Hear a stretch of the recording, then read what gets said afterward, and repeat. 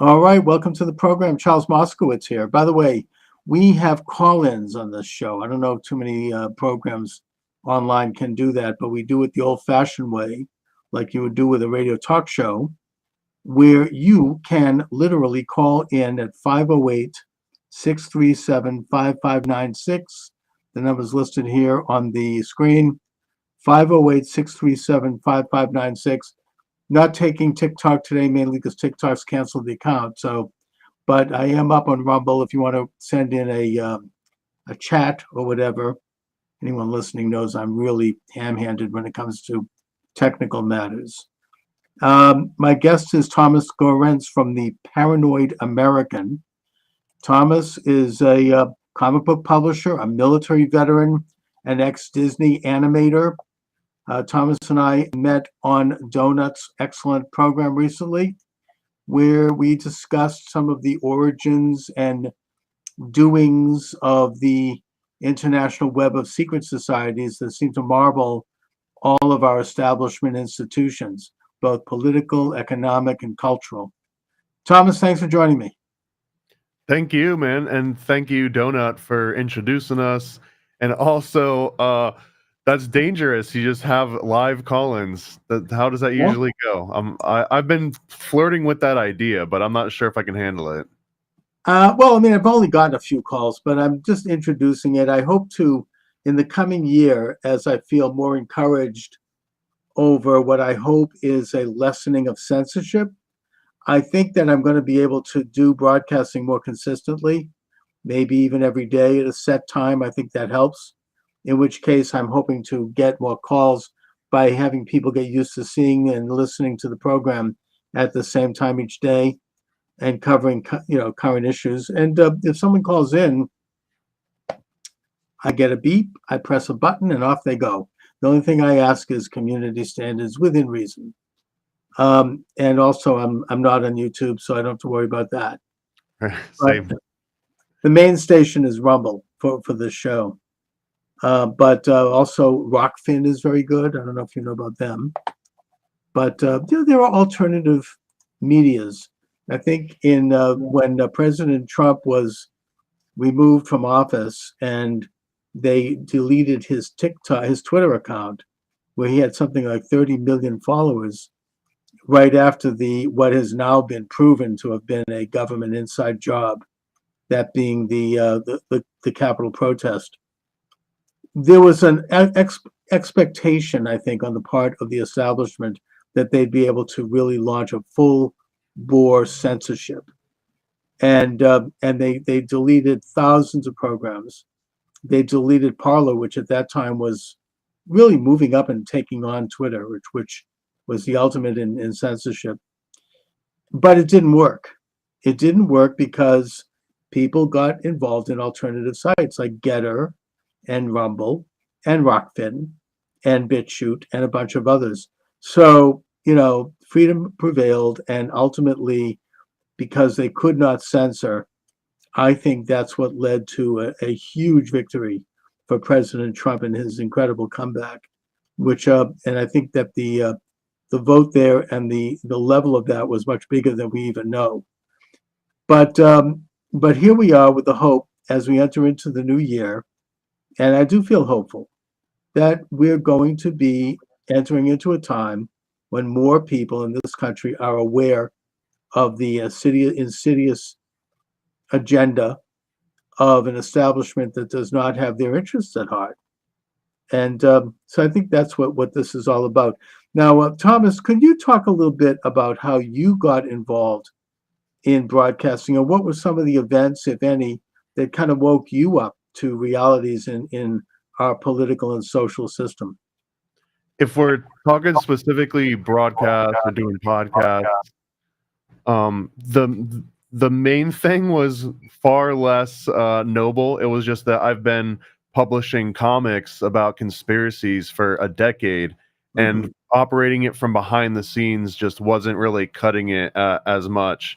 And I got to guest on a couple friends' podcasts, and I immediately liked the interactive nature of it. Like, it basically completely replaced my media consumption, where instead of watching a movie or binging a TV series, which you can't ask questions of and you can't really engage with, aside from going online and posting your opinion and getting into arguments over, but actually having long format conversations with friends and new and interesting people, that ended up being the real like motivation to keep me going. But like the original spark was I just needed to promote my wares, you know, I just needed to tell my tchotchkes, and it turned into something way different than that. So it's yeah, it didn't start with noble causes, and even now I don't even consider it really noble. It's just to entertain myself and almost like a self-fulfilling need to engage with people more directly than just reading an article or reading their bio or something. So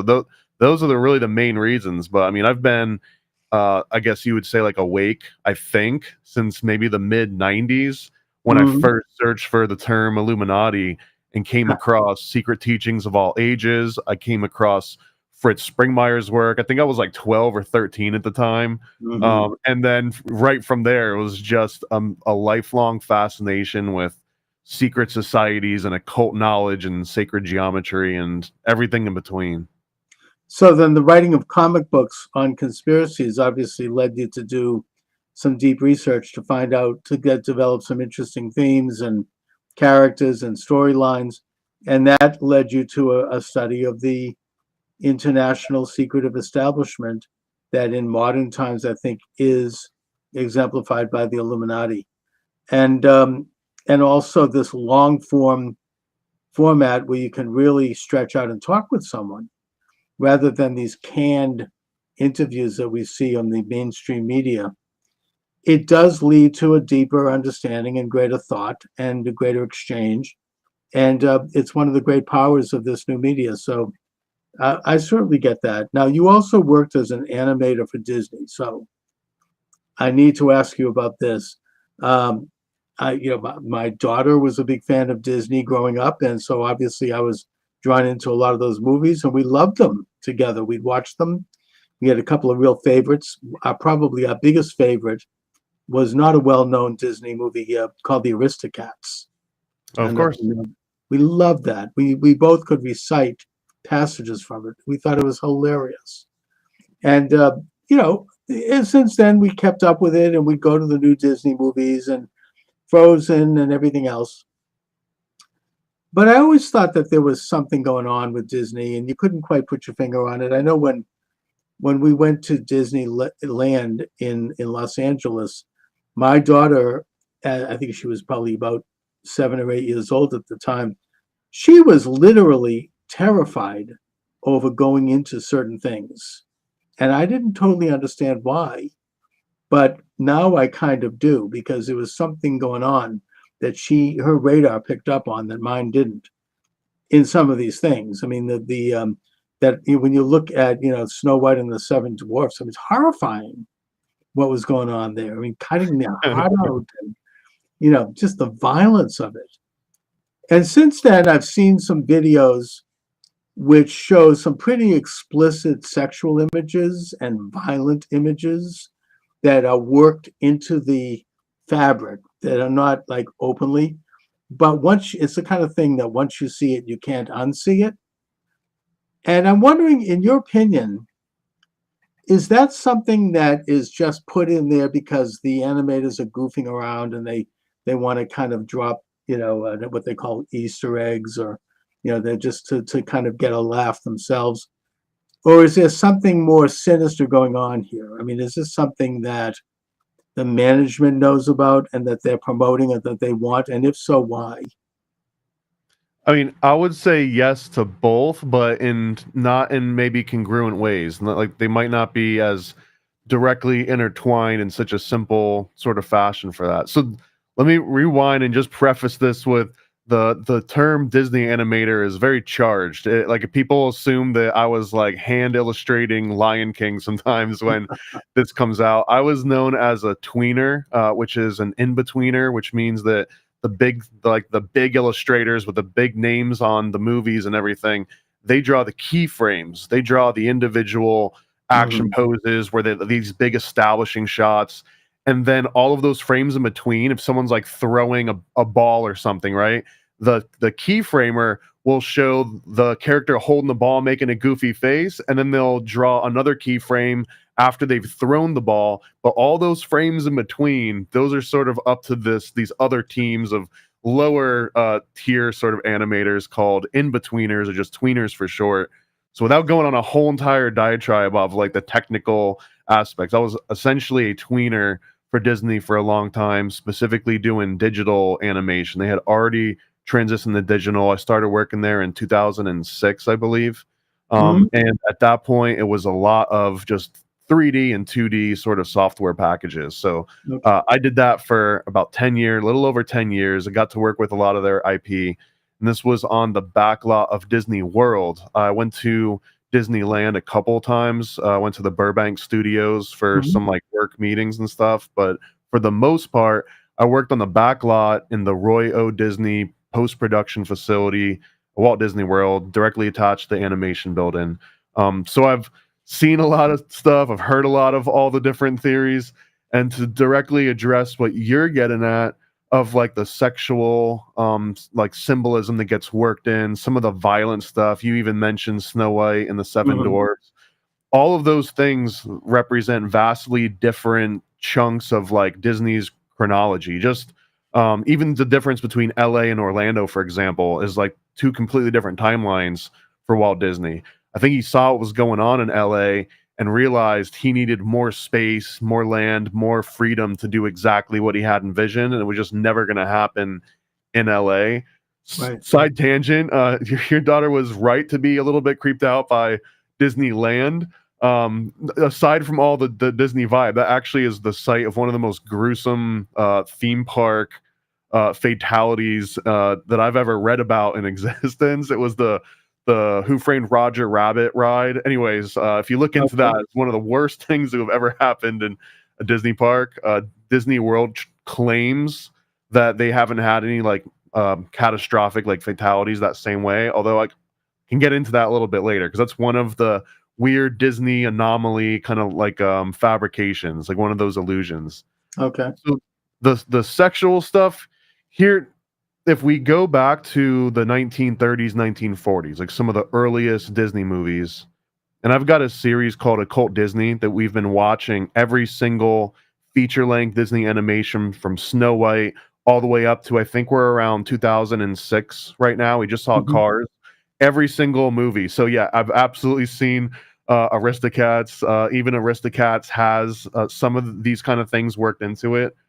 Fun fact, that was the very first Disney movie, I believe, that took place in the same time period in which it aired. Almost every other Disney movie prior to then kind of took place in the past, and a lot of it was like based around that. So that's an interesting. It didn't work out for them as well, so they departed from that a little bit. The other thing that I think, and maybe the most nefarious, we'll get to the sex stuff. The most nefarious thing that Disney does is twofold, and these ones are completely intertwined. One of these is coming from a conspiracy theorist tin hat point of view. It's just trauma-based mind control, trauma-based programming. Right. But over the course of watching all these movies for Occult Disney, we've come up with this phrase. I think I heard it somewhere else, so I'm not going to take credit for it, but called the Disney proxy. And the Disney proxy, the reason why I call it a proxy is because very early in every single Disney movie, the protagonist, which is usually going to be a kid, is going to get separated from their authority figure. It might be their parents, might be an older brother, it could be anything, but they get severed from this authority figure. And what happens is once that authority figure is removed from the scene, the first thing that you're going to see on the screen, like clockwork, there's like a formula, is going to be this IP, this intellectual property owned by Disney that's also going to coincidentally be on lunchboxes and T-shirts and Happy Meal toys. So this proxy, it's half trauma-based mind control, and then it's also half NLP anchoring, where, you know, hey, you're in this weird lost state. Your parents have been removed from you. You've been kidnapped. Your parents have died. Whatever, fill in the blank. Right. Whatever tragedy happens.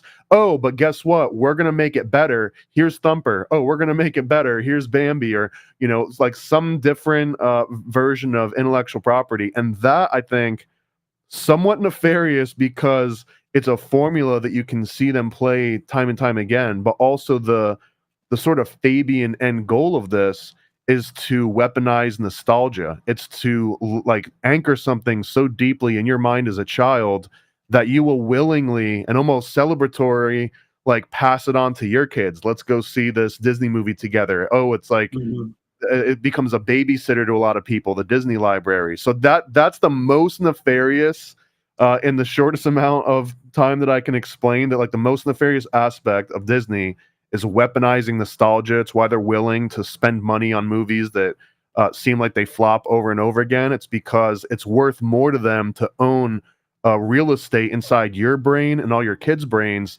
more so than the short-term gain. So then you seem to be saying that it's kind of a financial thing. It's, they kind of are institutionalizing their business as something that's going to perpetrate, and that's going to, through the means of promoting nostalgia. I mean, I think that the idea of separating the child, I mean, I think of Pinocchio as an example of that. And Bambi, of course, the mother's just killed, and they show that's horrible. It's very painful. You hear the gunshot. Um, and then the child is brought into a situation which I don't want to suggest that it opens up the door to pedophilia. However, since we're going there, it's sort of like in a situation that's morally ambiguous.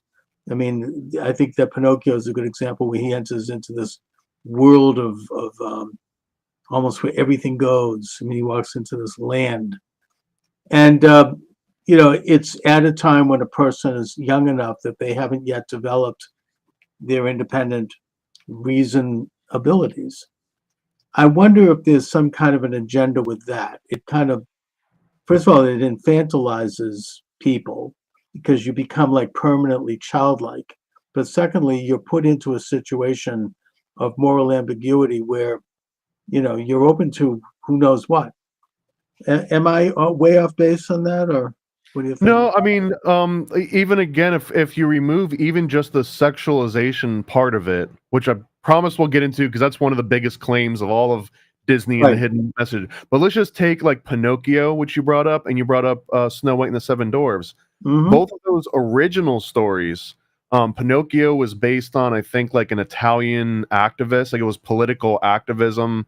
I don't want to conflate it by oversimplifying it, but it was like sympathetic to Italian anarchism in certain Okay. circles. But the premise of Pinocchio was that they really were kidnapping children and forcing them to work manual labor. So those scenes where they turn them into donkeys and they turn them into these donkeys that are just like, basically animal labor, that was a very real analogy to what was really happening to Italian children during the time the original Pinocchio was written. There's Mm-hmm. also really deep sort of Rosicrucian aspects. You can get into like pineal gland and stuff, but one of the mundane and practical versions of this were actual children being exploited, and the writer of Pinocchio was basically trying to shine a little bit more light on that, and it got adopted almost directly by the Disney movie Snow White and the Seven Dwarfs. This is another thing that was based on at least three different historical accounts, all the way down to the talking mirror. This was an actual item that was said to have existed in two or three different families' histories, dating back, I think, at least to the 14 or 1500s. Mm-hmm. But on top of that, the seven dwarves was also sort of this euphemism for sending children into the mines because their tiny little bodies could get into the little nooks and crevices better. So there are a lot of analogies of even darker. I mean, the sexual connotation adds to it, but deep, not even that far beneath the surface of these Disney movies, the original concepts were all about child exploitation. So if you Well, just throw the sexual aspect on top of that, it's not like a far skip and a jump from forcing, like kidnapping children and forcing them to live in mines, and then someone saying like, oh, and they had sex with them too. It's like, okay, yeah, no shit, they did. okay. I mean, look, what you're describing actually doesn't bother me. It's actually good political commentary. Children being exploited by in the 19th century, right up till today. But what I see is kind of a more modern aspect to it, which is sex trafficking and sexual exploitation.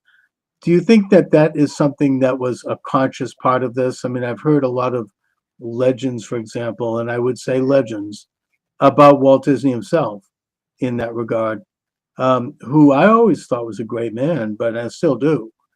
But he was deep, according to all the stuff out there, and that's what we're talking about. And I'm not here to endorse any of it. He was deeply involved with secret societies, and maybe there was some kind of an agenda going on there. What do you think? So this is probably the one that comes up the most is like Walt Disney being, all of these things. So I've done, I think, a fairly deep dive into this from a bunch of different angles. I've read the most critical, I've read the most complimentary sort of books all about Disney and his biography, and I've talked to people that work directly with him in animation studios and stuff. So quirky guy, workaholic.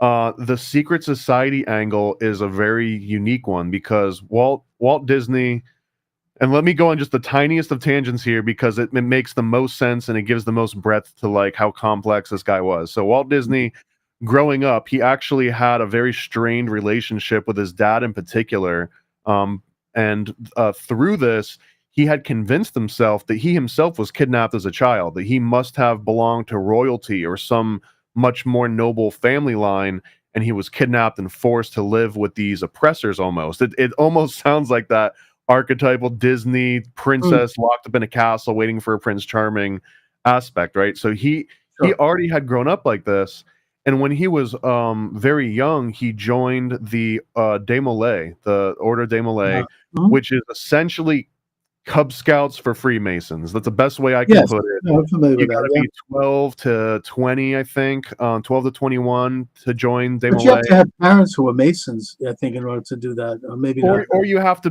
have some kind of a parental or like authority figure that is registered as a Mason. Well, here, this is way more interesting than just him being Des Moines. He not only was he Des Moines, but his direct mentor was the creator of the Des Moines Order, like the original founder.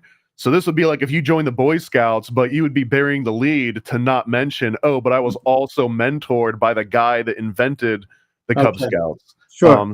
So there's that angle to it. From everything that I've ever been able to tell, once he aged out of Des Moines, he never joined the Freemasons proper. He never joined any other secret order except for Bohemian Grove. He was absolutely a member. There's documented evidence of him drawing sketches and signing stuff, but he also didn't get with the Bohemian Grove crowd as much.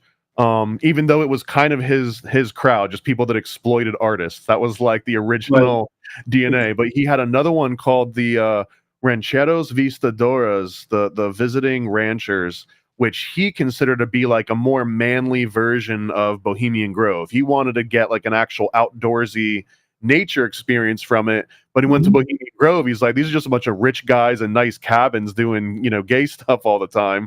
Well, so that's how Nixon described it. He said it was very faggoty. Right. I mean, well, yeah, it's boys will be boys, and they're all And just also, naked. Alex Jones was able to get in there with a camera and show the burning of the this effigy. And there's, I don't know if he actually caught on film the idea that there might have been some human sacrifice. I'm not saying there was, but just it's a pretty troubling and pretty weird occultic group, and it tends to attract Republicans, I guess you might say. Rich. Long, interesting story on how they founded too. I'll stay on track though because these are like my absolute favorite topics. So Disney is this princess in a castle in his own mind. He gets raised into this sort of Freemasonry for kids, sort of secret society in some ways. And then after he exits this, there's no doubt in my mind that he carried those occult and those esoteric views with everything that he did. It was a huge inspiration in how much he adopted and kept true some of the Grimm's fairy tales. All of Snow White and the Seven Dwarfs could also be interpreted almost as like Rosicrucianism, which I guess would just be like a much older, more religious version of Des Moines. So that form of Walt Disney being, in the occult and in secret society is absolutely no doubt whatsoever. Not to mention Fantasia. right? But every single movie, honestly, every single movie, even Yeah. Aristocats, can all Sure. sort of be tied into these like esoteric teachings. Although, and this is why I mentioned that there's these different phases of his life, and LA and Orlando is a huge portion of that. That once he starts working on Walt Disney World in Orlando, he kind of has this different vision. He's thinking about Epcot, the experimental protocol community of tomorrow, and like he's trying to do something more than cartoons and more than theme parks at this point. He wants to make his own city, maybe country, maybe who knows where it was going to go after that. But as Right. soon as he starts ultra like hyper focusing on Walt Disney World, he doesn't have as much say as much anymore in the animation wing. And then as time goes on, he just becomes a delegator as opposed to boots on the ground, rolling up his sleeves and doing the things, which is natural for anyone that's at the head of this huge global conglomerate that keeps scaling and scaling and scaling. So Right. Right. when we talk about Aristocats and anything after that, there's really no participation from Walt Disney proper at that point. At this point, Mm. and I guess to summarize the whole Occult Disney series, is the movie Fantasia is a literal spell, some literal magical ceremony that creates the world of Disney. It creates an entire universe known as the Walt Disney Universe that will outlive us all because it's now an egregore. It is one of the most powerful egregores. They sort of introduce all the different archetypes, all of the DNA that goes into the rest of the movies. Even characters are introduced in Fantasia that you see recurring out through other Disney movies to come for, over a century at this point, or getting close to it. So just the fact that Fantasia exists is that original magic incantation spell. So yeah, all occult, all the way down, all turtles. Wow. And plus, there was some very frightening scenes in Fantasia involving nuclear activity. And I think the last Disney movie that Walt Disney was directly involved in was Mary Poppins. I think. I could be wrong. But Also, another movie about child exploitation, because they put so much emphasis on the chimney sweep and how lucky the chimney sweeps are. But if you look at actual chimney sweeps during that time period, they were kids. They were sending kids into these chimneys to sweep them out because adults wouldn't because they fit. could get up there. Yeah, they're wiry. They could fit into the crevices. Interesting.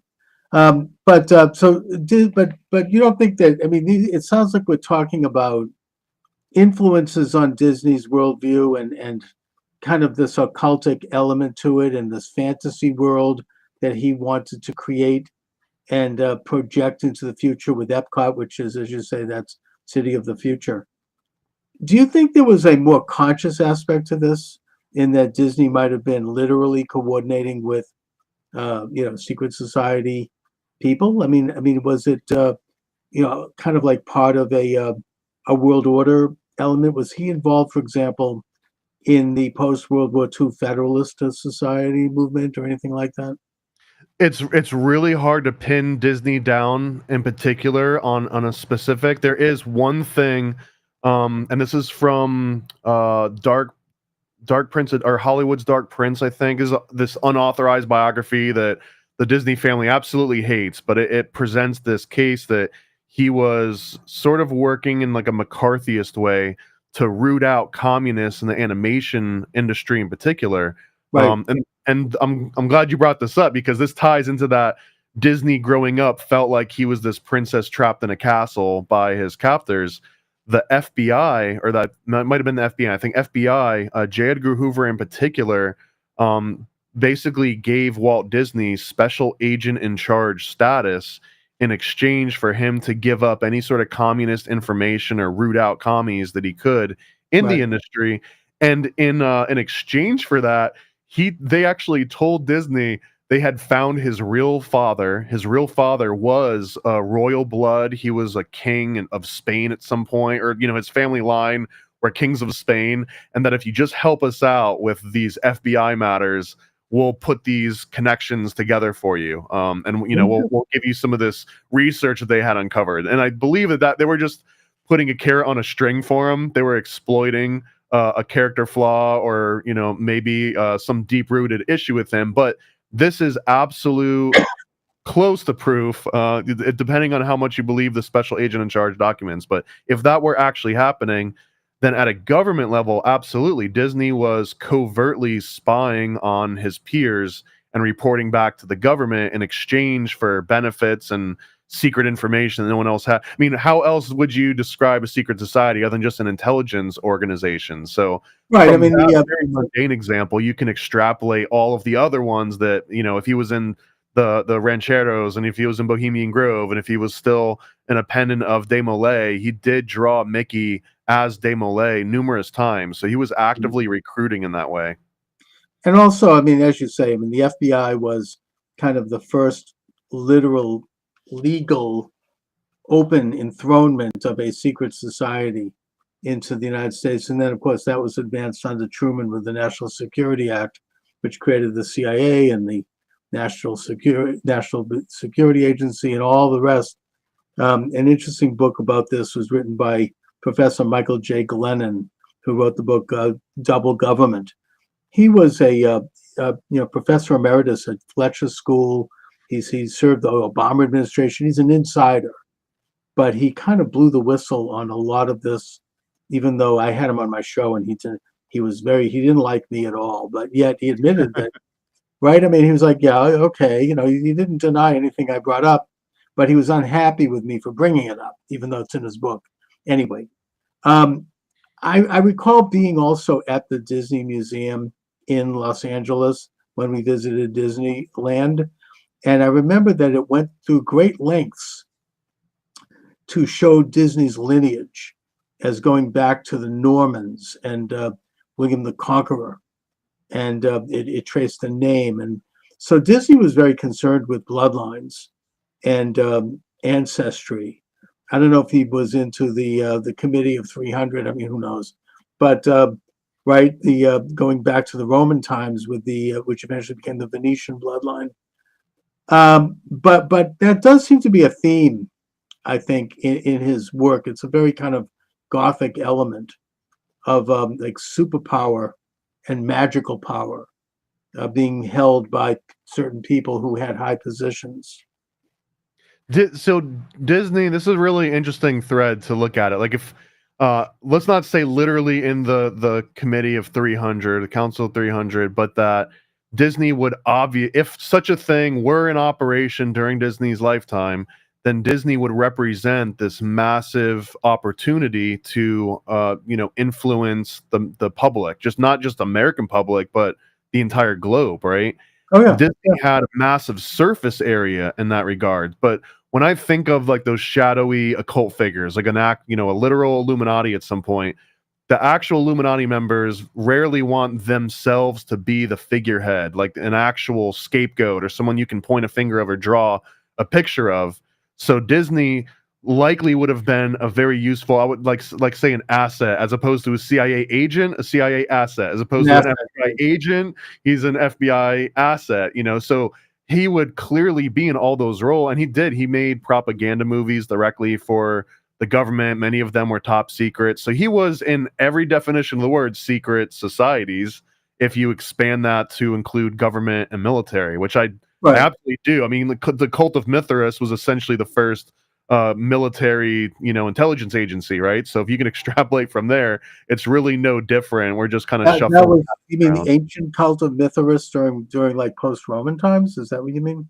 Correct. Yeah. Well, I mean, the longest thread ever, but all of that ceremonial magic and sexual orgies and child sacrifice, this was state religion in Phoenicia and in Carthage up until the Romans stomped out Carthage. But the Romans didn't completely stomp out ceremonial magic and orgies and child sacrifice. They just said, it's only for the rich people and the male military members at first. And then never again was it supposed to ever be done outside. It was no longer supposed to be exoteric. Now it was permanently esoteric. And I think that's sort of the longest thread that you can tie here. It went underground after the Romans destroyed Carthage. And there's, according to Roman historians, when the Romans went into Carthage, there was such abominable practices that they literally were throwing up. They were like literally sick over what they were seeing.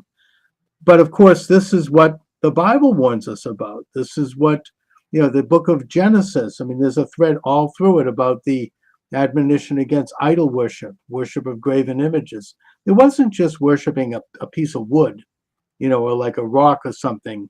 In the case of Moloch, this granite statue, which would have a burning furnace in the belly, you go in and throw your baby into that as a way to appease the gods. It had to do with all the practices around the idol. And all of it was, we can't even imagine what they were doing. But it was all state sponsored. And it was all run by the sort of government that would operate behind the scenes and use this idol as their mouthpiece to manipulate their masses and to keep people docile and to use, sexual vice and moral, all kinds of crap to keep people like kind of off center, infantilized, distracted. And the idea, it's interesting that you say, that the Romans basically tried to stamp it out and did so with Carthage, but that it went underground. That's interesting. Literally went underground. They took what was happening above ground and state sponsored is maybe even underselling it. Maybe state mandated would be a better way of describing the ceremonial magic, sexual orgies, child sacrifice. This wasn't just, hey, if you want to do it, we're cool with it. This was like, you better show up at 7 a.m. with your newborn to throw them into this fire or else. Like, so there was very much a state mandated aspect of this that you could not escape it. So when the Romans came, that literally went from being done out in public where, the neighboring cities could see it happening and saying, well, let's not be like those guys. This is like the biblical aspect of like those Carthaginians or like they're worshiping Moloch over there. That was basically saying like, don't do what they're doing over the river, in so many words. But then the Romans just stomped that out above ground and literally made them do it in caves underground. Like all the Cult of Mithras original meetings usually happen in underground caverns or under temples or in subterraneous sort of settings. So there's a lot of that even to this day in Italy with underground Rome. And you find tunnels and catacombs and passages and even under the Vatican. They say there's underground, almost an underground city that's as big as a football field with who knows what's in there. And I'm not pointing a finger at the Vatican. I admire Catholicism. That's not the issue here. But what you're saying here, Thomas, is sensational.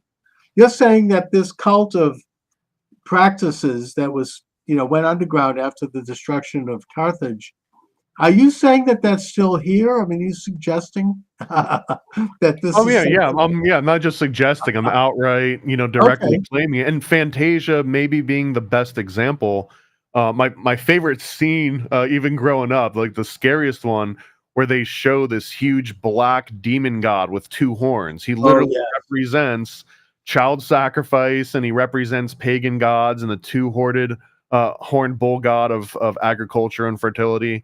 The actual name of that god is Chernobog, which means black god, and I think in Serbian or Slovenian.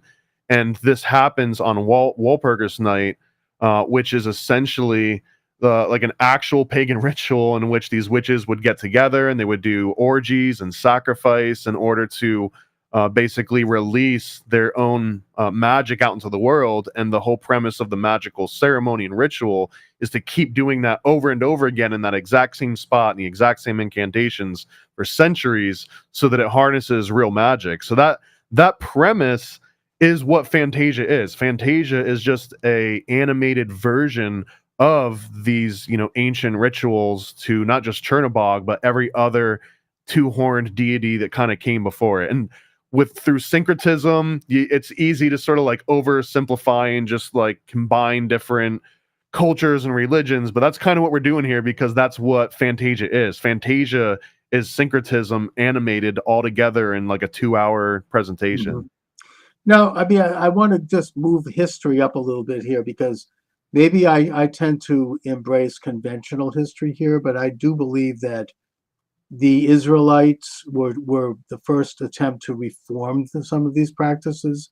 The Torah basically laid out moral and ethical laws which emanated from Sinai, according to the Torah, and which rejected these practices, even though the children of Israel struggled with it, and sometimes they were good and sometimes they weren't. At least they began the process rolling. And then, of course, the ministry of Jesus resulted in bringing that to the world, and it was eventually became the official faith of Rome under Constantine, which I, as conventionally looking at history, believe was a good development. It was an attempt to stamp out these practices and an attempt to bring about a more moral order in the universe. But you seem to be suggesting that concurrent with that was a continued underground that continued to operate in this sort of, I guess you might say, satanic practices, and that it involved people at high levels of power, of influence, both in government, culture, and economy. Is that true? Yeah, absolutely. And actually, this is highly controversial, and I'm aware of that. Although one of the most compelling takes on this particular dynamic I've come across so far is essentially that the Israelites and the Carthaginians or the Canaanites or the Phoenicians or whatever name you would give to that sort of crowd that was into the state mandated magical orgies and sacrifice and everything, that really the Israelites and the Phoenicians or the Carthaginians were worshiping the same God. It's just that the Canaanites were doing it in this abhorrent way. And this is where the Israelites were saying, like, don't do what they're doing across, the river over here. Like, they're having a great time with their agriculture. They're worshiping these agricultural gods and they're making these sacrifices and they're doing sex out in public, and business is booming. They've got crops, all over the place that's actually working. And they had just come from the desert. Even if that's just the metaphor, it was really the difference between desperation and abundance. And it was a way of saying, like, just because they're going through a boom right now, do not adopt their particular practices of worship. But that also means that when it gets stamped out, all those people that were doing so well and had accumulated all sorts of capital, not just wealth, but like political capital, goodwill amongst all the other people that they had spread their riches of agriculture from, they obviously can flex that. And by flexing that, it's to, well, let's preserve this culture that gave us everything that we wanted, but obviously we can't do it out in public anymore. We have to only do it at night, burning charcoal in the middle of the forest or going into these caves, or better yet, join the military, where the military, you could be easily weeded out just depending on not only your physical aptitude, but if you were like in it, if your mind was in the same mentality as everyone else. And they also had the luxury of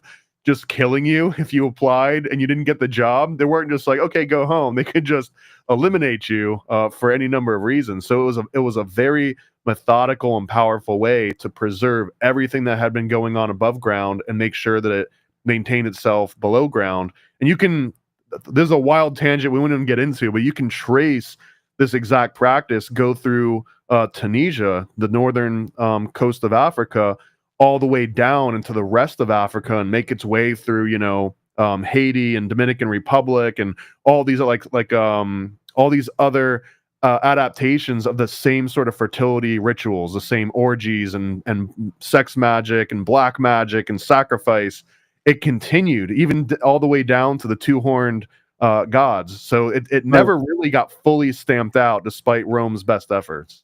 No, but I maybe I don't know if I'm taking issue with you here, but I think that the Israelite movement, the thing that made them different than all other nations was that they rejected these practices. That they continued with animal sacrifice, but not human sacrifice. Absolutely, no, I think we're not in disagreement there. That the Israelite was a complete reformation of how they were worshiping. And I guess the contentious part that I injected there, based on other things that I've read, was that a lot of people claim that these Canaanites were worshiping, Satan, or they were worshiping some other deity, but it seems more reasonable and complicated that they were literally worshiping the exact same God. It's just that the Israelites were doing this. I don't think so. Only in that I think they were worshiping idols. They were worshiping Baal and Molech and Asura, which were man-made idols created by the state, whereas the Israelites were worshiping something more transcendent. I mean, a universal God that was not. Fair point. I guess the difference being like one of them was doing it the right way and one of them was doing it the wrong way. Right. Well, I guess you could say that, but the thing is, and I do think that Christianity brought that to the world, this idea that you can't create a God on earth. And it's not a man-made thing that a government or that a group of elites can decide what it is. That there is something that's separate from our own existence that is real and that is, that we can't manipulate. That God is outside of the ability of the human being and the human mind to create or manipulate, that we're images of God, we're not God. That's the sin of the Garden of Eden. I mean, that Adam and Eve thought that they could be as God, they could know everything, they could have cosmic consciousness, eternal life. And but they were going to overthrow God, and that's why they were banished.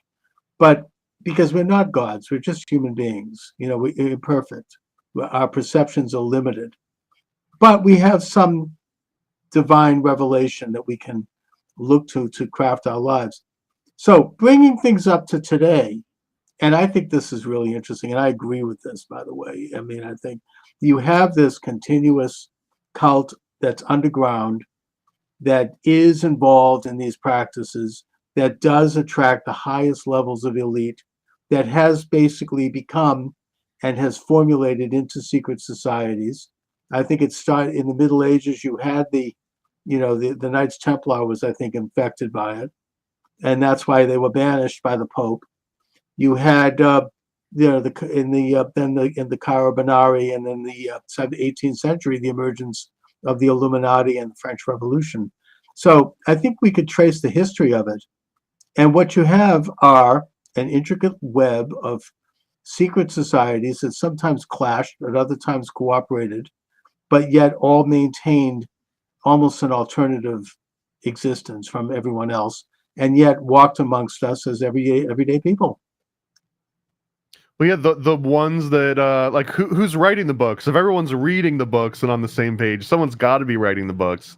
So there's already going to inherently be some sort of aspect of these like secret societies. Even in Catholicism has Opus Dei, which is their version of Freemason. I mean, that maybe the wrong way of phrasing that, but like they can't be compatible with Freemasonry, but still have the same need to have this internal intelligence structure. So Right. every single group seems to form one of these, regardless of what they call themselves and whether they're political or religious or apolitical or what have you. There will always be this like weird pyramid structure that I think the Bavarian Illuminati in particular, I think sets the most obvious template, so that if you can understand how the Illuminati worked and why it worked, why people joined, how sort of potent that entire structure was, and then just say, okay, yeah, how do you apply those particular properties to any organization that technically they become a Illuminati in a way. And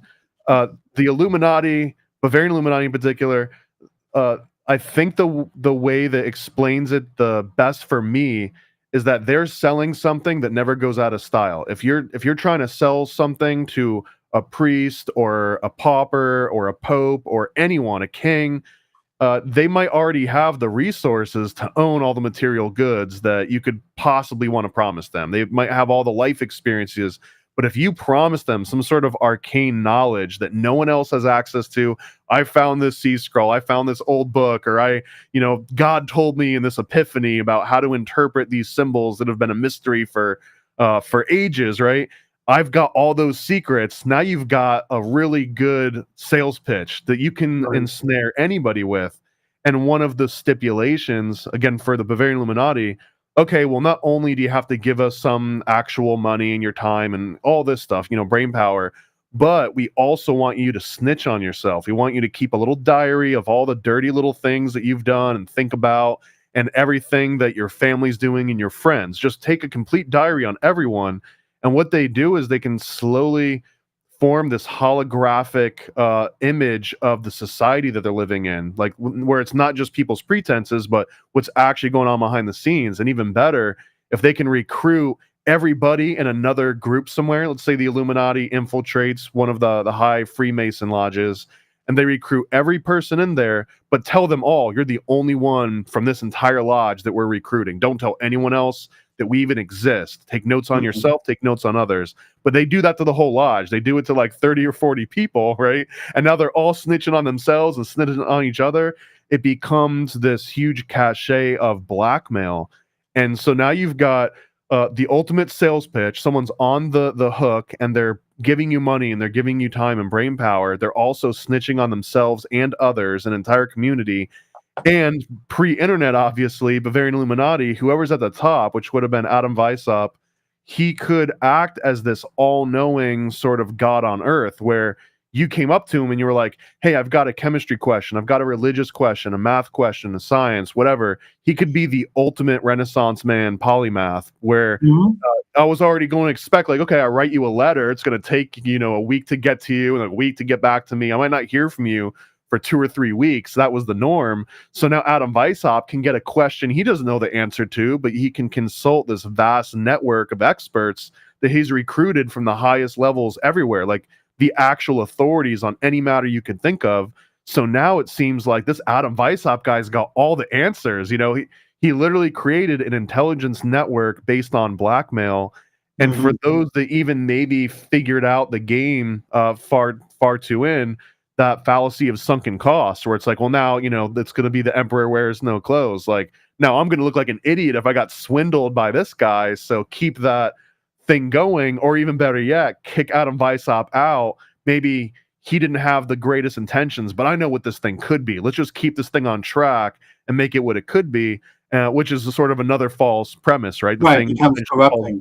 But that particular formula, sell someone knowledge that they can't get otherwise access to, blackmail, and then acting as some sort of an authority. That's, if you read modern CIA recruiting documents on how to secure assets or recruit for other agents, it's this exact same kind of premise. There was something called, I think it was called RATS or something, which was like repertoire and opportunity, or I forgot what the actual acronym was, but this is exactly how you sell anyone on any covert agency.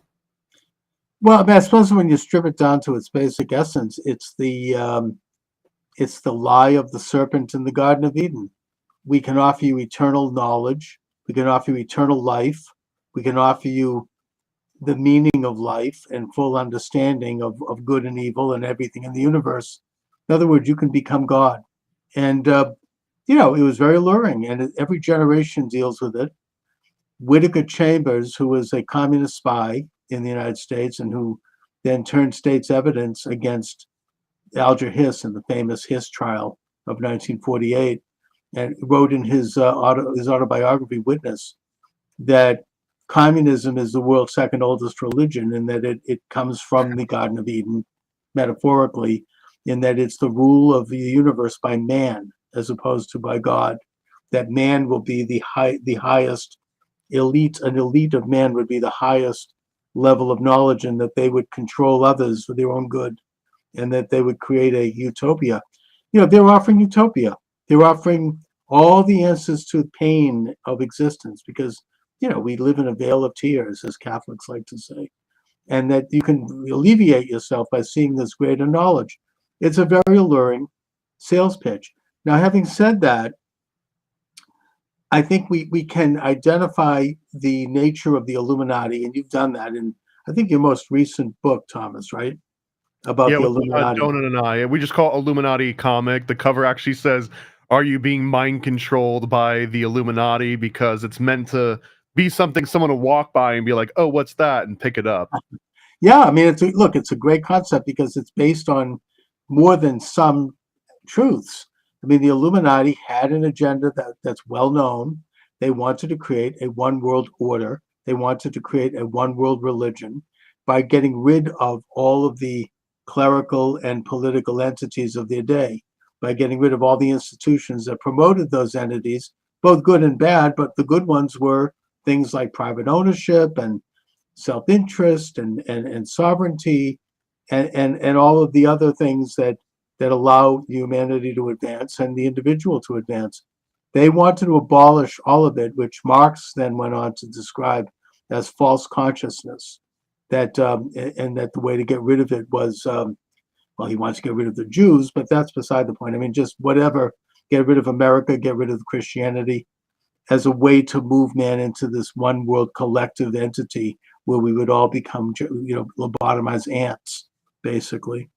However, having said that, I don't think it's a complicated situation in that Not all secret societies were part of this, and still are not. Sometimes I think that there's a necessity for some secretiveness in certain situations. George Washington, for example, was a member of a Masonic lodge in Alexandria, which developed the layout for the city of Washington, D.C. And he received a letter from a minister named Snyder in New York who said, I think that your lodge has been infiltrated by the Illuminati. And, I want to alert you to this.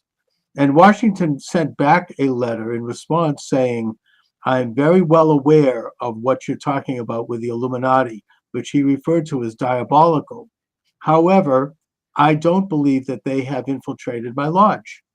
I think that, and yet we know in American history that they eventually did get major footholds in this country, and that they developed such organizations as Skull and Bones and others.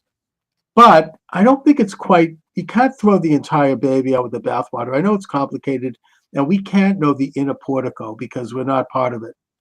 And we don't know, so it creates a natural, and should create a natural distrust.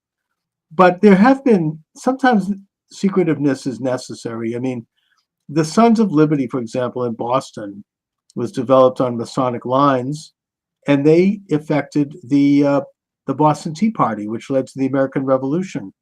They needed secrecy in order to operate, and in order to plan, and in order to figure out how to confront the tyranny of General Gage, who was the British general who was occupying Boston.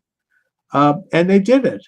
And I think that sometimes when you're in a situation where there's political oppression, people can organize in secret and make plans in terms of how to counter it. So it's not, ultimately when these things become established, they probably are infiltrated by the Illuminati. But, I think we have to be, we have to kind of look at this on a case by case. What do you think?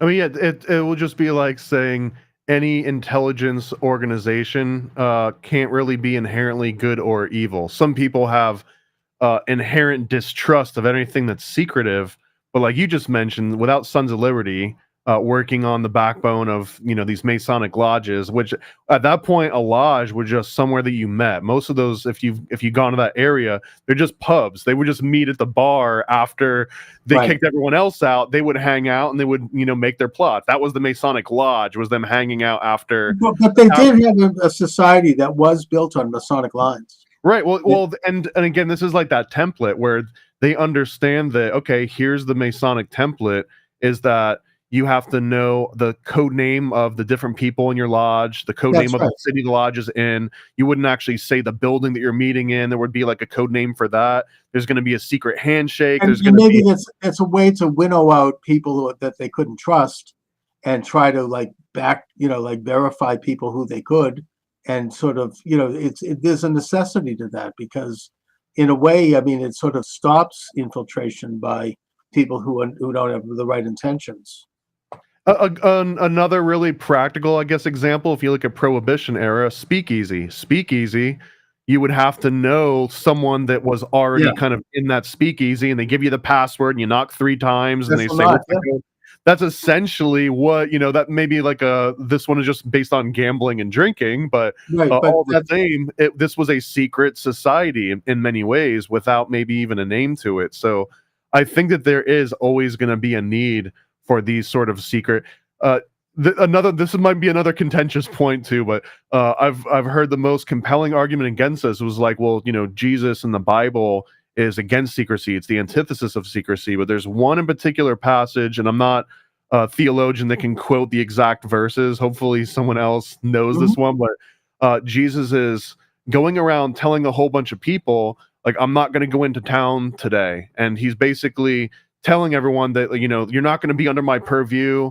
Don't worry about it. I'm going to be busy over here. But then he puts on a disguise and he sneaks into town anyways. And he observes everybody acting, thinking as if he weren't watching, to just see if they were still. and that's one of these interesting examples of even Jesus would Of put course. on a costume and like sneak into an area and spy on everyone just to see if they acted differently. So there is a use for secrecy and deception in almost any context. I mean, I suppose that Jesus's apostles, his disciples, were constituted a society that was somewhat closed, and then, of course, they then had a traitor in their midst in the form of Judas. But I mean, the secret societies really affected the Irish Revolution against the British. It affected the plot to assassinate Hitler. It probably affected the overthrow of the Soviet Union. So, you know, China possibly has that too. So I think that there are positive elements to it. The problem is that it also is prone to corruption because not only infiltration, but because it's often the illegitimate and deviant use of power, and that is corrupting, and that can have, you know, especially when you have bad people get involved in it, which inevitably they do, because power, as Lord Acton said, power corrupts, and absolute power corrupts absolutely. There are very few political figures that are good people. I think there's a couple like litmus tests you can give. One of the most obvious is, does your secret society require blackmail? And if Mm. so, it might be one of the lesser of them. Or is it straight up just money? Do you just have to pay money in order to be involved? And in that case, it's maybe just any other regular pyramid scheme. So there's a lot of different aspects to like the good or the bad and the actual uses of all these. But just like any other infrastructure or formula or template can all be corrupted by, you know, someone doing bad things, because what they also represent are these intelligence networks. And I guess now the concept of secret societies is sort of dying out in a lot of different ways, because we've got LinkedIn and we've got emails and we've got private email servers and Discord groups and Signal, you know, encrypted Signal chats. So you can put a bunch of people, and that sort of eliminates a lot of that original. Like, would the Sons of Liberty had to meet up in person at a pub after hours if they could all just be in an encrypted, you know, Discord chat? Maybe not. Maybe they never would have actually come together that exact same way. It was just the limitation of technology, just the same way that sending letters back and forth in Adam Weishaupt's time by like horseback, that might have been their version of Discord. And if they could have just emailed everyone or just sent like a, you know, like a top secret correspondence, would have had to have still done that? I think it would have changed the shape of all of that. So right now it's harder to say like who's the current Illuminati or who the current secret societies. It's just an email chain. Like the most secret society on the planet is probably just a whole bunch of boring email chains at this point. Right. Although those emails, once they are put into place, they exist, and it's hard to remove them. And there's a certain amount of transparency around that, even though, like, Hillary was like destroying her emails with the With bleach bleach. bit. I don't Yeah. know, yeah, boring. But nevertheless, it's still out there, and it's hard to conceal. But I would argue that in modern times, particularly since the launch of the Illuminati in 1776, the secret society infrastructure has become overall corrupted. And that was advanced by the Rhodes Roundtable Group, which is at the turn of the century, the Anglo-American establishment, and that it kind of has grown up in other societies, and oftentimes there's intersection and interaction. The central banking establishment, which also launched in the 19th century, plays a major role in it because they get to decide the value of things. That's a huge power. You know, they decide how much your property is worth by how much currency they emit into the economy.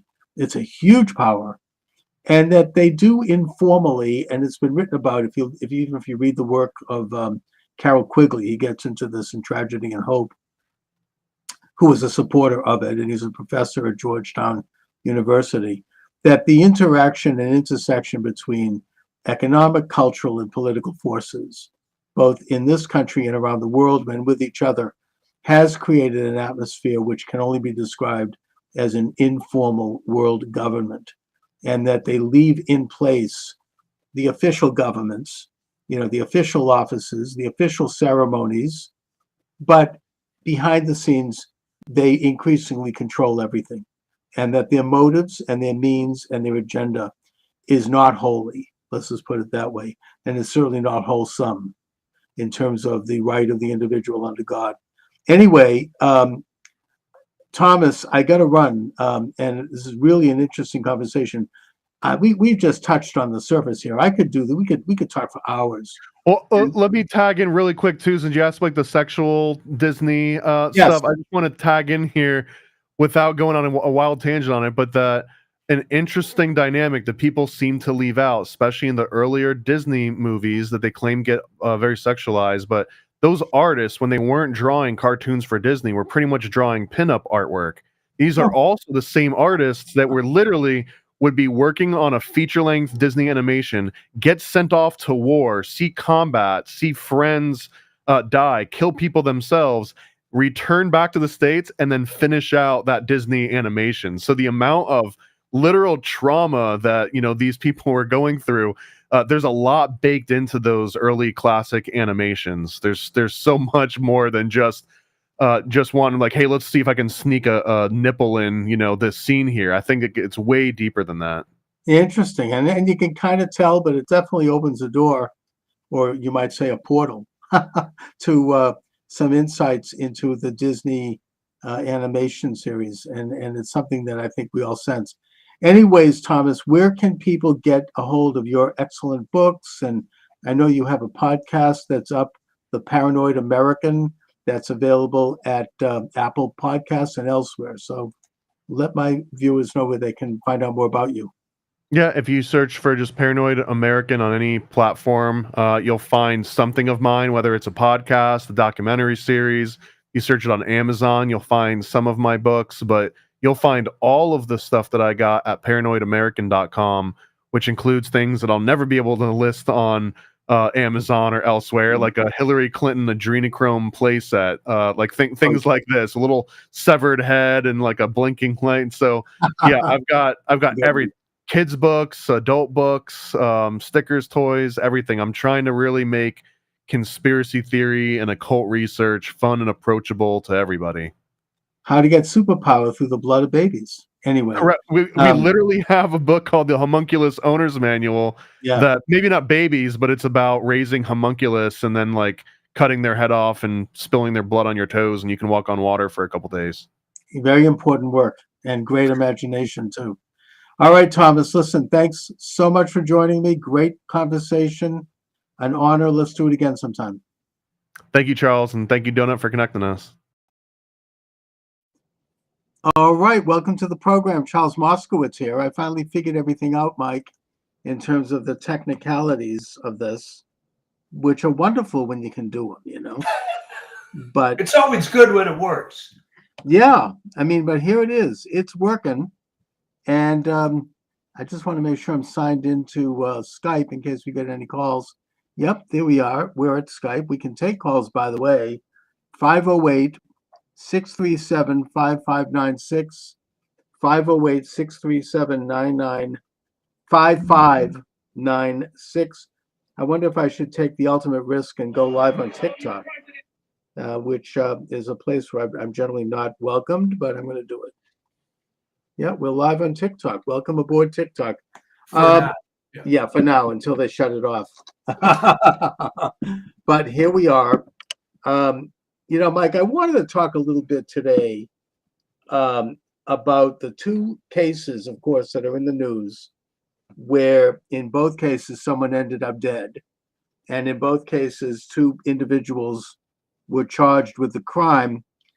And that is the case of Luigi Mangione and the insurance man, and also the case of Daniel Penny on the subway in New York. These things seem to have coincided in terms of Daniel Penny's case being dismissed and Mangione being caught at a McDonald's in Pennsylvania. And I think that there's an element it wasn't dismissed. He was acquitted. He was acquitted, exactly. Thank you. Yeah. Now, I want to just comment on each of them.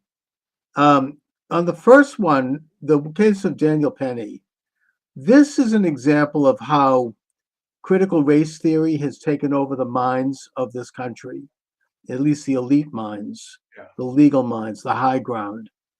And in that, everything comes down to race. Race had absolutely nothing to do with it. I mean, this guy was dangerous. He was wielding a knife. He was threatening to attack people. He had a long record of extreme violence. He was not sane.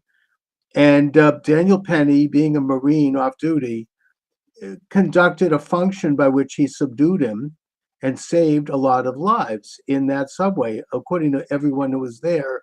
Well, not only that, there was at least one black passenger that helped Daniel Penny subdue the guy. Right. So race wasn't involved in this at all. No, I mean, and it just happened to be a coincidence that the guy happened to be black. It had nothing to do with anything. But the fact that it was made into an issue and then it was brought to court, which it never should have been. And then you had this radical leftist attorney trying to put Daniel Penny in prison for life. I mean, or put him in, charge him with manslaughter, shows how out of whack our system has become.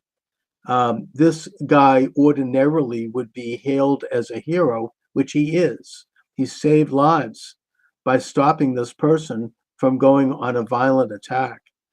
And just the twisted means by which our society now looks at these things.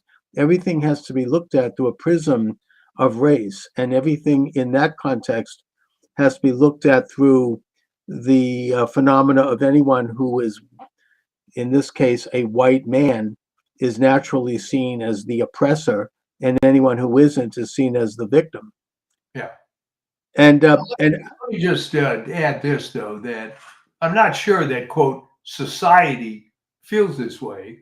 I think that it is true and very unfortunate that the institutions have become dominated by these lunatics, including this ugly, angry lesbian prosecutor. yes. Is there any other type of lesbian other than angry? I don't know. Well, let's just say that they tend to, I mean, I with due respect, I don't want to get shut down on TikTok here, but let's just say that there's something twisted going on there. Yeah, well, okay. So she also went viral for a case where she felt sorry for a murderer and reduced his sentence because he'd had a hard life. But I guess don't confuse the way society at large is reacting to something with the very, very unfortunate fact that these evil lunatics tend toward these kind of jobs. No, I think that society at large views Daniel Penny not only as a hero, but as someone who stood up and took, like an ordinary situation where you would protect people's lives. I mean, I think that most New Yorkers, including most liberals, think of that, think this way. It's just this radical establishment, the very people that President Trump won against, who have become so twisted that they think there's some virtue in this kind of a bizarre and inverted outlook that would lead to prosecuting this man. I think what helped is that, and maybe we can use this as a sort of BCAD kind of thing, before COVID, after COVID, all right? I think there were a lot of people who for their whole lives have been brainwashed into the idea that their betters know the way things should be. But that forever lost all credibility with how the experts handled COVID. So when it came to this case of Daniel Penny, the elite were trying to say, well, it's terrible. He shouldn't have put the chokehold on the guy for that long, and so on and so forth. Didn't hold. Didn't wash this time. No. And that, I think, is one of the reasons that Trump won, that the elites are out of control. The same thing with the movie industry, everything else. All these institutions are falling apart because people aren't buying the lie anymore. That's right. And now I think because of this acquittal, it's time to revisit the case of Darren Chauvin. Derek Yeah. Chauvin, who also basically was putting this man in a hole that he had been trained to do as a police officer in Minnesota, and that they had undergone training to do that procedure. Now, maybe they shouldn't have been doing it, but that was what he was trained to do. It had been done many times before, and that he did it because this man was resisting arrest. He refused to get out of the car, and he was behaving in what all observers said appeared to be violently. The fact that he died is something that they could not have foreseen. The man was on fentanyl and he was on other drugs they found in his system. Then he had an enlarged heart. And yet this became another one of these successes for this leftist establishment that then ginned up this case with somehow the fact that he happened to be black had anything to do with it, which it didn't. And that it was he became like a symbol of all of the situations historically, which are real, where black men were attacked, yes. But this particular case, it didn't really add up to that. It became more kind of an archetype of something else. And that's sort of how they use the legal system in a way. Well, yeah. What happened here was, and there were a few people that spoke out at the time. Not only was this guy a career criminal, but he was raised up to be some sort of secular saint. So I think they overplayed their hand, but the establishment in Minneapolis felt that they were trapped into going along with the crowd, much the way, I suppose, because it's almost Christmas, you could argue that to some extent Pontius Pilate maybe was kind of railroaded into going along with the crowd and so on, Right. rather than doing his job. So the good news is that when they tried to gin up a BLM type situation on this Daniel Penny, it didn't work. It didn't work. No, it didn't work, and it backfired on them. And just not to get off on a topic, but I view Pilate as having been part of the deep state in his day. Oh, and yeah. that in the case of Chauvin, you had the deep state putting on kente cloth and bowing in the Capitol. Remember that with Yeah. Pelosi, and then you had them launching these what I would describe as a Kristallnacht against black communities in major cities where businesses were looted, houses and businesses were burned, and people were shot to death in response. Almost in a coordinated way, while the media, while filming the fires, was saying this is a peaceful mostly protest. Yeah. But I also want to talk about Mangione because there are certain conspiracy theories around this. Oh, good. And I have no idea about any of them. Who knows the truth about it? But I think there are a couple that are You worth never will know the truth, by the way. Probably Any not. high-profile shooting, no. There's some very strange things around it, but there is social benefit in examining certain aspects of this, and one of them, and again, and I am not in any way in favor of this insurance man getting gunned down like that, of course. But it did bring up some issues about what's happening in insurance. That Brian Thompson probably in accord, and you know something about this, Mike, Yeah. with other insurance companies over the past maybe 3 or 4 years, maybe since Biden took office, I don't know, maybe earlier, they had consolidated and become so huge that they were in a position to deny benefits to people who may otherwise have gotten benefits. And these are people who have paid into that system for decades and who, owed that system. Now, I'm speaking here as somebody who actually got a life and health insurance license. So I know something about this. And I remember being in the office when I was trying to sell those policies. I was terrible at it. I didn't last long. But I remember my supervisor there on the phone with this poor man who had bought an extended policy. I'm not going to mention the company, but like an advanced policy for cancer, and he was calling because he had cancer. Yeah. And my supervisor was saying, "Sorry, we're not going to cover that because it was on this day and not on that day, because it's this kind of cancer, not that kind of cancer." And I was listening to this, and that conversation made my blood curdle. It was really, really brutal. Now, I can understand where people get very hot under the collar in these matters. I think in the case of Luigi, I don't know what the truth of it is, but my understanding is that his mother had some kind of a disease, and they thought that was covered by insurance, and they were not getting the coverage. And that since this massive consolidation on the part of major insurance companies, people are not getting the coverage that they previously got, and many of them are dying. They finally get approved for a drug, or they get approved for a procedure, and it's too late. Yeah. The additional aspect to this that I think should be considered is that in recent years, insurance companies and other major companies are switching to artificial intelligence to make decisions. I think this is an aspect that needs to be examined. I'm not in any way an expert about it. I was listening to Joe Allen talk about this. He's the author of Aeon. He's been a guest of mine. He's a regular with Steve Bannon. And he pointed out that, like, for example, recently there was a case where someone was being denied coverage while they were in the middle of anesthesia, right? The insurance company, "Oh, we don't cover this." And it was a decision that was not made by a person.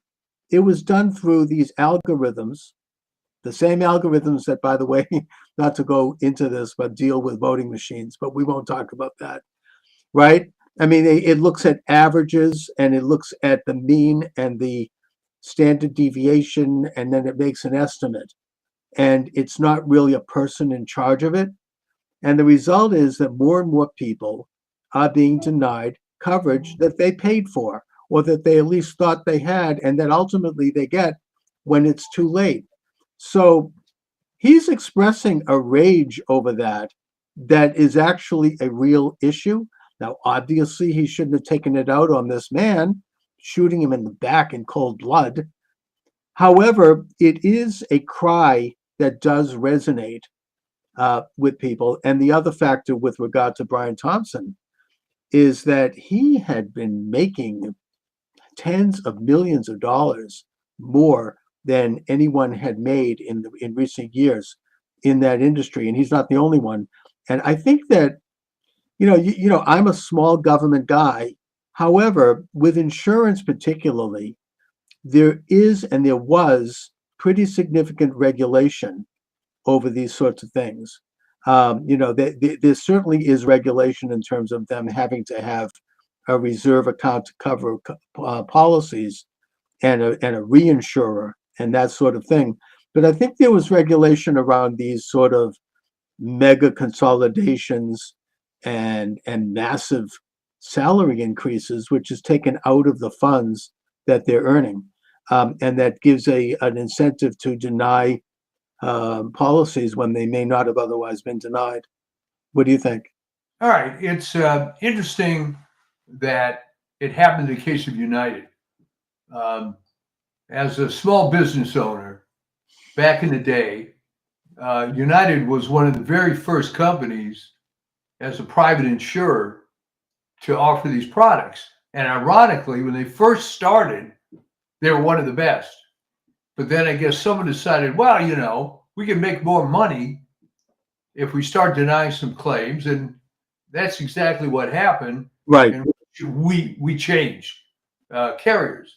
But the other sort of theoretical problem is the nature of the business of insurance. All right.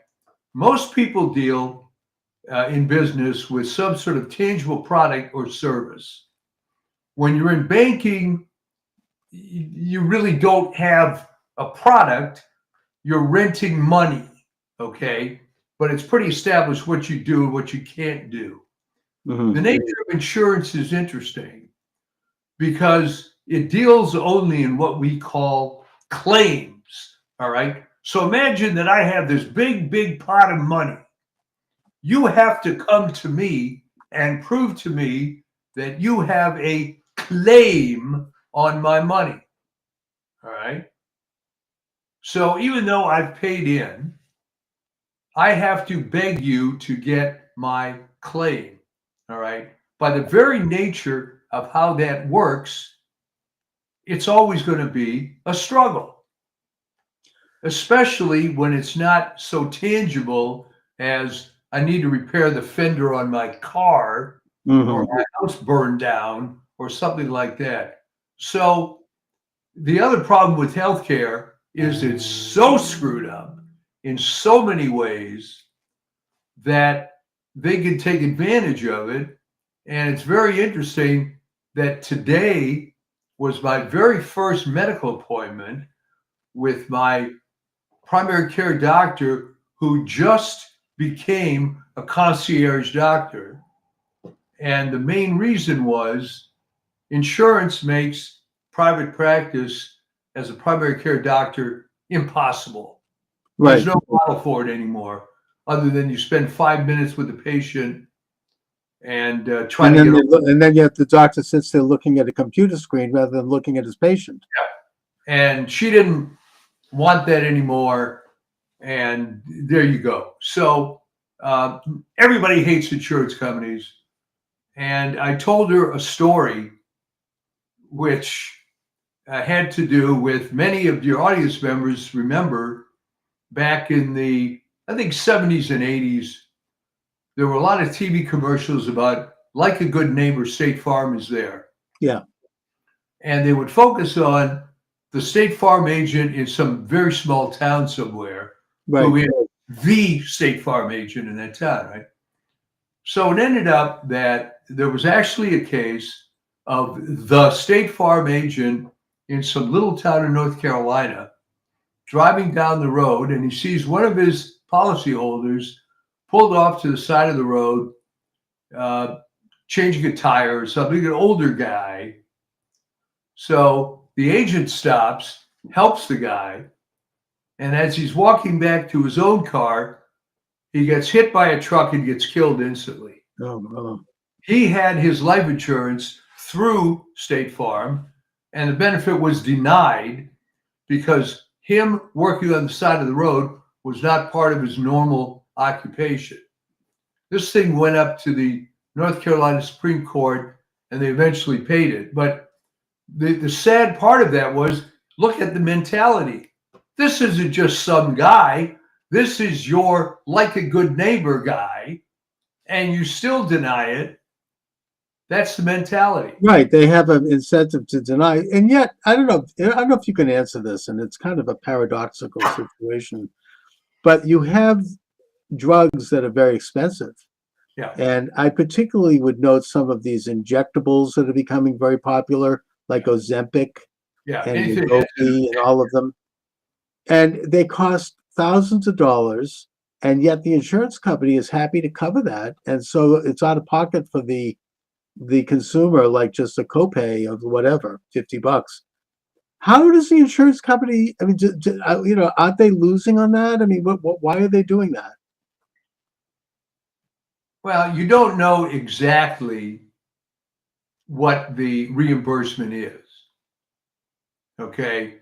You But you start. know that everyone's making a buck on that. I mean, the Yeah, drug company. You start understanding that when you go into the hospital and they have an itemized bill, and some service, let's say, is $31,000, and the insurance company pays $2,000, and that settles it, then you get some idea of how this pricing works. Mhm. So Yeah, but doesn't the insurance company have an incentive to not cover these drugs? Because, I mean, how are they making money from that? I think the theory is that it's the flavor of the month, and maybe this one they're going to take it on the chin, because look how good we are. We're Yeah, but paying then for you can say that about a lot of things. Like, for example, I recently read that the the industry of doing sex change operations for children is like billions of dollars. Who is covering those costs? Not the people that are doing the sex, the family or the paying for their child. God forbid anybody does that. But I'm just saying that there's, this is a huge boon. Well, there's all kinds of things in the background. There's foundations that are created by rich lunatics. Right. There is money involved in how the surgeons are paid, which surgeons, how high profile it is, how much PR they get, how much money comes in from other sources. Well, somebody's making a pretty good penny on that, and there's that's all. I get the sense that entire thing, besides having a political and social aspect, is all about money. I mean, there's huge, usually these hospitals are making a great, and then of course that even brings up the bigger issue, which is COVID. How did they make money? I mean, hospitals made money every time that they called a case COVID. If somebody went to the hospital with a broken arm and they tested positive for COVID, they call it a COVID case and get money for that. Who was paying that? I mean, in that case, I think the government was paying the money. Yeah. Now, you have to understand, when you get into complicated issues, it's very difficult to figure out where the money's coming from. Let me give you a real prosaic example. Many years ago, I had a good friend that owned a car dealership. All right.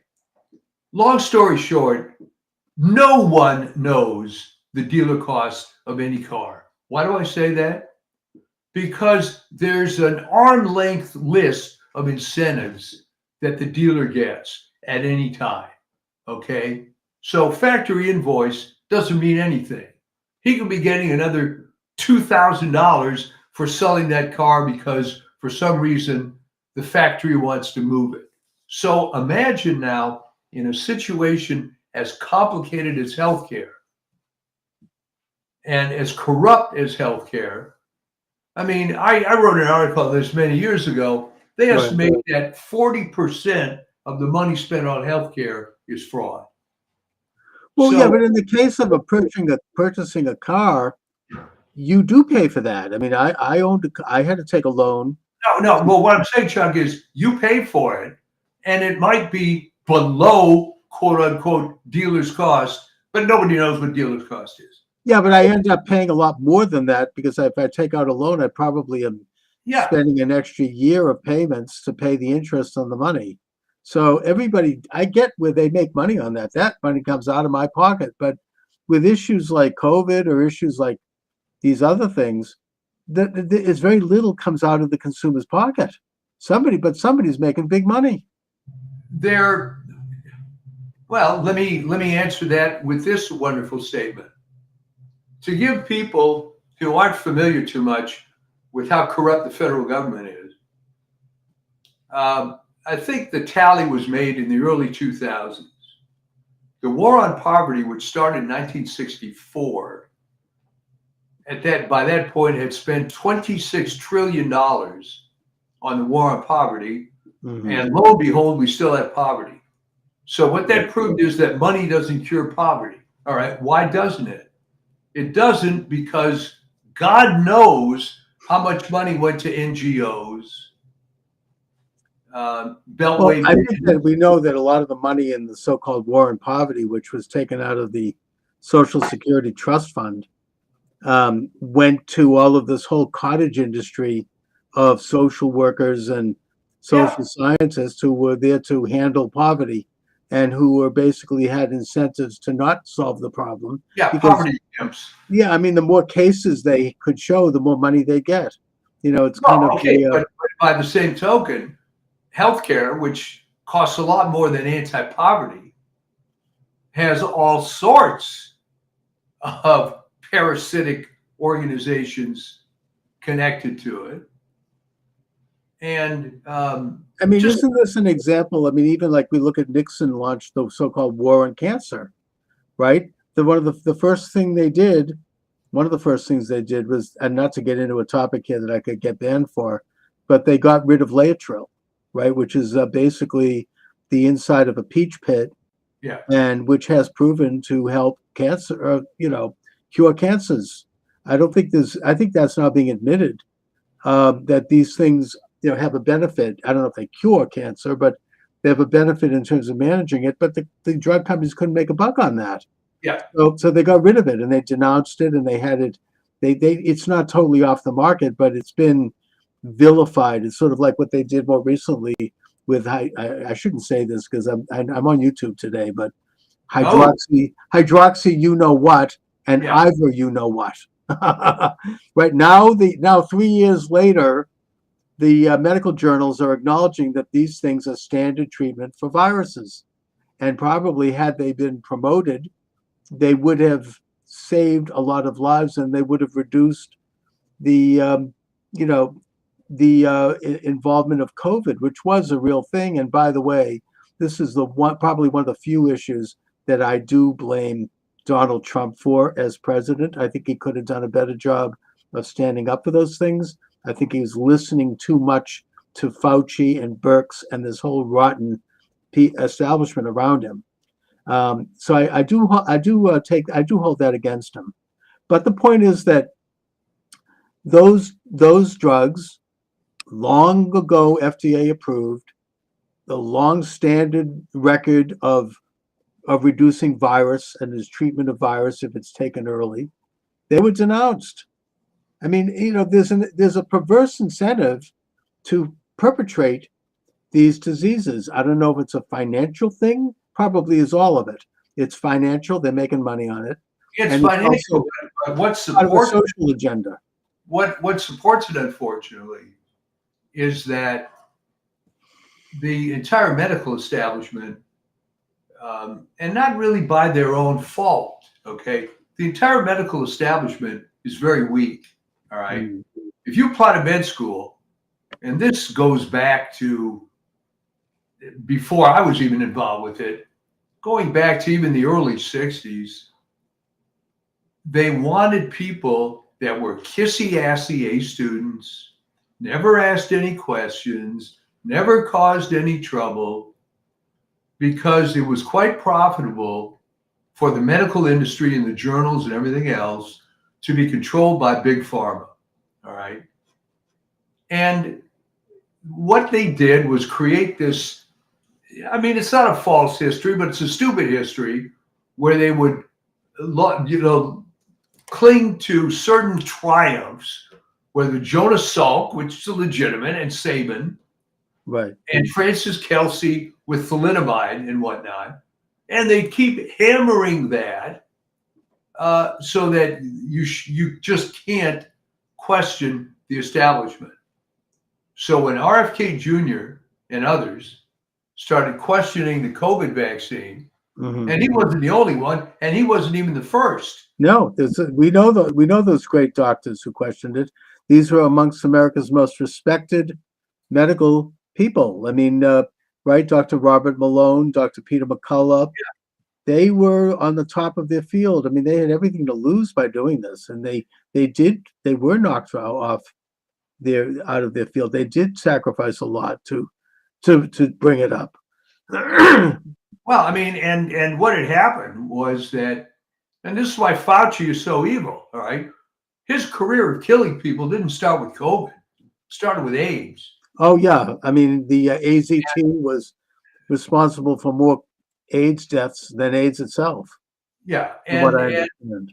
And what happened was, if you want to get conspiratorial, I want to know why Corey Mullis, who was the most outspoken critic of Tony Fauci, suddenly and very quietly just died before Very, COVID. very suspicious. And he was a Nobel Prize winning scientist who I think invented the test kit that would later be used to Yeah, test. well, he was the guy that came up with PCR, polymerase chain reaction, which, among other things, is what really, if you will, launched forensic science. Because back in the day, the only way DNA would be useful is if you had, 3 gallons of blood at the crime scene necessary to extract the DNA. He figured out how to amplify DNA from small quantities. Right. He always hated Fauci. He was very public in his condemnation of Fauci. Most famously, during AIDS, there was an AIDS conference. And, this is sort of well known, but not kind of well taught. Mhm. There was a conference where Corey Mullis and others came up with 5,300 documented cases of AIDS, of which the patient did not have HIV. All right. Okay. And as far as Fauci went with that was, well, guys, we'll call that idiopathic, which means no known cause, AIDS. Boom. That's it. Done.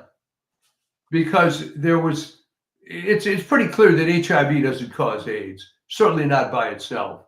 Right. But that was the flavor of the month at the time. And there was money to be made. How AZT got involved with that. Here's a failed cancer drug that apparently had some very limited properties that they were using to treat AIDS. It killed the patients.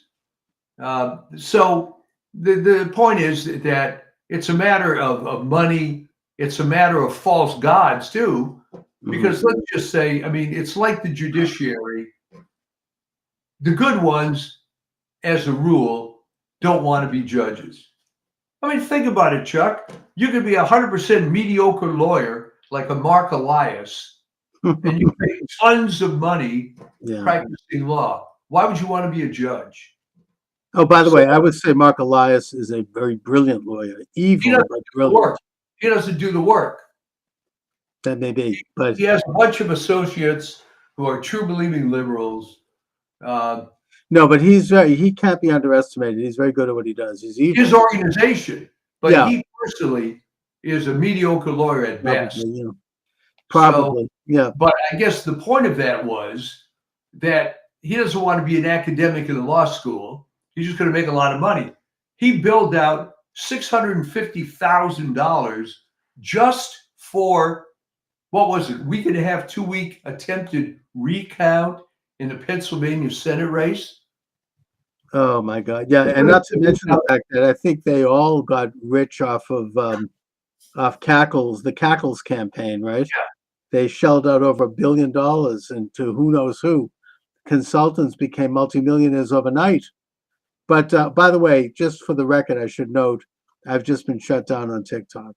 I don't know what something you said, Mike. Something I said. Right. I think it might have been the business of Mullis, or there was some trigger that led them to shut off the stream. Well, it's interesting. Who the heck is listening that carefully to this? There are people. No, I had people. When you go on TikTok, people pick it up. I mean, I have about 8,000 followers now, even though I've been shadow banned. Well, what I think happens in this people keeping tabs on me on TikTok. What illustrates my point here, is that people generally in an atheist society like we have worship authority. And believe me, I have been attacked mercilessly on various forums for trying to tell the truth about Tony Fauci. Oh yeah, well that's taboo. I mean, and now of course there's rumors that this corrupt, illegitimate regime is going to issue some kind of a retroactive pardon for Fauci before they leave. But you touched on something that gets into the second conspiracy theory around Brian Thompson, the insurance man.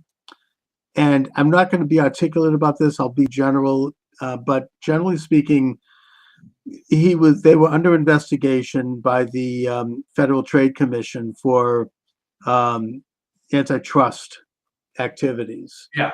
There was rumors that there had been insider trading in that Thompson and several other figures who are these people are super rich. They had been alerted in advance that they were under investigation, which they then took that information and sold all their stock, pocketing tens of millions of dollars and basically screwing over the shareholders and their own employees in the process. and that this case was coming up for hearings, and that Thompson, rumor has it, was planning on spilling the beans on a bunch of things in order to save his own hide. And he was in a position, he was one of the top figures in the insurance industry who probably knew everything about everyone. Yeah. And including, apparently, not to mention names, but Nancy Pelosi and her husband, who apparently made a few bucks on that deal as well, and some other people in Congress. So there may have been an incentive to knock him off. I'm not saying I know anything about this. I don't. But that is one of the theories that's out there. It all looks a little too neat, and in terms of the timing. When you have a situation like this, you have to look at the timing. Well, of course, there's got to be intel involved saying that this guy is going to be here at this time. Yeah, and you have to take a look at who benefits. Yeah, Who benefited from this? Who? Somebody. So this Mangione guy had to get that information from somebody. Right. Nobody knew this guy's personal schedule. No. So, and he strikes me as the classic patsy, right? Like Lee Harvey Oswald. You know, just it's like I was talking about this the other day with as a guest, that there's this historic medieval group called the Hashishim, the assassins that were operating out of Islamic Persia, who would do this thing where they would, I don't want to use the word brainwash, but they would find some young, disaffected, disillusioned man in a community, in a village somewhere, usually poor and just kind of aimless. They would whisk him up to this palace in the mountains of Persia, where he would be indulged with everything you can imagine. He would have everything in his, every kind of like vice, and he'd live this enormously luxurious experience. And then and not to mention a lot of hash and a lot of drugs. That's where the word hashish comes from, the hashish. And also it's where the word assassin comes from, the hashishim. These are all come from this cult. Then after living that wonderful life for about 3 weeks and thinking he's in some kind of a nirvana or some kind of an Islamic heaven, and actually being told that he had passed away and that he was in heaven, they then send him back to his village with the job of taking someone out. You have to kill this person. And when you do, their essence, their soul is going to enter your body, and you are then going to fly up and have eternal joys of everything. You'll live this life with the 70 virgins and all of that. And then they send him out and he commits the assassination. Now, there's obviously more modern versions of this. I would note that another example of this, I think, is, and I've studied this a little bit, not too deeply, but enough, would be Sirhan Sirhan, who assassinated. Yes, I was going to mention that. Yeah, I mean, he's been interviewed. I think that RFK Jr. believes him. He's the longest held man in American prison. And he does not remember what happened. It was almost like he had been tampered with mentally. The night before the assassination, he was having at a party with people who were involved with Charlie Manson, okay?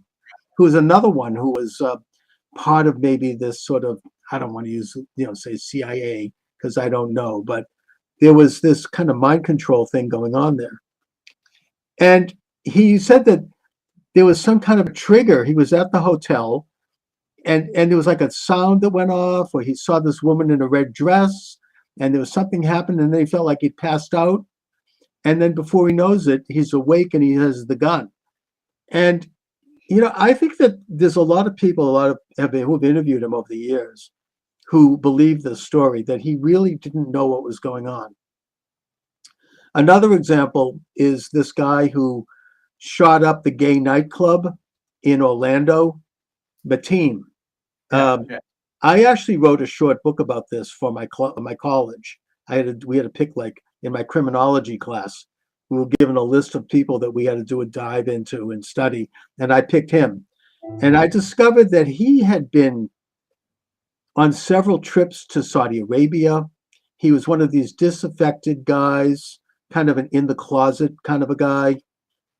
And I think there's evidence that he came back from one of these trips and he was very different, according to people who knew him. It was like his brain he'd been tampered with.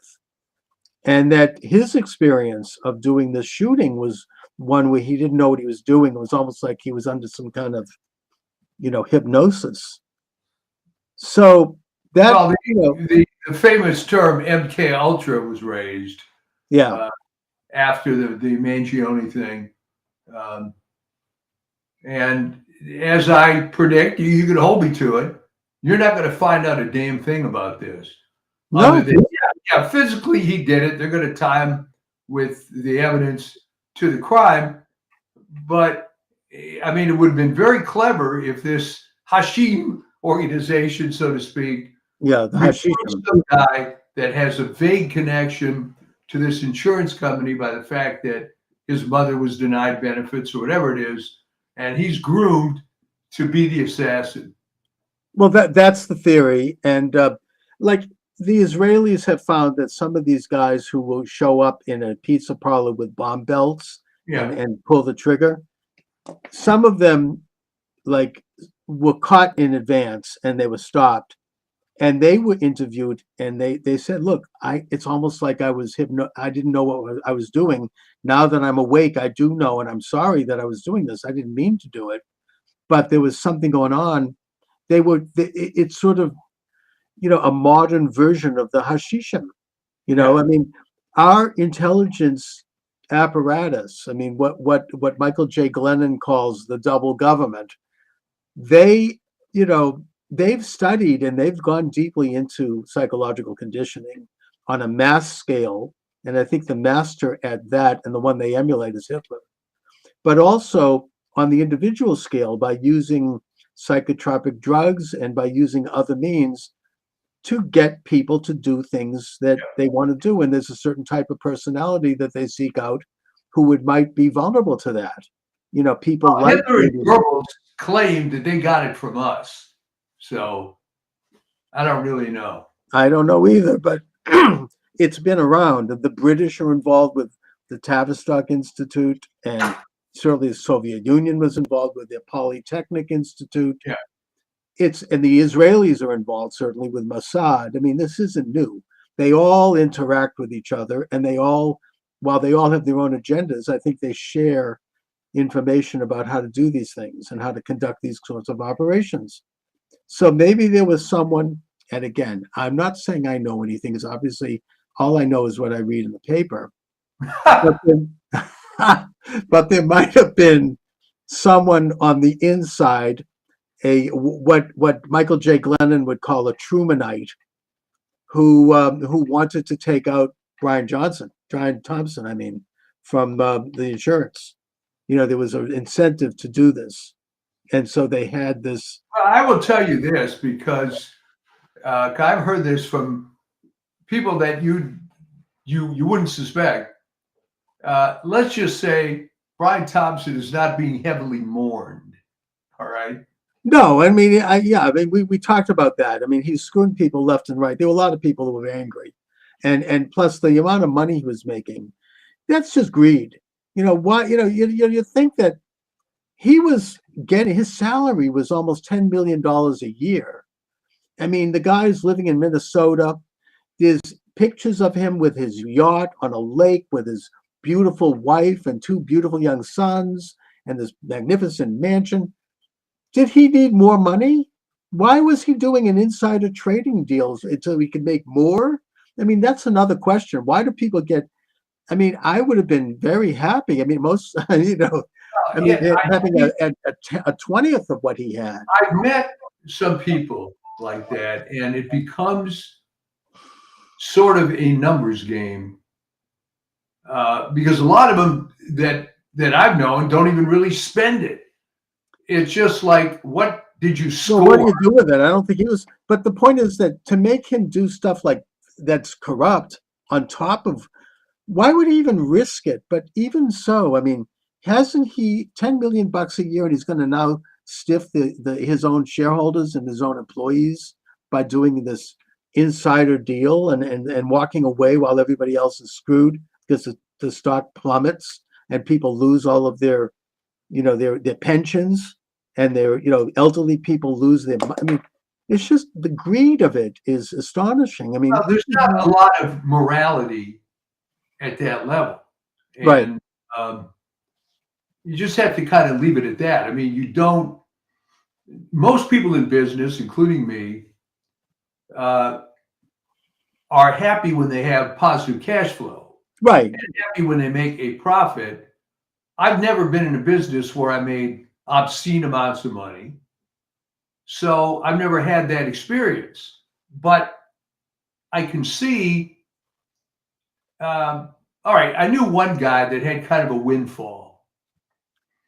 He was an engineer that had a contraption for lowering the amount of noise put up by jets. And when these regulations came true, this guy became an instonaire, right? Suddenly has hundreds of millions of dollars. Right. So what's the first thing he does? He divorces his wife, and Picks up a younger woman, right? yeah, Yeah. and of course she gets a big piece of that anyway. I won't go into all her problems, but it.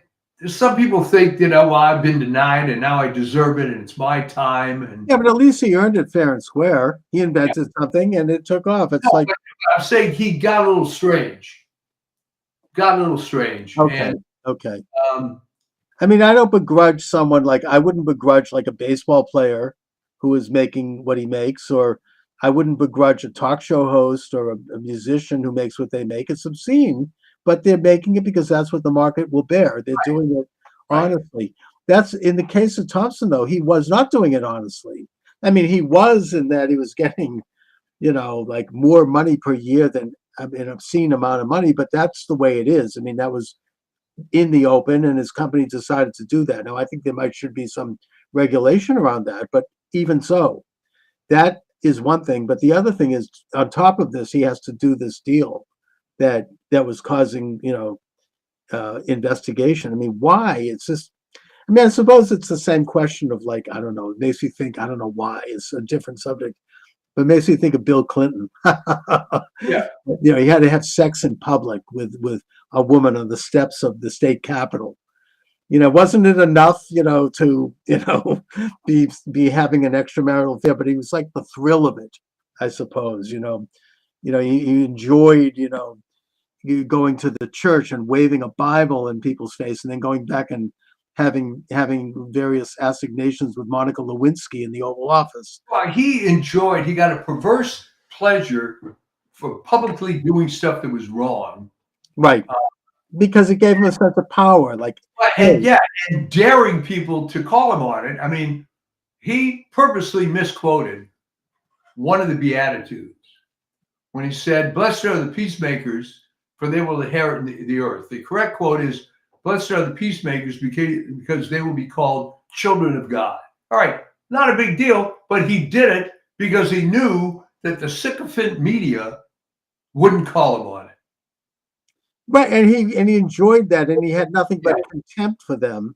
Yeah. And he was kind of sticking it to them all. And hey, even in his book, which was 1,000 pages of absolute drivel and dull crap, he says in one sentence, he acknowledges with regard to, he talks about Lewinsky only, but he says, "I did it because I can." Yeah. That was his explanation. He left it at that. "I did it because I can." This kind of arrogance and this sort of, sticking it in the eye of the very establishment that created him and that he served so servilely, right? I mean, it's, I don't know how I equate that with Brian Thompson. I mean, I don't think his kind of corruption is different. But you get to the point where, you do a little chiseling and a little more chiseling and a lot more chiseling. Before you know, you're up. You're That- attending parties with P. Diddy before you know it. That Right. becomes your modus operandi. All right. And this is why he is not heavily mourned.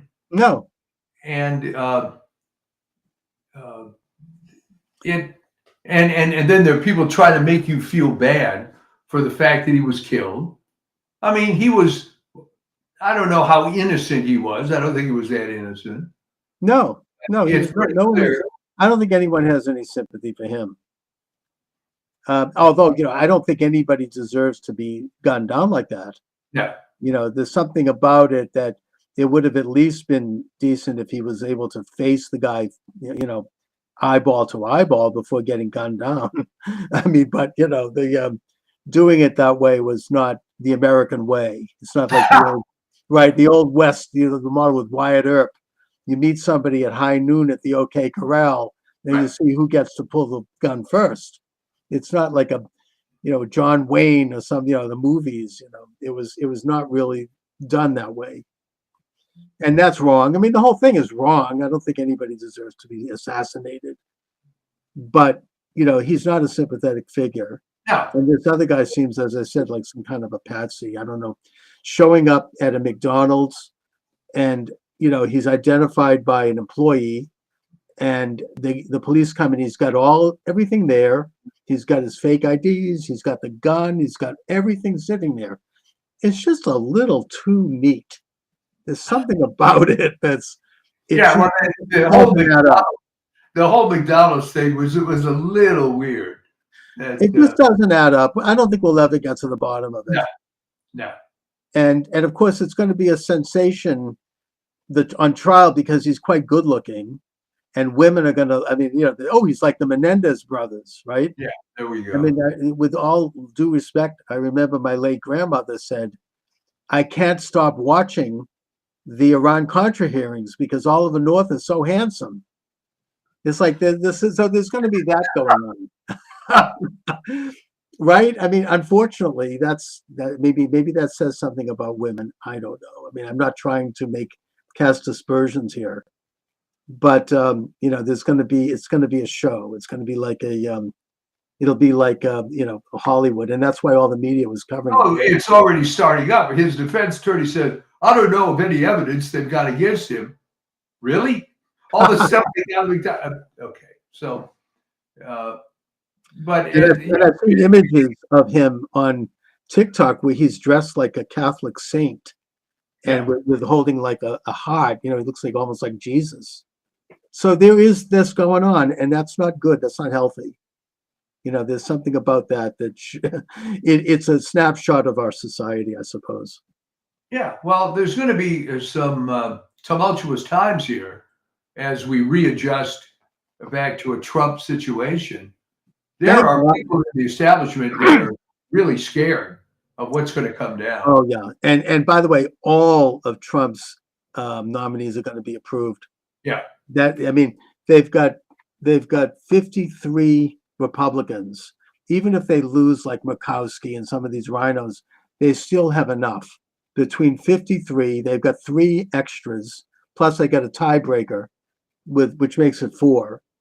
They're going to get them approved, and there was just another hoax or another smear job attempted against Hegseth. I don't know if you saw this, but the media was big establishment magazine was about to go out with the latest.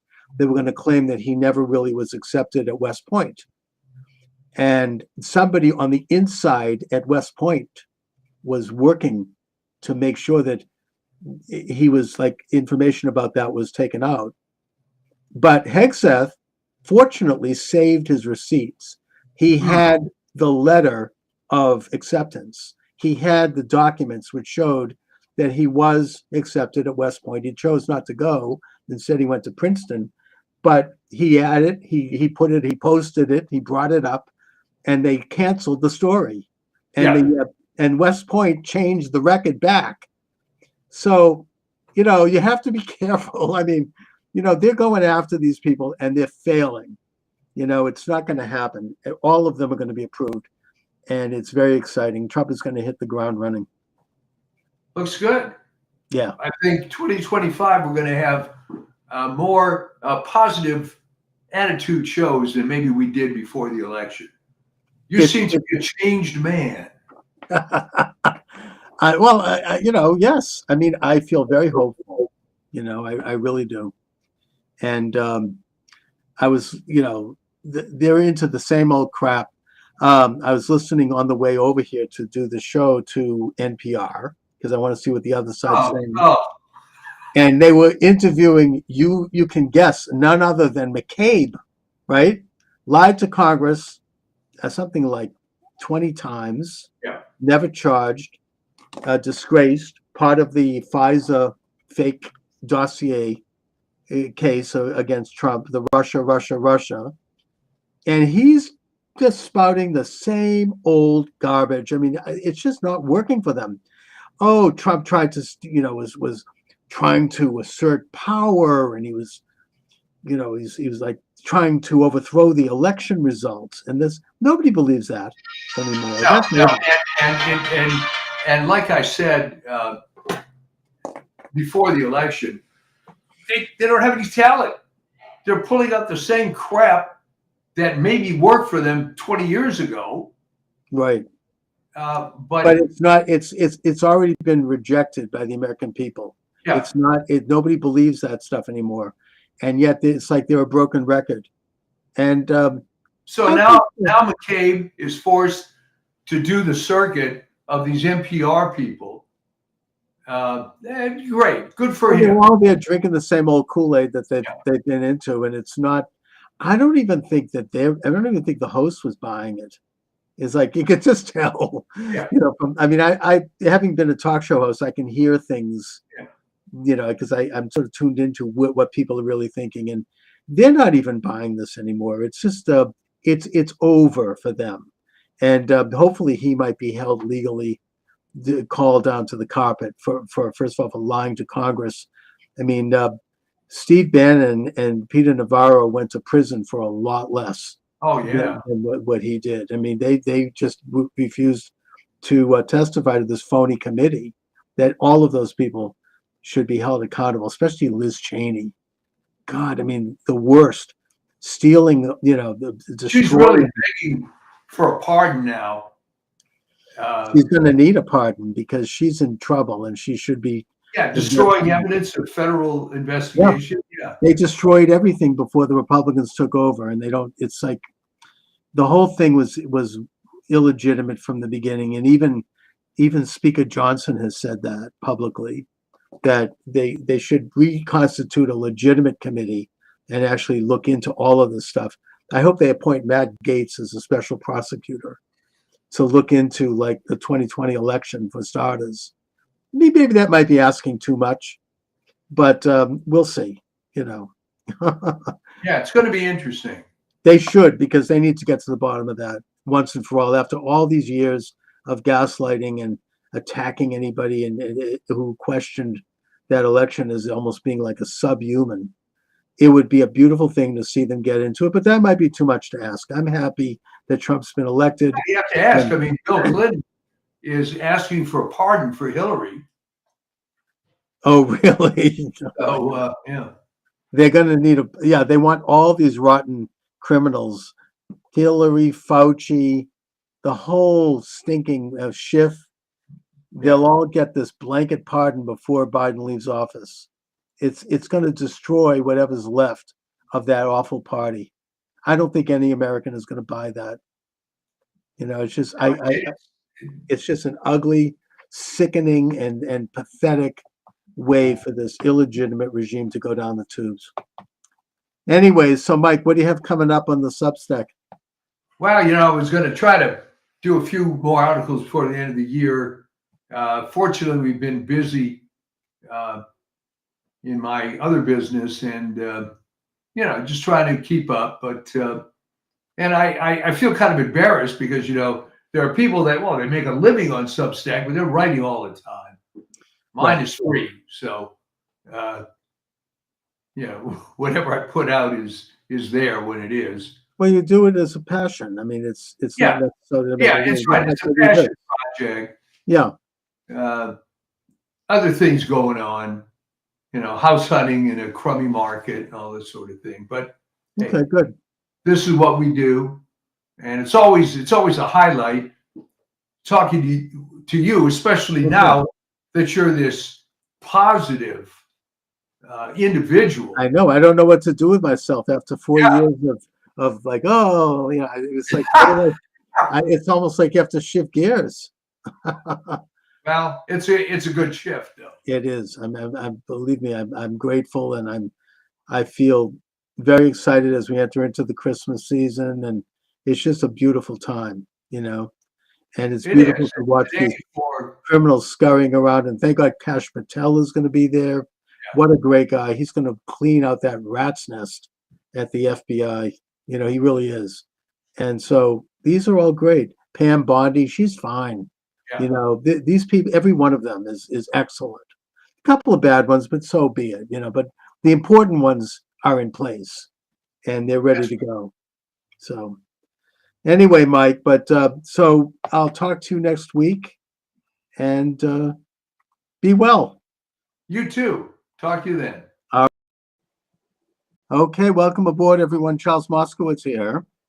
Michael D. Shaw is joining me, slightly delayed due to computer issues, but here you are, Mike, cranking it out. It's funny, Chuck, how within really a few years of the advent of the internet being publicly available, people started relying on it to an extent that it's unbelievable. I mean, if it's down for a minute, people get upset. Oh yeah, and, rightly so. No, you freak out. I mean, can you imagine? Like my phone, I remember my computer's not working. I'm there having a complete meltdown. Yeah, it's just so. And in the famous words of, I have to tell you, the first computer I ever bought, I had a friend who was an old-time mainstream guy, right? And this was an IBM PC, if anybody remembers that.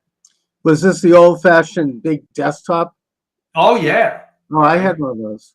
So what happened was they came out with their first model that had a hard drive in it. That was the IBM XT, which I got. And my friend Alan Stewart, and again, old mainframe guy, older than me, he opens it up and said, "It's a miracle this thing works at all," because he was used to the huge IBM 360 mainframe, takes up a whole building. Oh yeah, And I remember you to go online. There was the handshake, and you hear like the clicking noise. And I mean, back then I was the head of a pretty big and successful business, so I had money back then. I spent a lot of money on this big, monitor and the keyboard and a printer and a column and memory and all the bells and whistles. Now, basically the laptop can do all of it you can get one for like $300 or $400 at Costco. Yeah, it's a whole different thing. But anyway, the best thing that I saw all week, and I'm sure you see it because you watch all this crap, was that joint press conference of those Senate Democrat leaders. And you know what I know why you're laughing. With Schumer. Yeah. And that was they were asked, okay, Schumer was the head of it. And he's asked, what about the pardon? Well, I got nothing to add. And then the next reporter comes up, what about the pardon? So he's asked 5 times.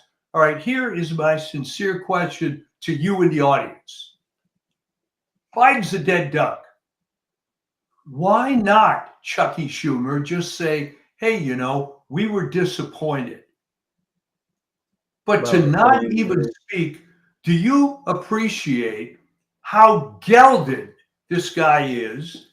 The Senate Majority Leader doesn't have the huevos to just give an honest statement. Hey, we were let down. But to say that's why they lost. That's what I mean, the worst violator, of course, was Harris. I mean, they could not answer a direct question on the most simple things. I mean, we've all seen the congressional testimony over the past couple of years. Josh Hawley and Ted Cruz and some of these other guys asking questions of people, and they just would spit out this kind of like shibboleth, this kind of pre-planned slogan, and they kept repeating it. Some of these judge appointees are the worst. Oh my God, they're just like little robots. And I think that really peeved a lot of people, and this is why they voted for Trump. Well, this stems from, and it's one of my great cliches, the Model UN mentality. Right. What do I mean by that? Because this probably predates some people. Back in the day, and you tell me if even in your era this was true, you get all the kiss-ass 7th and 8th graders, and they would be the Model UN. And they would have this set of liberal beliefs that were drummed into their heads. And the problem is most of these people never changed. Because it's a finishing club for the future left-wing yes. activists. I know my daughter was briefly involved in it. She didn't like it, but she went to the convention in Boston for it. Right. And one of the main speakers was Noam Chomsky. Oh, there you go. And he's there rambling along, and all of a sudden he said something outrageous. He goes, "The United States got what it deserved on 9/11," or something typical. Yeah. And all of a sudden my daughter's like, she's like, "What?" Her ears pricked up. Yeah. But yeah, she was smart. She was actually smart, as opposed to just being a quote good student. So right. The point is, and I think you'll agree, that the ones that weren't smart, like your daughter, there was it. They were just spoon-fed, and it's kind of how to act, how to walk, how to talk. Yeah. It's a finishing school for the left, and for the future, rulers of the world. And they never change. It's pathetic now, really, to watch it, because I knew people like this that had some intelligence, but despite all that's happened, they don't change. And no, they can't. They're locked in. I mean, as I've said, a classic example is Harris, who obviously is not the sharpest knife in the drawer, complete tool, but nevertheless, she just could not answer a question. I don't think she's capable of it. So programmed at probably such an early age, probably by her Marxist father, that it's like there's no one home. It's like a robot. It's a hologram. There's lights. It's made up of like pieces of particles of light that look a certain way, but that there's nothing really there. It's I know I use that analogy. Oh, I always use that. It's a hologram phenomenon. Smashing the Hologram. That's the subtitle of my new book. It's not out yet. I'm writing it. But look, there's a lot to celebrate right now. I'm cautiously optimistic, but I think that there are some damn good things going on. I can't believe you're in a good mood. What's wrong? I know, I'm not used to it. I almost don't know what to say. It's like I'm used to this kind of, I don't know what to do with myself. I mean, it's one victory after the next. Even this most aggravating story that's just coming out, that Biden, after pardoning Hunter, which in the broad sense, I suppose I don't blame him. If it was my son, I'd do the same. However, there's now talk within that administration, whoever's running it, that they're going to pardon all these rotten people. I mean, Fauci and Schiff and Liz Cheney. I mean, it's aggravating. It is. I mean, I think it's the last miserable gasp of a dying, illegitimate regime that has just weeks to go. They weren't able to trigger World War III in Ukraine, even though they gave a green light to mines and far-range missiles to hit Moscow. That didn't work. They're on their last legs.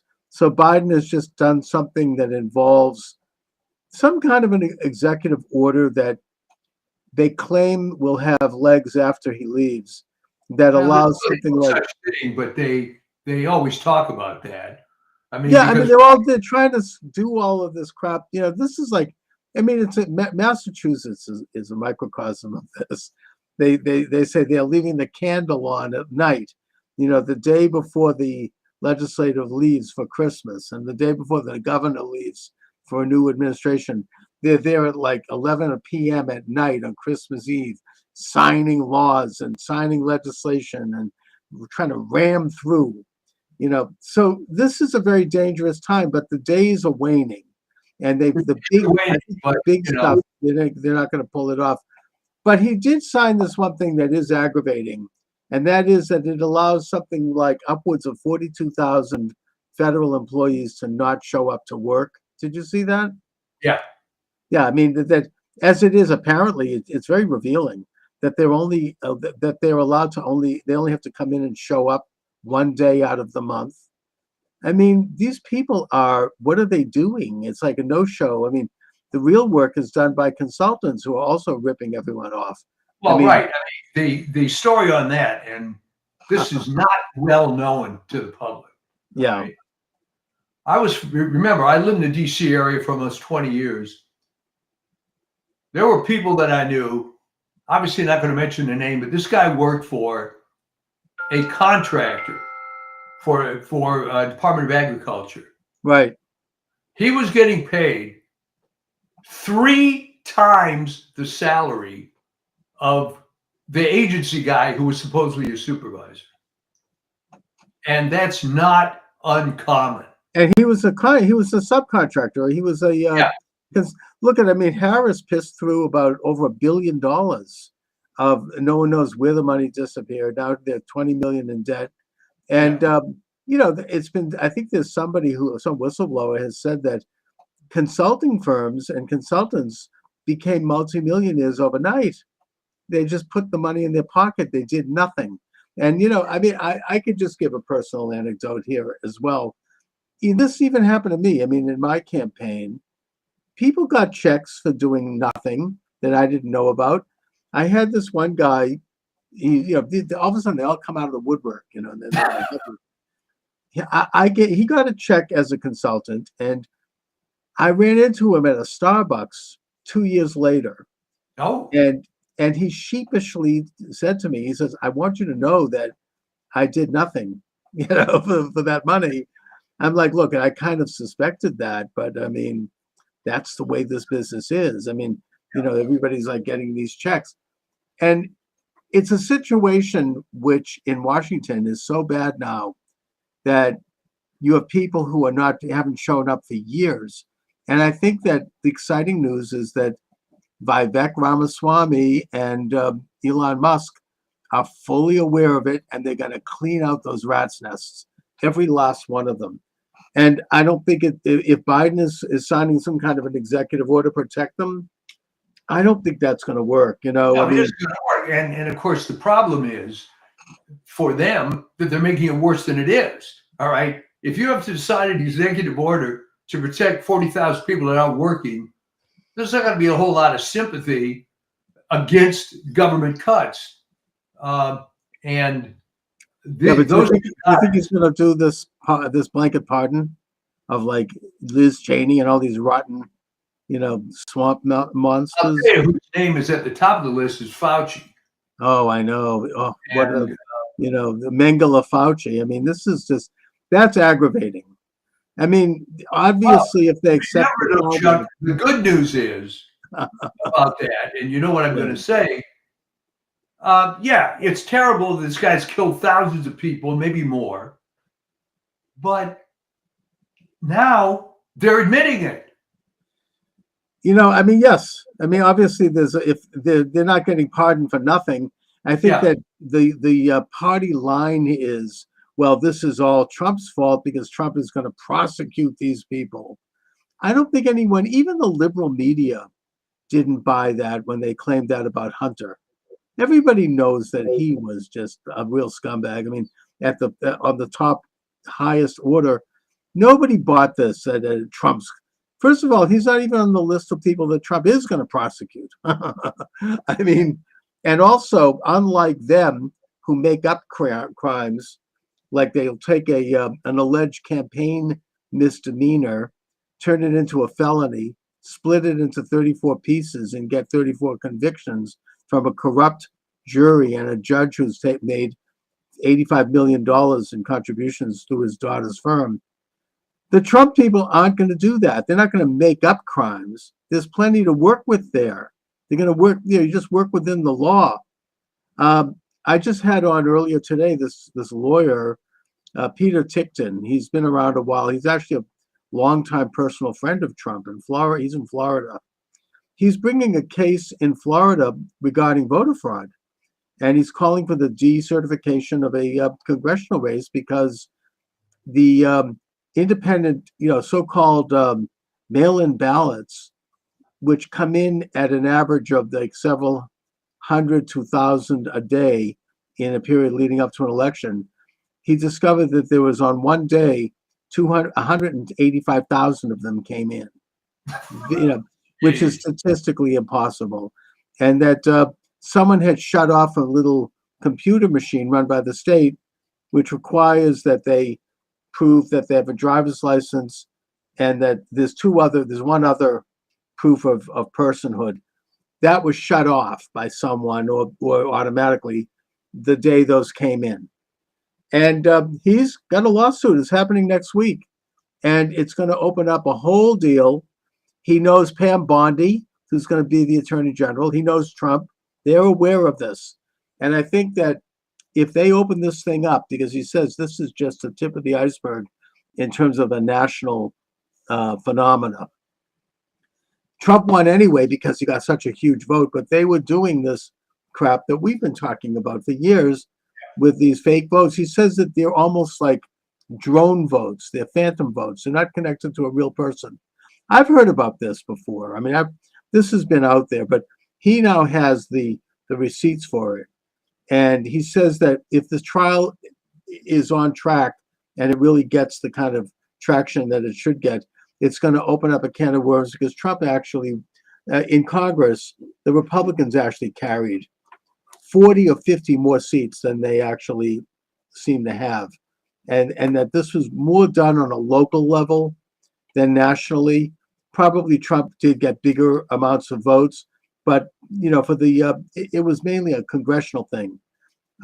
They couldn't take down Marco Rubio and Tim Scott because they're like Trump. They had a big vote that these kind of votes couldn't overcome, but they were able to take out several close elections for Congress.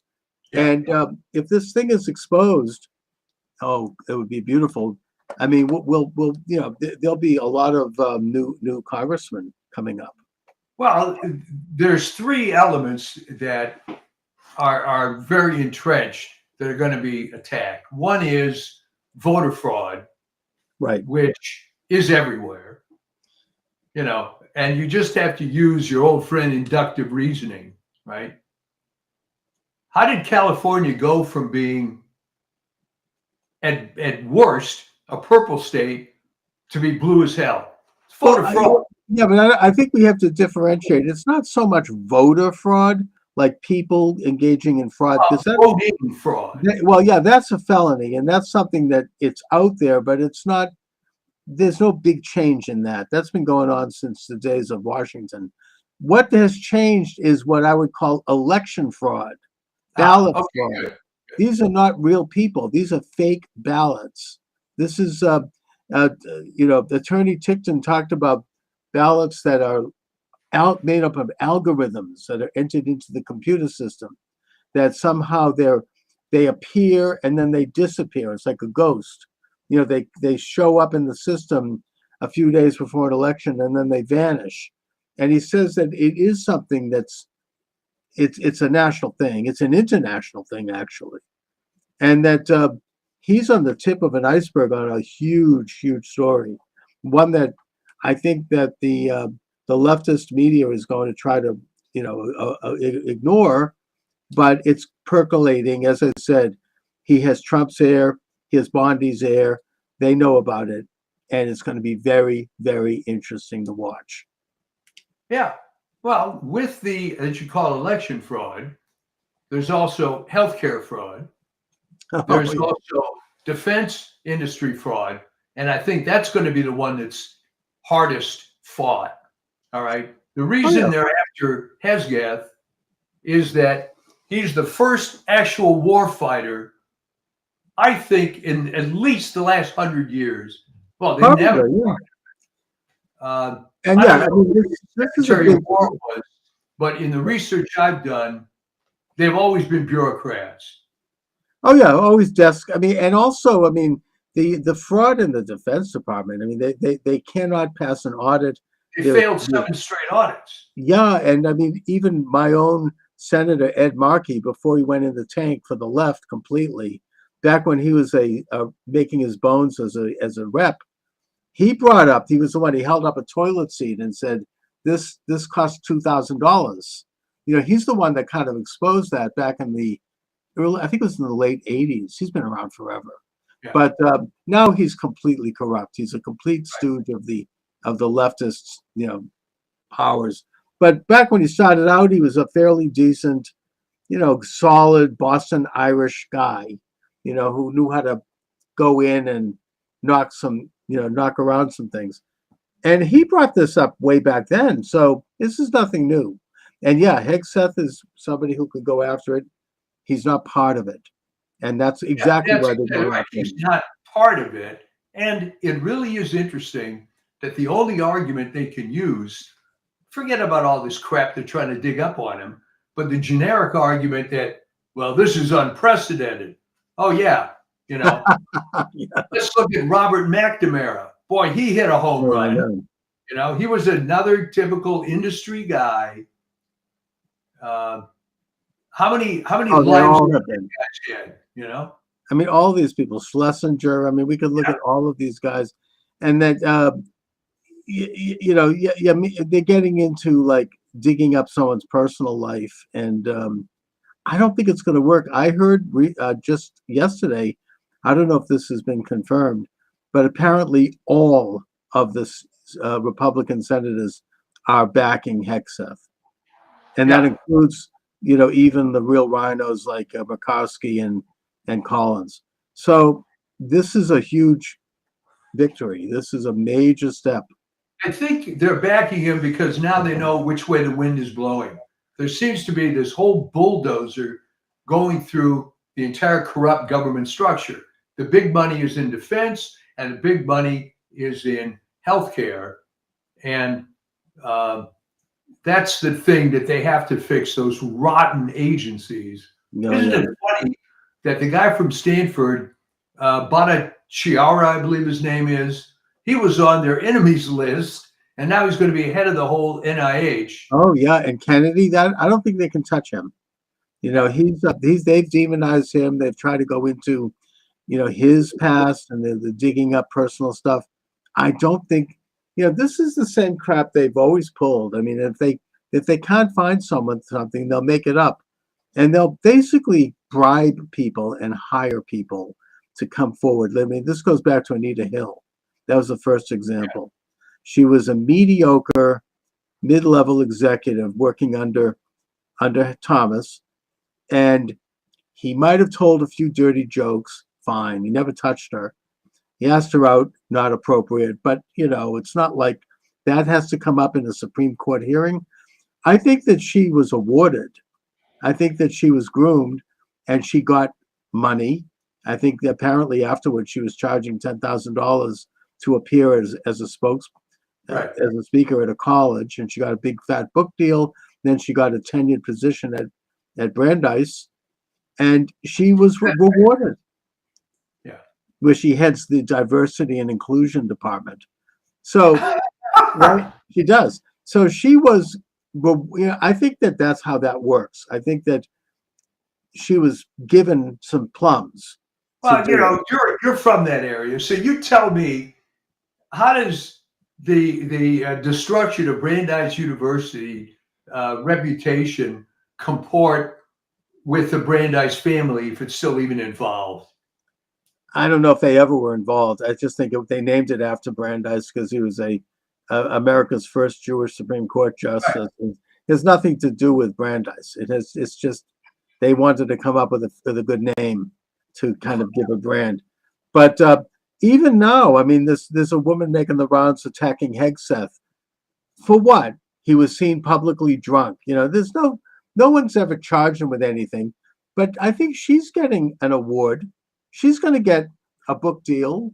She's going to get her fat face on television. How about that? If everything she says is true, it doesn't matter anyway. So She what? lets the guy's room.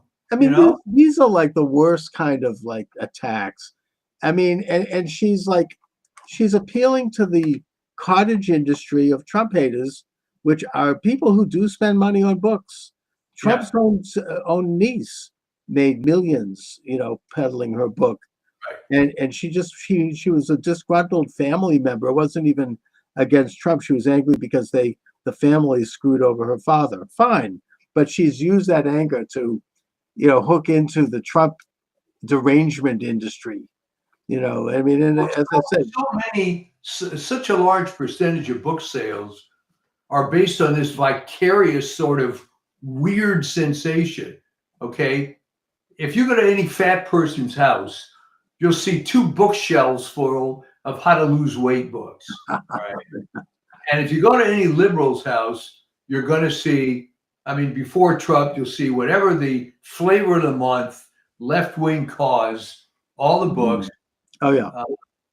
And you walk into Brookline Booksmith here in Boston, near where I live, and it's all those books on the front of the house. I mean, that they're like in the windows, and along with the Black Lives Matter flag. Not to putting aside the fact that I think the head of Black Lives Matter endorsed Trump, but putting that aside, I mean, there's still, and they have what's called the apple pie and motherhood placards.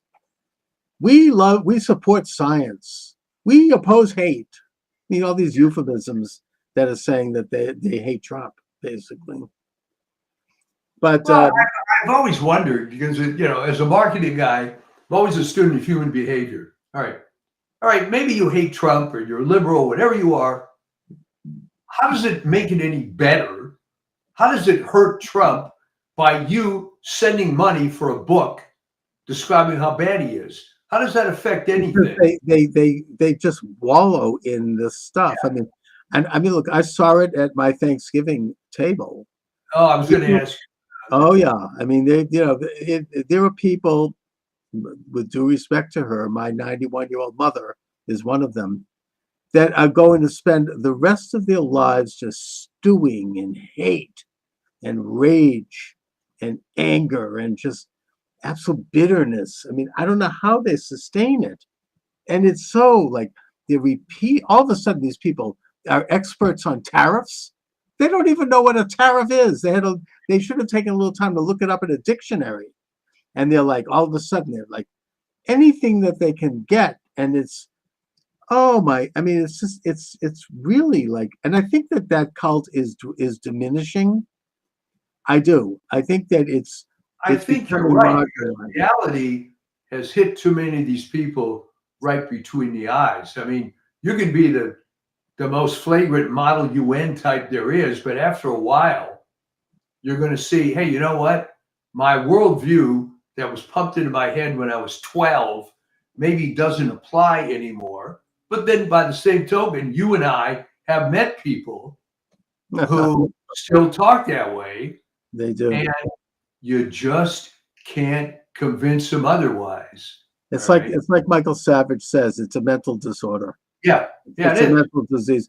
And I said to them, I said, look, I certainly respect opposing Trump's political positions, or using reason. And I get the fact you may not like him personally, you don't like his style, fine. But really, I mean, this kind of hatred, this irrational hatred. Look, I didn't like Obama. I disagreed with his socialistic agenda. I didn't like him as a person particularly. I found there was something about him that I didn't like his character. But when he did something that I thought was good, I praised it. Right. I wanted what's best for the country. I mean, I was glad that he wasn't worse. I wasn't like, stewing. And same thing with Clinton, who was even more of a loathsome individual. But still, I mean, I never was, there's something really wrong with them. I mean, yeah, and I said, look, Trump has won. He won a substantial mandate. Get over it. You know, you don't have to like him, and you can criticize, but it's like the campaign is over. You lost. Get over it. It's like it's a Some of really them no. Although I because will tell you, I haven't seen any. I mean, after John Kerry lost in Massachusetts, you still saw those signs up on the lawn a year later. yeah, yeah. I haven't seen that with Harris. Those are Yeah. gone. Nobody's. She's bad. I mean, she's like, just as I said, it's going to be like Dukakis. People don't want to ever think about her again. Well, no one voted for Harris. And by the way, you're right. I think her husband is leaving her, from what I understand. It was pretty clear to me, Yeah. having been around, the Hollywood situation, but that was just an arranged marriage. Right. Obviously, she had to have some quote husband. Sure. She was going to be on a political trail, but just Terrible. you almost feel bad for them because, good God, what a terrible candidate. Oh, just the worst. I don't think there was a worse candidate in history. I mean, it was horrible. And Well, now people have made the argument that she was the worst oh yeah, president well, in history. hands down the worst figure to ever reach that level in a presidential campaign. And I mean, I think most people are relieved, even people who hate Trump. They're not happy. They would not have been. They're happy that she's gone. I mean, it was awful. And they may hate Trump, but Trump is, at least, even for the worst Trump haters, they understand that Trump is consistent. He is who he is, and we know what to expect from Trump, and he delivers it. I love that stuff, but even if you don't, there's a virtue to that. Same thing was in a way true of Reagan, even though I'm not a big fan, but he was consistent. He carried himself in a certain way. He stood for certain things. You knew what to expect with Reagan, and there's something to be said for that. Yeah, So- I would agree. People have asked me, what do you think she's going to do now? She's going to disappear, right? Who the hell wants to interview Kamala Harris? Well, On I mean, Bill O'Reilly says she's going to run for governor of California. If she does, we'll She's going to have to run probably against Caitlyn Jenner. She's not popular. I don't think She so. doesn't realize everybody hates her. It's She kind of doesn't like seem to realize it. you could almost compare her career, if you follow the movies, to Rachel Zegler. It's the same thing. Some pumped up situation, and in the case of Rachel Zegler, it's even worse because she torpedoes herself nonstop. At least Harris would generally keep her mouth shut. Yeah. Imagine being Disney, already spending over $300 million on the live action Snow White. Everybody hates this broad. Everybody. The trailers have come out, ratioed 10-1, 15-1 on YouTube. Yeah. I just don't get it. And they changed it. Here was the latest thing to come out. Well, in the original story, it's Snow White because her skin is white as snow. I'm not making up the following. No, I know. They changed the story to she's Snow White because she was out in a snowstorm as an infant and survived. That's a good one. Oh, So brother. Can't have a white girl, and of course the other problem, which is just killer. Magic mirror on the wall. Who's the fairest of them all? All right. If you look at Gal Gadot and Rachel Zegler, who's better? Enough said, yeah. Oh man. Yeah, that's a huge So debacle. the DEI thing is just dying a well-deserved death. Yes. And it it couldn't come any sooner, It's yeah, I mean, so yeah, these are all great and wonderful byproducts of this election. It really, and I don't know, the Democratic Party could be in the wilderness for another 40 years. It'll be like the Israelites in the desert before they Yeah. finally find a new promised land. I mean, they just, I think they're clinging. They're like, it's like the reverse of what Obama said, bitter clingers, holding on to their Exactly. I mean, DEI. the whole thing was based on, it's basically a communist model, right? You find the hobby horse du jour, all right? In 1917, it was the peasants and the poor workers. There's always some oppressed group. Right. There has to be like that's part of like the critical theory. You need to set people against each other, find a group that's being oppressed. I mean, it's the great conspiracy theory of exploitation. I mean, that Well, somehow, I mean, let's face it, it worked for a while. You could be sympathetic to the peasants and the low-paid workers. The right. trouble is they ran out of victim groups, Not that many people are sympathetic to trans women playing collegiate sports. So No, I mean, this is like this is kind of the Waterloo, yeah, it seems. And conveniently, this case is now before the Supreme Court.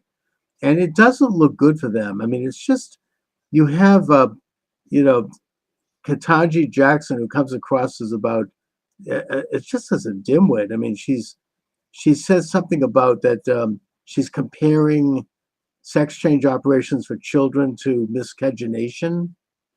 I don't know how yeah. she makes Well, that up. but she was outdone, I think, by Sotomayor. Oh, yeah, another one. Sex change operation has about as much risk as taking an aspirin. Yeah. So I mean, and I think I think that most people, including most liberals, are cringing over that. They don't want to talk about it. It's so, and it's just coming at a time when, they're already on the ropes. And, this is one of the many reasons why Trump won, is because people reject this whole agenda. Sex change operations for children is ghoulish. It's, it's sinister. It's sick. It's really something that, and meanwhile, you have these young women who are trying to come forward and testify in terms of what they've been through. They're the real heroes, and they're being ignored and they're being shut. they're being ignored and silenced, and you really have to wonder about big pharma, about the whole It's a healthcare. billion-dollar industry, right? People Yeah. are making. I mean, Steve Bannon had on this guy the other day that it's just heartbreaking. I mean, he had twin sons, and one of them, I don't know what he did. Maybe he picked up a Barbie doll or something when he was 3 years old.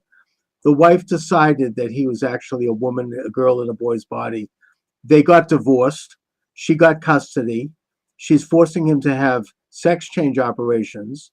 The father can't even see the child. It's heartbreaking. It's like, oh my God. And they got this radical judge, basically, coming down on him because he disagrees.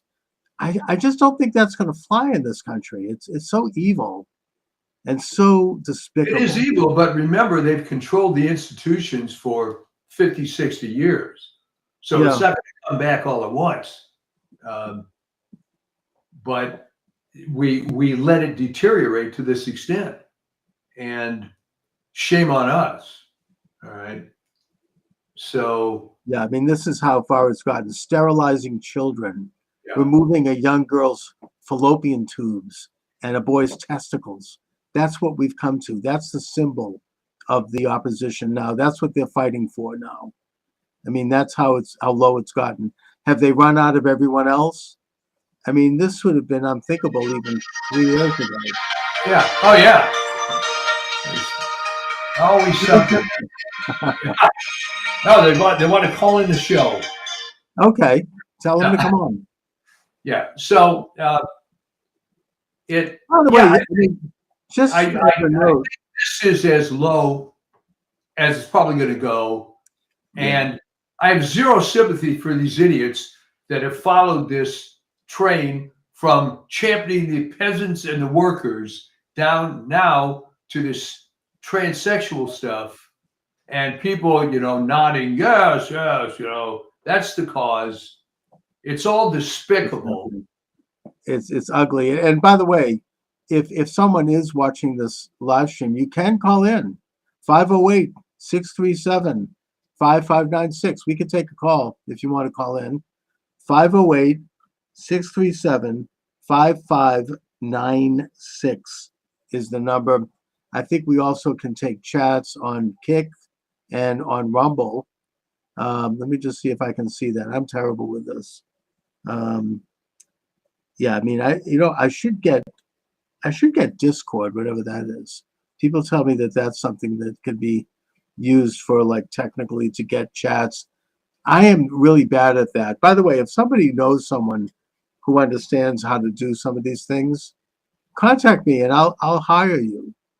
To help me, because there are these various live streams that I just don't know how to hook them up, but I should have, and they're not even, a lot of them are free. I mean, I should be live on Substack. I should be live on Telegram. All you have to do is find a conservative young person. Yeah. In the Boston, Brookline area. I should. I mean, 2 or 3. That's what I need. I need some kid maybe from BU at the BU Yeah. Quickie Job Service who it probably could do this in their sleep. They just line up, but I don't really have the wherewithal for it. I mean, I've done some things, but anyway. So you're already on 33 networks. Yeah, I mean, I am up there, but I need help to get them on more of them and eventually get some consistency in terms of regular times and all of that. So anyway, what about your upcoming book? You dropped a hint on that. Well, yeah, but that's not going to happen anytime soon. I mean, I'm working on that slowly. What's the subject, if I may ask? Well, I am studying. So I'm going to get a degree in sociology through Arizona State University, and I'm using a lot of this assignments and materials and research for the book because it goes into what's happened to education. It's so far left that and some of the people that are taking these, as you say, like with Model UN, you have young people who are taking these courses who really don't know better and who are just steeped in this stuff. And it's real, it's Marxism brought up to today and put into today's paradigm about, the different causes. And so I'm writing about that, and I'm taking notes, and I'm writing papers, and I don't like to leave anything unpublished. So when I write a paper, I'm then incorporate. It's kind of easier that way, I have a paper I've written, and then I incorporate it into the book. So it's kind of in the case of your old friend Sam Blumenthal. Yes. How long ago did he notice this trend in education? Well, Sam has written a shelf load of books on this. His magnum opus, I think, is NEA Trojan Horse in American Education.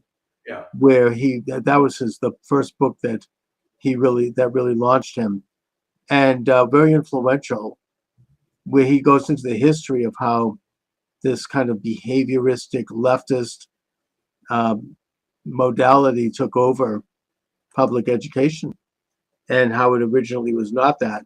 He shows how Harvard really started out as a Puritan thing. I mean, it was congregational and how it changed. Yeah. And same thing with Yale and all these colleges. They started out as Christian colleges and they changed. And he goes into when that happened, how that happened, and points to several major figures, including particularly John Dewey, as coining the phrase change agent and turning education into a tool of world change and reconnoitering the human being, as opposed to teaching people how to think. So, yeah, I mean, I think Sam, if he were here today, he'd be very pleased with what's going on. Trump has said that he's going to abolish the Department of Education, and he will, because he means it. And Reagan... That was absolutely the low-hanging fruit. Okay, yeah. You could get rid of the majority of federal agencies, but if you wanted to pick the absolute easiest one, that has no justification existing at all, that would be it. Oh yeah, I mean, and that's just the beginning. I mean, there's this this what do they call it? Council of Democracy or something. Yeah. It was started actually by Jesse Helms, and it was started as in a sense, it was good in the beginning, but now it's run by Victoria Nuland and her husband, who basically wrote a column in the New York Times calling for Trump's assassination, and who is instigating color revolutions. They're behind the Ukraine revolution. Now they're starting trouble in Georgia. And they're out there. I mean, they get something like an annual $300 million check from the taxpayer. I think that Musk and Ramaswamy are going to cut them off at the knees right away. And these other things are just, we're going to, it's a beautiful thing to watch. I mean, I don't think that they're going to be corrupted. We'll see. But I think that these guys mean business. I think that, the wind is on their back. I mean, it's going to be, I think that all of Trump's people are going to be confirmed. You got Mike Davis out there, who I think would have been an interesting attorney general pick. He's the Project 21 project outfit. He was involved with helping shepherd in the Kavanaugh to U.S. Supreme Court. He's been around. He knows the score. And he's like, if any senator votes against, the Senate is there to advise and consent. And if someone has to have a pretty damn good reason to vote against a nominee of a president, they are there simply to look at whether or not someone's fit for the office, or if there are anything really major reasons why not. And there isn't. And so he says if they try to pull any crap on any of these people, those senators are going to feel a certain level of wrath. Not just in terms of being primary, but there's other things that he's in touch with that I think he can do. Maybe some of the old, going back to the old J. Edgar Hoover approach. I don't know. I don't know what he has in mind, but nothing violent at all. I'm just, that there's going to be a price to pay if they don't vote for the nominees. Trump won the election, and he has a right to appoint his cabinet, and that's that. Just like any other president, unless there's a damn good reason. So I think that Trump is going to get his people in, and it's going to be great.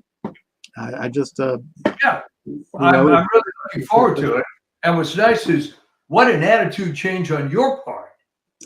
Yeah, my goodness.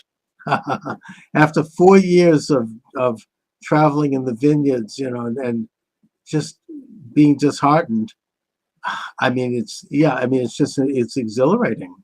Yeah. It's a beautiful thing to have seen.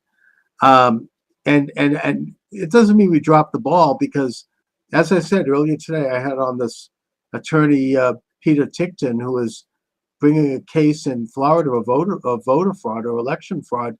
We have to stay on that. They still have that apparatus. It's still in place, and they will use it again. And they have used it around the edges. You still have Mark Elias, who almost got, stole the election in Pennsylvania, right? The Casey. I mean, they meant business. I followed him on Twitter. They were trying to get him in. And the only reason people are going after him now.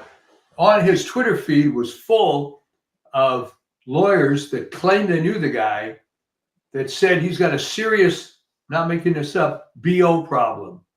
And they were arguing with him in the Supreme Court, couldn't stand within 10 feet of the guy. Oh, he's obnoxious. I don't doubt that. He looks like a hound.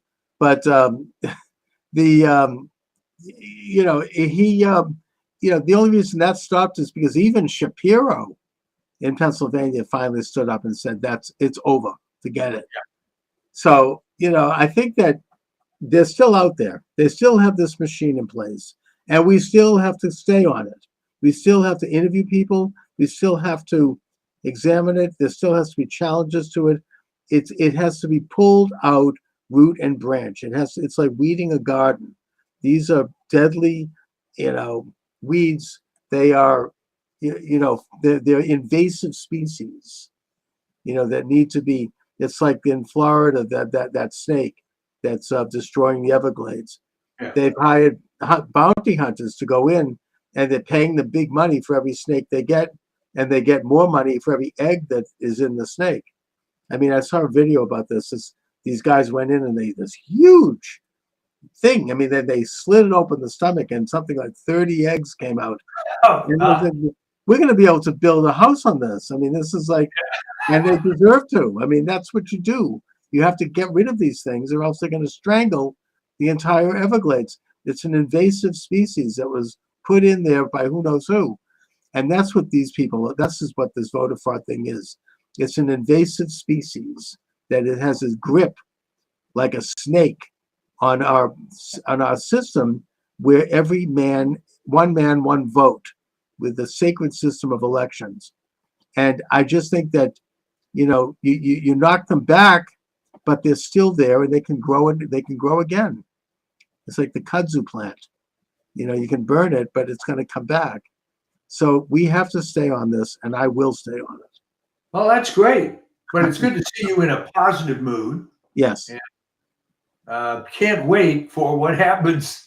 I can just see Trump on January 20th walking off the podium, and immediately everything happens, It's going to be, I mean, I heard Steve Miller talk about this, and he said, look, the world is going to change on that day. And I believe that. Yeah. It's going to be, it's already affecting the world. Romania just elected a conservative guy who's stopping the trafficking of tens of thousands of Romanian children, apparently. Yeah. Germany, the liberal government's collapsing. France, the liberal government is collapsing.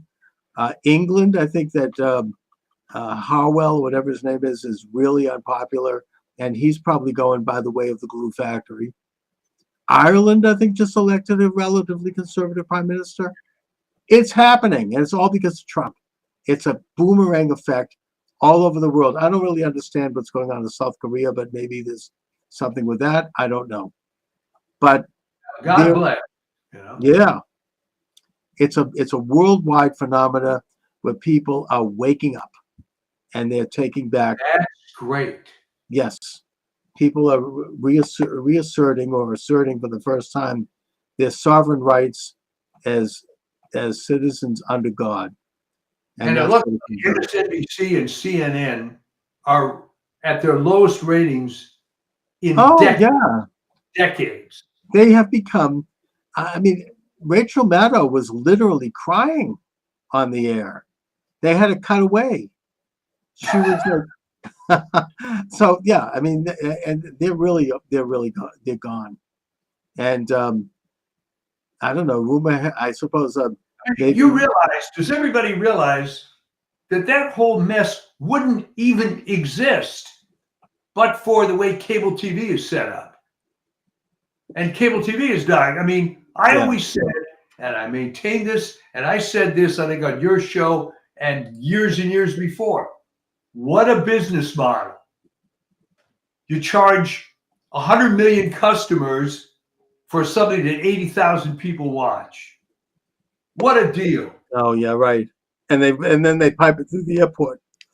Yeah. But I think that Elon Musk might buy MSNBC probably at a cheap price, and maybe he'll replace Rachel Maddow with Laura Loomer. Anyway, so Mike, what do you have coming up on the Substack? Well, when things quiet down a little bit before Christmas, I'll put up a couple articles. I haven't done anything for about 10 days. So just if the war against Christmas is over too, I think it is. Yeah. Well, that, the war on Christmas that quote doesn't exist. Yeah. Yeah. And the war against Thanksgiving didn't go over too well this year either. Yeah. So I think that culturally there's some very interesting developments. America in many ways is back. So thank God. Yeah, well, it's been away for a long time, so yeah, glad to see it back. Be it back, but we have to keep educating and keep moving the ball. All right, Mike. So I'll talk to you soon. We will see you. Thanks a lot. I have a what do I have? I have HP, which I Yeah. think is a pretty good brand. I don't know. And I've had it for a long time, and I think these things have a shelf life. But Well, when I was active with my businesses, I get a new machine every 2 years. Didn't want yeah, to screw around. I'm about due for it. And Yeah. so, yeah. Anyways, Mike, I don't know if you heard the news just come over the wires here, but Matt Gates? Yeah. yes. And that's not good. I mean, that's troubling. I know he had some personal problems before his marriage. Maybe he hired a few hookers. I don't know, but Yeah. I just he would have been a very key figure at the very Well, center. sometimes the trouble with being a flamethrower is you have a pretty exuberant personality. And the trouble is, um, as good as he is in doing the good things, he's pissed off a lot of people on both sides. Right, And they right. were probably marshaling a lot of resources to make it very difficult for him. And besides, he's got a Senate appointment that's going to be given him by DeSantis. So what the heck? Um, So you think he'll be, yeah, okay. I think that I think that Won't he have this? Well, I guess that's something he doesn't have to go through any confirmation process. yeah. So maybe he was always saying this was all made up and so on, but you and I know where there's smoke, there's fire. No, I Right. mean, look, the man obviously had some issues, but I think Yeah. that look, I think he kind of cleaned up his act after his marriage. With where you take a guy like Bill Clinton, and the problem started after his marriage. Yeah. So I mean, it's obviously a double standard, but there you have it. I think that I'm worried that any attorney general in Trump's administration, that's such an important position, not only because they can protect Trump in the same way that Janet Reno protected Clinton, by the way, or Oh, for Holder sure. protected And Obama. she was completely incompetent anyway. I mean, that was a joke appointment. No, but she stopped any attempt to try to. Clinton Yeah. was surrounded by scandal. I mean, if you look back, you could look at the archives of news. He had a scandal a week. Pretty Cabinet much. members taking money, people doing all sorts of stuff. And she kind of ran interference. That's the only function I think she had, basically, was she knew how to run interference to protect him. And that's, when you're a figure like Trump, you have to have that. He's going to have, we're talking here mainly about the lame duck period here. They are going to throw they're not stopping. I mean, the Trump hatred is as vigorous as ever. I think that they are, besides the fact that they're trying to start World War III with nuclear Russia. Yeah, So, I Biden mean, should be just for that impeached. oh, clearly. I mean, who knows who's in charge of that, anyways? I mean, this whole policy of giving Russia a green light to fire missiles, or Ukraine Ukraine, to right. fire these advanced missiles, and also lay landmines. This was done. Biden wasn't even in the country when that was done, which brings up the broader question of who ran that illegitimate, rotten regime. But putting it aside, probably, yeah. They're trying to set a trap for Trump by launching a war that Trump will be embroiled in. They don't give a damn how many people they kill. And on a domestic front, my understanding, according to the reporting of Natalie K. Winters, who I think is a pretty in-depth reporter, they're doing some of the same crap they did when Trump came in the first term.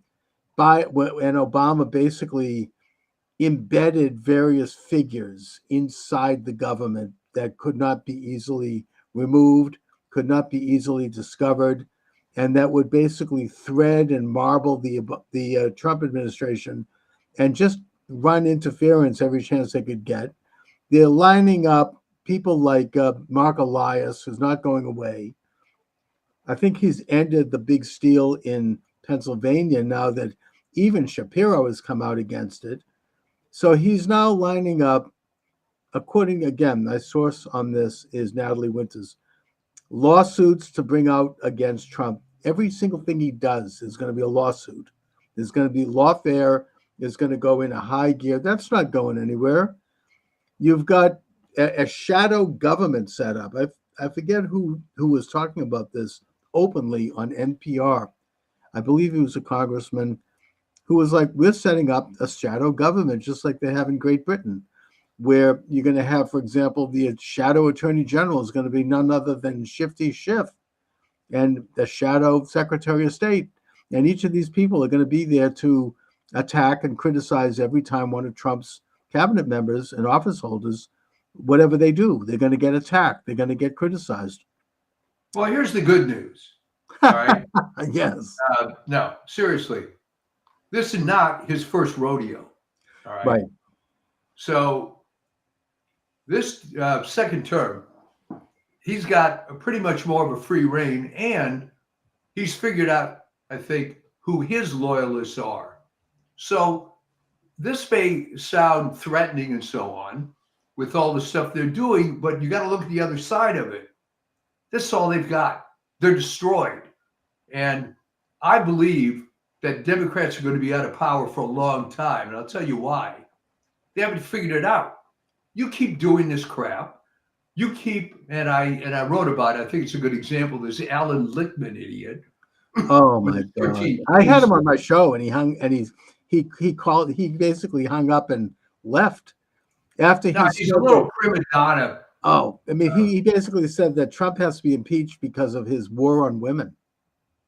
I'm like, hello, where in the Constitution? I mean, this is absurd. You know? So, but what I was getting at by that is that, and there's a point to this. All right, in the article, I talk about his quote 13 keys.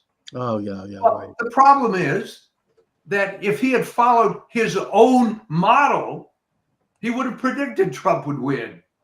If you take his 13 keys, it's incontrovertible that Harris was going to lose. So his head was so far up his ass, so to speak, that he couldn't even use his own model correctly. And by the way, that also applies to this primary model guy who's used this to predict supposedly every election since 1912. Well, here's the problem. There wasn't a legit primary candidate on the Democrats this year. Whoops. So that all fell apart. Well, the whole thing is the guy that won the primary was Biden, but he didn't run. Okay.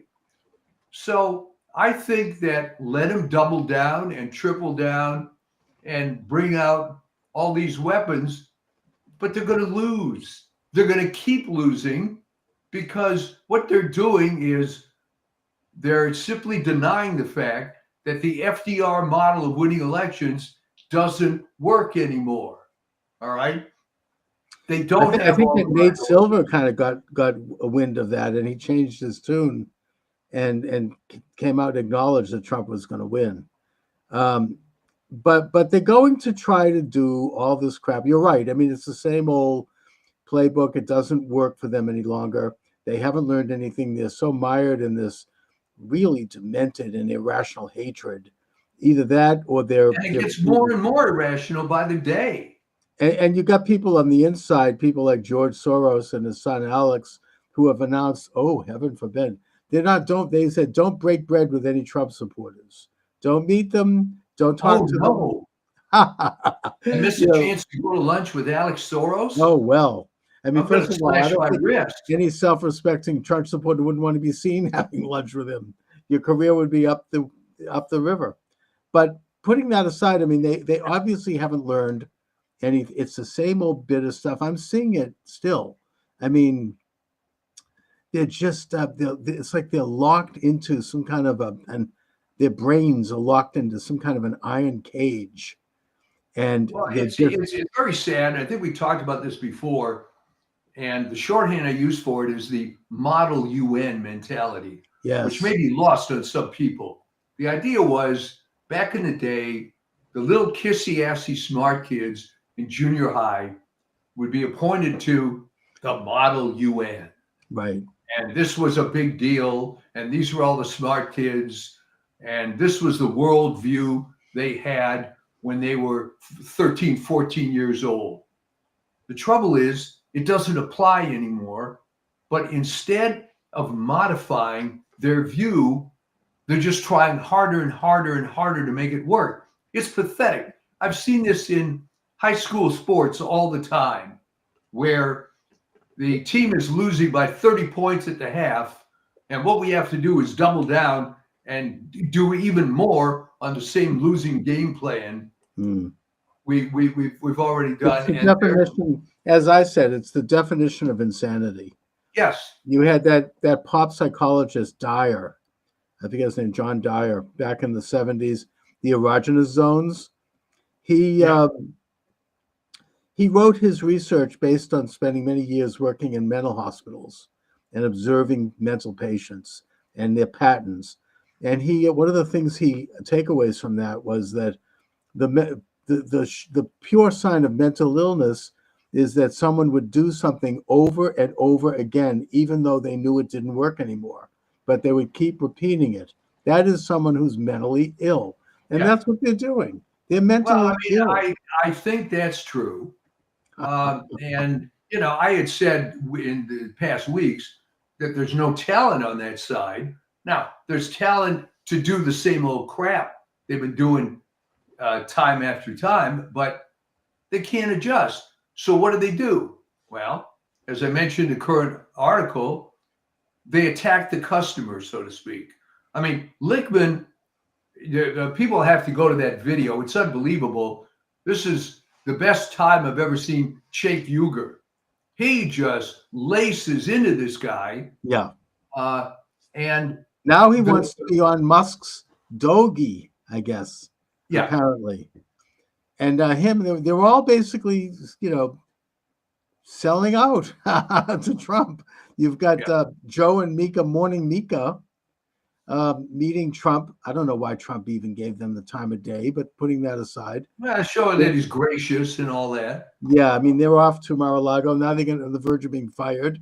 MSNBC is considering changing its name.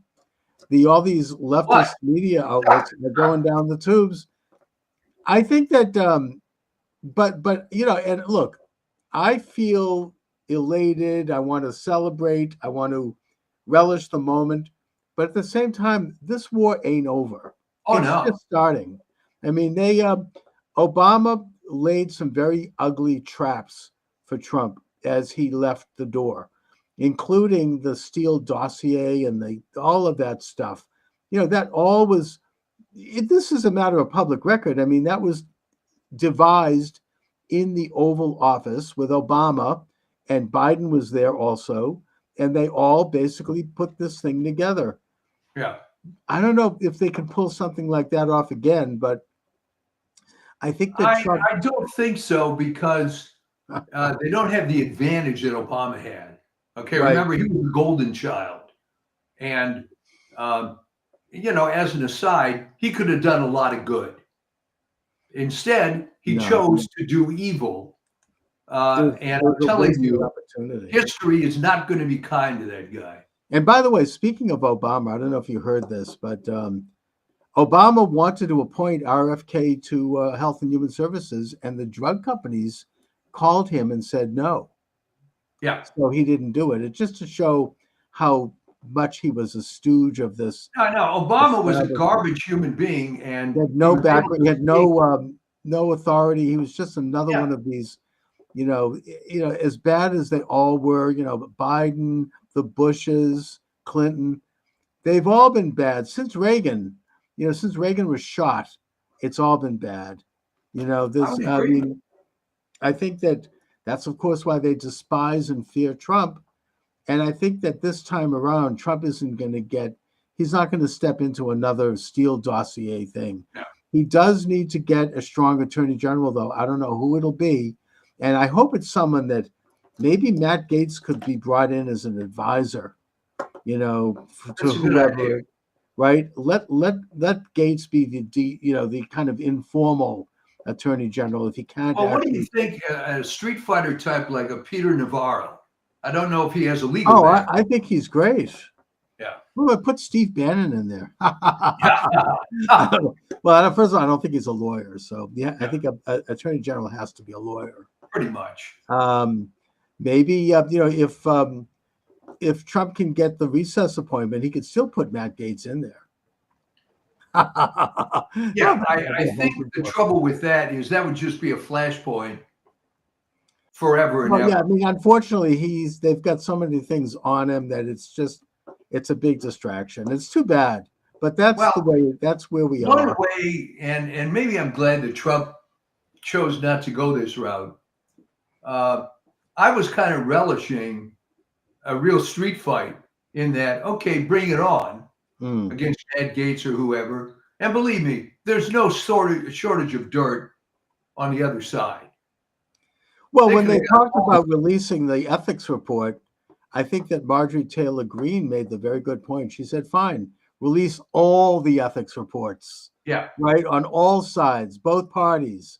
They have an immunity fund in Congress that they basically use to pay off people who are making accusations. And it's been used, I think, many dozens of times. Let it yeah. all come out. If they want to have it come out, fine. Let's have it. So, but the point is that maybe that's why he's stepping aside. Well, the trouble is, that sounds fun, but it's kind of a distraction from getting stuff done. I No, think it's a you'll be big able to find. distraction, and you could be blackmailed. It's like I understand that, like J. Edgar Hoover used to show up at the LBJ White House, and he'd bring lots of these files with him, and they would go through it and look at all the dirt, and they'd have big laugh, and they would they would just go through everybody and what they had on them. So I mean, this is all blackmail material, and I mean, obviously, this wouldn't happen if it was a Democrat appointee. We know that. But here it is. I mean, I just hope he finds somebody who can pick this thing up, because you can't have another, weak person like a Jeff Yeah. Sessions, or you can't have another backstabber like Bill Barr. You have to have somebody on the outside who is going to come in and do. This is such an important position right now. I mean, I don't know who it would be. Peter Navarro would be fine. Yeah, I don't know if he's a lawyer. I don't either, but he'd be fine. I don't know. I can't He's think a of any. tough guy, He is. and ideally a tough guy without a lot of past. And also, Mike Davis is good from the Yeah. Century One Project. He would be a tremendous attorney general. Recently, Tish James made some comments about continuing with the lawfare in New York, and he came out and he said, "I dare you, go right ahead. I'll have your fat ass in prison so fast your head'll spin." And that's what he said, and I'm quoting. Yeah. I mean, he's like, he would. Well, be he good. could be the guy. He could be. That would be tremendous. Okay, so that would be. I'd feel a lot better seeing him in there. He is like the real. I've listened to him this past year on with the Steve Bannon and and filling in for Steve Bannon while he was in prison. He's tremendous. So Well, what I like about him too is he got this sense of humor. I mean, Yeah. in the same speech where he went after Tish James, and he was talking about Alvin Bragg, Fannie Willis, and Tish James, said, "Where the hell they get these people? Weight Watchers?" Exactly. Yeah. Right. And I'd like to see them investigated for how much money they've gotten from all this, and throw in Fannie Willis, big Fannie. Well, let's talk about money for a second. Yeah. All right. What happened with the total of tens of millions of dollars that the Harris campaign spent on celebrities? This was just incandescently stupid. All right. They were reversing cause and effect, right? Well, because we spent all this money, it's going to do all this good. And can you imagine giving $2.5 million to Oprah to make some kind of speech that essentially slavery is going to come back under Trump? Oh, it was horrible. I don't get it. What is It in was it so for flat. her? She's a multi-billionaire. Does she have to now go on TV and expose how stupid she is? Well, she did it for Obama too, and she did it for Biden. She's a hack. She's a Yeah. liberal. She's drank the Kool-Aid. She's just. I mean, you could see from her interviews, and she's kind of. I never really got what her appeal was, but whatever it was, it's gone. I think that she kind of bit the dust after she left her show. For a while, she was the biggest radio talk show host in history. Yeah. But once she left that show, she just faded, and I think that she's never found her footing again. She moved out of Chicago and she moved to like a tropical temperature. I think she's retired. I think she just had it at that point. So whatever happened to her, I mean, that's obviously an I embarrassment. think it was part of the it girl phenomenon, right? She was the it girl because the color purple, and she Right. does the radio thing, and oh man, this black women are people too, and they can do stuff, and isn't that great? Mm. Then she puts out the magazine and all the fashion stuff and so on. Gets a lot of money with her Sure. broadcast empire. But then, as with all these it girls, Clara Bow being the original one, people start thinking about, wait a minute, why is she the it girl? What's behind all this? And then the facade sort of falls apart. And unfortunately, in the case of Clara Bow, went kind of negative. But Yeah. Oprah had enough money that she was able to withstand. She doesn't need this anymore. Although she did take the $2.5 million from. Yes, I know. Really, what the hell? I mean, she's one of the richest women in America. This is so important to me that I'm going to charge you $2.5 million. Yeah. I mean, and obviously Harris has gone down in complete disgrace. I mean, imagine spending over $1 billion of contributions and money sent in by people, for her campaign, on giving like $10 million to Beyonce and who else? Nobody knows where that's just typical of a Democrat liberal. The money disappears into some gigantic vacuum. It's like Black Lives Matter. Everybody probably is building mansions. They're all like, cashing in billions of dollars disappearing. And she then leaves the campaign $20 million in debt. I mean, can you imagine what a disaster that would have been? I mean, it's really, Trump kind of had a great troll in that he said, hey, I have a surplus. I'll offer to pay off the campaign debt for her. But meanwhile, I heard Bill O'Reilly say that in response to your speculation about what will happen to her, he said, she'll do some shows. She'll be on TV. Maybe she'll fill in, co-host The View for a while. But when Newsom leaves California, she's going to run for governor because apparently there was a poll done and she had 70% approval among Democrats, which means she's a shoo-in. So she'll become governor of California. As awful as that sounds. Well, we've had so many awful governors in California that. How does California put it? I mean, is it just a stolen election there? I mean, I know that when Hillary got that huge popular vote in 2016, there was a lot of evidence of fraud. There was a lot of, like kind of street activity of signing up illegal aliens in Los Angeles, and you've talked about what happened to battling Bob Dornan, and I guess. Well, Dornan, Chuck, was the beginning. Yes, and I think it was a trial balloon for the fraudsters. All right, because they could have stopped that, nipped it in the bud, but they didn't. Mm-hmm. So the Republican Party of California, it's 100% their fault for letting it go. And if you think about it from a strategic point of view, what a great test case, right? You take a popular congressman, I think he was in for 4 terms. Right. Loretta Sanchez, who, by the way, that wasn't the name she used until the campaign. Right. It's like she's as phony as Kamala. Yeah, it was some Anglo name. I don't remember. She became black. But she suddenly became Sanchez, which was her maiden name that she never used professionally. And there was clear evidence of illegals voting. Yes.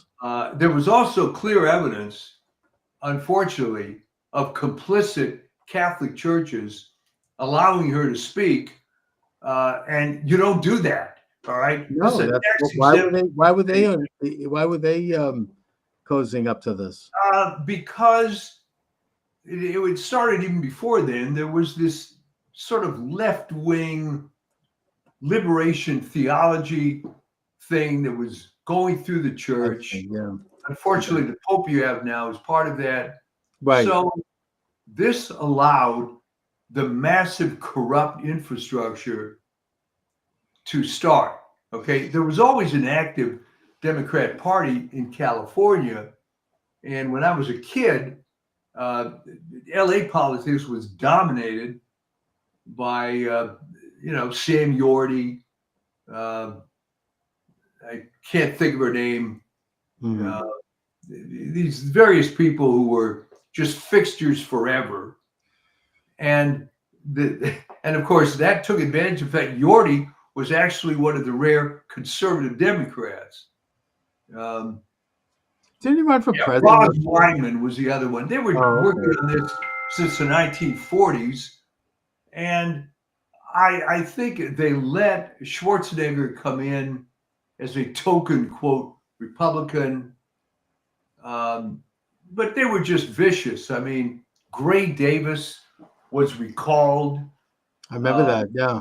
as a Democratic governor, and here was a guy who was a perfect candidate, right? War hero, worked in the party forever, and all the chickens came home to roost when he was up there. The power issues, no, it's been a mess. It's been a corrupt mess forever. Not maybe quite as long as the state of New York, but close. But pretty rotten. And I mean, I suppose that in this, kind of war to MAGAize the country, which is, I think, something that is ongoing. Yeah. And then when President Trump puts his hand on the Bible, it's going to be enthroned. And we need to make sure that we identify and call out all of these enemies. Every time they file a lawsuit, I hope that we can file a counter lawsuit. Every time they bring up, we should be the shadow government. Every time they do something, we should expose it. Not because we'll ever change the core of it, but because we can all continue to peel off percentages of the population who are sick and tired of it, especially if Trump is winning and doing well, which I think he will. And but I don't know where I was going with this, but well, how California got corrupted to this extent. I mean, can it be saved? And can the blue states? I just had Trevor Loudon on my show earlier today, who he's from New Zealand. He's an expert on communism. Interesting guy. They have this new movie out called Behind Sheep's Clothing, which is really interesting. He talks about the influence of China in the United States and how strong it's become. We even talked about in Massachusetts. He says there's this Chinese Progressive Association that really owns the state. We don't know it, but they control a lot of what's going on in our state. And he shows that this is like part of Minnesota with walls, and California, major infiltration by the CDC, Chinese Communist Party, the CCP. Well, it ends up being, and I think you'll agree, a major cultural issue. All right. Oh, and by the way, just in the middle of my interview with Trevor Loudon, TikTok canceled my they canceled my live stream, and Trevor said, "Oh, well, you mentioned China. That's a no-no for TikTok." Yeah. I think that happens, and the cultural problem is this. All right. Generally speaking, people on the right are normal. They have families. They have careers. They have things that they truly care about. Yes. People on the left are freaking animals. All right. They don't care about family. They don't care about anything other than politics. It's almost like everybody, in a sense, is Ethel Rosenberg. And, you just have to look at it that way. So that's all they do. It's for the great cause. And the people on the right just aren't wired that way. Okay. So we're always going to have a disadvantage because you're up against these psychotic zealots. But their fatal flaw is their platform and their programs are terrible, and they don't know how to get to normal people. Now, the question that you and I have been struggling with whatever happened? How did suburban white women become so deluded? I wish I Well, knew. that is the core. I mean, I don't know what I know what you mean. I know this personally. I mean, it's like what is it, abortion? I mean, I don't know. It's there's just something going on there in the water. Suburban white women used to be conservative. They used to be the backbone of conservatism. I don't know what's happened. I mean, it's there's been like there's something manipulating going on. I don't know. Well, I mean, my friend, the late Vin Lewis, um, said it ended up being sort of pure hatred, right? They're raised with feminism, but then they get trapped into having families and kids, and all that would have been avoided if they'd only had aborted everybody. So they're walking around with this huge chip on their Yeah, but shoulder. aren't they happy to have a family with kids? I mean, don't they love their According to husbands and their Ben, children? a lot of them aren't. A lot of them aren't. That they felt they were thrown and shoehorned into that role. They hate their lives, They resent it. Yeah, I know women like that. and They always feel like somehow they gave up, they sacrificed their well, and again, wonderful it goes life. back, unfortunately, to this Model UN thing. You know, when you were Yeah. a bright college student at age 19, and they filled your head with all this feminist BS, and you thought that was the gospel, then you come into real life and find that no, it doesn't work that way, which comes back to maybe my all-time favorite cliche is real life more like high school or college. All right. Hmm. And the people that thought real life is more like college are pretty damn unhappy as they grow older. Right. No, it's true. And the colleges, of course, speaking as I mean, I'm continuing with my own college studies with Arizona State, and it's real left stuff. I mean, it's really Yeah, like, I mean, I keep notes, and I'm actually going to don't be probably, surprised, right? yeah, I mean, I'm going to publish a book using all the information I'm getting. But it's become I mean, this is what I mean. Trevor Loudon talked about this in my interview with him. I mean, they control the high ground in the culture. They Yeah. control the academia, media, entertainment, Hollywood, television networks, all of it. Publishers, historians are all on the left. You take a look at Wikipedia, it's all left. I mean, they've totally, Wikipedia, when it started, it was a great resource. I could get a lot of information from them in my own books and my research. It's all now been deleted. It's not. I mean, I'll give you just as if anyone wonders. Let me make a suggestion. Look up a page on Hunter Biden on Wikipedia, okay, and see what they have to say about him. That will tell you everything you need to know.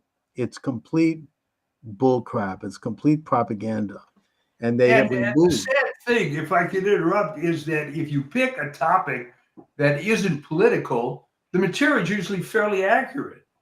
Right. Well, the one thing that the one redeeming quality with Wikipedia is you can still go to their footnotes and get source material, Yeah. even though they've also removed some of that. But you cannot get to a lot of the great stuff that I used to be able to get to. Yeah. The alternative history of this country, and it's all gone. It's all been deleted. I hope that one of the byproducts of this new administration is that we're going to get away from the censorship. I don't think it's going to ever be completely, but I think that we're going to move into a little bit more freedom. The real censorship started in 2018. It was before the pandemic. That's when I first had my YouTube channel taken down. And it's there are a lot of groups that are coordinating in that. Unfortunately, one of the big ones is the ADL, and they really are trying to control what we see, what we learn Let me ask you internationally. about the ADL. Okay. When was the Rubicon crossed? Where they Well, I think changed they've from always been Jewish a left group. I mean, from the since beginning? Oh All yeah, right. I mean they started with this the Leo Frank case Yeah. in Atlanta, and they saw an opportunity to essentially make anti-Semitism a national issue and use it as a way to raise money and organize in the same way that the NAACP uses racism. I mean, and Unfortunately, Leo Frank was guilty, however. Leo Frank was he brutally raped and murdered that girl, Yeah. and then he tried to blame the black security guard, and Yeah. the trial was the most racist thing. I mean, you're going to trust this black man? You look at him; he's completely innocent. And the ADL came down from New York, and they orchestrated the whole thing with their lawyers, and it was really a disgrace. They still stand by that. Had nothing to do with What? No, anti-Semitism. they still do? They Oh haven't yeah, disavowed it? Oh I my mean, word. I didn't know.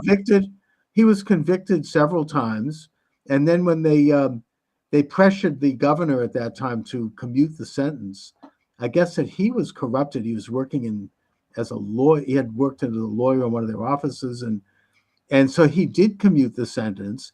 And just as Leo Frank was leaving prison, he was he was kidnapped and lynched. Right, and he deserved it. And that governor had to leave the state. I mean, it was And wait, and they're hanging their hat on that still? Oh yeah, there was just a Broadway show about this with Leo Frank.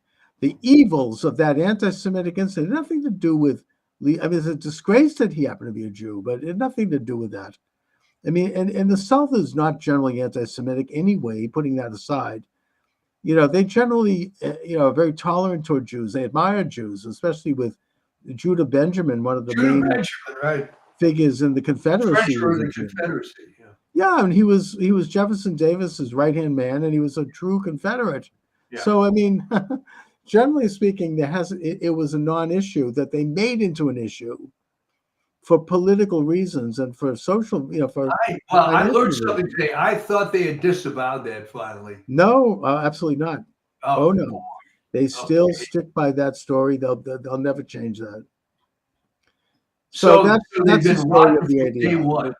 All right. They've been leftist since day one. They are like the ACLU is to the establishment. They're Fabian socialists. They want to gradually change the country by changing the meaning of words. Well, And okay, but like the ACLU, and you know more about this than I do. I mean, to his credit, Roger Baldwin, who founded the ACLU, was a communist. All right. he However, was. he disavowed the Communist Party some years later. But now you're going to tell me that the origins of the ADL, they never disavowed that. So they're No, just and I don't know if he might have disavowed the Communist Party, but he didn't disavow communism. no, no.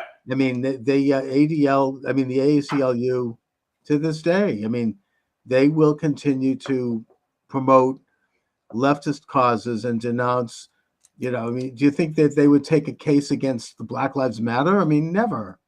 I mean, they're very much an apparatchik of the international illuminated left-wing establishment. And I think that they ran a full-page ad denouncing Trump, calling him Hitler, this kind of thing. Well, here's the good news then, going back to how we started the show. The left hasn't learned a damn thing. They're going to keep doubling down on the same ineffectual talking points, and they're going to wonder why they're losing the muse. A good book on the history of this, and I probably have it in my book collection, is None Dare Call It Treason by John Stormer. Oh, man, I wrote about that. Oh, John Stormer. John Stormer. 7 million copies, baby. Self-published. Yes, and not only that, but I think that he came out with a revised edition that was double the size, I think in the 1990s. I don't know if he's still around, but it's I think he really died only a few years ago. But yeah, but he goes chapter and verse into a lot of stuff from the ACLU and from the the National Council of Churches, how they were a communist front, how the ADL is a communist front. He shows all of the communist takeover of these, or creation of, these establishment institutions and how they then went ahead and became dominant in the media in terms of what would be, the official and approved narrative. Right. I mean, obviously the Southern Poverty Law Center, which spawned that rotten Secretary of State in Michigan, Jocelyn Benson. I mean, they're very much part of this communist movement, and that he goes into it chapter and verse. I have to get that. I mean, he really quotes it, and he does a brilliant job. You have the whole perpetual war for perpetual peace movement. Yeah. He shows how they wanted to have what's called, quote, convergence, and that this is a policy that was openly espoused by Roosevelt. That basically the idea was that the United States would move to the left, the Soviet Union would move to the right, and they would both meet and converge at some point in the middle to create a world government. You think I'm making this up? There was this, no, I mean, this is documented. This guy, Rowan Gaither, he was the head of the Ford Foundation, I think, or the Rockefeller Institute. He was interviewed by Norman Dodd, who was a researcher in the late 1950s, as part of the Reese Committee hearings, which are not well known today, but they were very pivotal. They investigated the big foundations and how they had been infiltrated by communists. And he interviewed Rowan Gaither, the head of the Ford Foundation, and he went on record as saying all of this. We were working toward convergence. We were working toward creating a new way of being, a middle ground that would merge, capitalism and communism, Sovietism and Americanism. And we were pouring money into doing this from these big foundations, which were created thanks to Wilson in 1912, 1913. Anyway, interesting history. But that's the good thing is it's history, and they keep using this, and it ain't working anymore. Well, it never worked. But the point is they're still doing it, and they still have that kind of power. They have, George Soros is no piker. I mean, these guys have international power. They have a way of framing narratives the way they want them framed. They will create a world war if they think it's going to benefit, and they're trying to do that right now. Yeah. We have about how many weeks left of this corrupt, illuminated, illegitimate administration? I think the rest of this month in December, and then 2 weeks in January. During that time, they could create a world war. They're already, firing high-end advanced missiles into Russia. And Russia's firing back. They just hit a power plant in Dnipropetrovsk in Ukraine. The people that are going to suffer from this are the Ukrainian people who would like to see some kind of a peace agreement and who are willing to give up a couple of those Russian provinces. Who cares? I mean, they're Russian anyway, in order to get peace. But they're going to try to push for this massive war. I mean, this is what I wanted to talk about today. Between now and January 20th, there's a lot of things that could go down. There are we don't know what could happen in the world, but it's a very, very dangerous time, the lame duck period. In the 1930s, I think it was, Congress actually passed, I don't know if it was a constitutional amendment, it probably was, to kind of reduce the lame duck period, because it used to run from November, it's all the way through till March of the following year, almost 6 months. Right. And it was a lot of crap went down. I mean, it was a very bad time because you had an outgoing administration, and if it was from another party, they could do all sorts of things. I mean, thinking in Massachusetts, it says they have this idea where they have the lamp in the State House on the night before the governor leaves. He's burning wax, signing legislation, passing laws. You've got Elizabeth Warren trying to shove through, along with Schumer, radical judges. They've got 50 openings, and it's and shame on J.D. Vance and Rubio for not going and doing their work right now in the Senate to stop this from happening, because there are votes, and they what do they went home for Christmas? I don't know. It's like they have to. This is a fight. they just passed through this radical appeals court judge who had given a pass to child rapists, saying that laws against child rape are racist. I mean, this person is going to be on the bench as a fairly young man. He's going to be there for decades. And this is in the South. I think it's Alabama, Georgia, and Florida. So, I mean, they're putting in position people that will never get rid of them. I mean, they'll be there forever. And, this is all lame duck. As Congress goes out, they're keeping the midnight oil. They're burning candles at night, signing who knows what. I mean, it happens every time there's a lame duck and there's a change of parties. And it is a very dangerous time. I mean, they like to talk about democracy. You can't get less democratic than this. I mean, this is real, insider power play where you're putting. Well, it is, and it's really pathetic because how can anybody, even on the left, support some of these horrible judges?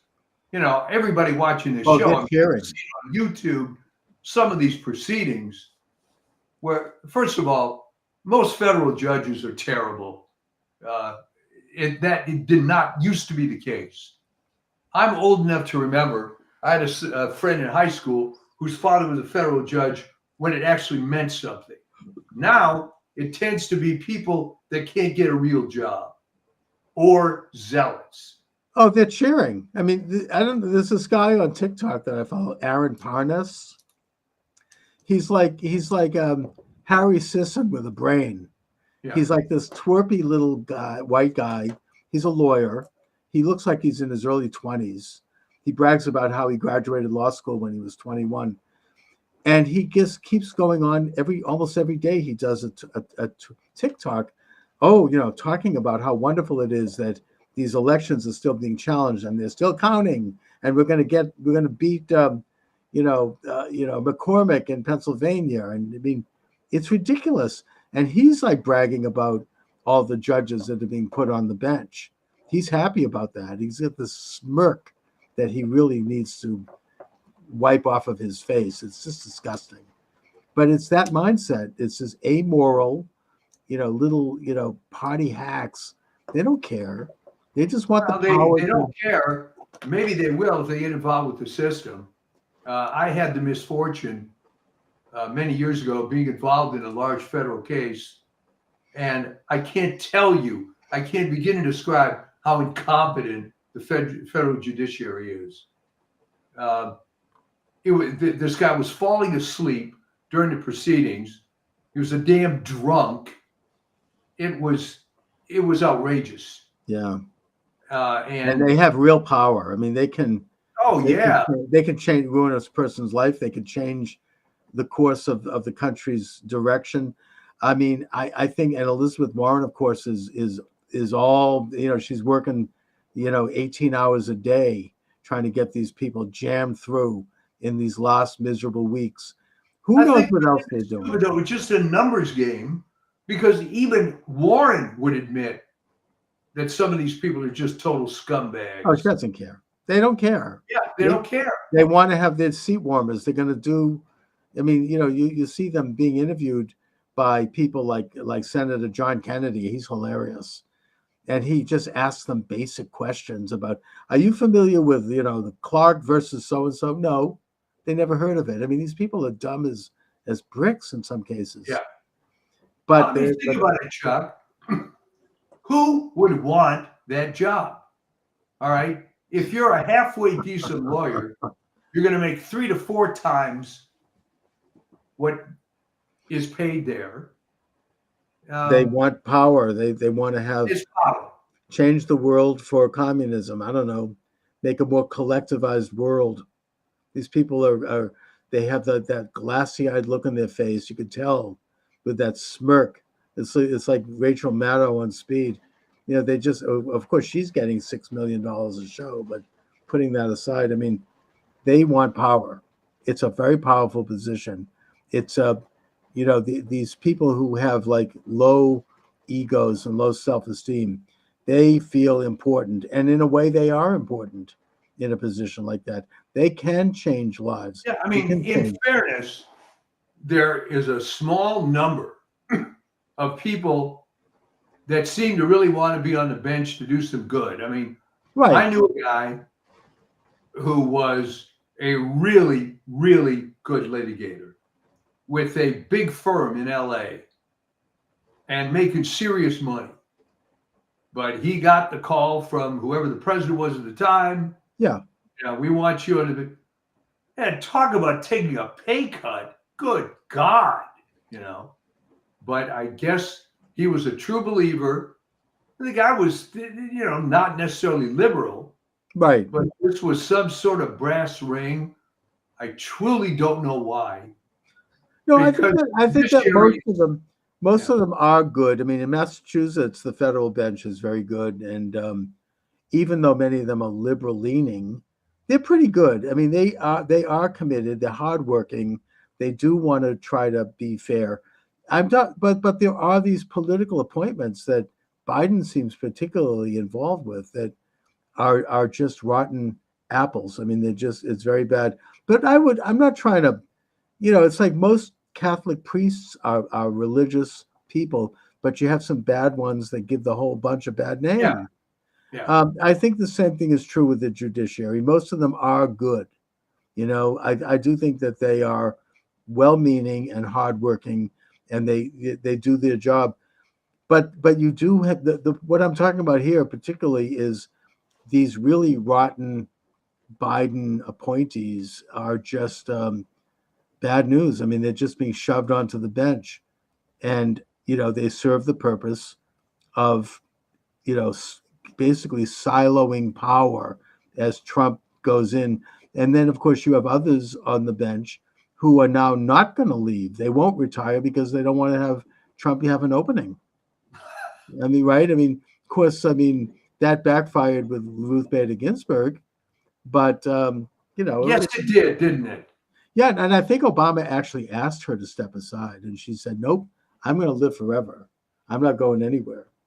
So they blamed Trump because he had an appointment. I mean, She was rotten to the core, and and this friendship between her and Scalia, I will never understand. But whatever. I mean, the thing is that they become there's a sense of invincibility after a while that they're indispensable and they're never going to go. And but here we are, Mike, in these final miserable, decrepit days of this rotten, illuminated regime, this illegitimate regime. I just I don't know what they're going to. They're kind of dismoored of any responsibility. They can pretty much now show their cards and do whatever they want to try to perpetrate their power. I think they're still in denial in a way that they have been beaten and that they are going to go. Donald J. Trump, assuming something drastic doesn't happen, God forbid, he's going to put his hand on the Bible on January 20th, and he's going to be president. And it's going to be a great day because he's going to go in there and he's going to kick ass. And he has a lot of things that are going to happen.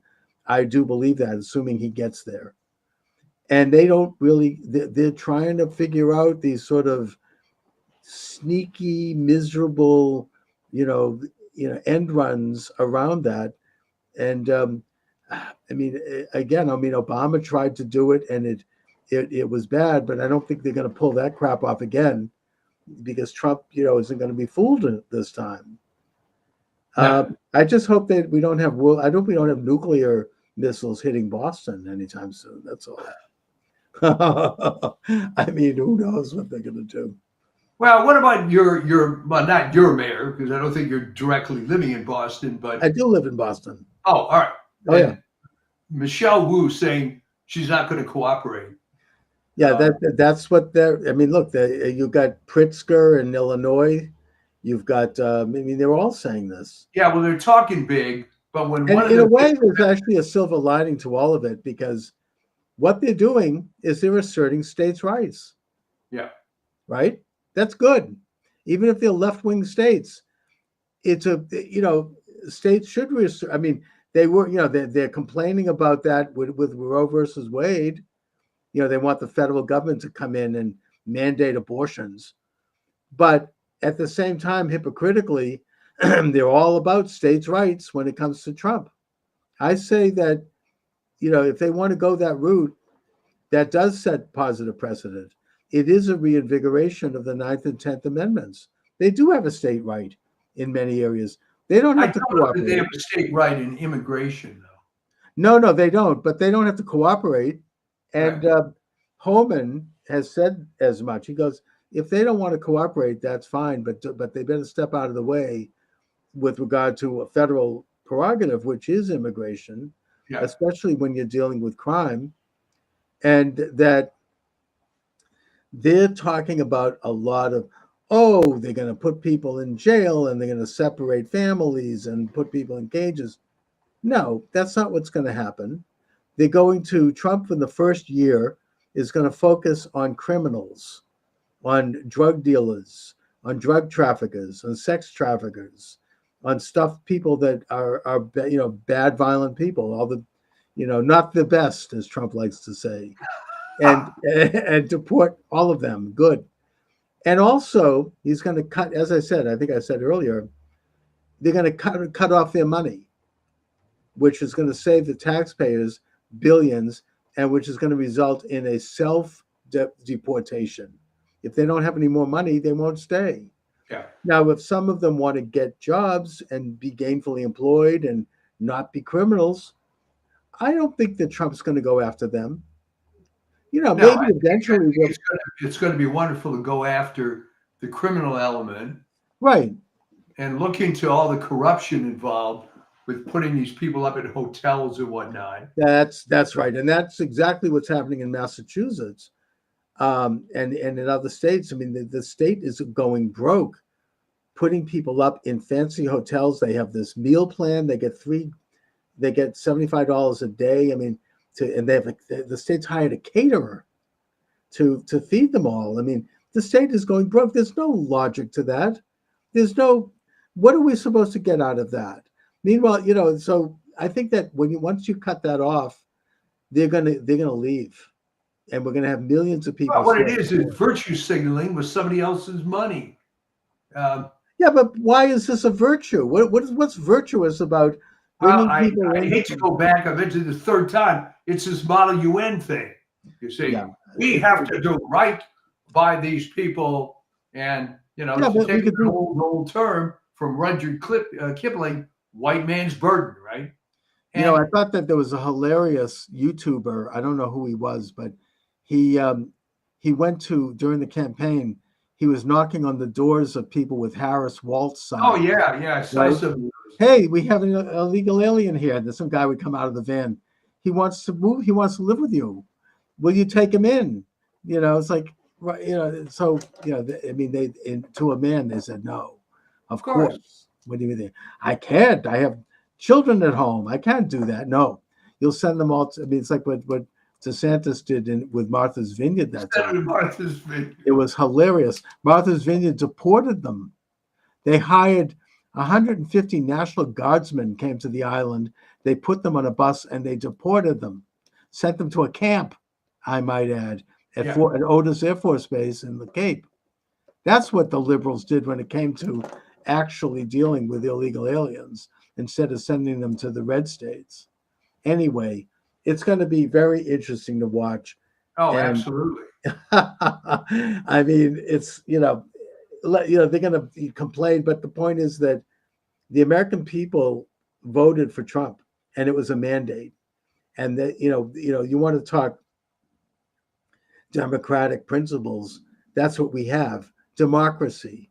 We have democratic principles. They're complaining, well, Trump is going to get rid of agencies and he's going to fire all these people. Guess what? That's what every administration is supposed to do.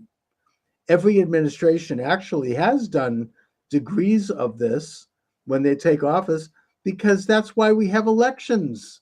Why bother if you're going to just keep people in there forever? Why, that's a dictatorship. It's an oligarchy. Why bother having an election, really? Yes. Well, why was it okay for Roosevelt to create all these agencies, but someone can't come back in and either consolidate them or eliminate them. Or get You know? rid of them. And that's exactly what I think Trump's going to do, starting with the Department of Education. You know, you get rid of about 80% of it, and maybe the rest of it can be absorbed by another department, the little piece, the tiny piece that they do that's actually of any worth. But you get rid of all of these federal agencies. And I think that with Musk and Vivek Ramaswamy, that's exactly what Ramaswamy just gave an interview where he said, yeah, we're going to consolidate agencies, get rid of them in some cases. We're going to pare them down. That's what Musk did at Twitter, and it worked beautifully. That's what's going to happen. And I say hallelujah. I never thought I'd see the day. I remember the late Sam Blumenfeld back in the Birch Society. They've been talking about this for a generation, and you never thought it would happen. Well, it is happening. And they can, and as Steve Bannon would say, they can suck on it if they don't like it. He's on fire. You got to listen to him. I don't miss a show. Oh, he is. Since he got out of prison, he is like kicking. I mean, he's like amazing. I mean, he's great. I mean, I'd love to see Trump give him an appointment. He's tremendous. Although I'd like to see him stay at the War Room. I mean, he's doing he's got millions of followers. It's huge. Yeah. I mean, he's doing gangbusters over there. Yeah, So he said this, but going to prison really helped his game. I think. Oh, he didn't. He just came out. He's better than ever. He didn't miss a beat. I mean, he's roaring, and I just think that he should continue right where he is, where he's really playing a big role, in a way very similar to the role Rush Limbaugh played, except, he's taken the glove. Rush Limbaugh, in a way, kept the kind of. He was gentle. Yeah, I mean, he didn't go too far outside of certain lanes because he knew that they could pull the plug on him. But I think that with the internet, with Bannon, he doesn't care. He was already thrown off of Facebook and Twitter years ago. It didn't matter. He just keeps moving along. He's got his own network. He's consolidated it. I mean, to my way of thinking, they can't do to him what they could have done to Rush just because of technology now being what it is. And so, yeah, I mean, I think that he should continue on doing exactly what he's doing. I mean, and other people, I mean, I certainly emulate that. Other people should try to create their network as well. It's going to be an interesting holiday season. and a festive one, I might add. Yes, festive. So, Mike, what do you have coming up on your Substack? All right, well, I had that piece that went out last night called Victory, but we focus on the issue of blaming the consumer and your favorite guy, Alan Lichtman, who just gets to be more of a joke with every passing day. I mean, after he was pilloried on all these video forums, he gets interviewed on a YouTube video by his son. Who said essentially that, well, even though that's the only one left that will interview him. Yeah. And some of these left-wing historians, some of these left-wing historians have really gone off the deep end, like Mitchum, who has written some pretty good books, completely Trump deranged, and Michael Beschloss, he wanted Trump to be executed. Yes. Remember that? Because of the after Mar-a-Lago was raided, because he had papers that might reveal some national secrets. Anyways, they've all shown their true colors. They're absolutely insane. So I guess I'll talk to you next week. We will see you next week. Looking forward. God bless America. All right. Thanks for joining me, everyone. Charles Moskowitz, welcome to the program. The movie in question is Beneath Sheep's Clothing, and my guest to talk about it is author Trevor Loudon. Trevor is a New Zealand author, speaker, political activist, blogger. He was vice president of ACT New Zealand, a classical liberal and right libertarian political party from 2006 to 2008. The author of 5 self-published books on U.S. politics. Trevor, thanks for joining me today. It's an honor. Always good to be on. Thanks, Charles, for having me. You know, Trevor, before we get started, I have to ask you about this New Zealand story with this haka, which took Yeah, place right. in the parliament. I mean, it's something that, in spite of myself, I can't stop watching it. It's fascinating. And what is going on there briefly? What's happening with that? Well, we've got to see the head of the ACT party, which you mentioned I used to be the vice president of, is Yes. David Seymour. And I knew him very well when he was the head of Young ACT when I was the vice president. And he's introduced a bill defining the rights conferred to all citizens under the Treaty of Waitangi. That was signed in 1840. It's like your Declaration of Independence. It was a founding document of New Zealand. And what it was the Maori citizens, a native race, transferred sovereignty over New Zealand to the British Crown in exchange for British citizenship. Okay. Mhm. They became citizens. Now, the left, the communists, ever since then, have been trying to say, no, this was a partnership. Maori are equal partners to everybody else. Maori should have 50% of representation in government. Maori should have 50% of this, 50% of that, 50% control of the airwaves, the seabed, etc. So David Seymour's act law was to basically codify the rights so that Maori and everybody have exactly the same rights as everybody else. Nobody has special rights, which I 100% concur with. That's the principles that America is founded on. But the left spins this as though this is a horrible bill taking away the rights of people. No, it's not. It's stopping communists. The Maori Party is a communist party, effectively. Is stopping communists getting leverage over all of New Zealand society, way out of proportion to their numbers. So that's what it is. It's a complete scam. And David Seymour was calling out the scam and saying every New Zealander should have exactly the same rights, no more, no less, regardless of your ethnic origin, which I think you and probably all of your listeners would agree with, Charles. Of course, and the bill doesn't take any rights away from the Maori. It just simply recognizes that all citizens of New Zealand are equal and that the Maori are free to organize their identity any way they choose. Doesn't change anything. It just it doesn't give special group rights to any particular group. It just stops Marxists using race as a wedge issue to get more powerful themselves. Like, for instance, they were pushing things, and it happened in some places that Maori, who are 15% of the population, would get 50% representation on government boards. For instance. So this is a great way to blackmail people. Oh, we're on the Waikato Water Board. Well, if you want to build a new pipe, you'll just have to give a couple of $100,000 to our Maori Resource Centre.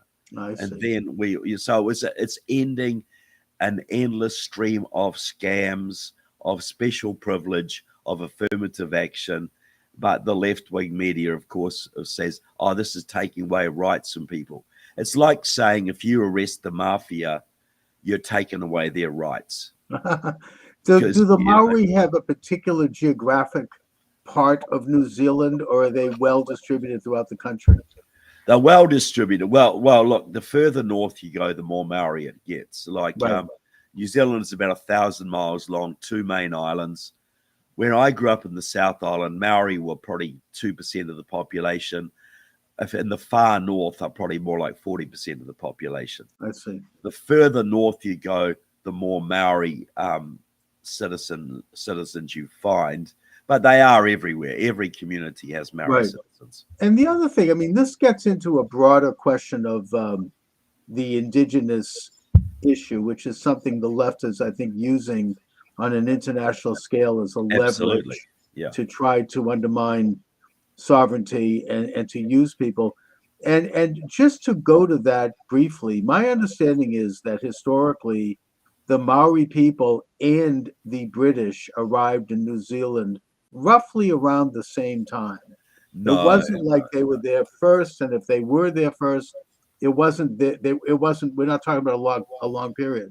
no. The Maori arrived about 1,000 years ago from the Okay. Polynesian islands, so they were well established by the time the British came. The British established formal sovereignty in 1840, but there'd been British communities there for about 60 years before that. A lot of Massachusetts whalers were there, by the way. Oh, There's sure. a lot of Massachusetts blood in certain communities in the northern, Interesting. Yeah. because the sailors had to have something to do in their time off, you know, and so there's a lot of Massachusetts ancestry in certain Yes. parts of the North Island. Just like a lot of Yeah, Massachusetts people are in Hawaii. They Well, settled here. Exactly, because of the whaling industry, and that's Whaling industry and also missionaries. yeah, Puritan exactly. missionaries. Well, that's exactly the same pattern in New Zealand, and the Maori are basically the same Polynesian race as the Hawaiians. Understood. They're the southern reach of the Polynesian diaspora, which went to Hawaii, Tahiti, and many islands in the South Pacific. But look, you're right about this being used internationally. The communists call this the nationalities question. It was devised by Stalin. It's where you don't have a working class, you find ethnic minorities, religious minorities, racial minorities that you can instill a sense of grievance in and use them as revolutionary cannon fodder. So this is the Hawaiian independence movement. It's a Marxist movement. The La Raza movement, which wants to return the southern states, southwestern states to Mexico. Sure. The communists who worked in the black community in America and the Native American community for decades. So this is a common thing. Wherever there's minorities, there's Marxists stirring them up. Right, and they want to sow division, and they run on this assumption that somehow if a timeline indicates that a group of people were there before another group, they have some kind of a divine right to that country. And Yeah. of course, they apply this very arbitrarily because they will never apply it to Jews To trying Israel, return yeah, to that's their, different. That's yeah, different. to their homeland of that tiny little swath of land that we call Israel. I want to bring things to politics right now, and I feel remiss if I don't talk about the fact that after the resounding victory, thank God, of President Donald J. Trump to serve a second term, he received both the electoral vote and the popular vote.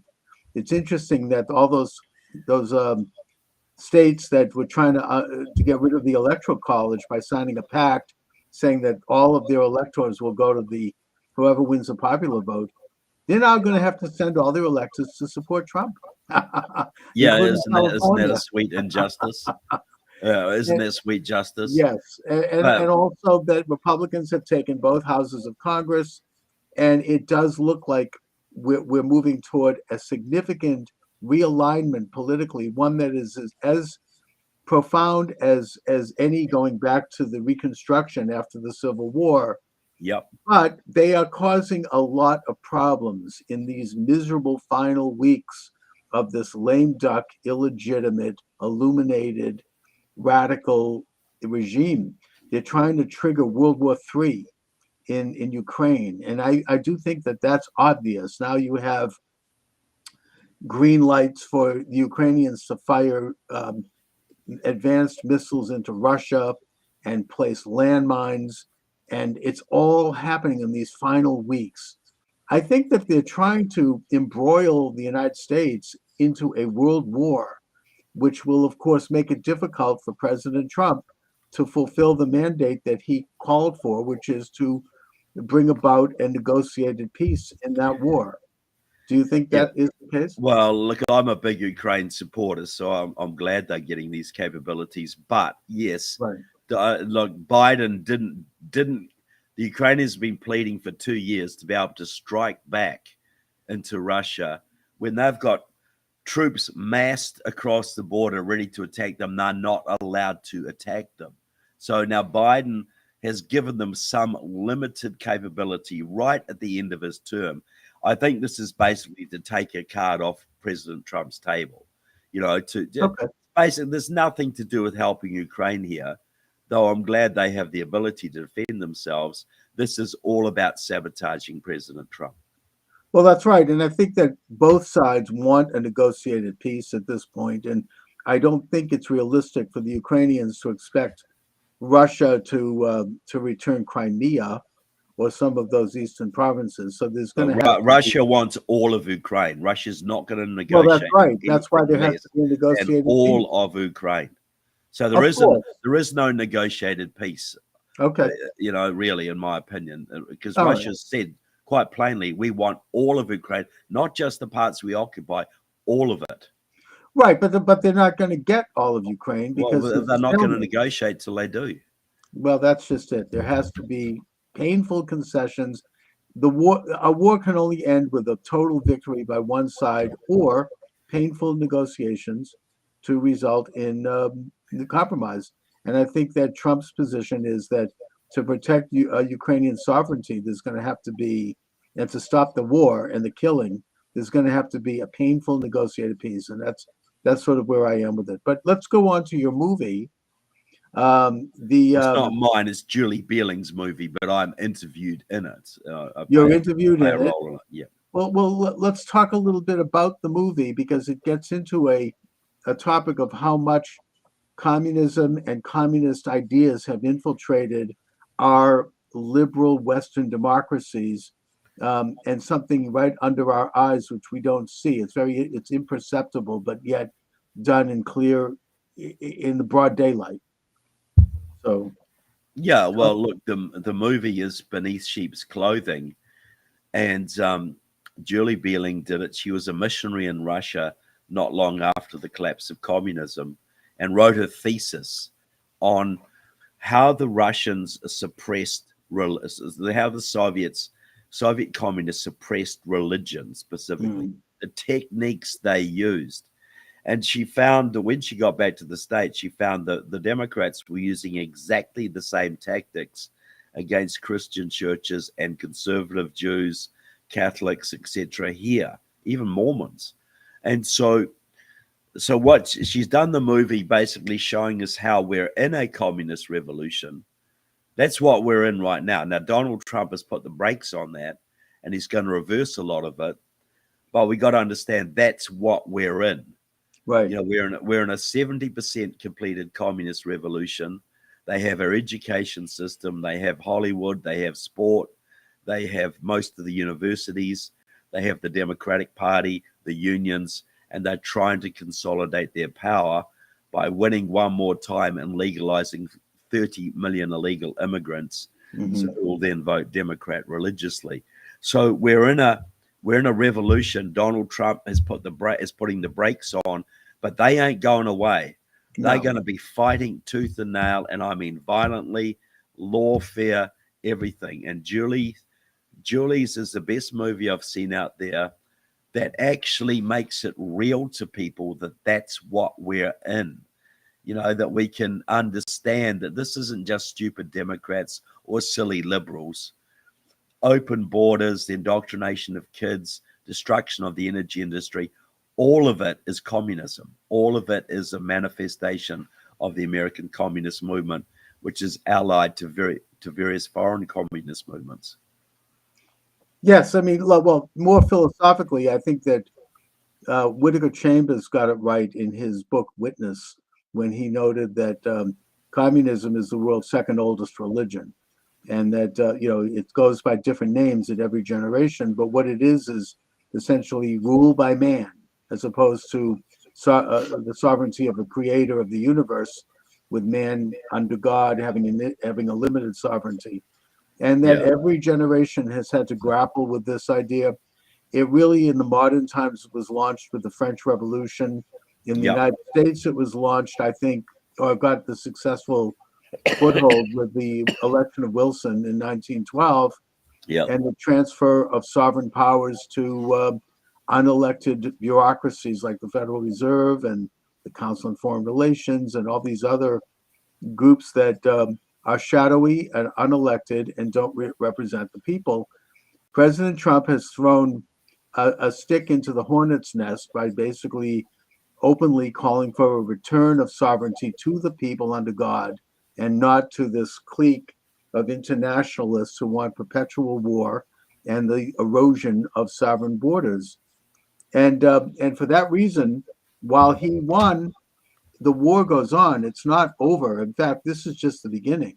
They're not going to sit down and allow for a reversal of hundreds of years of setting the stage for their creation of this international beehive of where nation states become just pro forma and provinces of a world order. Yeah, look, and you now analyze it perfectly, Charles. This is ultimately satanic. You know, the Indeed. natural order of things is God, man, nature.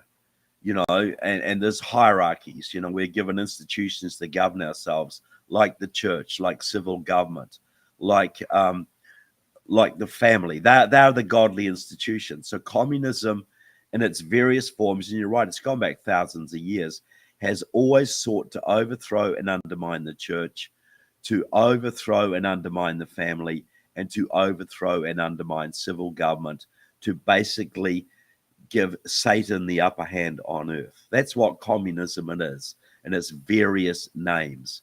Today we call it sometimes globalism or the deep state, but it is communism, and it's heavily influenced by China, by Iran, by Cuba, by North Korea, other countries who have control over large numbers of our senators and congressmen, and have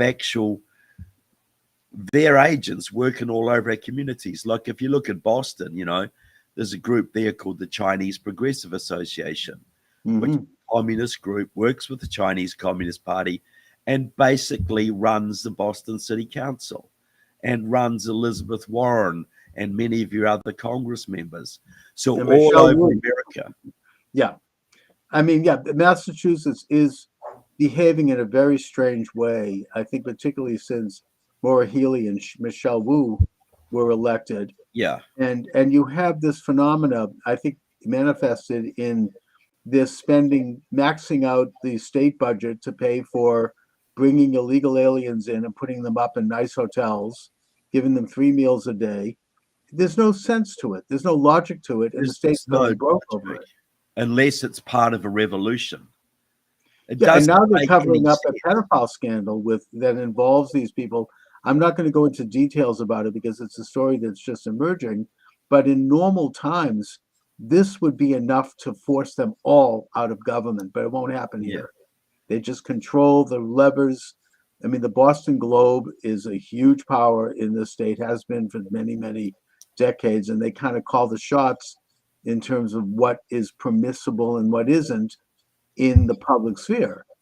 And I'm sure Massachusetts is just a microcosm for a lot of other states, not all. We have some, they call the red states, more freedom oriented, but they still control what, the high ground of the culture, as you say. I mean, I think there Yeah. was Andrew Breitbart once said that, politics is downstream from culture, and they control the big culture, the big media, big tech, big, entertainment, Hollywood, all of it, academia.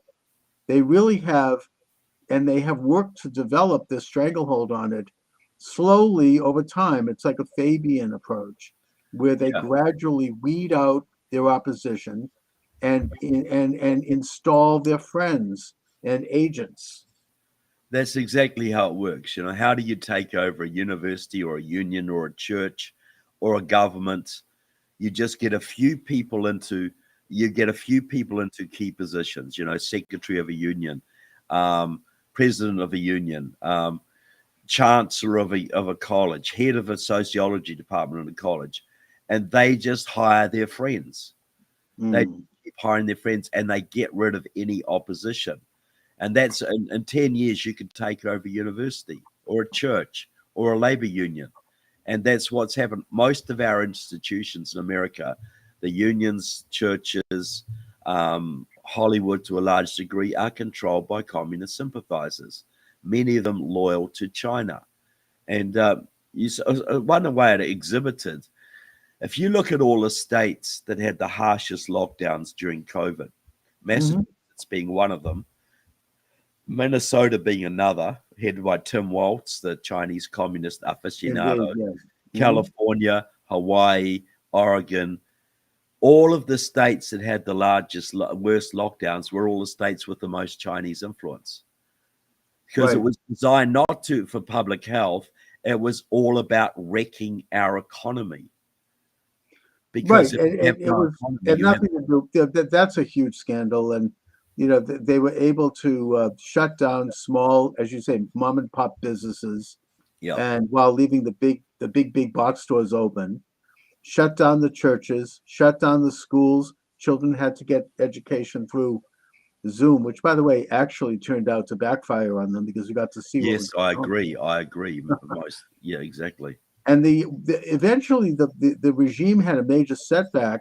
Thank God for the Canadian truckers who Yeah, stood up and said, "We're not going to go for the forced vaccines of the jab," which of course is questionable. And the whole regime collapsed here in Boston. Michelle Wu, our new mayor, talk about maybe communist associations. oh, absolutely. She is Yeah, I mean, her first very act heavily was tied into the communist movement. you couldn't go into a store or a restaurant unless you showed your card proving you'd had the vaccine. And that happened right when the truckers struck, and there was fear that the trucker strike would spread to the United States. So they backed down, and she backed down. Yeah, And so they had a setback, but they're going to try something else. I mean, this is it's only a matter of time. I think that they've had another setback with the election of Trump. yeah, And the team that he's putting together is tremendous. They're going after every one of them. They have people who they're planting a strategy, from what I understand, where they're going to sue everybody. Every move he makes is going to be lawsuits, attempts to Yeah. impeach him. And I think that Trump has become sophisticated enough, and the people around him, that they're going to respond by countersuing. They'll tie them up. I mean, they'll bleed them out. This is a tough group, and I just was censored on TikTok. I guess I said something that PO'd the TikTokers, so I've been suspended for a week. Sorry about that. So anyway, that's the agenda. Look, I mean, it's happening in real time here. They still. Well, it's wonder because we were talking about Chinese influence in the Yes, I think that was globe. the key. Mentioning Chinese influence. Yeah, I think you're absolutely right, which is profound. China has, basically established a censorship regime in the United States with scores of, they got the EKG thing. I mean, they got rid of that to an extent, where if you don't rate well in 3 areas: economy, environment, governance, and social consciousness, you get a lower score and you can't function as well.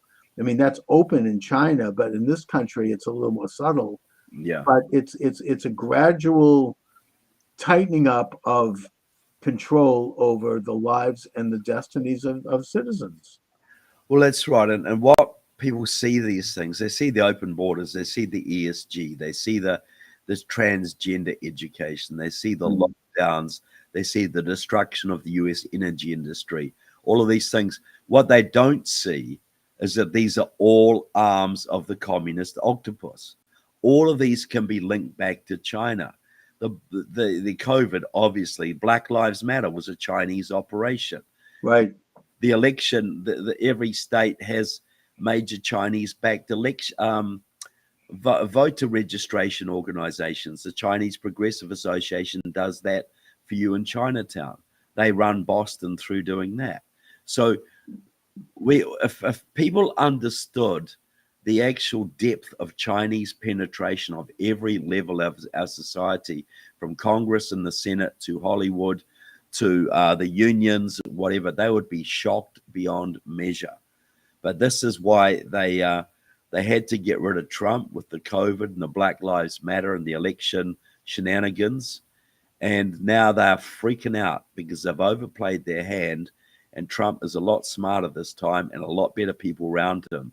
So we're going to see a battle royal coming up over the next few years. But as the point being, Don't go to sleep. It ain't over. Mhm. Too many people went to sleep the first time Trump got elected, and they came back and they won the election, and they rubbed our noses in it like little puppies in the carpet, Right. And we got to understand Trump's a leader, but we got to all be involved in taking our country back, all of us.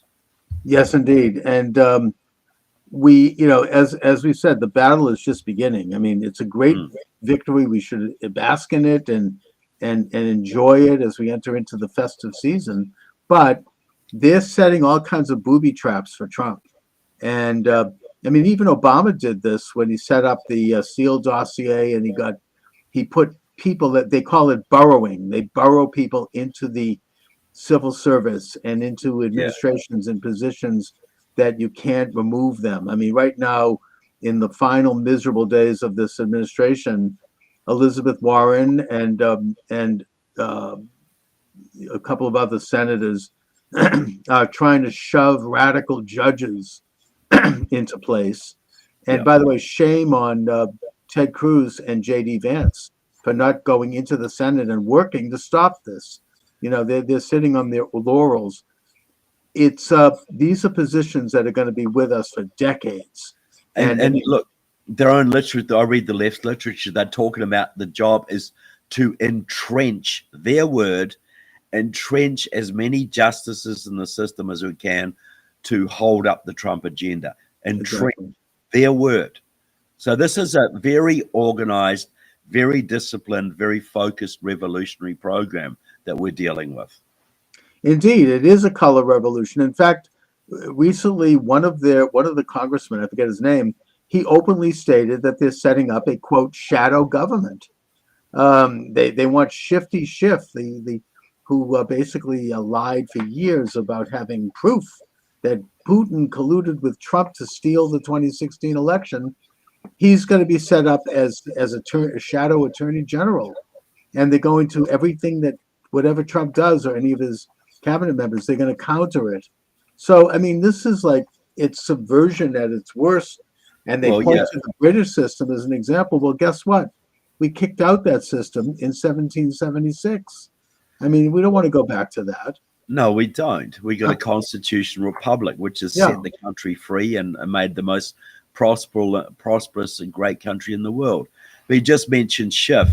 All the time he was going on about Russian collusion, he was working closely with the Committee of 100, Communist China's main influence operation in America. Mm-hmm. So he was going on about Russia, and nobody called him for his China, deeply in bed with the Chinese Communist Party all through that time, and nobody called him on it.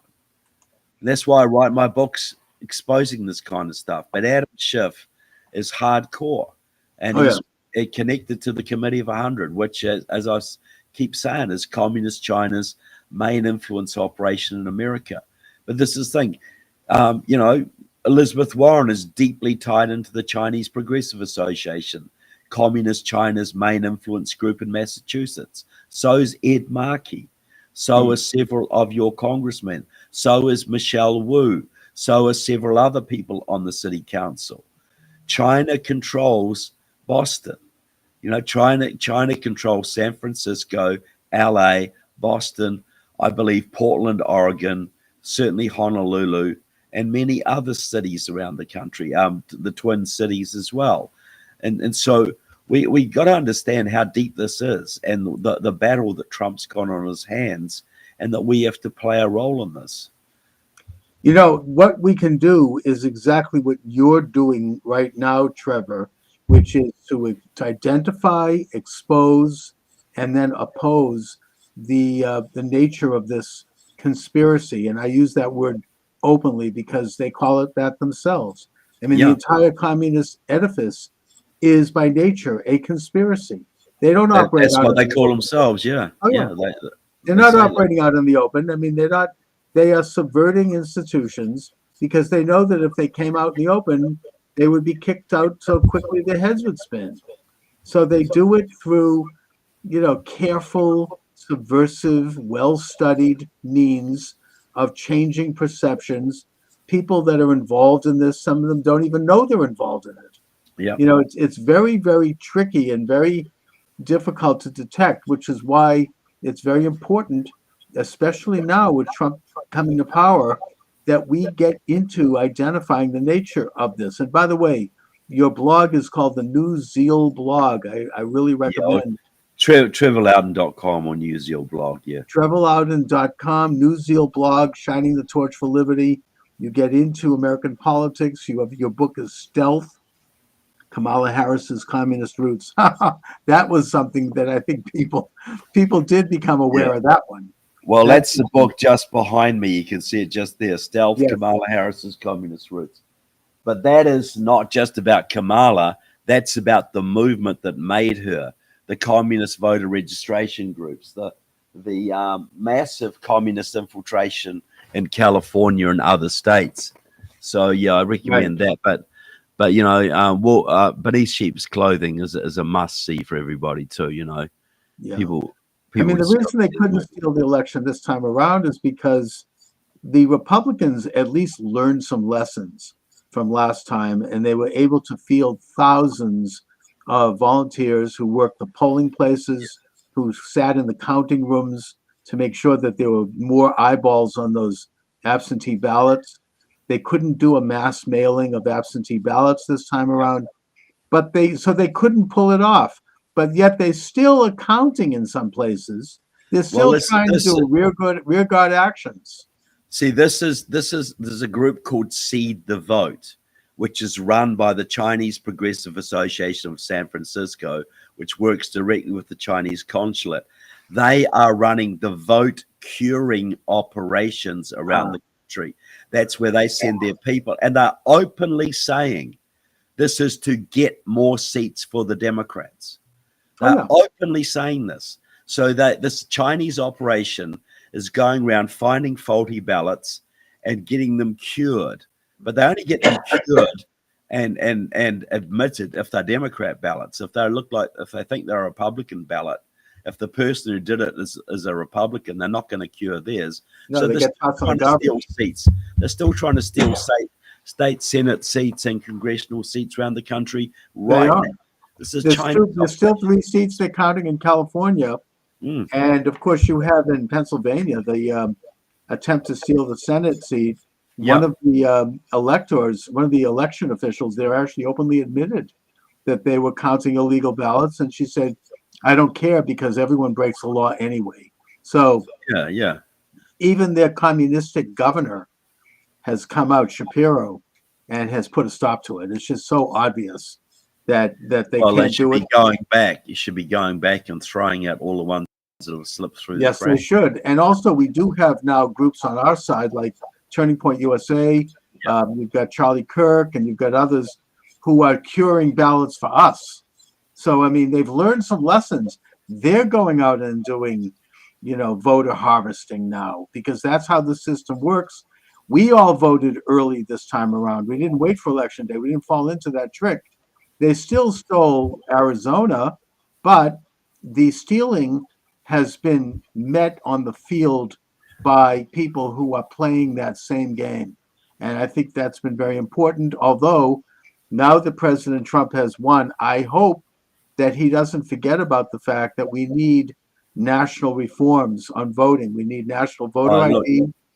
We need to have paper ballots, get rid of the machines. Elizabeth Warren in Massachusetts put a bill up in 2018, I mean, where she said that the voting machines are rigged and that we need all paper ballots. Of course, she denies that now, but that's we have to call that up and say, I support Elizabeth Warren's bill. And I do too, but that's the thing, isn't it? All these reforms have to be put in place, and people have to go to jail for committing vote fraud. Oh, absolutely. And by the way, it's not voters who are stealing your car or stealing your ballot. Yeah, I mean, this is a crime. It's a felony. It's not individuals committing voter fraud either. It's election fraud. It's ballot fraud. It's organized, hardcore. It's like an organized crime issue.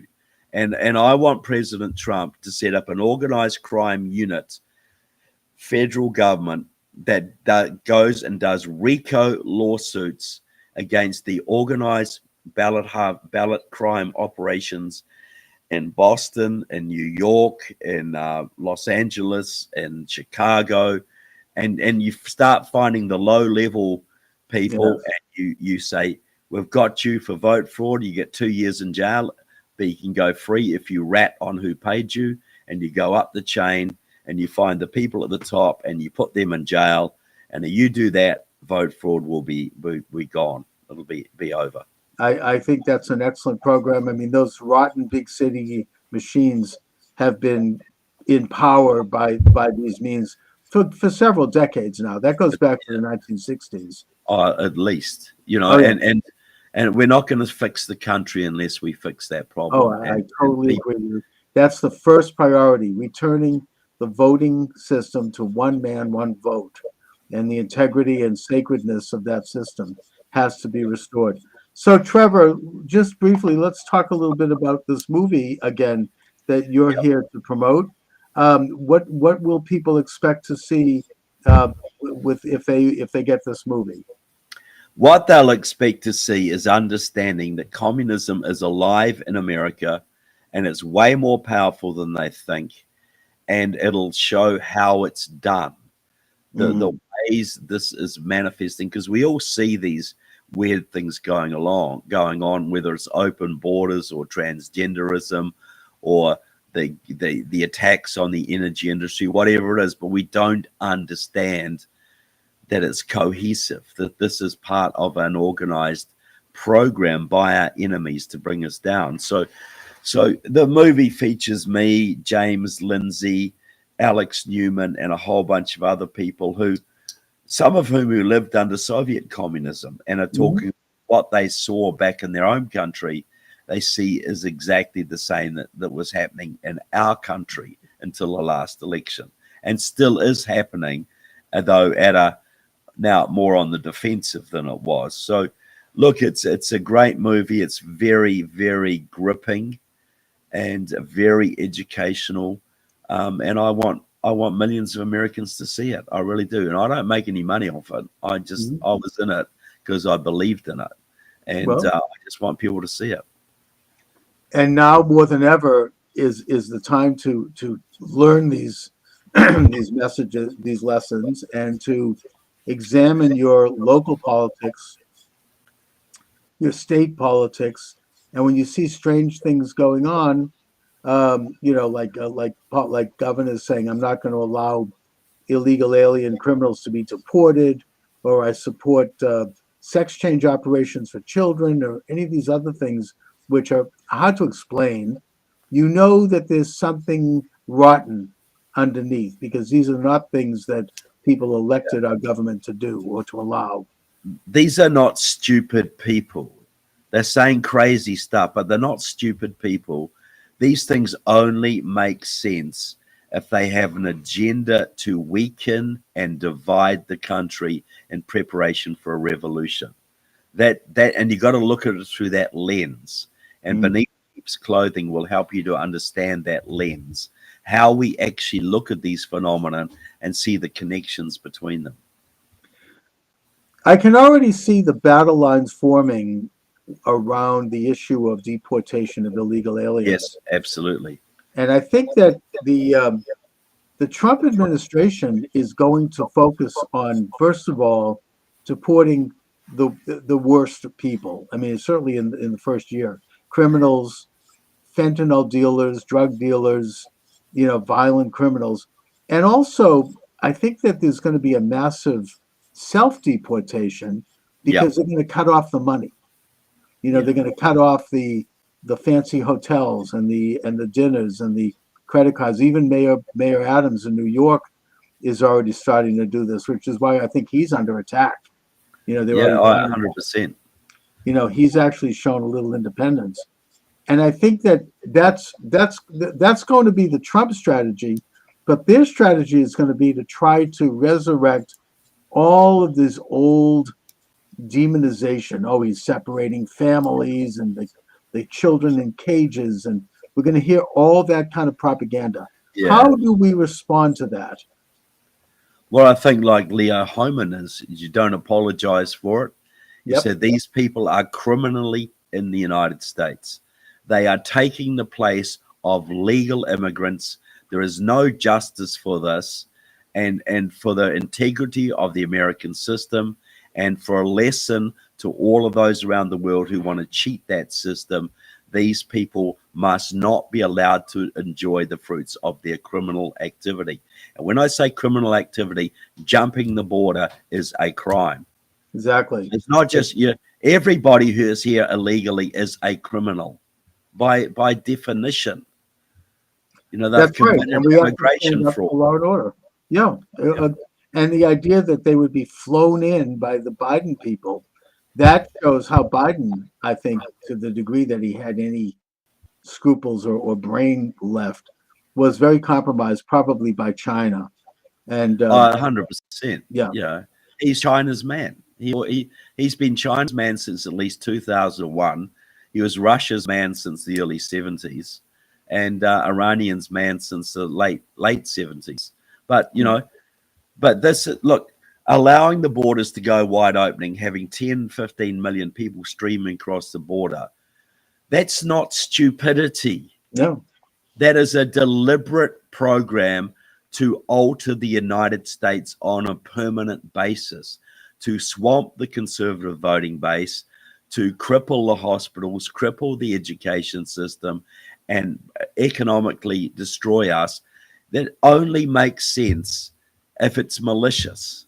This is not, these people are not that stupid. Oh, no, it's quite deliberate. You know, it is absolutely deliberate. The goal is the social transformation of America on a permanent basis towards socialism. You imagine, had Kamala Harris got in and she legalized 30 million illegal immigrants who then voted 90% Democrat, that was their goal, to have a one-party state that could never be thrown out, ever. You never get rid, you'll never get rid. Close to getting it. You never, once you have a communistic government in place, it's very difficult to get rid of it. I mean, look at Venezuela. We could look at the Soviet Union. It took almost 100 years to get rid of that. I mean, it's they become, they immediately assume control of all of the levers of power, all of the nexus of influence in a country, and there's just no defeating them. So I mean, yeah. You know, people used to say to me when I campaigned against communism in the 80s, they'd say, "Oh, Trevor, if the people in Russia didn't like communism, they'd just organize a revolution and throw it off." And I'd say, look, to do that, you need a few people, right? So you got a room, you got 25 people in it. You're going to organize a revolution. 5 of those people are KGB informants, but you don't know who they are. And if they tell the KGB what you're doing, you're going to get executed. So are you really going to try and organize this counter-revolution? No, they use, of course, they have the mechanism of terror. I mean, I've talked to a couple of Iranian exiles here who have told me that they go back, that some people try to go back and they all get killed.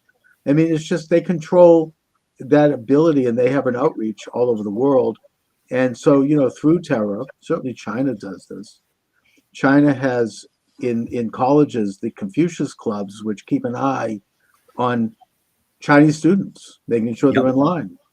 You know, yeah, so and they had about 17 secret Chinese police stations in Minneapolis and others, monitoring anybody who might say something bad about China, and then their families will get pressured. They will get kidnapped. They've actually kidnapped people from this country and taken them back to China. Chinese nationals living in America who have criticized the Chinese regime have been kidnapped and returned to China. Oh, yeah. And that was right under Tim Walz's nose. Tim, China-loving Walz in Minnesota, was allowing this to go on.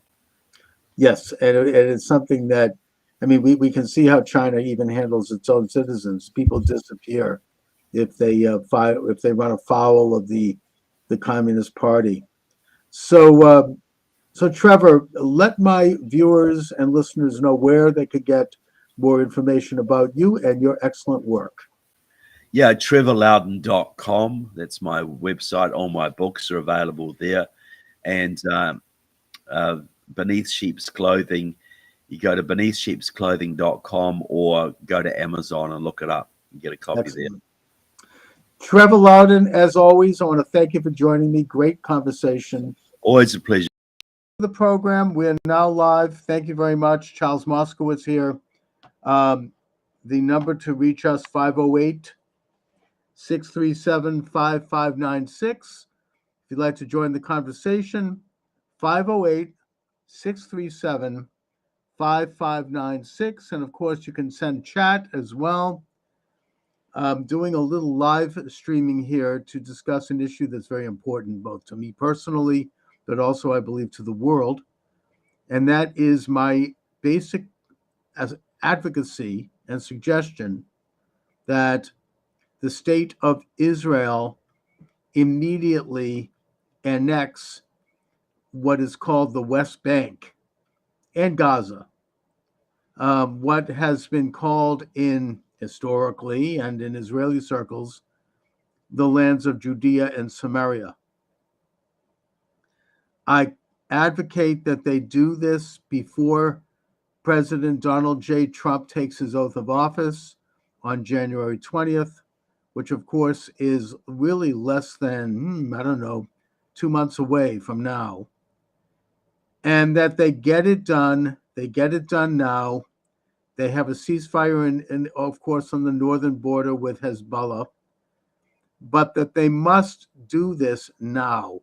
This is a unique, historic opportunity for Israel to take the bull by the horns at last and codify what was certainly a military victory in 1967, the Six-Day War, but which will end this ongoing political agenda to tear out from the very heartland of the tiny state of Israel another state that would be hostile to its existence. This would be like, creating a Taliban state out of one of the American states, or an ISIS entity out of one of the American states. To expect Israel to do that politically, militarily, it would be insane. Religiously and spiritually, it would be wrong. Israel must assert sovereignty over that tiny country that was recognized by the Balfour Declaration, was recognized as part of the British Mandate of Palestine, at least the western part of it. The eastern part, Transjordan, was basically the Arab part of Palestine. And they have to stop the quibbling and the ongoing and endless arguments and discussions. Get it done. Get it over with. Israel is Israel. Israel today, before I address the political issues, I want to address the spiritual issues, and then I'll go to the practical question. The spiritual issue is simple. The Lord God, King of the universe, blessed be he, spoke to Abram, who became known as Abraham shortly after this message, where he told him to go up and go to the land that I will show you. That land is exactly the parameters of the state of Israel today. That land, Abram did go up, Abraham as such, as the world's first believer in the creator of the universe. And he established a commonwealth there. He fought wars with the Canaanites, the seven nations, and he successfully established the first completely sovereign Israelite commonwealth. That continued through his rule and through that of his son Isaac, and then on to his son Jacob. Of course, we know the story of Joseph and how he ended up in Egypt, and he became the de facto prime minister of Egypt after saving the country from famine. And then Jacob and his sons dealing with terrible famine in Canaan, went down and had a reunion with Joseph, and they lived in Egypt, where eventually, after Joseph's death, they became slaves. We all know the story. They would then be liberated by the hand of God and his messenger, Moses. They would wander through the Sinai for 40 years, where they would receive the Torah at Sinai, at Mount Sinai. They would then conquer the land that God had shown Abraham, that being exactly the parameters of the state of Israel today. The book of Joshua talks of how Joshua crossed the Jordan and defeated the Canaanites at Jericho. Now, the book of Deuteronomy is clear about two things here. Firstly, that 2.5 tribes of the 12 tribes asked to stay behind, to stay on the other side of the Jordan, and yet remain part of the Israelite Confederation, and continue to help with their brother tribes in the conquest of Canaan, which God commanded the Israelites to do. So that tells us that the border of the Holy Land was the Jordan River. The Jordan River today is the exact border between Israel and Jordan, or the Kingdom of Jordan, or Transjordan, which, of course, according to the British Mandate, is Palestine. So you have the border established. The second piece in Deuteronomy that I would note is that when Joseph blessed his sons and his brothers, and God and Moses, I think, or God blessed them, the borders of their tribes were clearly delineated. And those tribes stretched from the Jordan River to the Great Sea, the Yam Soph, which of course is the Mediterranean, and from the north, Dan, to the south, Beersheba. Those are the exact borders of the state of Israel today. The Tel Dan is actually in Metula, which is in the very northern tip of Israel. And of course, Beersheba is a city today. It's one of the oldest and most ancient continually inhabited cities. And it's in Israel today. The only part of the state of Israel today that is outside of these lands that God commanded Joshua to conquer is a stretch of desert that goes from Beersheba south to the Gulf of Eilat. That's called Negev in Hebrew, which is a word for desert. So, in other words, Israel exists in the parameters of that great land. That is a fulfillment of the commands of the Torah. It is the commands of the God of Israel, the God that we believe is the one God. There is no other God before him. Why God chose Israel, I don't know. I mean, that only God knows. But that is the very cornerstone of our faith. And it is very clearly delineated that we are to establish a commonwealth in that land, and we are to observe certain laws that would separate us from all the other nations and make us into a priestly sect. That's the concept of the chosen people. Not to go too deep into that, other than to point out that this concept has been misinterpreted by both Jew and non-Jew historically to mean that the Jews are involved in a command to control other people, to control the world because we're superior. Not so. That's not what it's about. We are not superior to any other human being. All men and women, I may add, according to the book of Genesis, were created in the image of God. We are all equal. We are all children of God and images of God. And it is that element of the book of Genesis that was recognized, thank God, by the founding fathers of the United States Republic. That's what Jefferson pointed out in the Declaration of Independence, issued July 4th, 1776, where he stated, all men are created equal. That's where that came from. It came from the book of Genesis. God said that all men and women are created in the image of God. We all have the same rights under God. We all are born equal. We all die equal. We're all equal. So I just wanted to dispel that misconception, one that's been occasionally amplified by people who don't mean us well. But also at that time, the borders, as I said, were clearly delineated between the 12 tribes, and Joshua conquered Canaan. He left some of the Canaanites where they were, which means that in some ways he failed to completely conquer Canaan. And that failure continues, frankly.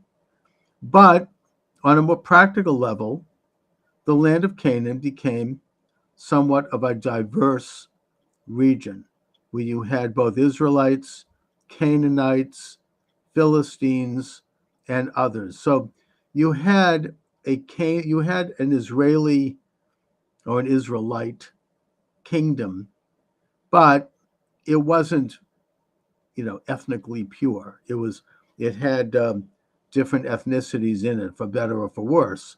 And that's, of course, the story of the book of Judges, the book of Kings, the book of Samuel, right up through the book of Chronicles. I'm just getting into a brief history here, okay? The kingdom is united under first Saul and then David. And then it reaches a zenith of power under Solomon, where it becomes a great, powerful empire. Jerusalem is established as the capital. Solomon builds the temple in Jerusalem, which is actually not commanded in the Torah, but which is in the writings. And then, of course, Saul falls into sin, and he spends so much money on his concubines that he bankrupts the country. 3 years after his death, his son Rehoboam turns out to be worse and not even as intelligent as Solomon. And then the empire divides into two, Judah and Israel, or Judah and Ephraim. The northern kingdom becomes more pagan. They set up idols, mainly because they wanted to stop people from making pilgrimages to Jerusalem, since the two countries are now enemies. And at times, friends, Judah remains Judaic. It remains children of Judah. It adheres to the covenant, with some major lapses and some bad kings like Manasseh. But nevertheless, it retains its consciousness, its identity as the inheritors of the covenant of Sinai, the extra code and all of it, and the worship of God, the rejection of idol worship with all of its evil practices. Eventually, the northern kingdom is taken away by the forces of Nineveh, of Assyria, in the person of Sennacherib, and they are dispersed to, generally according to the prophets, regions in what is today Iran and Azerbaijan. The kingdom of Judah continues, and the kingdom of Judah is more than just the tribe of Judah, of course, because Judah had conquered Benjamin, and you had the disbursement of the tribes of Levi and Simon. Since both of those tribes never received an allotment, they were dispersed among all the tribes. And you have elements of the northern kingdom who had made their way to Jerusalem to worship at the temple and who stayed, and then in exile reuniting with the Judahites who had been eventually sent into exile with the Babylonian conquest in the person of Nebuchadnezzar and the destruction of the temple and of Jerusalem. So that happened maybe a century later. Then, of course, after the destruction and the exile, the Judahites, the children of Israel, are commanded to return to their ancestral land once again as clients of Cyrus the Great of Persia, who conquered Babylonia and who is referred to as the Messiah in the book of Ezra. Ezra, the scribe, and his general Nehemiah lead the children of Israel, or a big portion of them, not all. Many of them stayed in Persia or Babylon, where they set up, by the way, an incredible and learned civilization of Judahites, or what in English we call Jews, and eventually leading to the writing of the Babylonian Talmud many, many centuries later. But Ezra returns to Jerusalem. It's miraculous. He reestablishes the state in Judea or Judah. Judea is just a Roman, Latin, Greek way of saying it. He rebuilds the temple, and he reestablishes the Commonwealth under Persian sponsorship. Eventually, Alexander the Great defeats Persia, passes through Judea, recognizes the Judean client state under Greek control. The Greeks, of course, after Alexander's death, his General Ptolemy takes over and rules from Egypt, still recognizing the sovereignty of the Judeans, the semi-sovereignty. And by the way, around that time, Ptolemy, or one of his children, developed the Septuagint, which is a Greek translation of the Torah, and which basically brought Torah principles to much of the world. After Ptolemy eventually has a war with Antiochus of Syria, who victoriously presides, he conquers Judea. A lot of Judeans are beginning to become super secular. They're becoming Greek. They're becoming Hellenic. There's a civil war there between them and the religious Judeans, led by the Hasmonean clan, which is a priestly clan. Eventually, the Hasmoneans defeat not only their fellow Jews who were secularists, but also the Greek state under Antiochus. That's the story of Hanukkah, which is a story of sovereignty. It's a story of nationalism. It's a story of religious assertion, one that should and has inspired all of man ever since. And by the way, the book of Maccabees is codified by Catholics in their Bible, the Vulgate. It's not actually codified in the Tanakh. But nevertheless, we observe Hanukkah. Judah Maccabee, the son of Mattityahu, establishes sovereignty, complete sovereignty, even though he does send a gift to Rome, because Rome at that point was the major power in the world.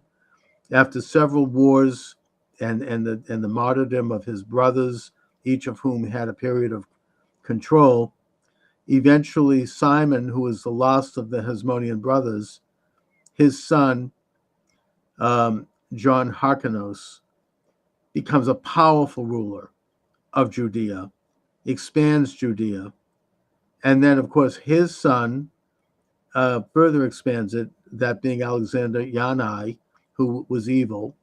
And then when Yanai dies, his wife, Queen Salome, becomes queen for a great period of time. I don't think it was long, maybe 10 years. And after her death, her two sons, unfortunately, fell into a civil war. The Romans used that as an opportunity to back one of the sons and install him as a dictator under Roman auspices. And the general Pompey, Gaius Pompey, entered Jerusalem and entered the temple. And while that ended the sovereignty of Judea, the infrastructure continued. They were punished by the installation of Herod, who was an Idumean and who was a forced convert as such by Hyrcanus, which is seen as a sin in the Talmud. And he was evil, very evil. And he established what you might call the so-called deep state, what President Trump would call, in Judea. And the Herodians under Herod would control all of the institutions. They'd control the high priesthood. I would argue that they were the ones who were responsible for the crucifixion of Jesus, because they're the ones who advocated it to the Roman dictator, Pontius Pilate, who, by the way, I know that he's portrayed this way somewhat in Christian sources, who I think wanted to soften any attack on Rome later on, as they basically eventually literally took over the Roman Empire. Nevertheless, according to Alexander of Philo Alexander, a Jewish scholar in Egypt, and according to Josephus, who was one of the primary sources as a historian of those times, Pontius Pilate was a very cruel and brutal dictator who probably crucified thousands of people outside the walls of Jerusalem. Eventually, he was so brutal that he was even too much for the Romans, who recalled him after he massacred Samaritans who were going to pray on their holy mountain, Mount Gerizim, which is in the heart of Samaria.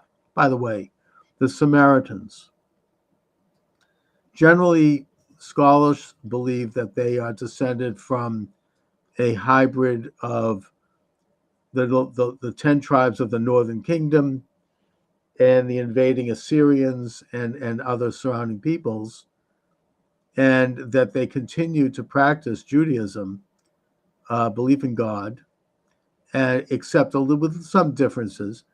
They approached Ezra to ask for a reunion. Ezra refused. Now, for reasons that we don't totally know, but that's what happened. And they're still there. They live around the city of Nablus, which of course is the Greek city of Neapolis, or the Roman city of Neapolis, and goes back to the ancient Hebrew city of Shomrim or Samaria.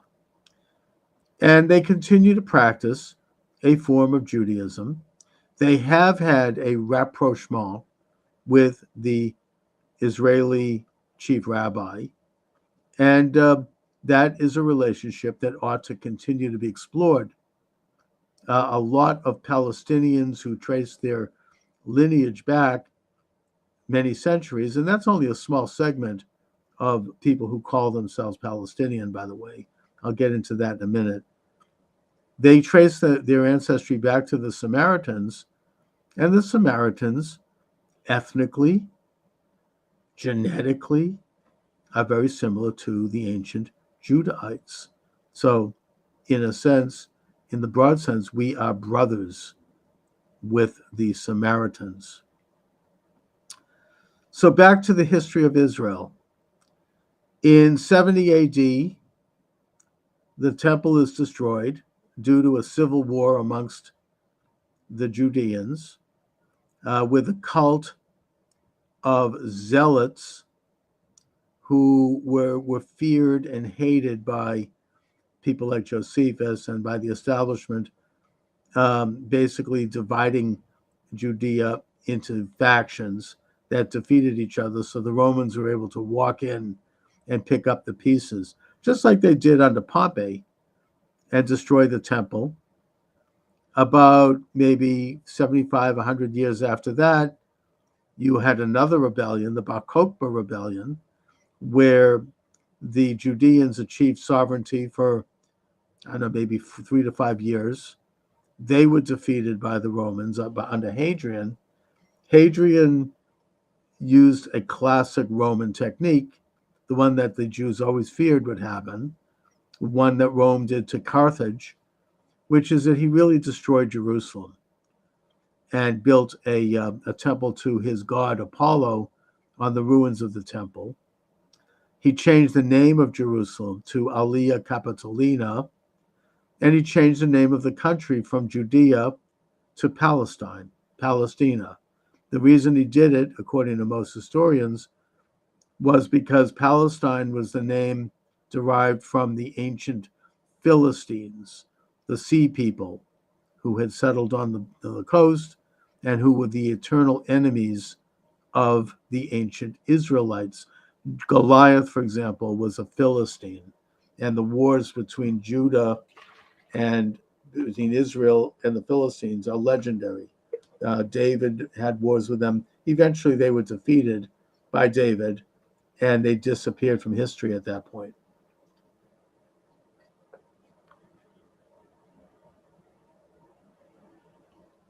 So you had the complete defeat of Judea, and yet they continued on in a weakened state. There was a disbursement of Jews, one that started by the Babylonians but continued and accelerated throughout the Mediterranean. Jews, according to history and archaeology, settled in the Rhine Valley of Germany. They were as far as Ireland. They were traders. They were merchants. They got into business. They were known to be polyglots. In other words, they knew many languages. So they made themselves useful to various courts. There's a big Jewish community in Saranasia, which is today in Libya, Benghazi. They were in Spain. They were everywhere. And yet they continued in Roman Palestine and Byzantine Palestine. And they continued to write the Talmud, or the Palestinian Talmud. And they continued to have communities there. They never left.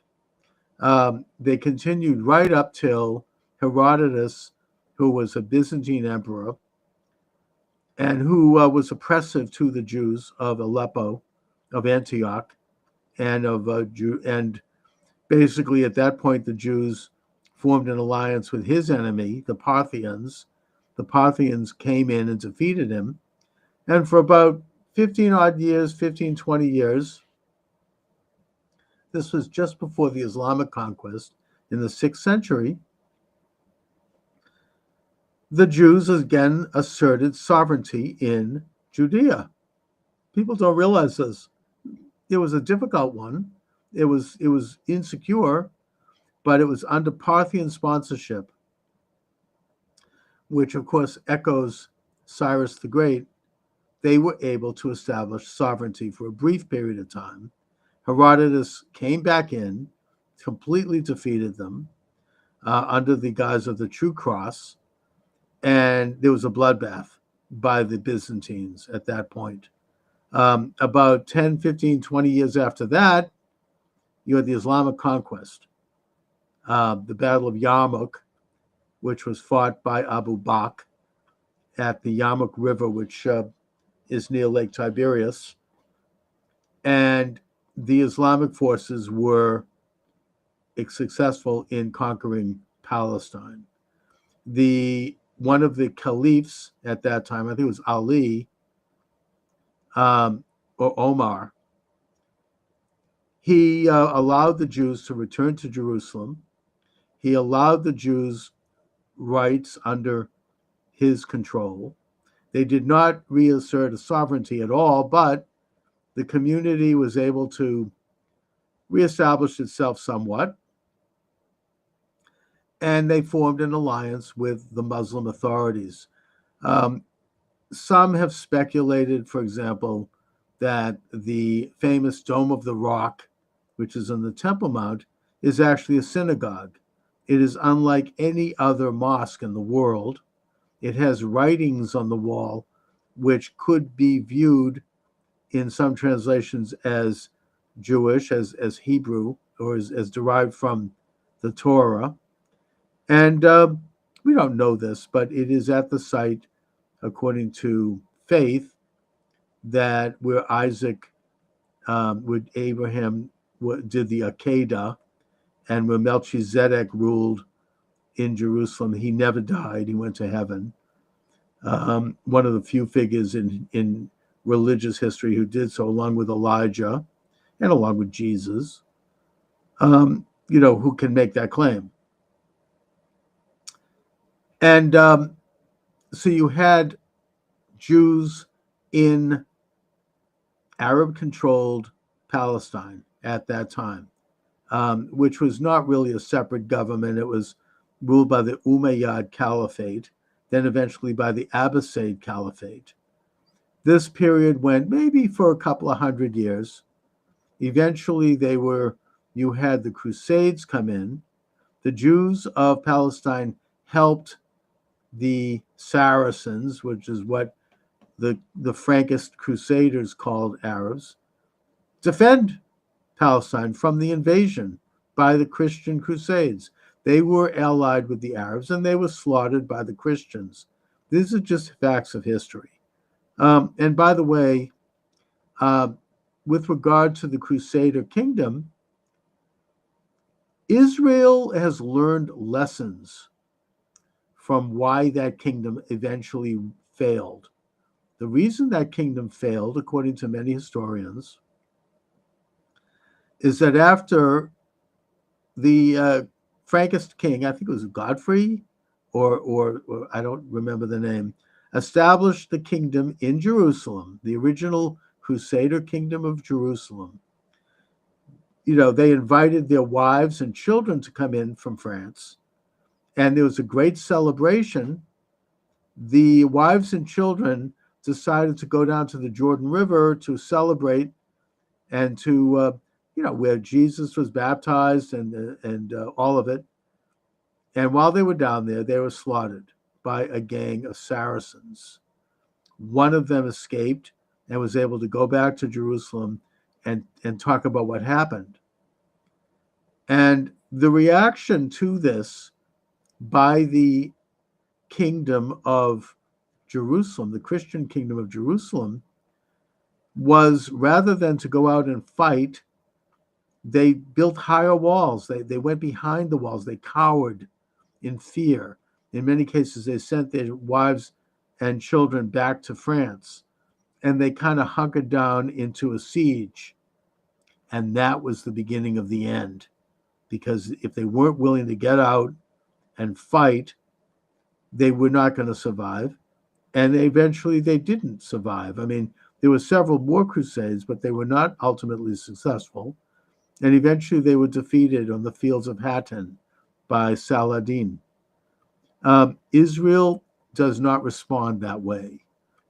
When Israelis are attacked, they don't cower. They may just temporarily for a day to protect their lives, but then they come out and they fight and they defeat and smote the enemies that are trying to wipe them out. The same enemy that successfully defeated the Crusades. So that's a lesson learned. After Salah ad-Din, who was Kurdish, so the Arabs were gone at that point, ethnically, ruled an empire.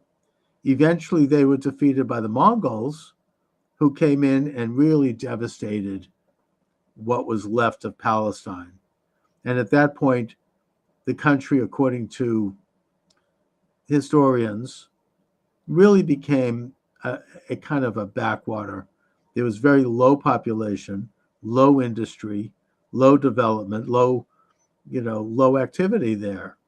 The Turkish eventually, under the rule of Osman, became the Ottoman Empire.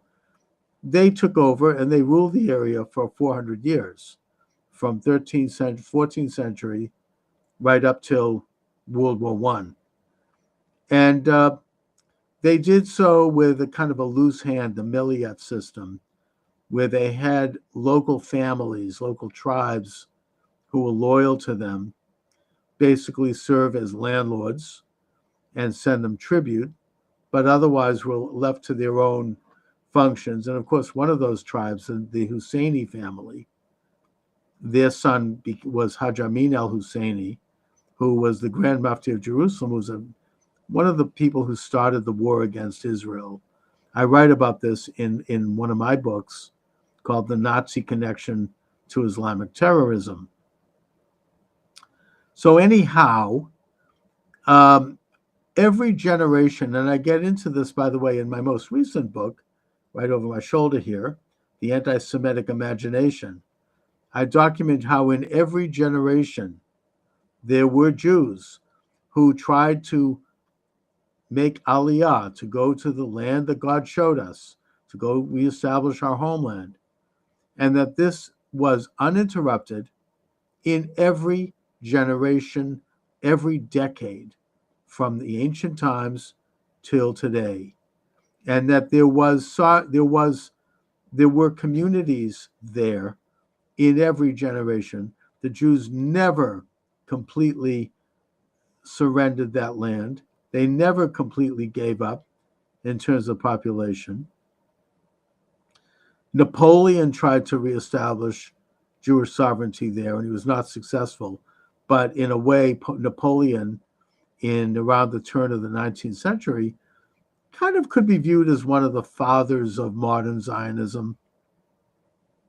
Zionism, again, being a movement that it's both nationalist and religious, that has existed within the Jewish people and their allies in every generation and in every decade and in every year from the ancient times right up till today.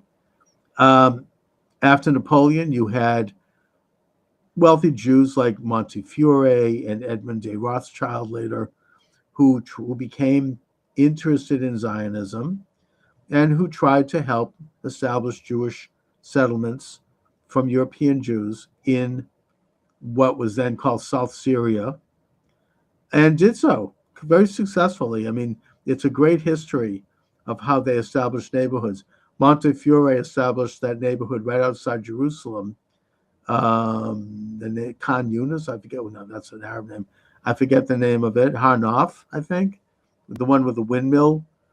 Rothschild, who was one of the few members of the Rothschild banking dynasty that was actually friendly to Israel, he set up what eventually would become the Jewish National Fund, which purchased land from local owners at fair market value and turned it into this massive Jewish fund that to this day technically owns the title to about 85% of Israel outside the West Bank. And all done, on the marketplace. They continue to proceed. Anyway, so we're up to more modern times. I'm not going to get into that. It's just too much for today. There are many, many books written on how the Zionist movement, people began to make Aliyah. It was an organic movement. Yes, it did not start with Theodor Herzl and the Zionist conference in Basel. It actually started more in Eastern Europe in a big way, with the first Aliyah, which was 19th century, and the second Aliyah, which was in the late 19th century, and which was mostly Russian Jews, mostly religious Russian Jews, but also left secular types as well. I get into this in my book. I'm not saying you have to buy the book. You can get it from your library. The Anti-Semitic Imagination, Charles Moskowitz, where I show the different waves of settlers coming in, a lot of them from Russia, some of them from Western Europe, even some from America, and how they really started to develop what you have today, which is this incredible, organic, dynamic society that is established. So that brings me up till now. And by the way, let me give out the number you're welcome to call, 508-637-5596, 508-637-5596. So we're up to modern times. Hi, Paul. Nice to see you on TikTok. By the way, you're welcome to call in, as is anyone else. 508-637-5596. So, again, I've got the history of Israel. The modern history is accessible. We know what happened at the establishment. I've written books on the topic. There are many good books. 1967, Israel successfully conquers all of British Palestine, and that means what's called the West Bank, what actually before 67 was called West Jordan, but which historically is called Judea and Samaria, and religiously certainly is called Judea and Samaria. Oh, I got a warning on TikTok because I said Judea and Samaria. I don't know, whatever. I guess I'm still there. Thanks for the warning, TikTok. I don't know what I said, but just for you who are watching the show on TikTok, let me mention that I could be shut down any second. Looks like I might be suspended, in which case, check out charlesmoskowitz.com and all of the live stream sites that are now carrying the show. Okay, just a forewarning. I don't know what I said. I'm not going to worry about it. We've got Paul wanting an invite. You're invited, Paul. I am now advocating, especially after the events of October 7th of 2023, where you had a genocidal assault on Israelis attending a rock concert and Israeli villages along the border of Gaza. I am now advocating that Israel annex Gaza and they annex the West Bank in its entirety. And they do it before President Trump takes the oath of office, God willing, on January 20th of next year, which is only about 6 or 7 weeks away. That they do it now. They rip the Band-Aid off the arm. No, it's not going to be easy, but they must do it in order to assert sovereignty over that tiny country, that they assert the rights and the privileges of all the citizens of that country, both Jewish and non, both Israeli and Arab and otherwise. And that the only way to do it is to get it done. Declare sovereignty. Donald Trump, President Trump, I believe, will recognize that sovereignty once he takes office, but it has to be done first so that he can do that. He can recognize it. And the best time to do it is now, today. Get it done. Declare sovereignty. Okay, so what do I think will happen if Israel does this? I think nothing will happen. They'll just do it. Israel should offer citizenship to Arabs in Judea, Samaria, and Gaza. They should offer citizenship. If they get citizenship, then they'll have all the same rights as any and all other Israeli citizens. They'll be free to travel in Israel. They'll be free to live as Israeli citizens. They should have that. All of them should have it. Israel shouldn't be afraid to offer it. Now, what would citizenship entail? Well, let's look at the process of receiving American citizenship as an example. Someone doesn't just get American citizenship. Every year, you might note, and certainly here in my own community of Boston and in other major cities, there are what's called naturalization ceremonies where new citizens take an oath to support, protect, and defend the Constitution of the United States. They pledge allegiance to the flag of the United States. They take a test to see whether or not they have basic knowledge of American form of government, American culture, and other factors. And they swear a loyalty oath to the United States. It's a process. You don't just get it. It just isn't handed out. And one of the questions that I believe used to be asked, I don't know if it still is, if it isn't, it should be, is whether or not you have loyalty to an enemy of the United States, namely the Communist Party. Have you ever been a communist?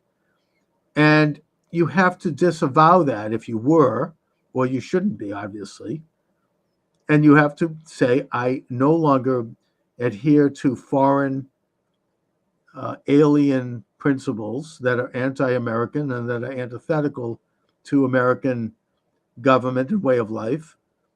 And I totally, wholly, and with all my heart adhere to and accept the American way of life as part of my responsibility as a citizen of the United States. So I would suggest that therefore, only naturally, there has to be that same process in the state of Israel.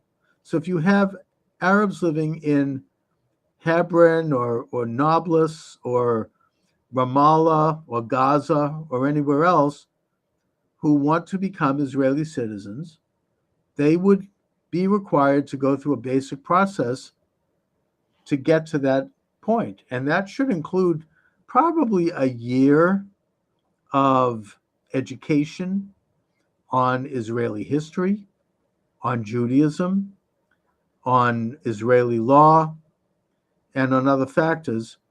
And then they should be required to take a test, mostly written test. And finally, they should be required to take an oath of loyalty to the Jewish state. And once they fulfill these obligations, and once it is demonstrated that they are not adherent of or affiliated with enemies of Israel, like, for example, Hamas or Hezbollah or any of the other enemies who are openly and avowedly dedicated to destroying Israel, then they should be welcomed as citizens. I just think that's the right thing to do. Now, if they become citizens and they take the oath, and then they obviously will then be expected to be loyal to that oath and continue on as loyal Israelis.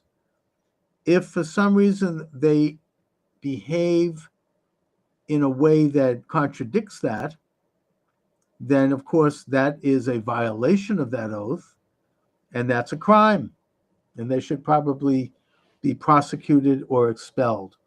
Now, as far as Arabs who don't match up to that level, or who don't want citizenship, I would say to them, that's okay, as long as they are peaceful, as long as they don't take up arms, then they shouldn't have to become citizens of any country.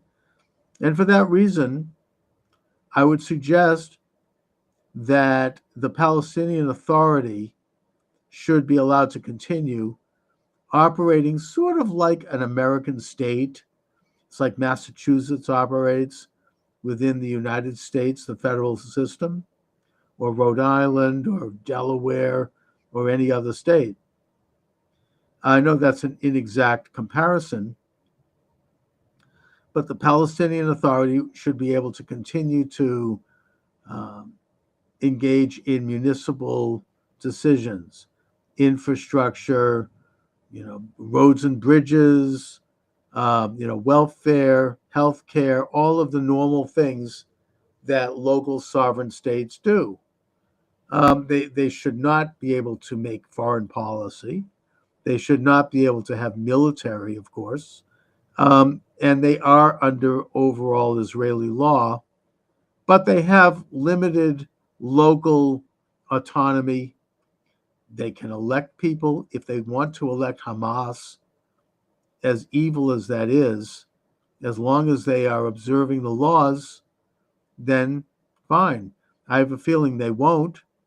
I know that there was experiments after the Six-Day War in 1967 where municipalities elected governments, and some of them became radical and they went to war, in which case they had to be ended.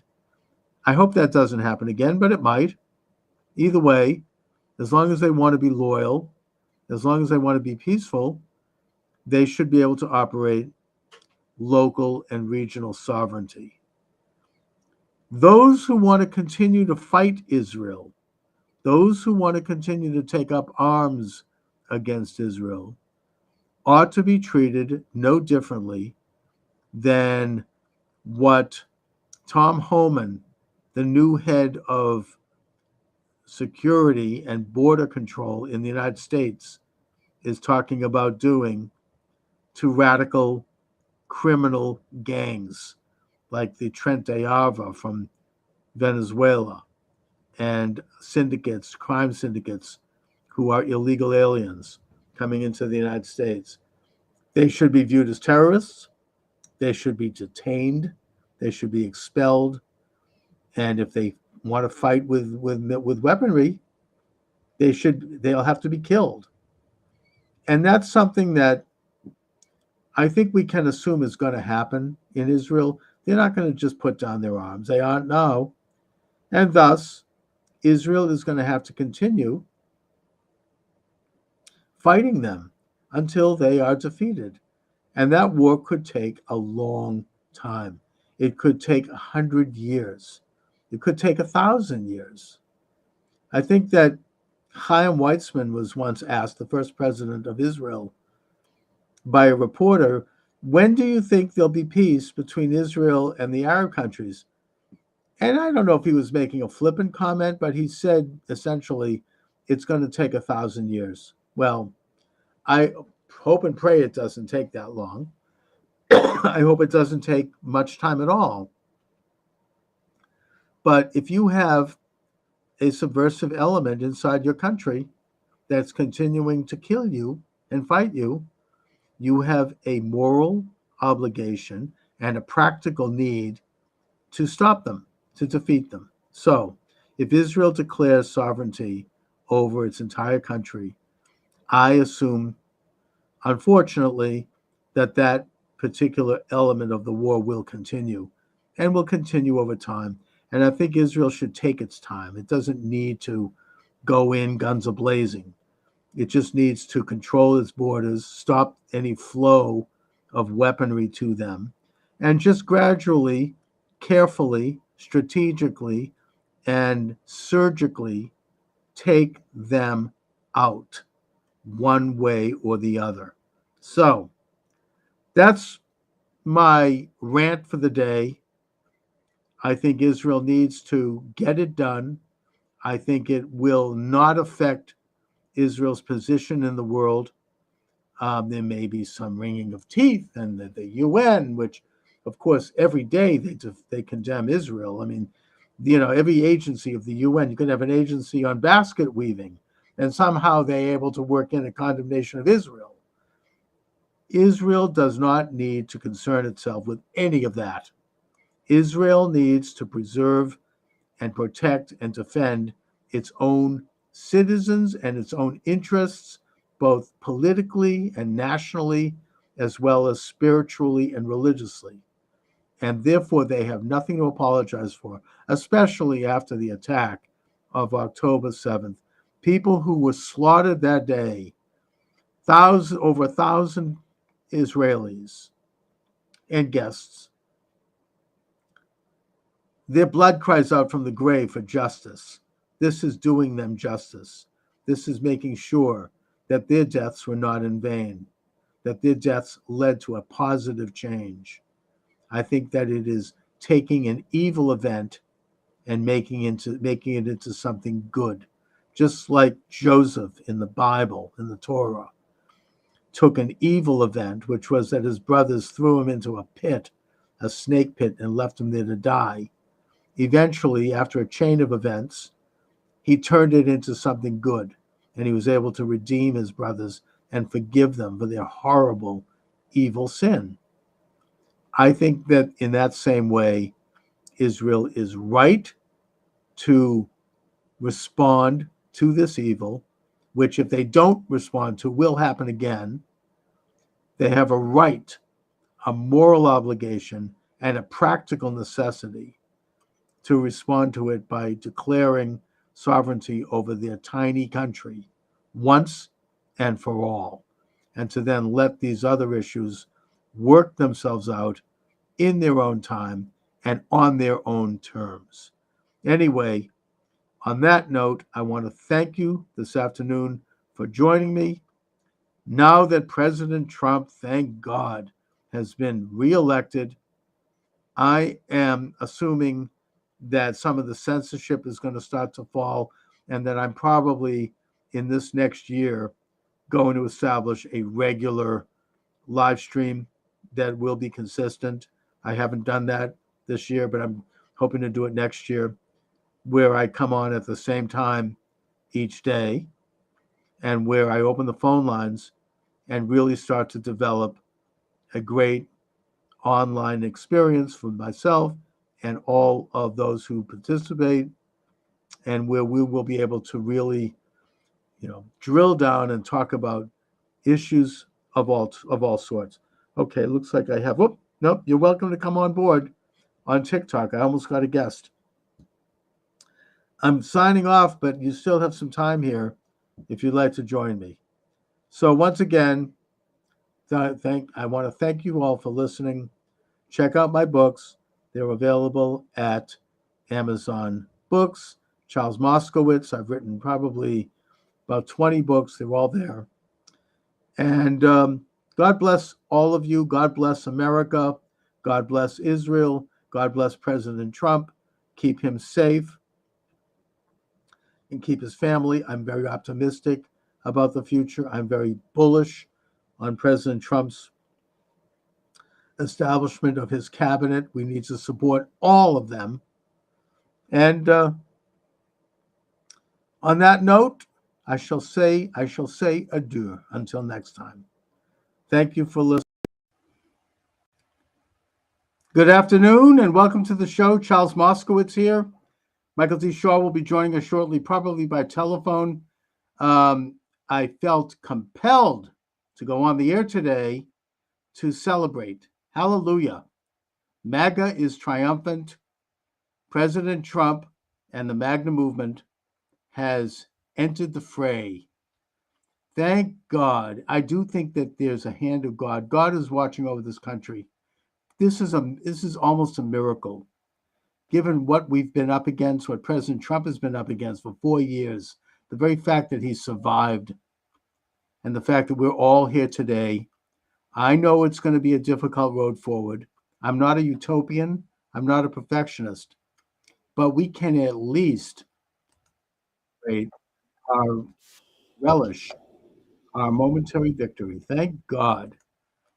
Anyone who'd like, and by the way, I've I've been banned from TikTok, so sorry I'm not there. But welcome aboard. I just welcome Podomatic. Thank God this is a day to celebrate. President Trump is triumphant. The MAGA movement is triumphant. And we have created a moment in history that is unlike any in certainly my lifetime in this country. President Trump, we should remember, was not supposed to be there today. And, oh my goodness. This was not supposed to happen. They tried to kill him. They tried to bankrupt him. They tried to imprison him. They tried to discredit him and his family. They tried to do everything they could to throw every piece of mud they could come up with. And yet he prevailed, and that he was triumphant. And today he is the president-elect. Hallelujah.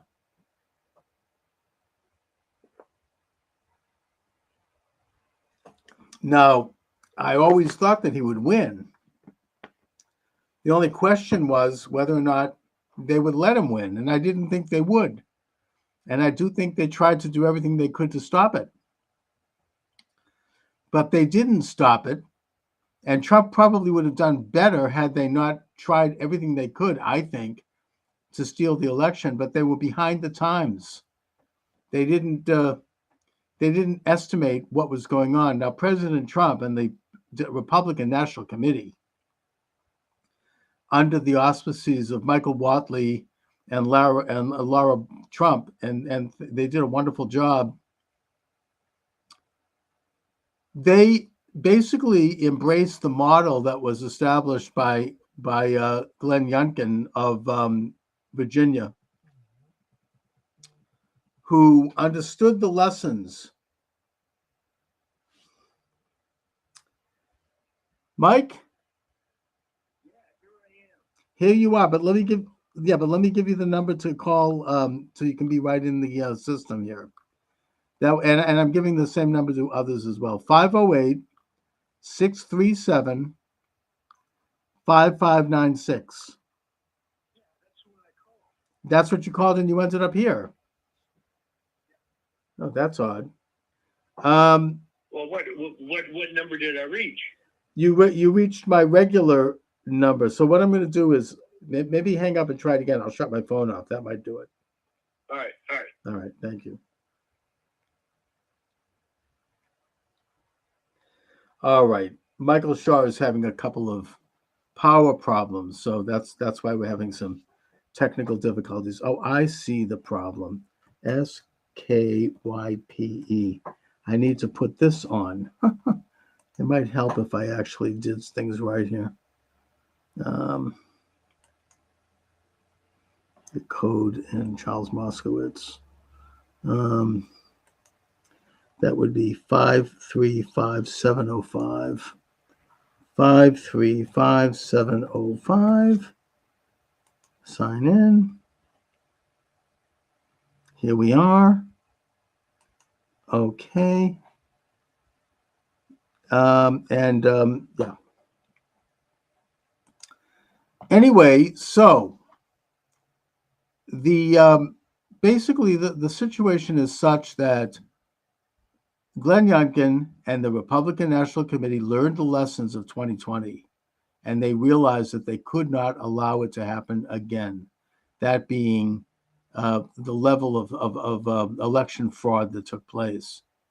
So what they did, starting with Glenn Youngkin in Virginia, is that he fielded thousands of volunteers to man the voting booths, to man the counting rooms where they get the absentee ballots, to make sure that there was a Republican there, and he basically put up a staff of lawyers who understood the law and who were prepared to deal with any interruptions in that election and to do so quickly. And the result was that there were very few interruptions, and those that did take place, they were in court within an hour, and they were dealt with. Like if they tried to block access to any of the polling places, or if they tried to inappropriately count ballots or discard ballots, or if they were counting illegal ballots or fake ballots, or those or anything else that we could describe, who knows what. People who saw this would drop a dime, and they would basically let me just see if we can get this thing. And they would deal with it right there. Well, that's exactly what President Trump did, and that's why he won. I mean, he would have won anyway, and he also got such a big vote. But he was able to thwart efforts to steal the election in Georgia, in Pennsylvania, in Michigan, and in Wisconsin. There were instances of fraud. Everybody was watching. They tried to, and in Arizona, they tried to keep illegal aliens on the ballot. And they had hid this from the public until it finally came out. They had lawyers there making sure that those votes would be taken off the ballot because they were not legal votes. They were not connected to a citizen. And in some cases, they were not even connected to any person. There were reports that the Gateway Pundit also would be applauded for doing a great job of reporting this. There was, tens of thousands, who knows how many thousands of ballots that were mailed out to bogus addresses. And there were a lot of reports of this. The Republican National Committee caught it immediately. They were sharp as a tack, and they were able to stop it in its tracks. And the result is, look, Trump would have won anyway, and they're still trying to show up, apparently, in Philadelphia and Detroit with boxes of ballots. So it's not like they're not trying. But the Republican National Committee was fully engaged and fully prepared to deal with the problem. So you had, they couldn't pull it off. And as a result, we genuinely had one of the most honest elections in American history. Now that President Trump has won, thank God and hallelujah. I just love saying that. He needs to, I hope that he doesn't just drop the ball on this issue. And I hope that he does pursue broader questions of election reform. I understand that elections are state by state, but if there is a remedy nationally, and that's something that maybe Congress and the new administration can look into, to make these necessary reforms, then let's hope and let's pray that they do it. What is this? Let me see if I can get Mike to call in.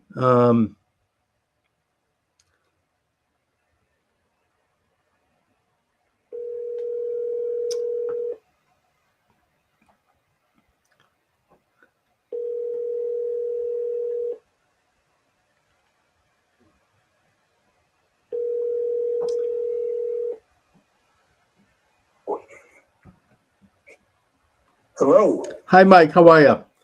Okay, so did you get that number thing worked out?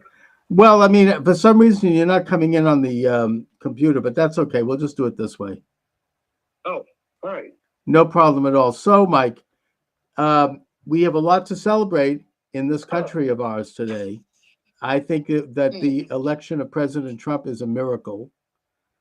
And I also think it is an act of conscious, hard work on the part of the Republican National Committee, which should be applauded, and which prevented the kind of voter fraud. They learned the lessons of 2020, and they followed the example of Glenn Youngkin in Virginia. And I followed this on the Gateway Pundit. They did a really good job of reporting it. That every time voter fraud came up, and by voter fraud, I should be more accurate. Election fraud, ballot fraud, voter fraud is rare. That's not what we're talking about here. We're talking about hundreds of thousands of unaccountable ballots that were on various rolls in different states. Whenever this came up, the Republican National Committee had thousands of lawyers ready to go and to challenge it in court right down to the hour and get these ballots thrown out. And they did this in Atlanta, Philadelphia, Detroit, and Milwaukee, the key cities in the key states, and in Maricopa County. So this is why President Trump won. He would have won anyway. I think that even if they didn't do it, he got such an overwhelming vote that he probably would have won anyway. What do you think? Well, here's a darker interpretation, if you will. Sure. Yeah, all due credit to Lara Trump, but this also smacks to me of Ronna McDaniel working for the other side, because it's just too dramatic of a difference. Well, she might, whether she actually was or not, she might as well have been. Yeah. I mean, and I don't think that they expected such a disastrous result. I think that in spite of the stealing and in spite of the theft and the VOA votes from overseas and all these other things that they tried to pull off, it just wasn't enough to overcome Trump's vote.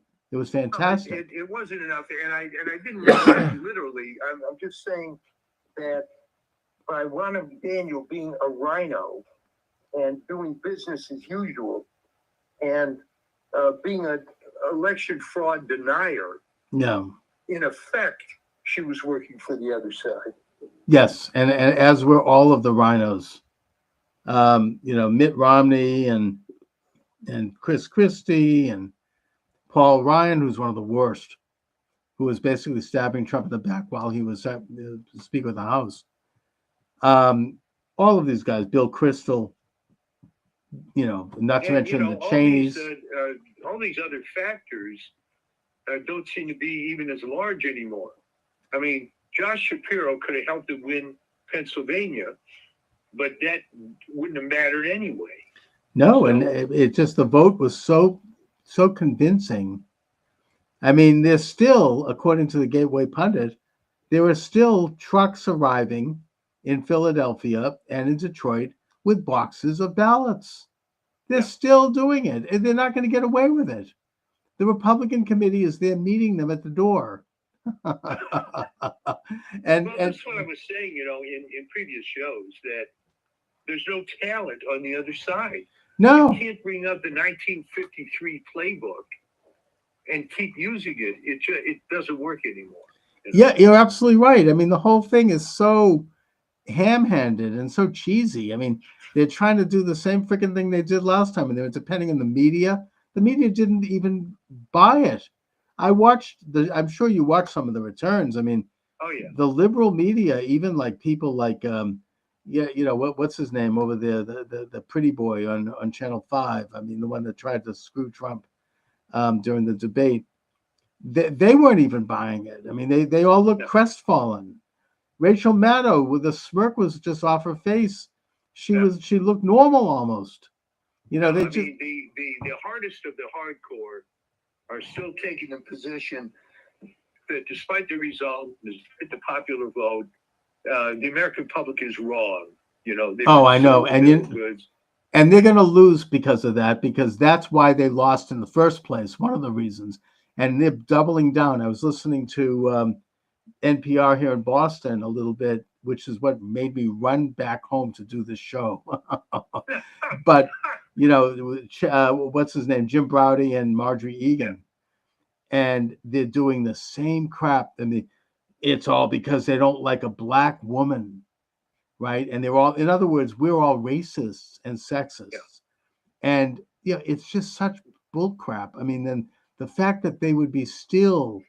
I mean, this is, the one of the ugliest and darkest moments of this whole rotten campaign on their part was that they stooped to calling everybody Hitler and Nazis. And, people are like, no, we're not Nazis. We don't have anything against a woman. This is garbage. We're tired of this. I mean, this is a great case of sin clouds the intellect. And you've seen this already in the entertainment industry, that with failure after failure after failure, these movies, they attack the audience. And I just wonder if it's putting aside the fact that it's really a form of mental illness when you do something over and over again and it doesn't work. Who is it that he did a book years ago, back in the 70s, one of these pop books. It's got this book called The Androgynous Zone or something like that. I mean, it was John Dyer. He was a therapist who researched his book by spending a good bit of time in prison and in mental institutions, studying what people's behaviors were. And one of the things that he noticed about people who were mentally ill and institutionalized that made them who they were is that they would keep doing the same thing over and over and over again, even though it didn't work. And they couldn't kind of get out of that. They became like fixated on this action. And that is one of the signs of mental illness. And that's exactly what they are about. Well, it is interesting because I think what's happening here is the liberal media seems to be composed of people that, I mean, my shorthand for this is the junior high school model UN type, that they have this particular picture of the world, and that's what it's supposed to be. And when you're in junior high, when you're in the model UN, that's great. But then they start getting into real life, and the way they avoid countering this is they're only with like-minded individuals. So you can be in that echo chamber of being in your media center, but the problem is you're selling a product to the general public, and the general public, in a sense, might be wrong. I mean, if you get into specific issues like, was Betamax better than VHS? Well, in some ways it was, but the public didn't think so because VHS tapes were longer, you record more. Okay, and I'm using that as a trivial example, but the point was that sometimes your idealized version of what's supposed to be happening isn't really what's going to sell to the public, and they just don't see it. And the reason that they don't change is, hey, they've been doing this for 50, 60 years, whatever it is. It would be catastrophic for them to admit, I'm wrong. No, they probably, they would melt away. It would be like throwing a bucket of water in the face of the Wicked Witch of the West. Yeah. In the Wizard of Oz, they'd melt. All my beautiful wickedness is going down the drain. How could you little brat? It's sort of, it's kind of like, except in their case, it's one thing to keep repeating this thing that this worldview that's not true, or that doesn't reflect what reality really, but that the particular worldview that they are pushing is so nasty and so ugly and so defamatory toward It others. gets more and more ugly the more they cling to it. Yes.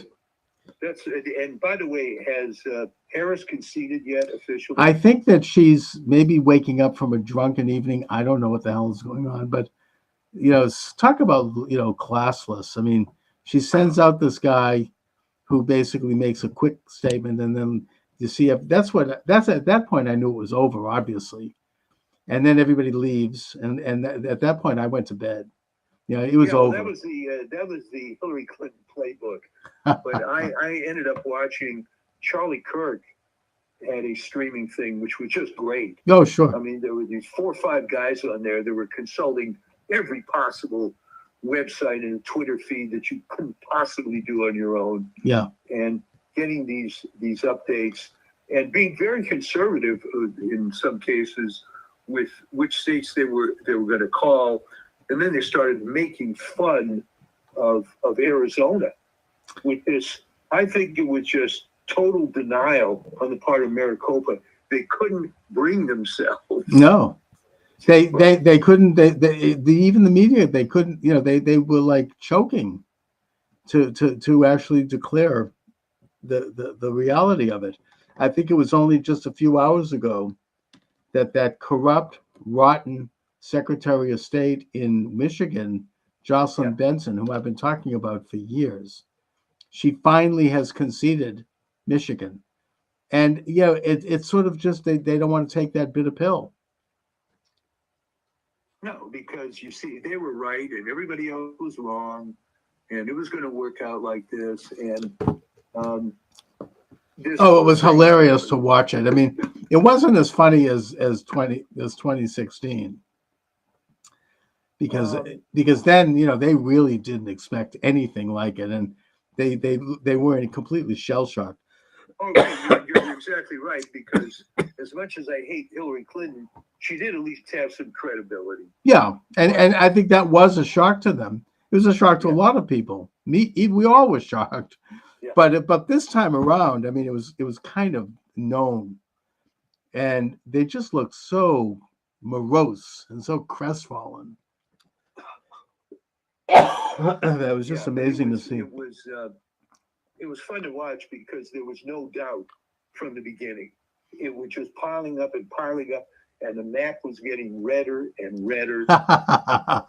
And there are all these clips that are going out there. Like I think there was one on CNN. Well, is there any county, and I don't know how many thousand counties there are in the U.S., is there any county in the U.S. that Harris did better than Biden? Oh, I saw that. A single one. That was with David. Was it with David Muir? Or is it? Oh no, it was Jake Tapper, and he's looking at it. He's like, "Holy smokes! Not a single county." And they showed the map of the United States, and it was completely blank. There was just nothing. It was. I don't think that I think she collapsed in just about every demographic, except maybe one. And that would be suburban, well-to-do, single, highly educated white women. Now, you can attack me for saying that, but that's the core. No, that's exactly what it was. Because it's the same mentality, and so this is just tremendous. And I guess RFK Jr. has already come out and saying he's going to dismantle the FDA. Oh which, my of course, God! I've been calling for years. Yes. I can hardly wait. You can do everything the FDA does with a few contractors, and there'll be no politics. So it's it's just a beautiful thing. Dawning here. It is, and the other thing I've noticed is squealing about is this is an assault on bureaucracy, and not only are they saying this. I saw a video of this on YouTube. They have them. It's like a talking head thing. bureaucracy, bureaucracy, bureaucracy, bureaucracy. You know, with each one of them making the exact same Right. statement, like somebody sent this out to them and they got the message. And I say, hallelujah, good. Yeah. Throw out the Right. freaking They were bureaucracy. saying that as if it were a bad thing. Exactly. That's- They're so out of it. They just don't see this. I mean, this is what Elon Musk did at Twitter. He cut about 80% of it, and it became better and stronger and more free as a result. Probably more profitable too. Well, So- it just became big and fat, and it was very much typifies a tech company with too much money. So And you they, and hire they must be more shaking in more- their boots because they know that the people around Trump and Trump himself, that they understand this, because these people are business people. Elon Musk was in business. Even JD Vance, I think he was in business. You know, I mean, all of them. I mean, they understand what bureaucracy is, and they know how to kind of pare it down and turn it into a more efficient machine. And all these layabouts, all these hacks, they know their days are numbered. They better look for a job because they're going to be out on their backside. Well, and they're completely unrealistic about stuff. I mean, as we had discussed I think on previous shows, how can you have a job at the LA Times and quit thinking that there's going to be another media job waiting for you? That's right. Those are plum jobs, and Yeah, they're I they're mean, disappearing anyways. So what's the upside? Okay, and you're gonna start taking out a Substack column, and you're going to be all bitter about how you were forced out. You know, it's sort of like a riff on Colin Kaepernick, right? Right. He was offered a couple of deals, and he didn't take them. Everybody forgets that, you know. Mhm. He just decided he was going to make more money being a professional race baiter. Yeah. So, Yeah. Good luck to these people that left the Washington Post, LA Times. There's no upside. No, and if That they can, industry is done. And what's going to happen to MSNBC with Joy Reid talking about it was all racist and fascist and everybody in the country is wrong? no, they're going down the tubes. I mean, this whole, you know, on one hand, it surprises me that they're still using that argument because it obviously failed them, and it's insulting, and it's denigrating to about, you know, pretty much most of the country.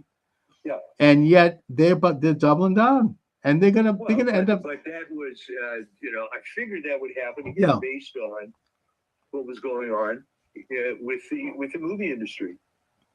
And all these videos of Amanda Stenberg and Rachel Zegler around, you know, it's all the fans, and the fans are negative, and we produce all this great stuff, and they should love it, and it's garbage.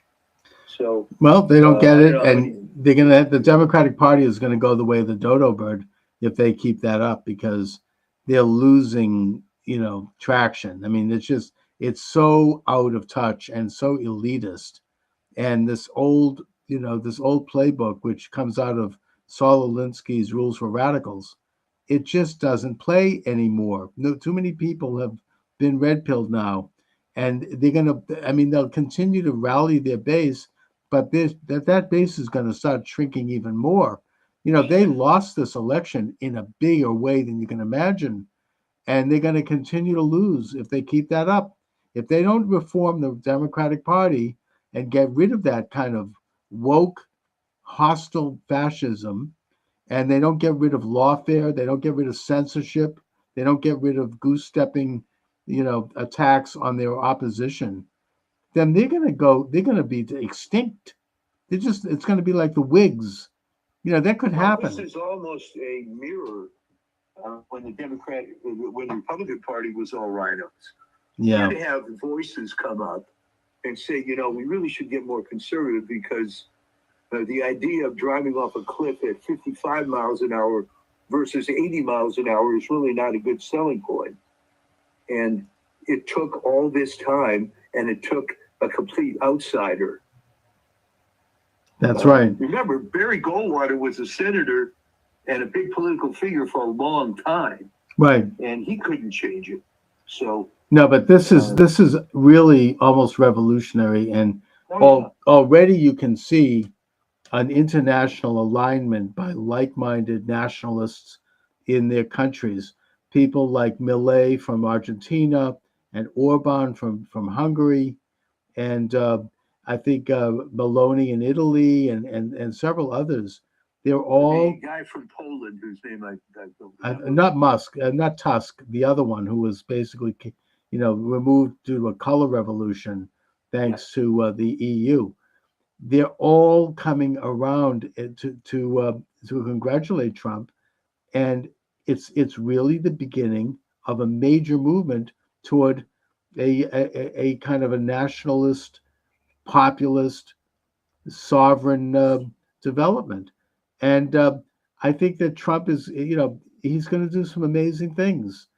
You've got Ukraine, which, by the way, now there's video out that shows that Biden basically gave Russia a green light to invade Ukraine, mainly because they wanted to have war so they could feed, trillions of dollars to the defense industry, Right. and it creates international order and all the other interests, which is the policy that's been in place in this country since Wilson.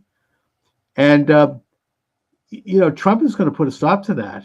He's going to probably take Putin and Zelensky and invite them maybe to Camp David and make them hammer out an agreement, because Ukraine now is on the verge of collapse.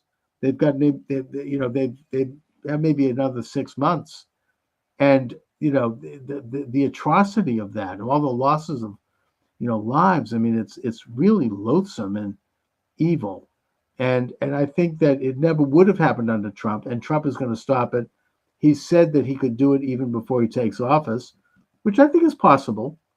I mean, Eisenhower did it in Korea before he took office. Yeah. Well, that's right. That's a good analogy. So, And the way my understanding from history is the way Eisenhower did it is that he flew out to Korea and to Panmunjom, where he met with both sides. And he said, look, I'm going to become president in 3 weeks. And if you don't stop this war, I'm going to drop a nuclear bomb on you. And they believed him.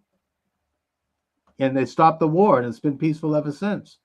I'm just saying Trump he knows how to do that. And I think that he could do that. I think he could do it with the Israeli-Arab conflict too. I mean, I'm happy that he's pro-Israel, but he might force the Israelis to make some painful concessions to get peace with the Palestinian Arabs, and I hope he does. well, So- it was divine intervention. I'm not sure we deserved it, but we were given another chance. And it is, again, we've said this a couple of times. The funniest part of all this is they're just doubling and tripling down with the same crap. They just don't get it. They really don't, and they've now seen that the rug has been completely pulled out from under them. This is a glorious day. We ought to relish it. I know that it's going to be a long slog. I'm not utopian about this. It's going to be a war, but we can enjoy a moment of basking in the sun, for now, and relish our victory, and now get to work in terms of how to define it for people, how to make people understand what this is about, make people understand about, Trump derangement. Why did they hate Trump? Were they manipulated? Yes, they were manipulated by this deep state apparatus, and they ought to take another look. They ought to take another look at this whole movement, because it's incredible. And, it's time to get into the program now. It's not going to be easy, but it can be I done. think there are going to be more conversions than you might expect.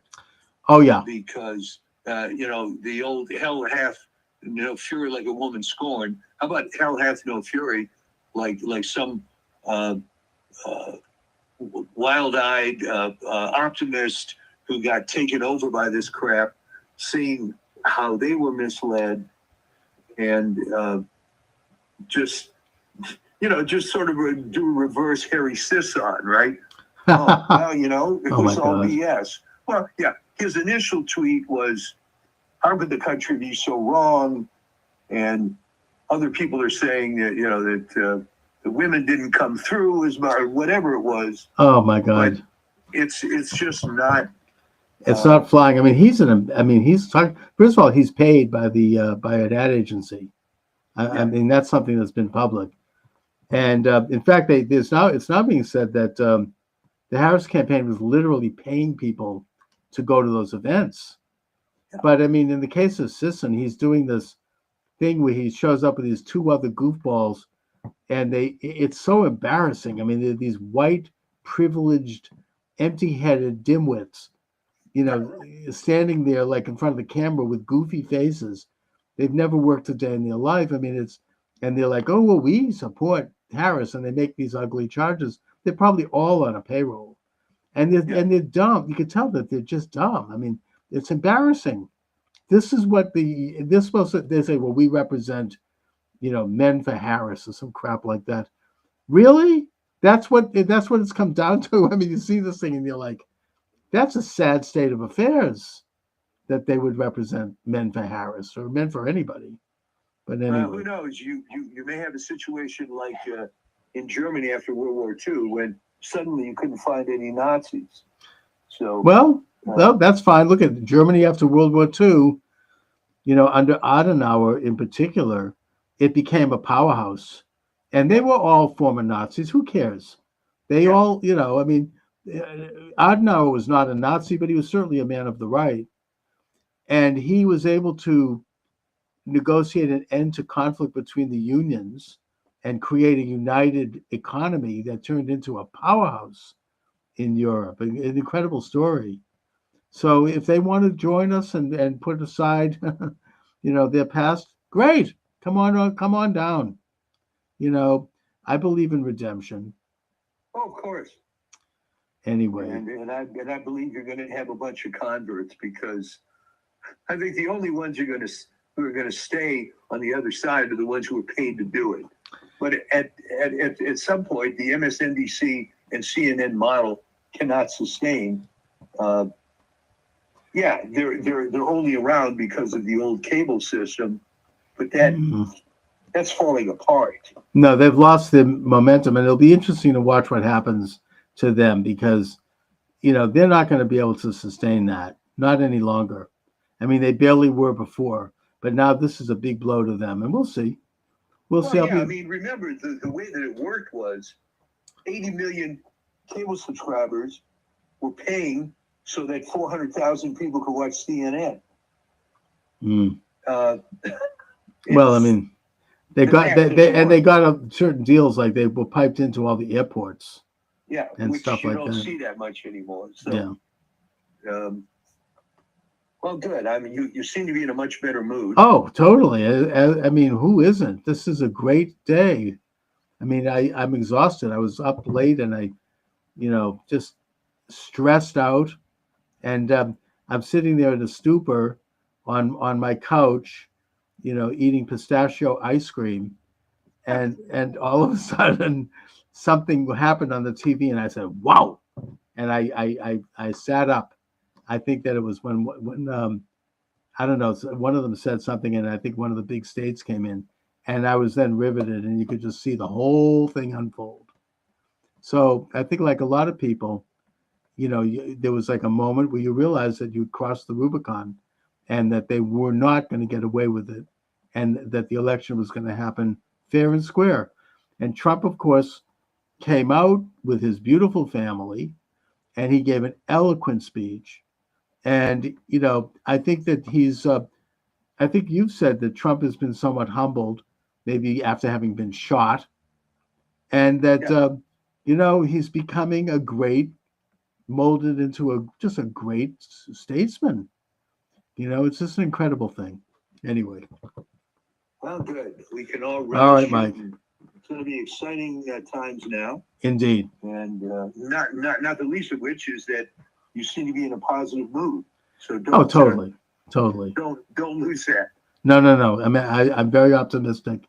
I really feel very, very. I'm just absorbing it, and I'm basking in it. And I hope that everyone is, including, people who didn't like Trump. You know, we all want to see things work out well. I think that everybody's relieved that it was not close, even whether they admit it or not, because then we would have had Mark Elias there with his team of lawyers, and they would have been dragging on week after week. And the liberals were talking about doing that, and they can't do it. It's too late.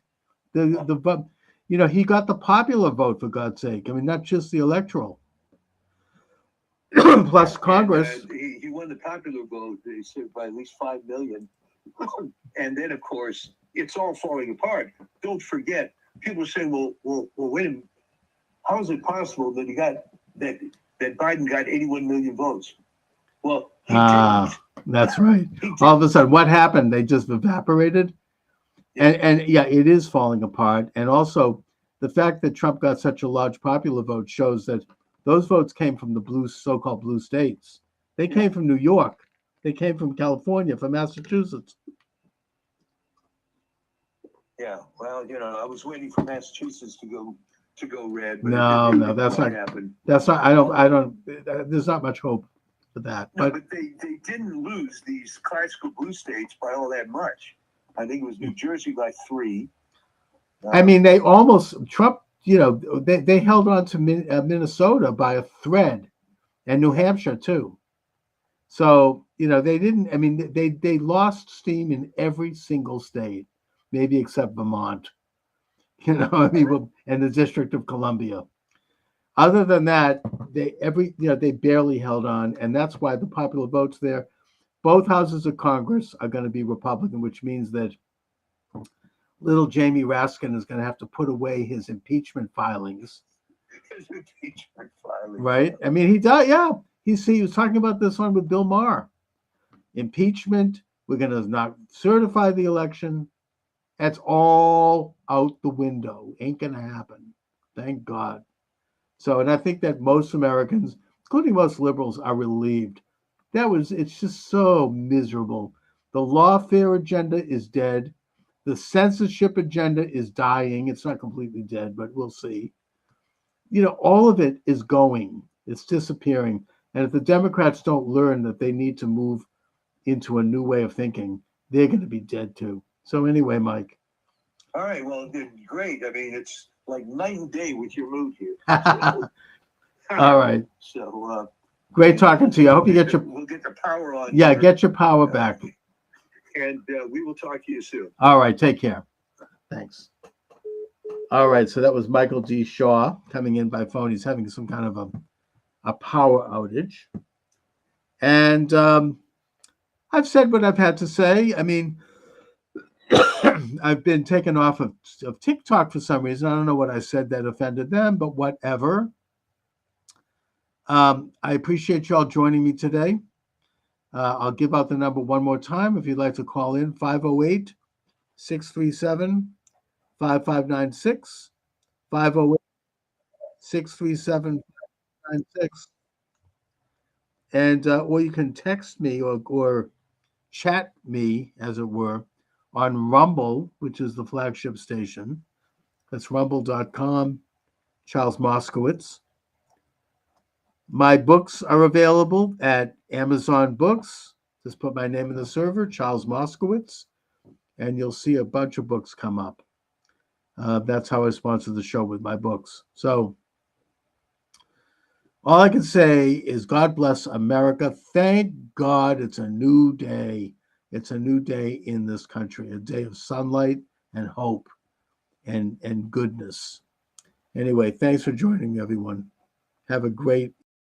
Welcome to the show. Charles Moskowitz here, live streaming on all the usual live streams and downloading on all the usual podcast sites.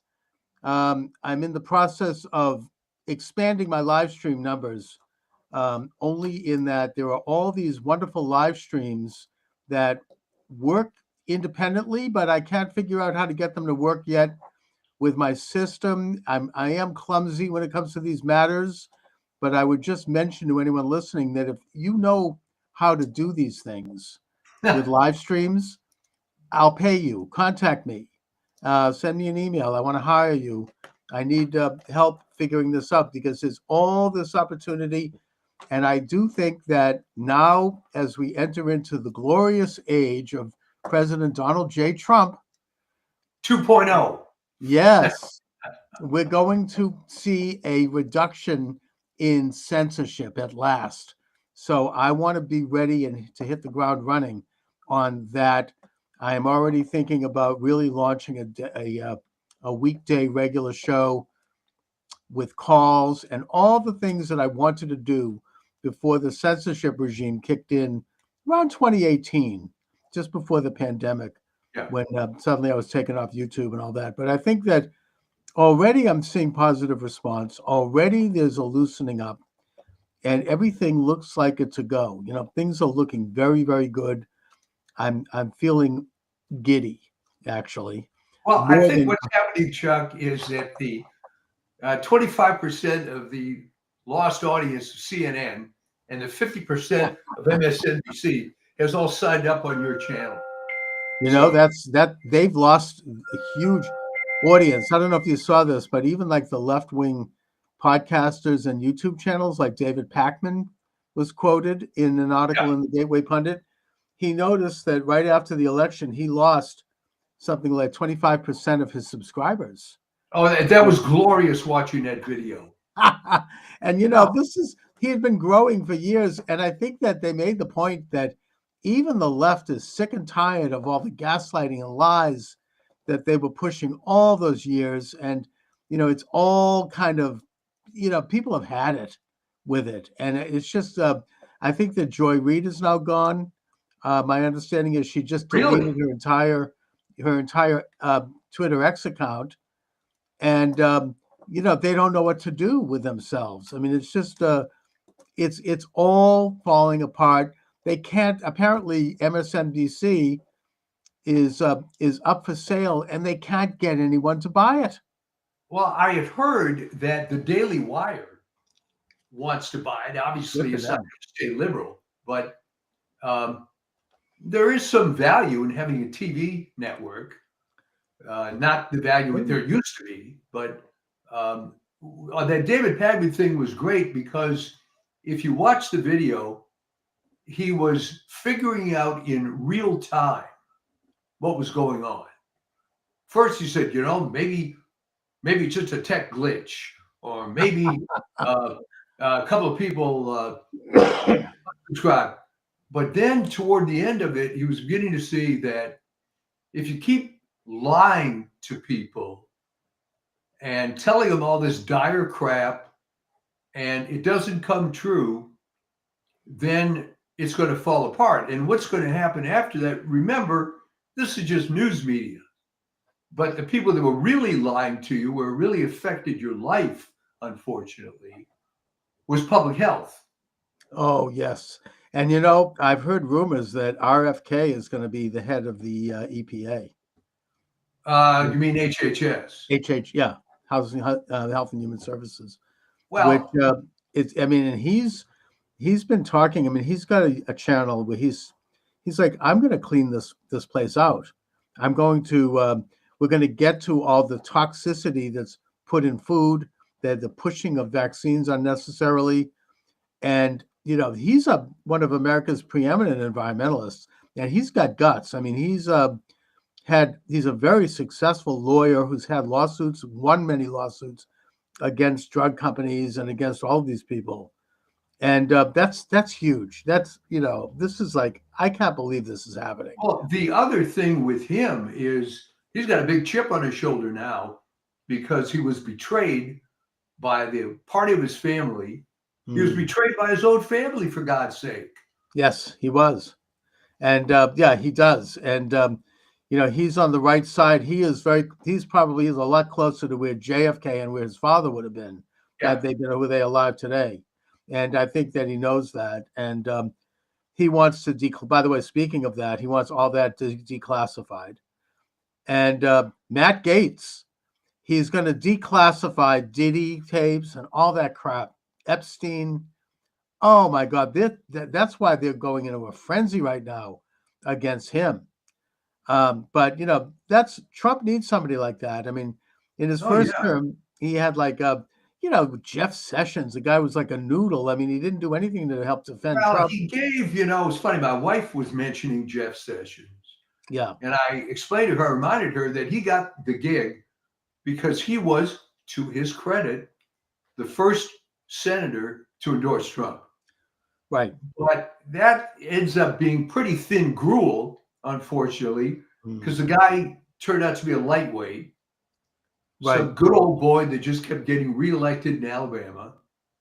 And Yeah, and I think Trump, and then of course Bill Barr was worse. He was an outright traitor. I mean, Yeah. he actually lied to Trump. Oh yes, we investigated the election and we found nothing. So I think Trump has learned his lessons. It looks Yeah. that way. He has somebody in there because obviously I think it's fair to say that he's going to have 4 years of attempted impeachments and lawsuits and bullets and everything you can imagine they're going to keep throwing at him.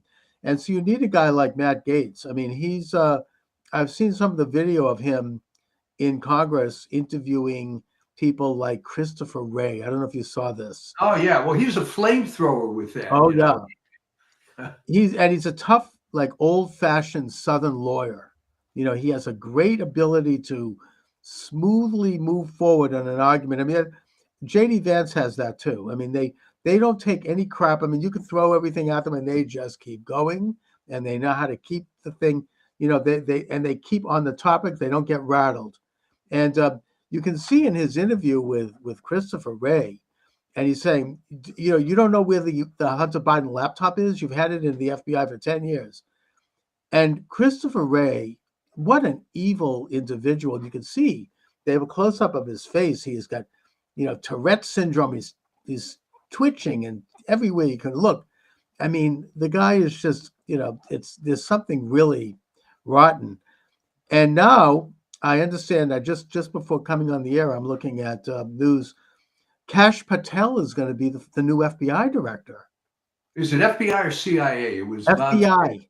FBI. Yeah. That's freaking amazing.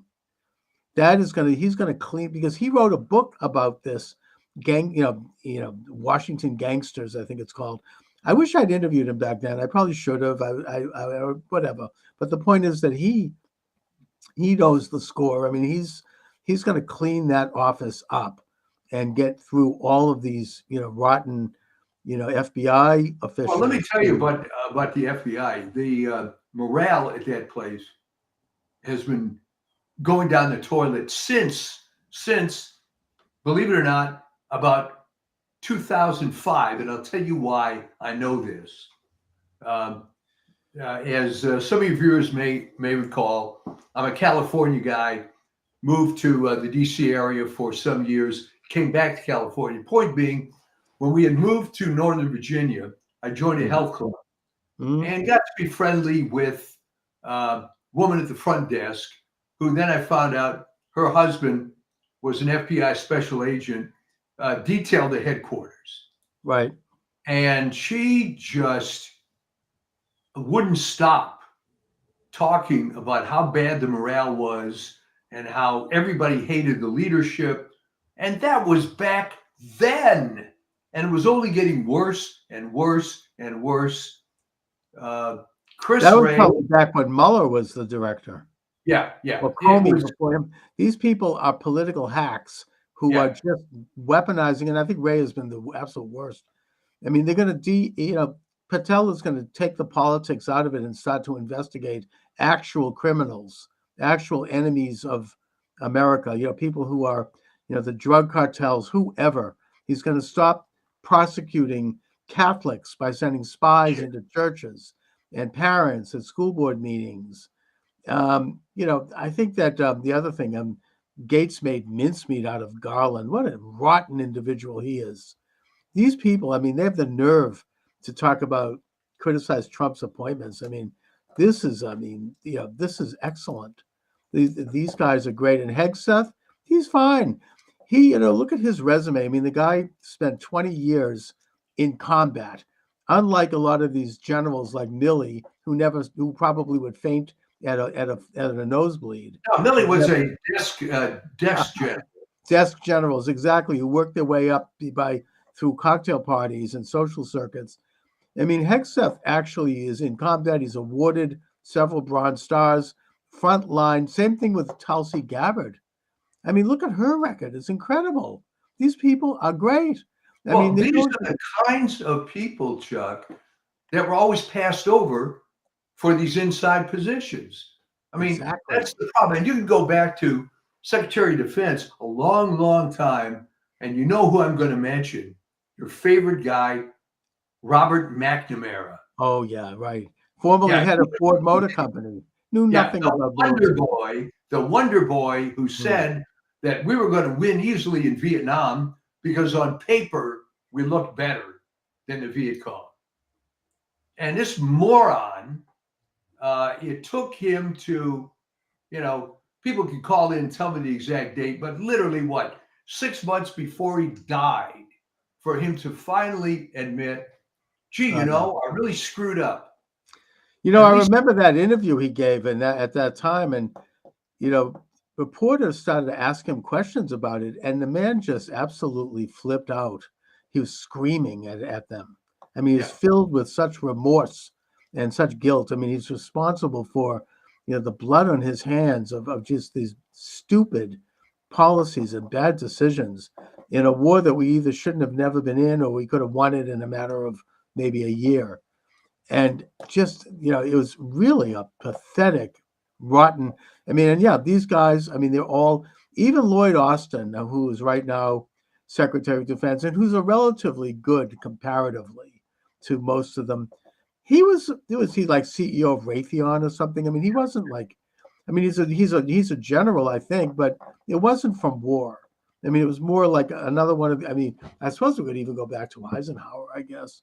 Never really was actually involved. in fairness, Eisenhower was basically a desk general. He was. And let's face it, he became, quote, a hero because of the way World War II worked out. But he was promoted way over MacArthur for Right. the only reason that he was able to kiss a lot of FDR butt. And MacArthur was the real McCoy. yeah, I mean, well, MacArthur, when he was in the Philippines, and they lost the Battle of Manila, and then they were in the Corregidor, in retreat. He didn't want to leave. He was like, I'm not going. I'm fighting. Eventually, FDR had to personally call him in the Philippines and order him to leave. Yeah. I mean, that's like, that's tough. I mean, yeah, he anyway. was a tough guy. Yeah. And of course, my late friend, Vin Lewis, always, what he referred to when Harry Truman fired MacArthur, he referred to it as the original Revenge of the Nerds. Right. Although Truman was correct in firing MacArthur. I mean, it was in retrospect, because we have a civilian government, Yeah. and you cannot have a military figure defy and contradict and be insubordinate to that government. Well, yeah. Well, no, I mean, but what was great, and Vin was always very intelligent about this. It literally was true to the movie Revenge of the Nerds, because the nerds had legitimate complaints about the jocks, right? I mean, right. So yeah, there was stuff that MacArthur was doing that was wrong, no question about it. But if you looked at Truman, yes. Well, MacArthur actually was right, but the problem is he was contradicting Washington. He wanted to invade China, and keep them out of North. He had completely taken North Korea by force, and he wanted to strengthen that border and eventually do some forays into China. And Truman put a block to it, and then of course China invaded. So it was a disaster. Well, I mean, that was the really a bleak period, because this whole Marshall Plan type idea for the world and so on was a terrible failure. And you're right, MacArthur was right. He was right, but unfortunately it was insubordination because Truman was president. So I get that. I mean, that's like what Milley did. I mean, he was insubordinate to Trump. So, and in fact, now Milley has said, and I hope he's right, that he's afraid that once Trump is in office, he's going to be called back into service so he can be court-martialed. I hope they nail him. I hope he is.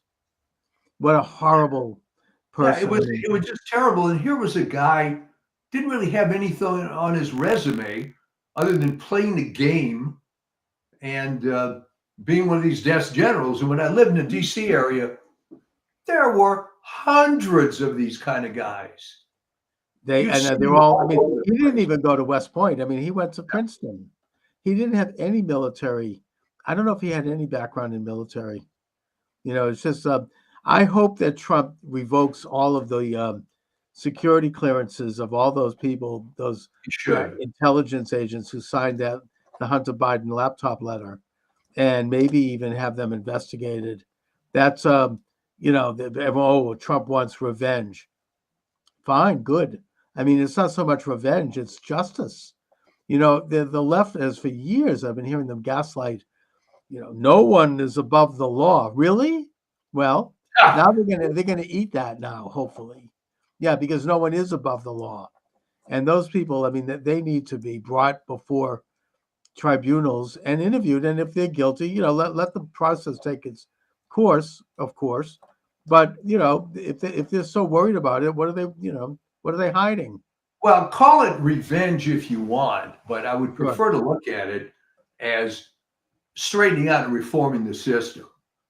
If these scumbags can exist in such a bad system like this, then it's got to be looked at heavily. Okay. And an article came out some weeks ago, I think in Epic Times, asking sort of rhetorical question, exactly what was wrong with the spoil system? It seemed to work pretty well. It's Replaced sensible. I it with mean, this horrible civil service thing, which now your new Department of Government Efficiency is going to look into.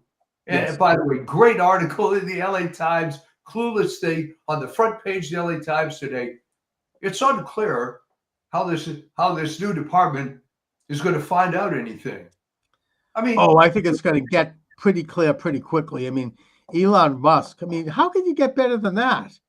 yeah. I mean, he's the richest man in the world, and Vivek Ramaswamy is no slouch either. I mean, to have them go in for forensically looking at every government agency, I can't believe it. I mean, I've been talking about this for decades. In Massachusetts, they should do this. I hope when they're done, they have a Doge in each of the states, and they clean up Massachusetts and the Massachusetts, the MBTA for starters. I mean, it's like 40,000 people on payrolls and their pension plans and their hacks. Meanwhile, the train is running last year with their train with no engineer running over the Neponset River. I mean, it's a disaster. And you know, so yeah, I mean, that's huge for them to go in like that. That I mean, no wonder they're nervous. Well, here's a gonna little go in- speculation. You think, despite the fact that we suffered from 2020 through 2024, is it not better that he won in 2024 because now he's more pissed off? The mandate is clear. And, you know, we had to kind of wait, didn't we? But yeah, I think it's better this way. Oh, it is. I mean, you know, it's almost providential. I mean, Trump has had a chance to learn from his mistakes. The country has had a chance to see what a disaster an illegitimate leftist regime is going to rot. And now he's come back with an ability to bring that new wisdom and this new team. I mean, There's dream there's a team. whole dream political realignment. I think it was Stephen Miller, another great guy, Yeah. who said that this is the biggest political realignment in American culture and politics since the Reconstruction. You know, left and right no longer apply here. This is the people versus the uniparty oligarchs who are Yeah, corrupt that's and exactly who are right. out of touch. And that's why they're going berserk, especially over Matt Gaetz. I've never seen such a meltdown. Oh my God, they're like absolutely, you know, spinning like crazy The because they funniest know. Matt Gaetz that I saw was Lisa Murkowski tweets yeah. out, he's not really a serious candidate, blah, blah, blah. Well, that's really big talk from that broad, right? She was Frank Murkowski, who was the governor of Alaska's daughter, Yeah, and he appointed her just as some young woman that from out of nowhere to become a senator. And Yeah, talk about legacy. I mean, I don't even think it's going to matter because they have there's 3 extra Republicans senators. I think it's 53. They're trying to take McCormick out in Pennsylvania. That's not going to work. They got Mark Elias doing like a rear guard election steal over there. He wants what a scumbag Bob Casey turns out to be. Oh my God. And he wants to recount ballots that already the state court twice or 3 times has said are not valid. We're talking about ballots of people that aren't even residents of the state. Right. So yeah, that's not going to work. But they're trying to do something. I mean, so they've got 3 senators. They probably have at least a half a dozen senators who are going to be up for re-election in 2 years, who are probably not going to be so quick to oppose the Republicans, and who are going to go along. It's not good that Thune became the Senate majority guy. I mean, that's the way it goes. But I think that, he has gone on record as saying that he supports President Trump's request for recess appointments and for recess so that they can appoint people and not have to wait a year to get someone in office. My hope is that Thune is not going to be as bad as everybody thinks. Yeah. I believe that he's had a bit of a transformation. Maybe he got in there because McConnell was able to force this secret ballot nonsense. But I think if he wants to make a name for himself and not go down as another one of these crummy South Dakota senators, right, that he had a chance to do something right. Well, Thune started out when he went in as his whole calling card was that he was an evangelical devout Christian, which is good. Yeah. Then he kind of lost his bearings, I think, after 3 terms. They get corrupt. Pretty soon he's become another one of the good old boys. He's like garnering favors, and he just sort of lost his soul a little bit. And that was unfortunately, Chuck, the 17th Amendment problem. That the worst part of direct election of senators is that you get Joe Biden and John Thune type guys, because it's always dominated by the small states, right? South Dakota has 300 people in the whole state. So it's fairly easy to cater to a sector of that. What Daschle did, by the way, he was in forever, was that he got very chummy with some Indian tribes, and that was it. All right. Biden's success was a couple of unions, the credit card guys in Wilmington, and he was in forever. Mike Vance, it becomes a corrupt borough, basically. It's like a rubber stamp. I don't know that the people that thought direct election of senators was a good idea even considered this horrible small state phenomenon, but there you go. All right. Yeah, I mean, look, it was a terrible idea. Basically, it took power away from the states, and the senators, rather than representing the states and the legislators, they represent the federal government. I mean, it's become like Trump has put revolutionary proposals in place. Term limits, Senate, no more than 2 terms, maybe House, maybe 3 or 4 terms, fine. Right. Moving some of these enormous bureaucracies out of Washington, that'd be great. Maybe you should put, the Health and Human Services into Juneau, Alaska, or something. Move them around the country so that they're not part of this rotten culture and they have to hire real people in real places and become much more efficient. And he's also talking, and this is a miracle, getting rid of the Department of Education. Reagan said he'd do it, and he never did. Instead, he put in Bennett, who turned out to be bad. Yeah. And getting rid of the Department of Education and just putting in a couple of national standards for school boards to follow in exchange for federal dollars. Well, you're right. I mean, it's never been explained to me, just because you have a list of standards that schools have to maintain to get federal aid, why you need a department with 34,000 employees. Oh, it's a gift to the teachers unions. They've been pushing for that for over 100 years. I can just hear the late great Dr. Samuel L. Blumenfeld, my mentor, in his grave, talking, smiling. I mean, he wrote a whole shelf of books on this topic. I mean, it's just a rotten, it was put in place by Jimmy Carter because they wanted to help elect Carter, and it was a political favor.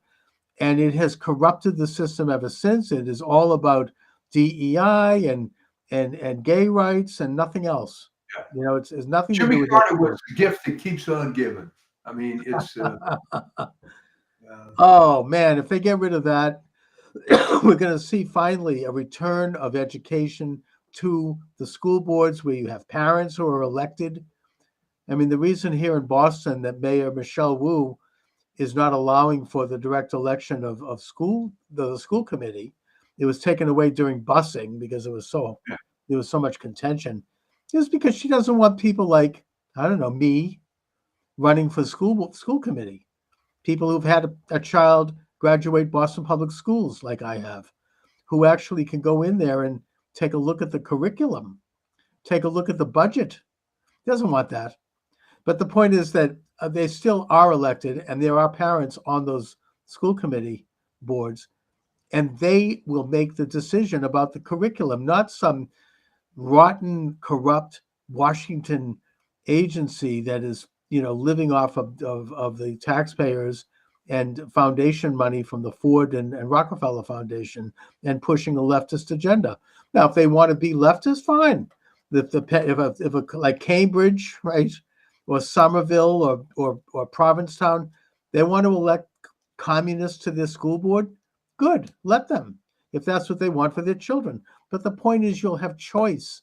You can do this through. There's a little concept that the left likes to talk about called democracy, right?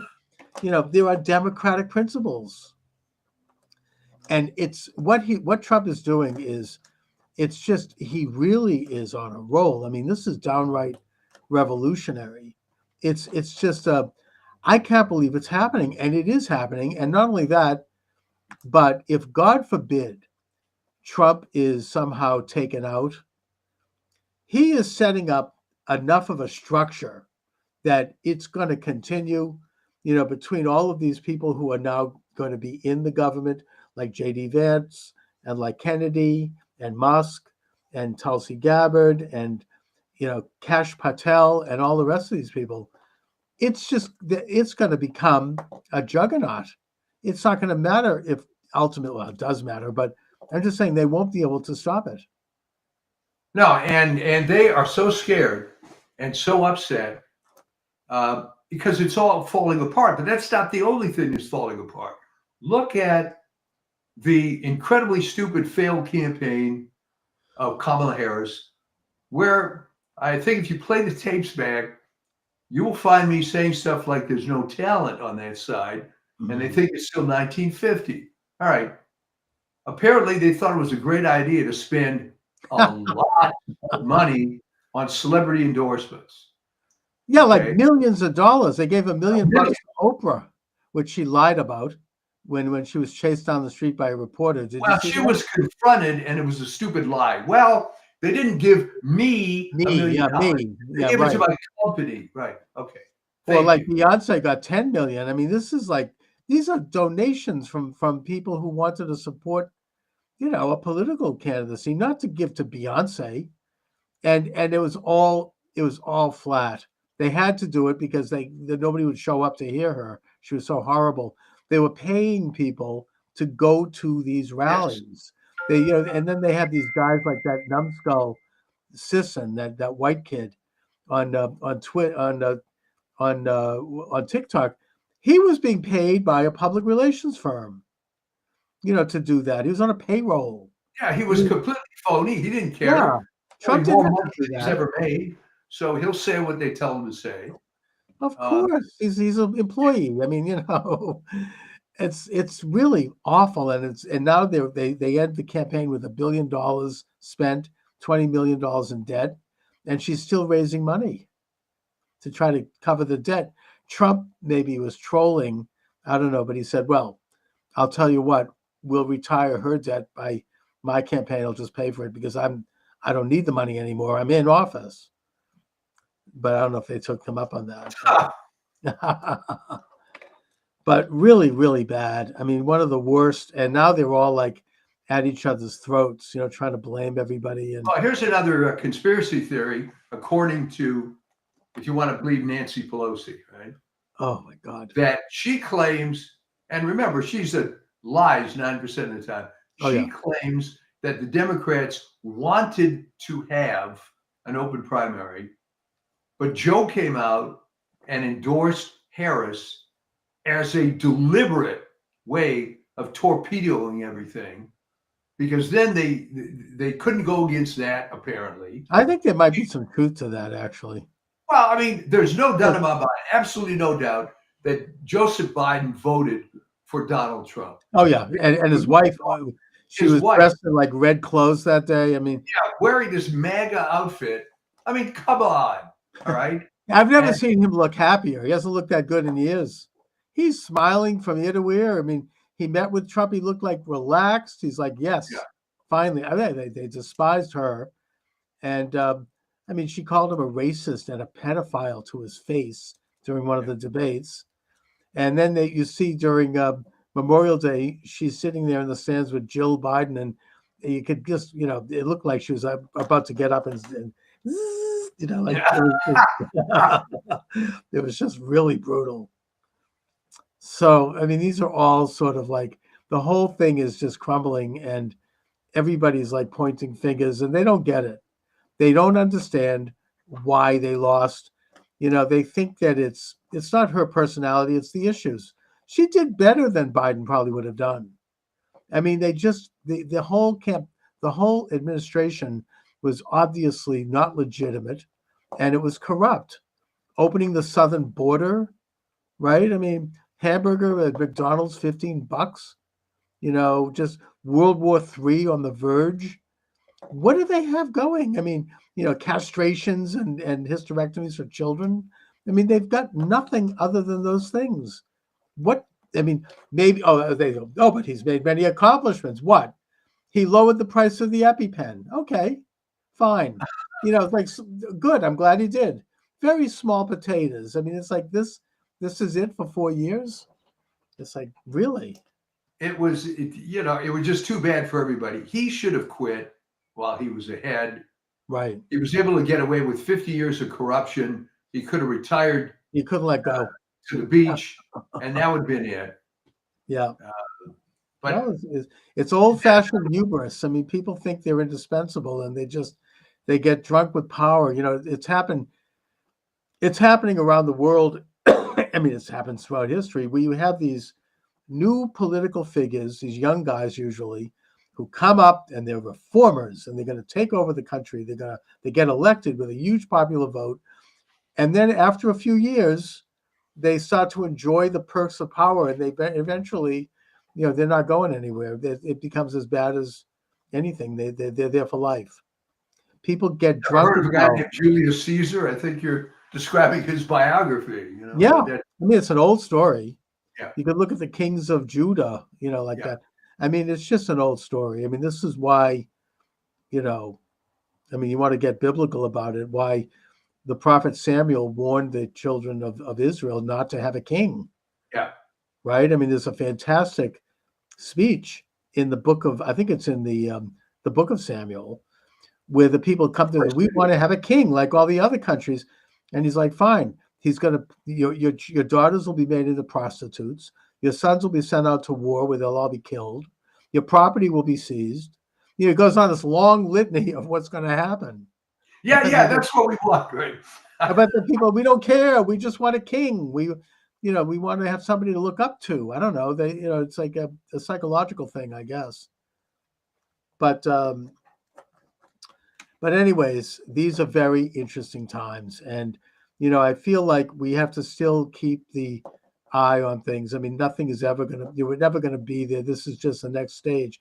My job over the next years is going to be to try to articulate the reasons why this administration is in place, what they're about, why they're important, to try to educate people as best as I can to make the most out of this. And also the one issue that I hope that Trump doesn't overlook, and I understand if he does because he's received this incredible mandate. And by the way, just a little side, not to digress, but all those states that signed a compact to do an end run around the electoral college, right? Because they said, oh, we're going to only give our electors to the winner of the popular vote. They're all going to have to give their electors to Trump, including California. All the electors will have to go to Trump now because he won the popular vote. And apparently they're still counting and he's growing. So, but the point I wanted to bring up is that we cannot take our eye off the ball with regard to election corruption, with regard to election integrity. They did try to steal it again. There was Look at Kerry Lake. Kerry Lake, exactly. That's obviously stolen. I mean, I think in Wisconsin also they stole it from Hovde. Yeah. You know, he's shown how this happened. So yeah, they are still trying. They still have this incredible infrastructure that can steal elections on the state and national level, and they did. The reason, frankly, why Trump won is because he learned the lessons of 2020, and he saw the example of Glenn Youngkin in Virginia. Glenn Youngkin was able to and he went up against the real left establishment. I think it was, what's his name? He was a McAuliffe, right? Clinton guy.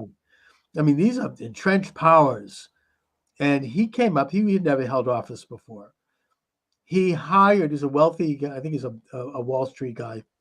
He got thousands of volunteers to work the voting booths, to stay in the counting rooms, to watch the counting of absentee ballots, to do all of the tabulation checking. And he also had a team of hundreds of lawyers on call.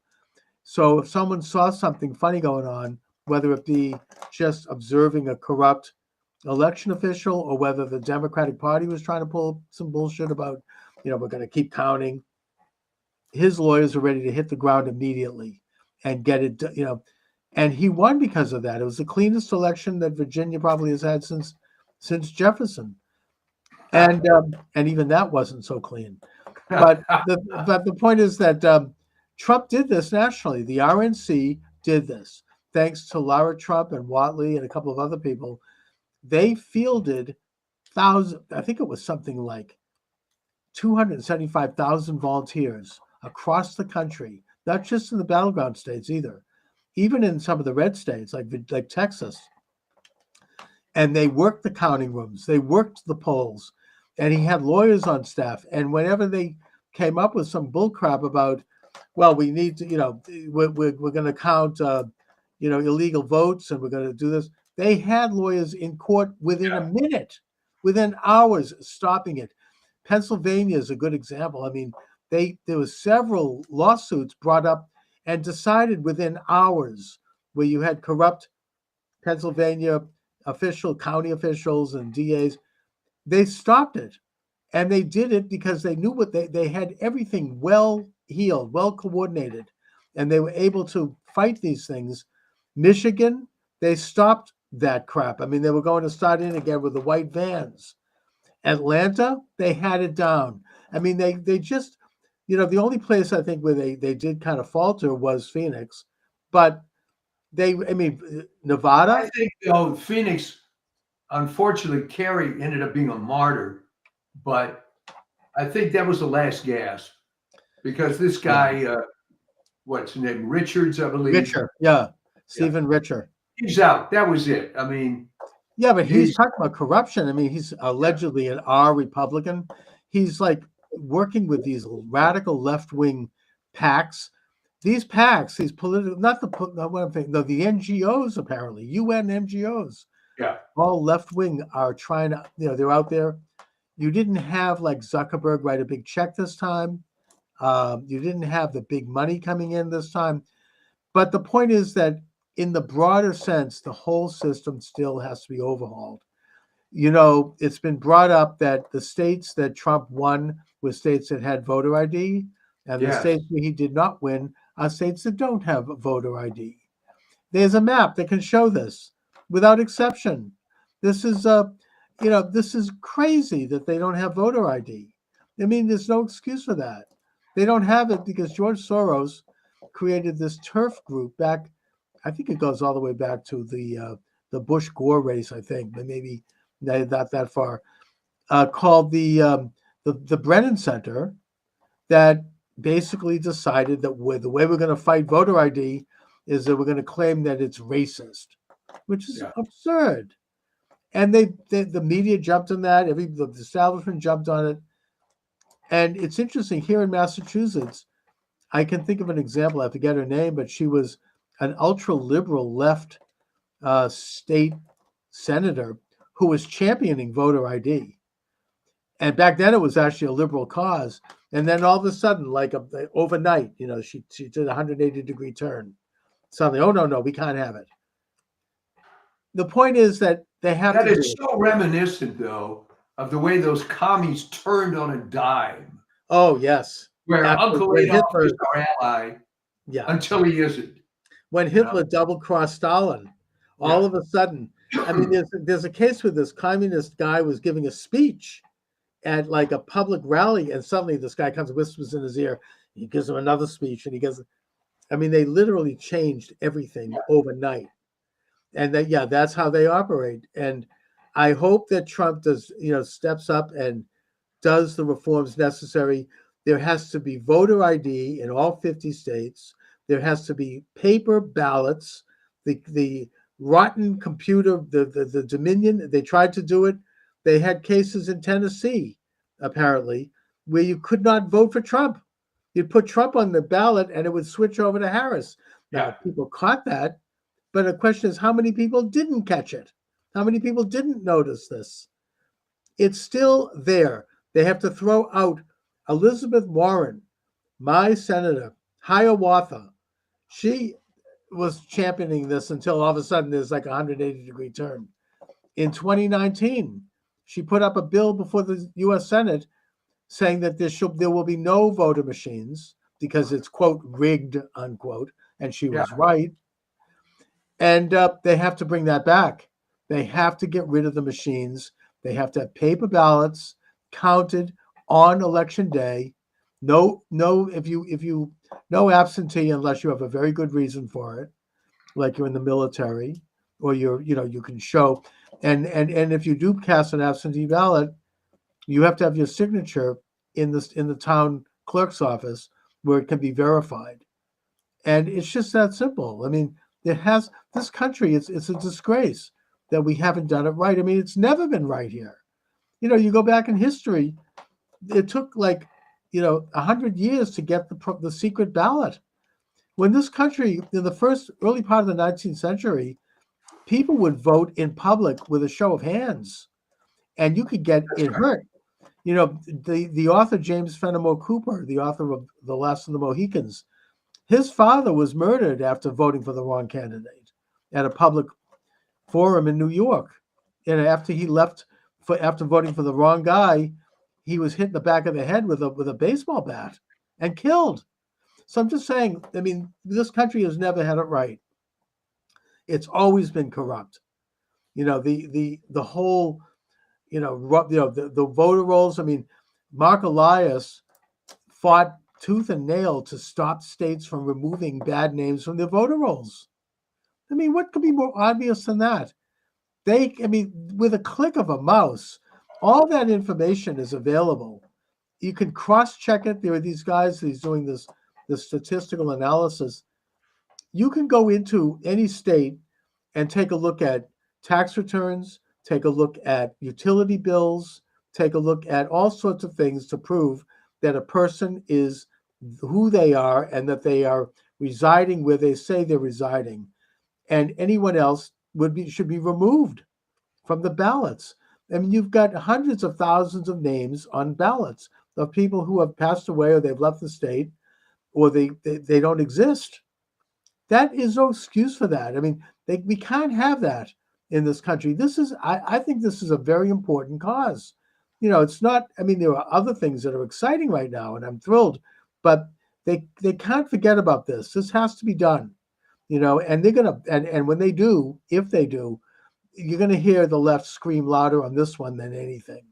They're going to absolutely go. You're probably right, but I mean, the reason they haven't been able to do much about it is because, it's, again, I go back to public health. People don't want to come to the realization that it's corrupt. You know, because you're taught from the time you're in the first grade that it's a free country and you can vote and your vote counts, just like you're taught that, you know, you have your Salk polio vaccine and you do what they tell you to do and everything's great. Yeah. And for people to realize that a lot of this was just crap is devastating. Yeah, but So- Trump doesn't give a damn, it seems. Oh, I get He's it. going to go ahead and, you know, they can scream and squeal. And his wife doesn't give a damn either. Apparently, she didn't want to go when he went to meet Biden because she hates the Bidens. And she rightfully blames them for sending armed thugs into her home where they rummaged through her underwear drawer and her Yeah. son's bedroom and turned everything upside down. She's very angry. She blames Biden. And Trump asked her to come with him, and she said, F that, I'm not going. Yeah, I'm not going to, I don't want to see him. So, I mean, that's great. That's who you want. I mean, both of them, I like that. They're like, they don't seem to care. They're very, and now that they've had this mandate, you know, the left says, oh, he's not going to have the guardrails, they say.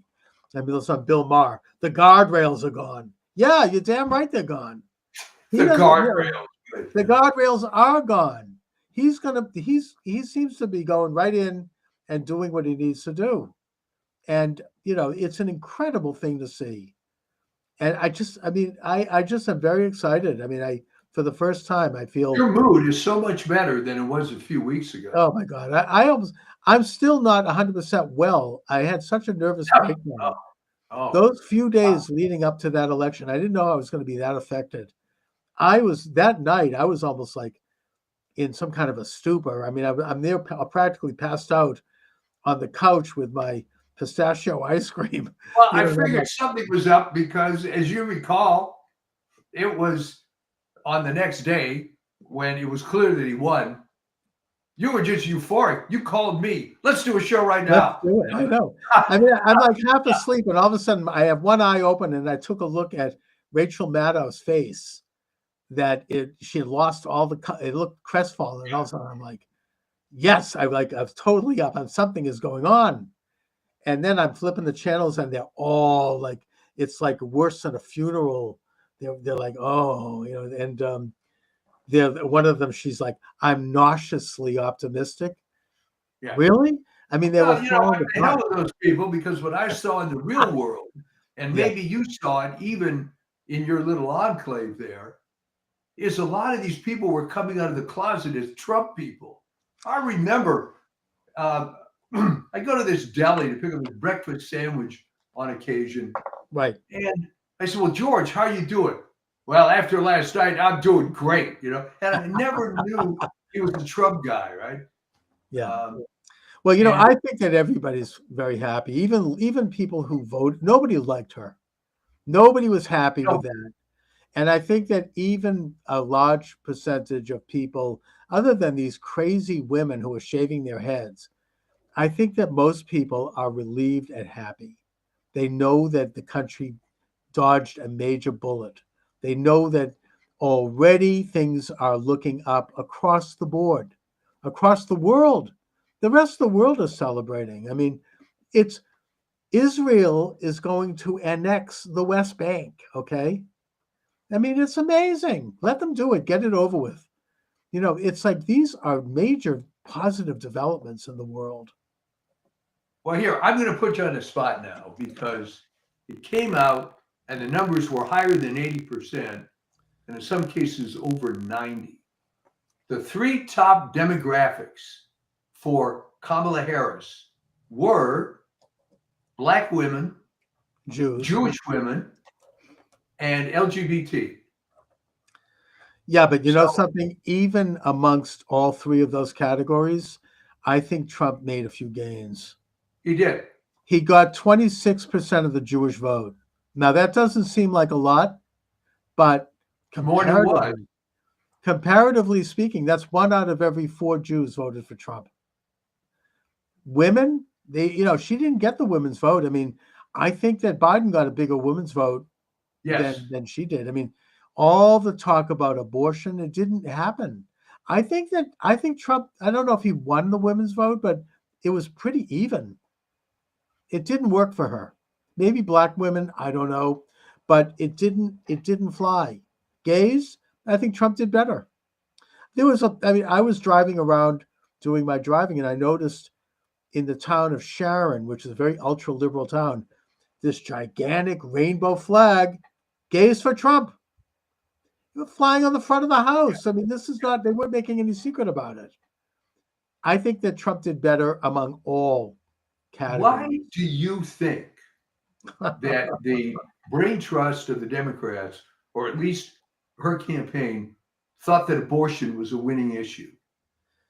I never understood. No, but I think that most people saw through it, which is, first of all, if people do believe in, and they are pro-choice, Biden and Harris didn't do a damn thing other than a lot of hot air on that issue. Yeah. I mean, they did diddly squat. I mean, it's not a federal issue any longer. It's a state issue. And if they cared about it, they might want to work with states to try to just maybe tighten up the laws a little bit to help protect the life of the mother, which, by the way, we talked about this and you made the point, and now it's been kind of more proven that isn't happening. Women aren't dying because they can't get an abortion. No, and the other dirty little secret is that after Roe v. Wade was overturned, abortions went up. Yeah, and in some states like Massachusetts, they actually liberalized it, like to the point where now you can do it after the baby's born. Yeah. It's horrible, but look, that's what it is now. It's up to the states. Well, that's my point, democratic. Chuck. So why did anyone think this was an important issue? It wasn't. And I think people saw that. It was not on the ballot. It was not a federal issue. If they don't like abortion or they want to change abortion policy, it's a state issue. And there was some people that they thought they could get revenge against Trump because he appointed conservative judges. I don't think that worked. You didn't get anyone outside of a hardcore base of people who bought into that. People just, and the other thing on this, on everything is there hasn't been any rioting. There hasn't been any violence. There hasn't been any, Right. pussy hat, stuff. I mean, none of it. It's people are happy. They're relieved. None of that. And I don't think it's going to happen at inaugural either. I mean, they just don't have the energy for it. And if they do, if like Antifa comes out, that's not going to help them. The other thing that Trump, and now it's so there were 2 rumors going around. The first one, as I say, it was dropped by Mike Huckabee, the new ambassador to Israel. That is, Boy, was that a great choice. excellent, brilliant. I think he's tremendous. I think that Israel's going to annex the Judea and Samaria. The other one is that Trump is going to pardon all of the J6 prisoners. J6, yeah. 2 federal judges have now stopped all hearings.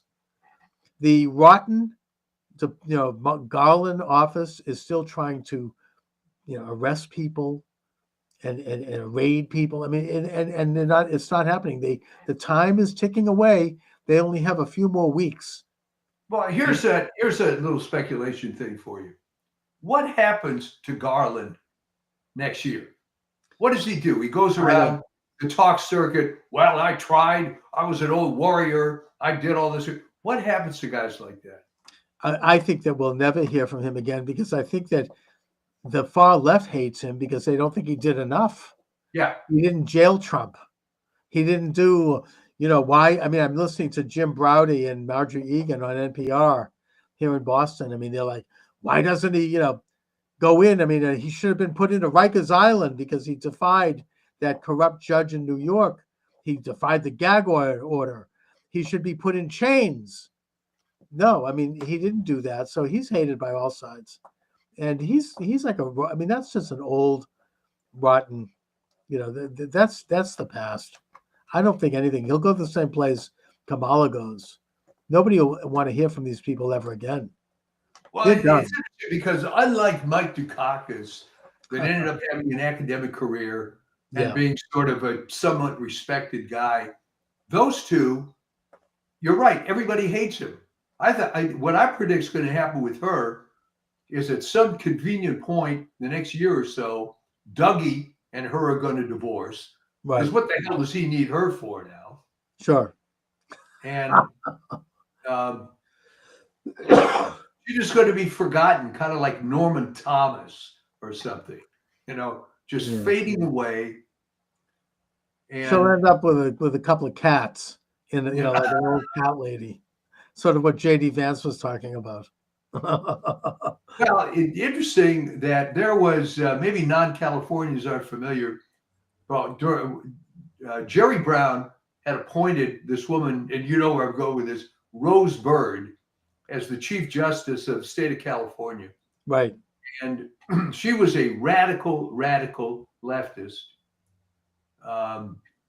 who it was a joke. I mean, there were some large number, dozens of death penalty cases came in front of her, and it didn't matter how egregious the circumstances were, she voted no every single time. Right. Let him loose. Yep. She ends up as the former Chief Justice of California, unable to get a job with any law firm. All right. Goes on welfare. Oh my God, really? No, well, she developed cancer, which I Right. think took care of some of the money, and she just died in obscurity. And Yeah, that's where that I think that's definitely a possibility. I mean, these people have they're no, the left will give you, they'll weigh your shelf down with awards when you're of use to them, but when Yeah. you're not, they'll pull the rug in a matter of a minute. You're just oh gone. yeah, absolutely. I mean, these people, I mean, who the hell wants to go? What's going to happen to Rachel Levine? I mean, who the hell wants to hear from any? I mean, but with Harris, I mean, she's so dreadful. I mean, you can't stand listening to her. Nobody liked it. She was the left-wing media people that put her on for softball interviews and who were paid, we now know, to do so, and who did the softest interview you can imagine. They looked like they were ready to slit their throats listening to her talk. It was depressing. She, you walk out of it stupider than you were when you went in. I mean, it's just, it was so bad. Well, that's having a boomerang effect. Also on, for example, CNN. The only reason people even watch it anymore is Scott Jennings is on. Yeah, exactly. He's a conservative guy, but he's always on with this Abby Phillips, who's an attractive black woman, Yes. not very smart, because he'll raise these points and she looks like deer in the headlights. And then she's listening to whatever someone's saying in her earphone and then comes up with some comment. I mean, it's all done. And people are going to reflect. This is what's going to happen. They're going to reflect, wait a minute. Why was Harris even elected to anything? Oh, well, Yeah. everybody knows. She worked her way up through the casting couch. Yeah. And then she was like she played the race card, and she just was very manipulative. She knew how to get favors. I understand that Jennings might be the press secretary, which would be great. He's very good. Yeah. So, yeah, I mean, So Trump it's really exciting times. Yes. It's very exciting, I'm sorry, to watch some of these people crash and burn. It's a beautiful thing. It's going to be very, as I hear, who is it? As Steve Bannon says, it's time to break out the popcorn and just watch, and Well, watch you it can all see come down. CNN is getting rid of these overpriced hosts. Your friend Chris Wallace. He's Oh, gone. he's horrible. Yeah, he's been gone for a long time. Well, he went, but the thing with him was his father was terrible, but that was the era of CBS with all the leftists. Mike Wallace was nothing more than a left-wing bully. Chris Wallace was nothing more than a Nepo baby who Well, at just least Mike Wallace would occasionally chase someone down the street with a mic, Yeah. and try to get some answers. I mean, Chris Wallace is a piece of what. I mean, he's what he tried to do to Trump during that debate, just evil and ugly, and just I'm glad to see him go. Hopefully, all these the final last ditch effort is being pulled off or try. She won't get away with it, but none other than my own Senator Hiawatha is trying to jam down some left-wing judges in the last weeks of the administration. She's trying to shove down, finish the Biden judges, and it's not going to happen. Yeah. Mike Davis, who is really a powerful, one of these tough Irish lawyers, he's great. I mean, he's on all the times with Bannon, who, by the way, is just absolutely soaring, and who's brilliant. Check it out on War Room. I don't miss one of those podcasts. It's beautiful to listen to that. But Mike Davis is a regular guest of his, and he's a brilliant lawyer, and he's not going to let her do it. He's got people there in Washington. He's well connected. They're going to pull the plug on that. She's trying to shove down the throat leftist judges at the last minute. I don't think she's going to get away with it. They tried to get Sotomayor to step down, with the rumor being that Biden would then appoint Harris, which I don't think he would have done anyway. No, there's no chance. But There's no Sotomayor is saying, You know what? She wouldn't have wanted it because she's just too stupid. they don't know what to. They figure that maybe she's young enough that she'd be a warm body in there. But Sotomayor has said she's not going anywhere, and that means that Trump is going to get more federal, judicial appointments at some point, because apparently she's not in good health. I mean, I guess she's got like an advanced diabetes or something. She has a medical assistant with her at all times, and it's going to be like Ruth Bader Ginsburg. People are begging her to leave, and she's like, "I'm not going anywhere." So Trump will get probably 2 or 3 more appointments, and it's just amazing. It's going to be amazing. We're going to get tired of winning, right? I know. It's the whole, this country, I that's why I was so sick, because there's such a difference in terms of the course for the future, the way things could go. And I just am so thrilled and pleased. People were just always overwhelmed. I mean, I called a friend of mine, a retired cop, conservative guy. This is about a week after the election. I said, Neil, I haven't heard from you. He said, I'm still basking in it. I'm still enjoying the glow. I know. I don't even know what to do with myself. It's a beautiful time. You almost feel like you don't want to get too giddy, because bad stuff is obvious. And by the way, all these meltdowns that you see on TikTok, this is all crap. And it is, because what human is going to say, well, wait, I'm going to have a nervous breakdown, but let me first log in to my TikTok account. And that's not how humans work. This is all crap. It's all theater. Oh, I know. There's this one woman who's doing all the screaming in the car. Yeah. This musician, I don't know if you've heard this on TikTok. He's turned it into like a rap concert thing with drum beats and music. It's hilarious. And then there's the Lysistrata group, following in the example of South Korea. Apparently, women, no sex, no men, no relationships. But it's like a parody on itself, because all the women that post these are ugly. Well, I like the comment made by Natalie Winters, who's Bannon's co-host, and who did a brilliant job of filling in for him while they had him in prison. She's like, well, they're not, as President Trump would say, they're not sending their best. Oh man. Anyway, there's been all kinds of parodies on it. One of them comes up and said, look, what do I have to do to make myself unattractive to MAGA guys? And Paul Joseph Watson said, just keep doing what you're doing. Perfect. Oh yes, I know. It's just not flying.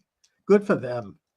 Anyway, so Mike, what do you have coming up on the? I was going to do but I think I've just done it on this show. I was going to do a piece called "Dead Wrong," and maybe we'll still talk about how. It's getting old even for me. How there's just no talent. They're going back to 1950s. Oh, just wait till we have the media. That'll convince them. Yeah. What I'm waiting for is the owner of the LA Times. I don't know if you heard this, because why would you? Said that he's firing the editorial board and is going to replace it with all conservatives. Wow. And I guess if I'm going to get it, I mean, the LA Times has been liberal since the mid 60s, but it's at least a real newspaper in the sense that there's some content and so on. And I'm hoping maybe they'll go a little more conservative, because the thing I get delivered to my house now, and the USA Today Network has a bunch of these things, these local papers where the national news is 3 days old. I'm not kidding. 3 days old. And yeah, you're pretty up to date on the high school football scores in the local area and stuff, but Right. it's a joke. My wife says, well, and she reads the paper in the morning, well, that took me 7 minutes, so. I know there's no content to it anymore. The Globe is like that too. And I don't think the Globe is going to change. Yeah. That's not happening. Although there's a lot of rumors about Mayor Wu having some serious opposition here in Boston, including from the son of Bob Kraft. We'll see. It's interesting. And he's more conservative. Well, I never understood, other than historically, how Boston, which to me, a large part of Boston, is hard scrabble working class, how they didn't get all red pilled as much as I would have thought that they should have. It's a good question. I don't know. I mean, they go just so far. I mean, they elected Marty Walsh over a very left-wing candidate. Yeah. And he captured all the rich, well-to-do leftist neighborhoods like the Back Bay and Beacon Hill, Yeah. whereas Walsh got all the more blue-collar areas. So, there is at least some shift there, but you never see, a real, MAGA type in Boston, at least not yet. We shall see. All right. Well, All good right, luck. Mike. I'm Thanks a glad lot. I'm glad you're doing so much better. As is everybody. All right. See you I'll next talk to you next week. Thanks a lot. Okay, I think that we're good. Let me just make sure that my sound is functioning here. Let's see, go to Podomatic for that. Doing my special election day program. Hello. Yeah, it looks like we're okay with sound. Hello. Let me just try it again.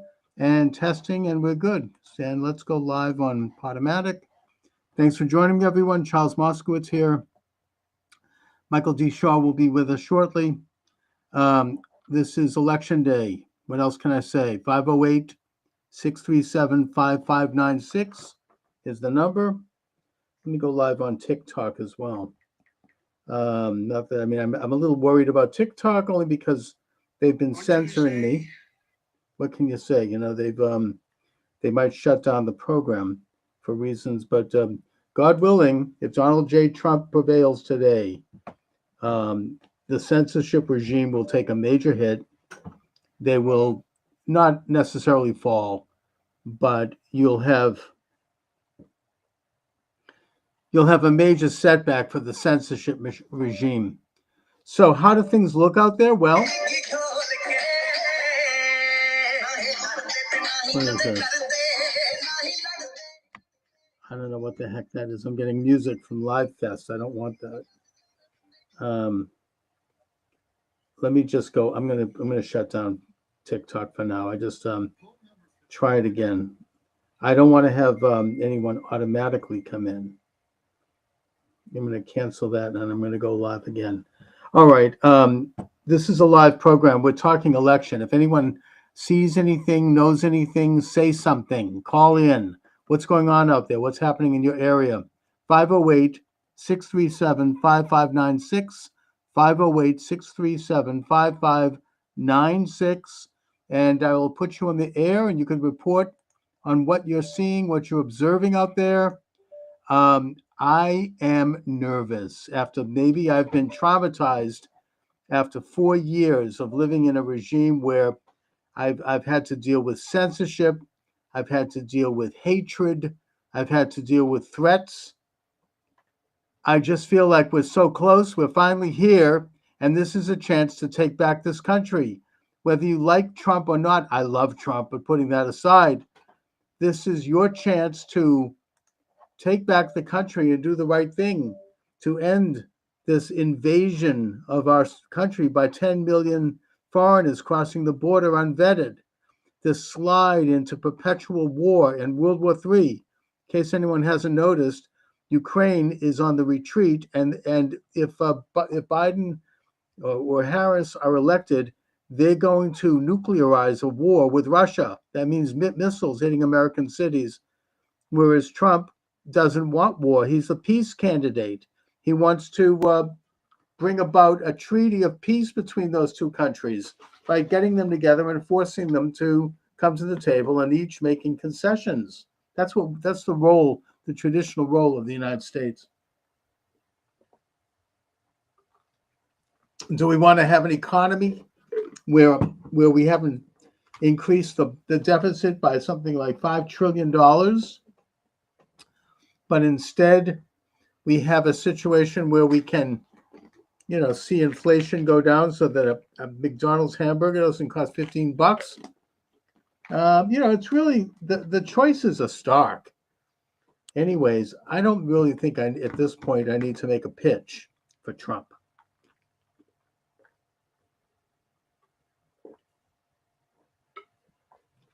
There we go. We're taking some supplements here. What I'm worried about and what I'm observing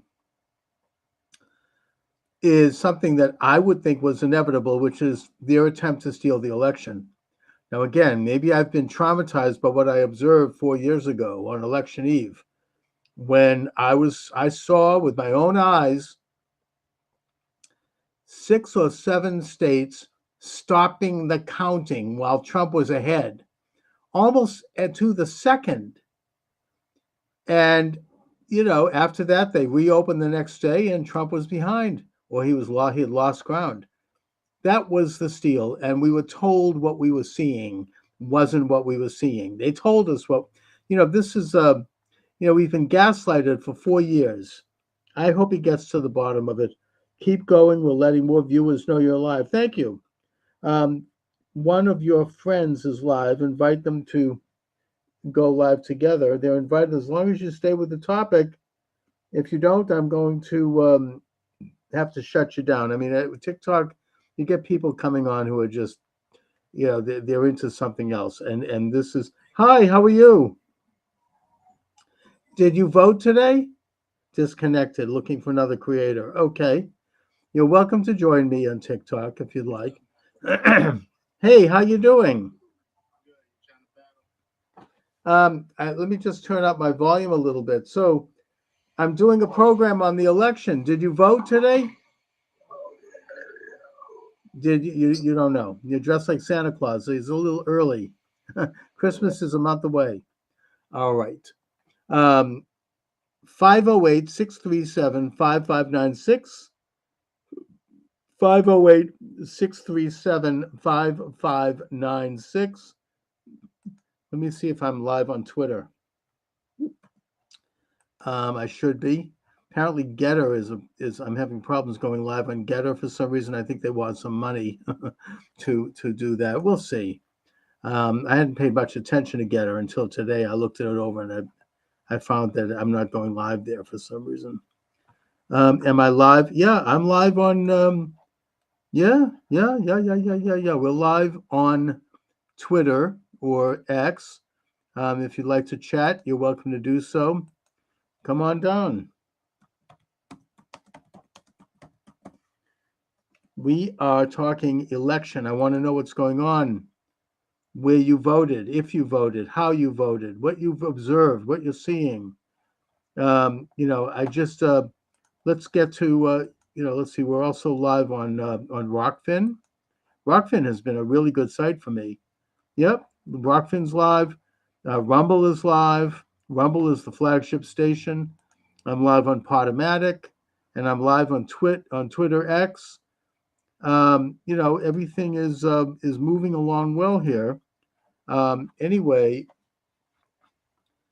I am. Look, if this was an honest election, Trump would win a landslide. I don't think there's any question about that. We have to get out and vote so overwhelmingly today that the cheating won't really be enough. but they are scrambling to get this thing done, to cheat. They're not getting anyone coming out. They've got no enthusiasm. All of the momentum is on the side of Trump. We are in a position where we can save our country, we can save our future. Everything is at stake. This is the most important election in American history, the most important since Washington. This is one of the most important events in world history, going all the way back to Jesus's Sermon on the Mount. Okay. You want a co-host for now? You've got somebody. Hello, you're no, what about that? Yes. No. You want? I'm doing that. Okay. They're just. I got another TikToker who wants to do some dancing. That's. let's get. Please, people. I'm doing a talk show here. We're live on several live streams. We're talking the election. If you want to talk election, you're welcome to come aboard. You can join me on TikTok. Thank you. Or you can call. Oh, I've got a violation already on TikTok. A warning. Yeah, I guess you see that's I don't know how much longer I'm going to be on TikTok. God willing, if Trump wins, maybe TikTok can be reformed and there won't be this Nazi-like censorship. I don't know. We'll see. 508-637-5596. If you'd like to join the conversation, 508-637-5596. You're welcome aboard. We're talking about, or you can join me through chat on multiple platforms, including Twitter, where I'm live, and Rumble, or you can come on down on well, Rumble is the good one here. That's kind of the flagship. And we're talking election. Have you voted? If so, what did you see? What did you hear? What did you observe? Let me just see what's. Yeah, we're live on. All right. Yep, you can chat with me live on Rumble, on Twitter, and on Rockfin, all of which are live. Or you can just call up old-fashioned, like they used to do back in the day when you had talk radio. You could call 508-637-5596. That number again is 508-637-5596. The Gateway Pundit shows frustration boiling as Pennsylvania voters witness, quote, non-English speaking citizens escorted past long lines to vote. Yeah, I wonder who they are. I think that you had actually John Fetterman, who's a senator from Pennsylvania, admit to Joe Rogan recently, the other day, that non-citizens, illegal aliens, are registered to vote across Pennsylvania.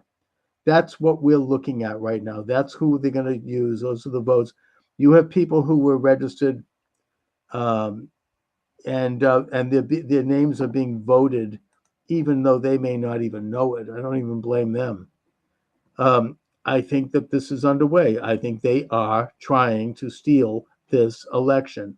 Now, if TikTok wants to shut me down for saying that, fine. I have said it.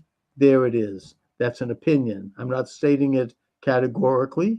I don't have any evidence, hard evidence of it. But it appears to me, based on what I know and what I've observed over the past. Am I in PA? No, I'm in Boston, Massachusetts. Are you in PA? What's going on in Pennsylvania? What are you seeing down there? I can tell you here in Boston, where I am, there are large crowds at the voting booths, and they are fired up Trump supporters. You might actually see some surprises right here in the Bay State, the cradle of liberty. I don't think Trump's going to win Massachusetts, honestly. But if he makes some inroads and we see some more areas go red, so to speak, that could be of earthquake proportion in our politics here. We have a very leftist government here. I could get into that. That's a subject for another day. But suffice to say that the reports I'm hearing, initial reports, are that there's a lot of enthusiasm out there for Trump. And there's a lot of people showing up, and they've been waiting for this for 4 freaking years to put Trump back in and to get rid of this illegitimate regime. Anyway, in Tennessee, have you read? Good. What's happening in Tennessee? We're getting a note on TikTok. Have you observed? What are you seeing out there? I mean, are people enthusiastic? I mean, Tennessee is a bellwether state. I know it's red, but that doesn't matter. You know, it's a key state. If without Tennessee, we can forget it. What's going on over there? You're welcome to join the conversation. Up. My access, my live has been removed. Okay, so we're done with Twitter. We're done with.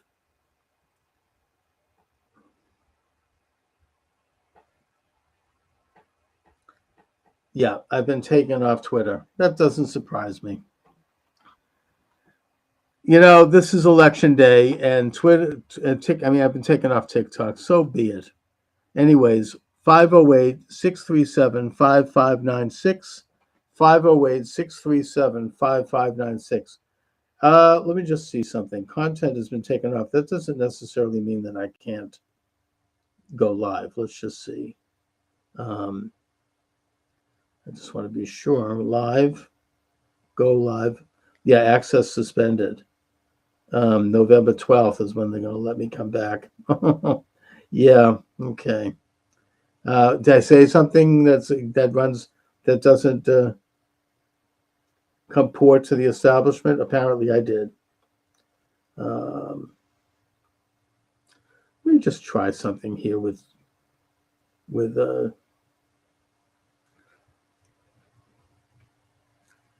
all right, let's just see. TikTok Studio. Let me see if I can switch accounts. I have 2 accounts here, so maybe the other one will let me go. No, I'm not going to do that. Forget it. I'm not on TikTok's out. So be it. Damn.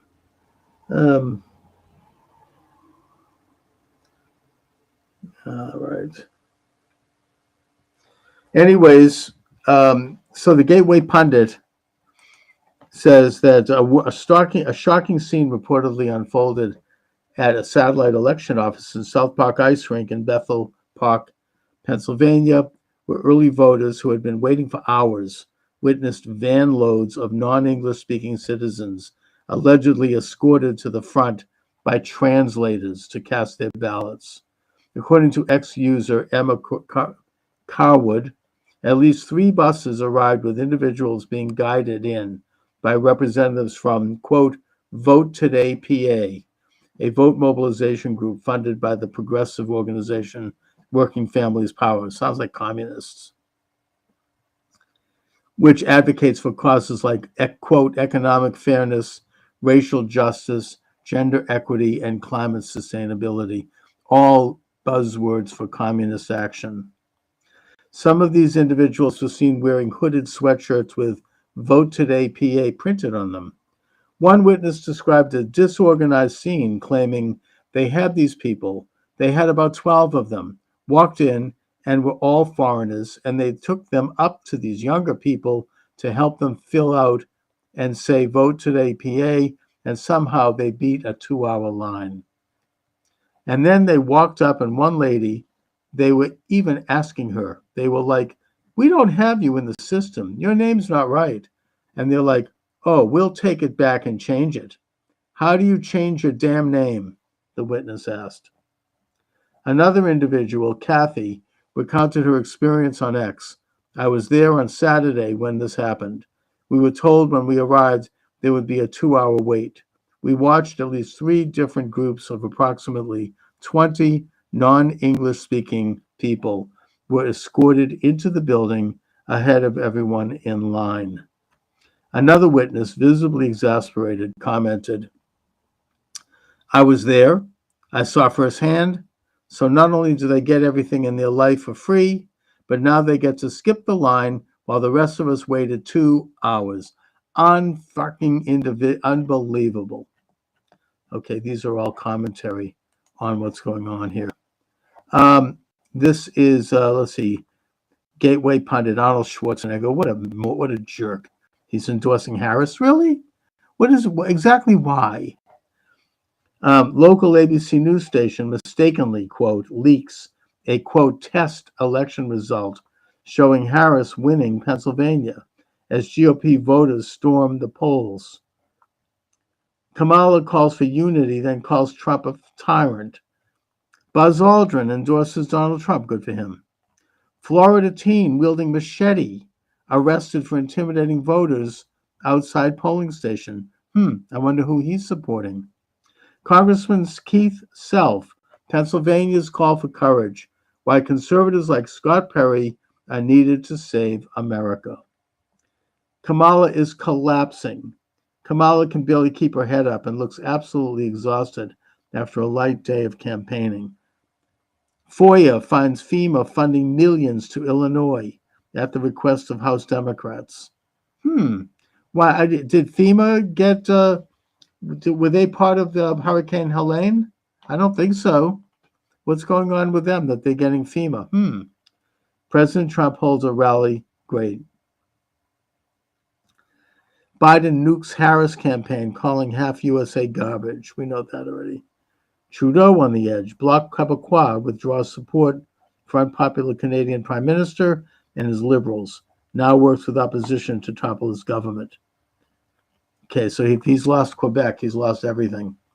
Honor and freedom of expression, a distraction from what's truly at stake in the U.S. election. This is about that comedian who said about Puerto Rico, the stupid comment. He should never have made it. Shameful. Kamala Harris makes a comment defending Joe Biden after he called millions of patriotic Trump supporters garbage.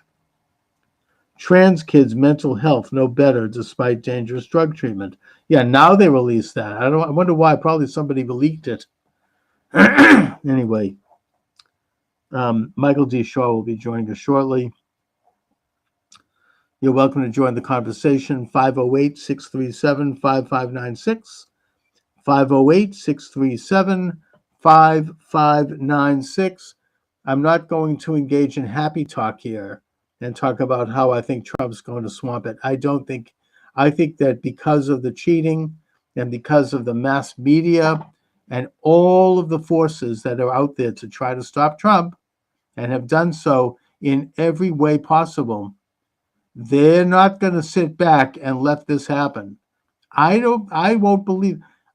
I don't, I saw, first of all, I saw Raskin on with Bill Maher the other night, and I understand he's already drawn up articles of impeachment in case Trump does win. But what I would suggest is that if Trump does win, but if the Republicans, the Democrats are able to take the House, they're going to not only launch articles of impeachment, but they're not going to certify his victory. They just aren't. Raskin is fairly open about that. He also was promoting a radical agenda. He wants to get rid of the Electoral College.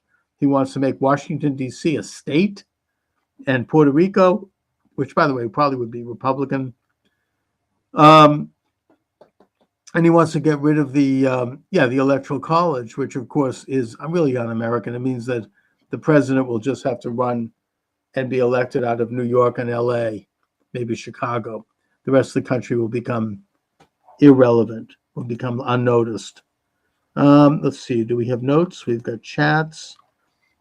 Your stream so really well. As a proposal for you, I will share your stream. You just see that. To kick community for you to hit 1,000 followers. Oh, he wants me to this is some ad.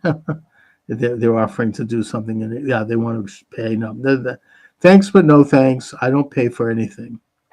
Yeah, I don't need to have.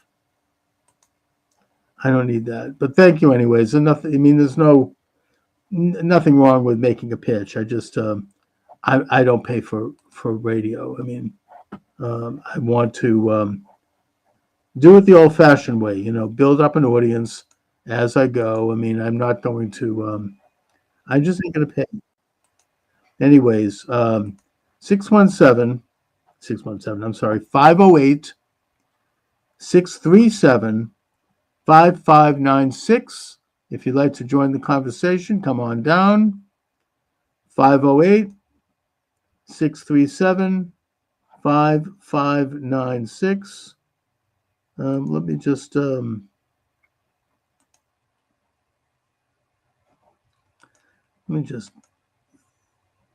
okay, let me hide that one. And I'm going to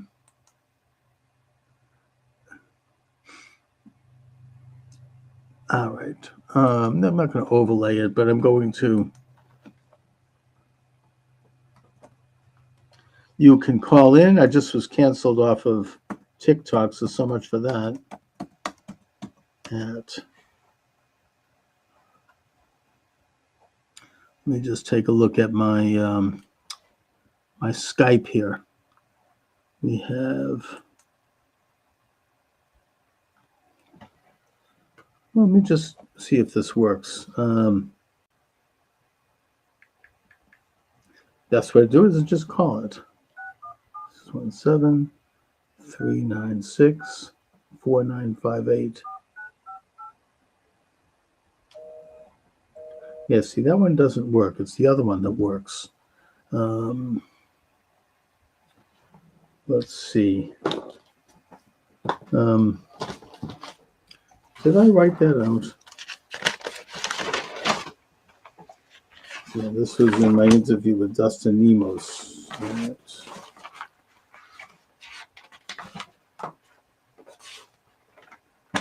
Nah.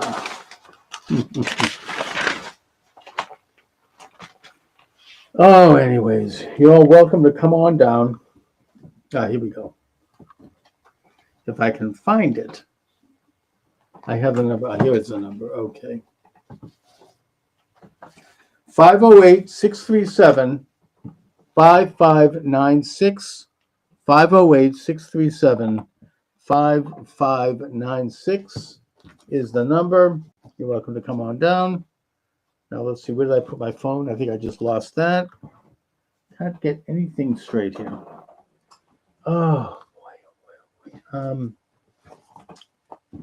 Yeah, okay, so I'll have to find, there it is. Okay, so let me just try dialing that, see if that number works. 508-637-5596.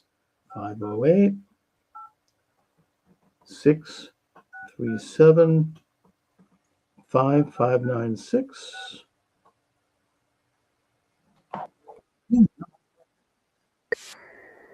Yeah, that one works. So you're welcome to call. This is a live program. We're talking election. What are your thoughts? 508-637-5596. 508-637-5596 is the number. You know, let me just put that in there. 508-637-5596. And just enter. Call in at 508-637-5596.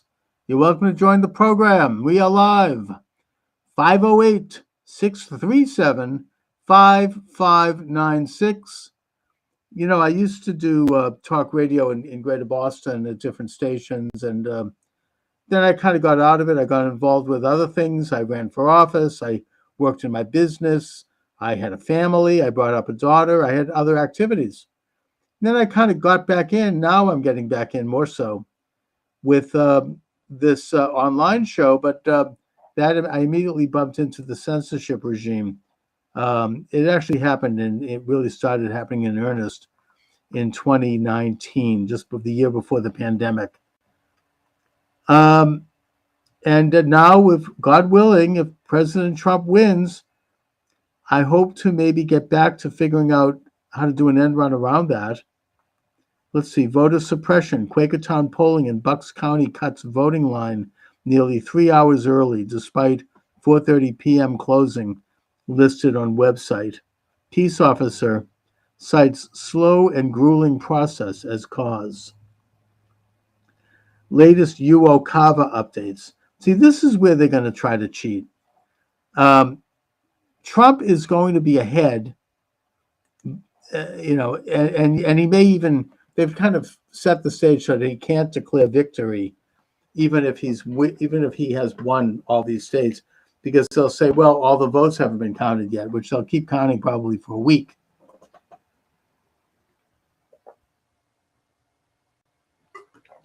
But in the meantime, they have these UOCAVA votes, which apparently they have lowered the standards overseas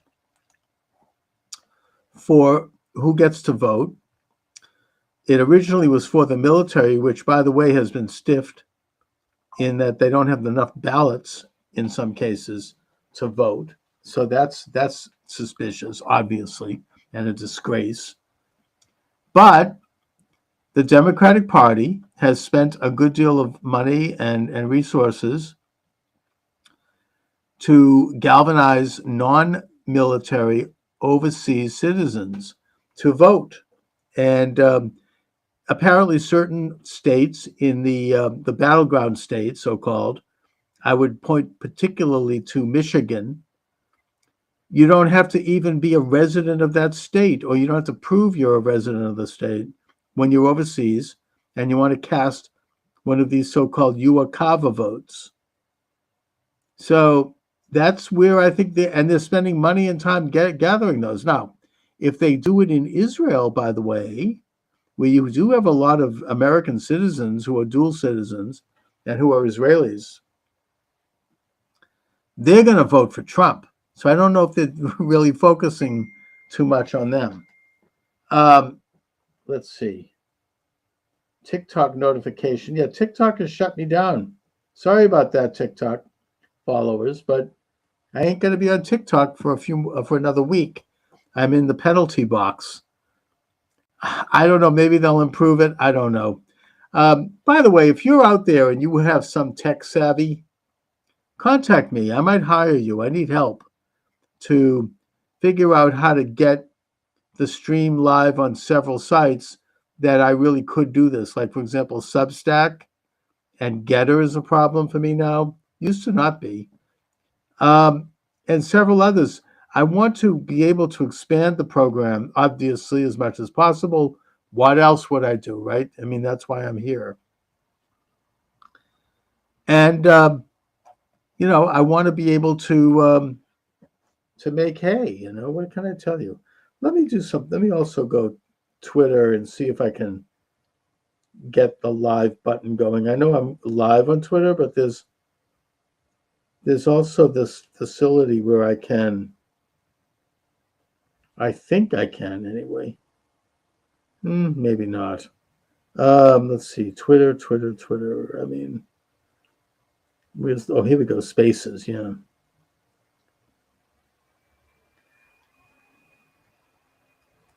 Go live on Spaces. How do I go live on Spaces? Let me try it again. I think I almost had that. Spaces.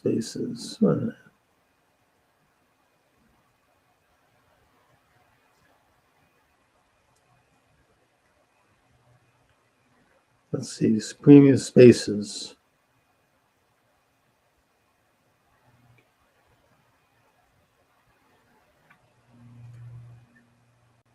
Wait a minute.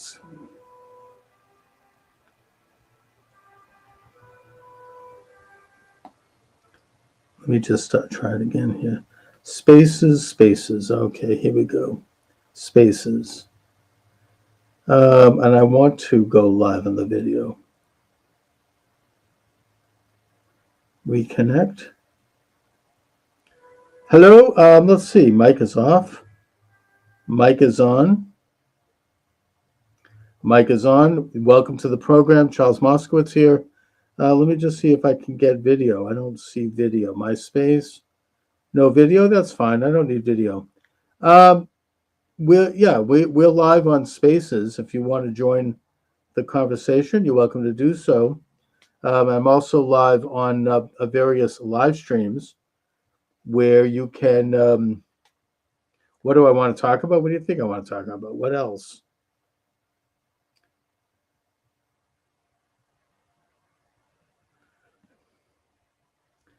All right. The mic is on. You're welcome to join on Spaces.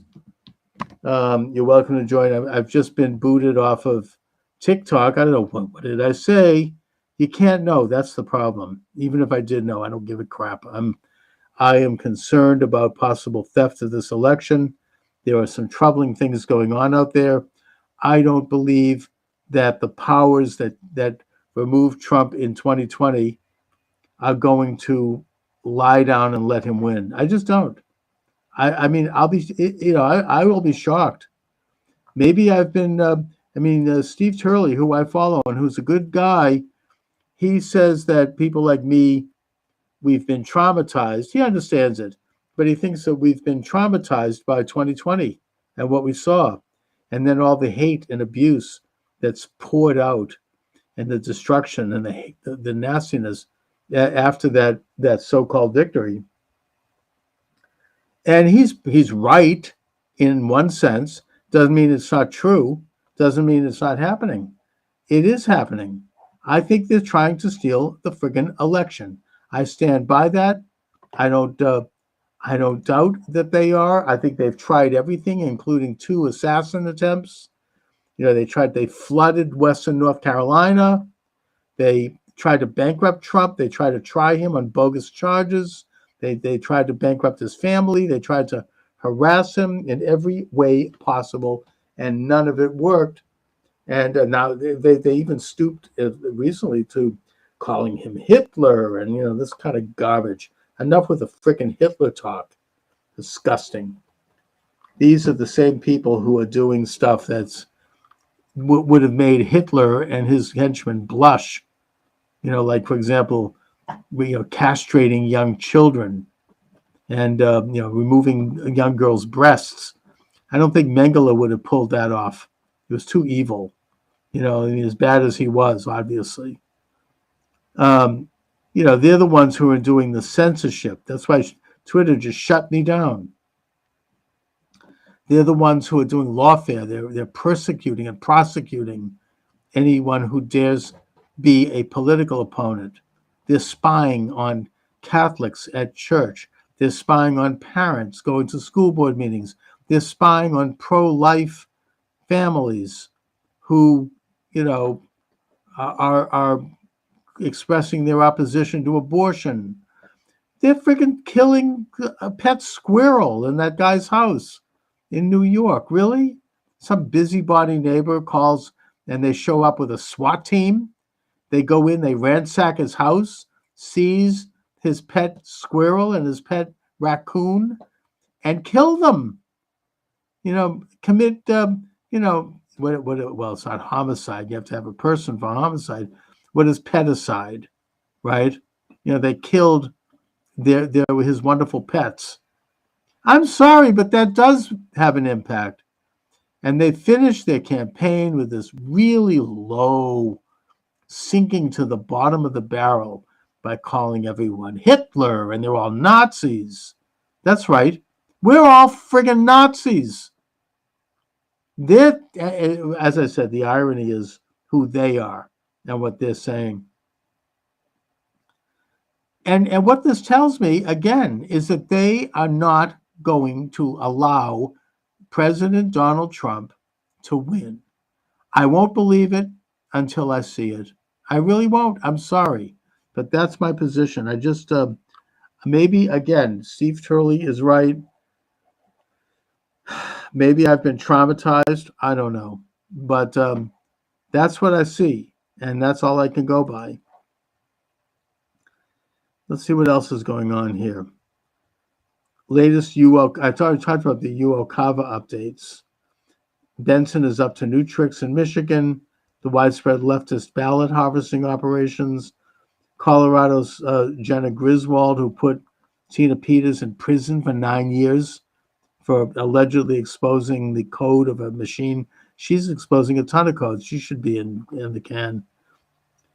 Under fire for leaking voting machine passwords in 63 of 64 counties on the state website. What else is going on?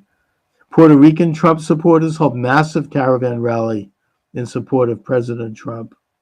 That's in San Juan. Puerto Rico joke hyped by Dems and media has caused zero change among Pennsylvania Hispanics. Good. New Judge Cannon won't recuse herself from would-be Trump assassin. Andrea Mitchell announces she's retiring from her daily MSNBC show. Good riddance.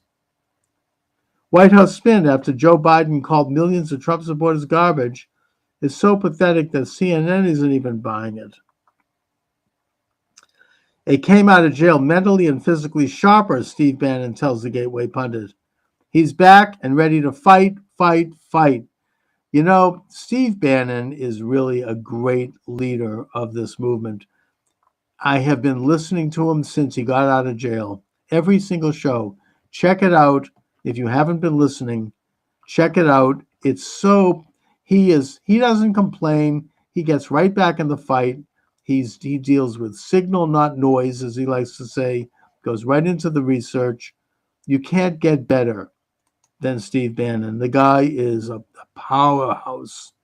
He reminds me of growing up in Boston, these kind of Irish, tough, street fighting people, who Boston Irish Catholic vibe. And I mean that in the best sense, not the bad ones. There were a few of them too. But Steve Bannon, this moral power that he brings to the table is unprecedented. And he hasn't talked about the fact that he was a political prisoner for 4 months. He's busy with the campaign, but he did make one quick reflection on that. He said that while in prison, he was giving civics lessons in the rec hall, and it was wildly popular. Everyone attended. You had lines out the door. And that most of the people there were Black or Hispanic. And based on comments that were made and questions over time, and while, of course, this is anecdotal, but it's obvious, he came to realize that they despise Kamala Harris because they know that she was responsible for keeping them in prison longer than their sentences required in order for the corporate interests to get free slave labor in California when she was the Attorney General.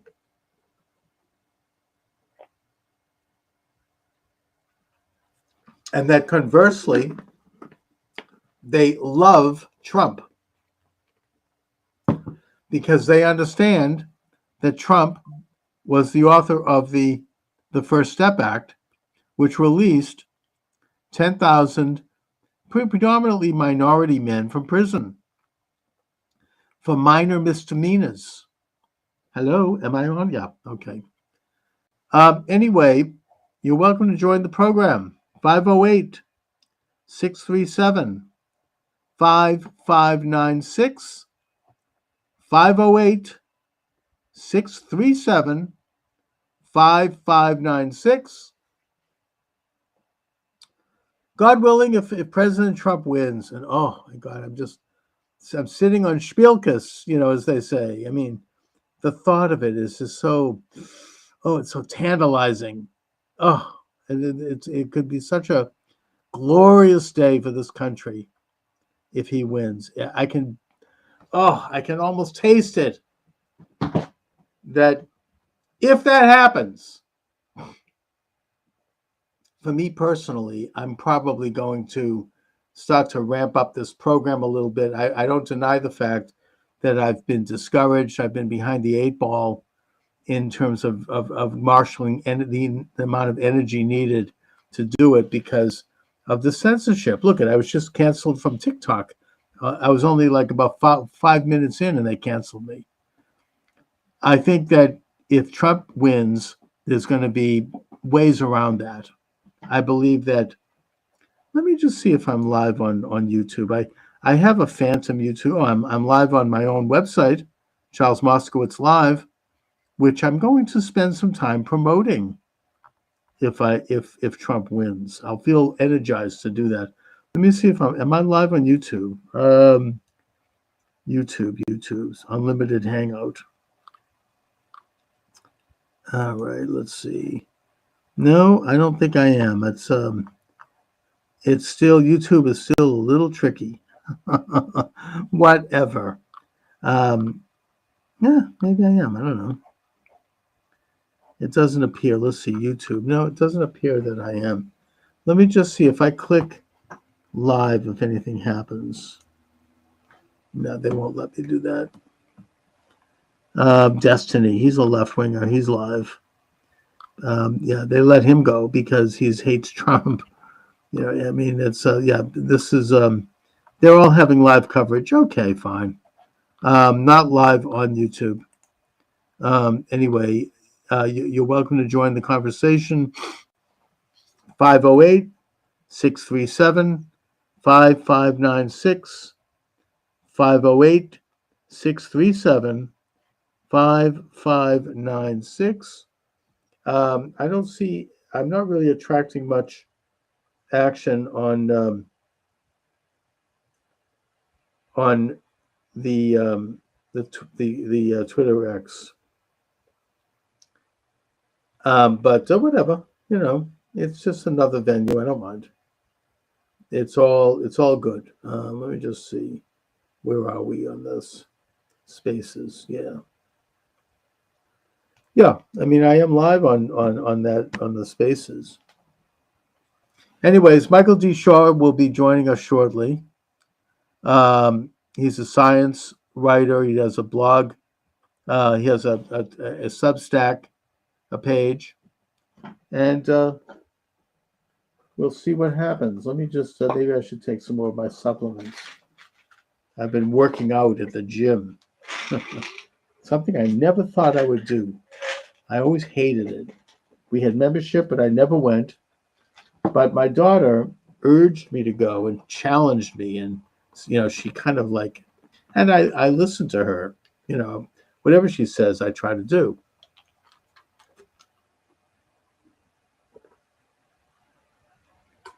And so I actually hired a personal trainer.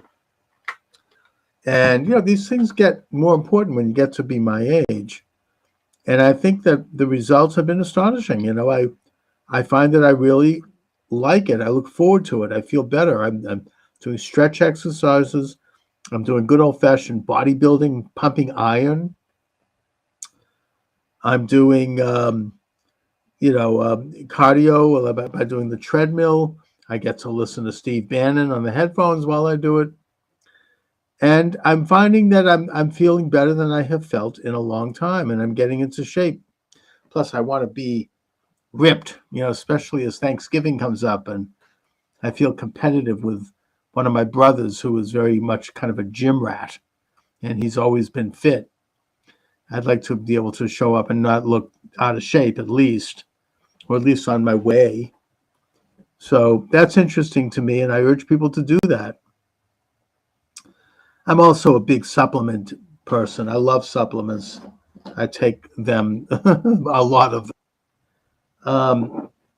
Anyway, you're welcome to join the program, 508-637, while we wait for Michael. There he is. He's there. How do you like that? Hi, Mike. How are you? Hey, let me call out. Sorry.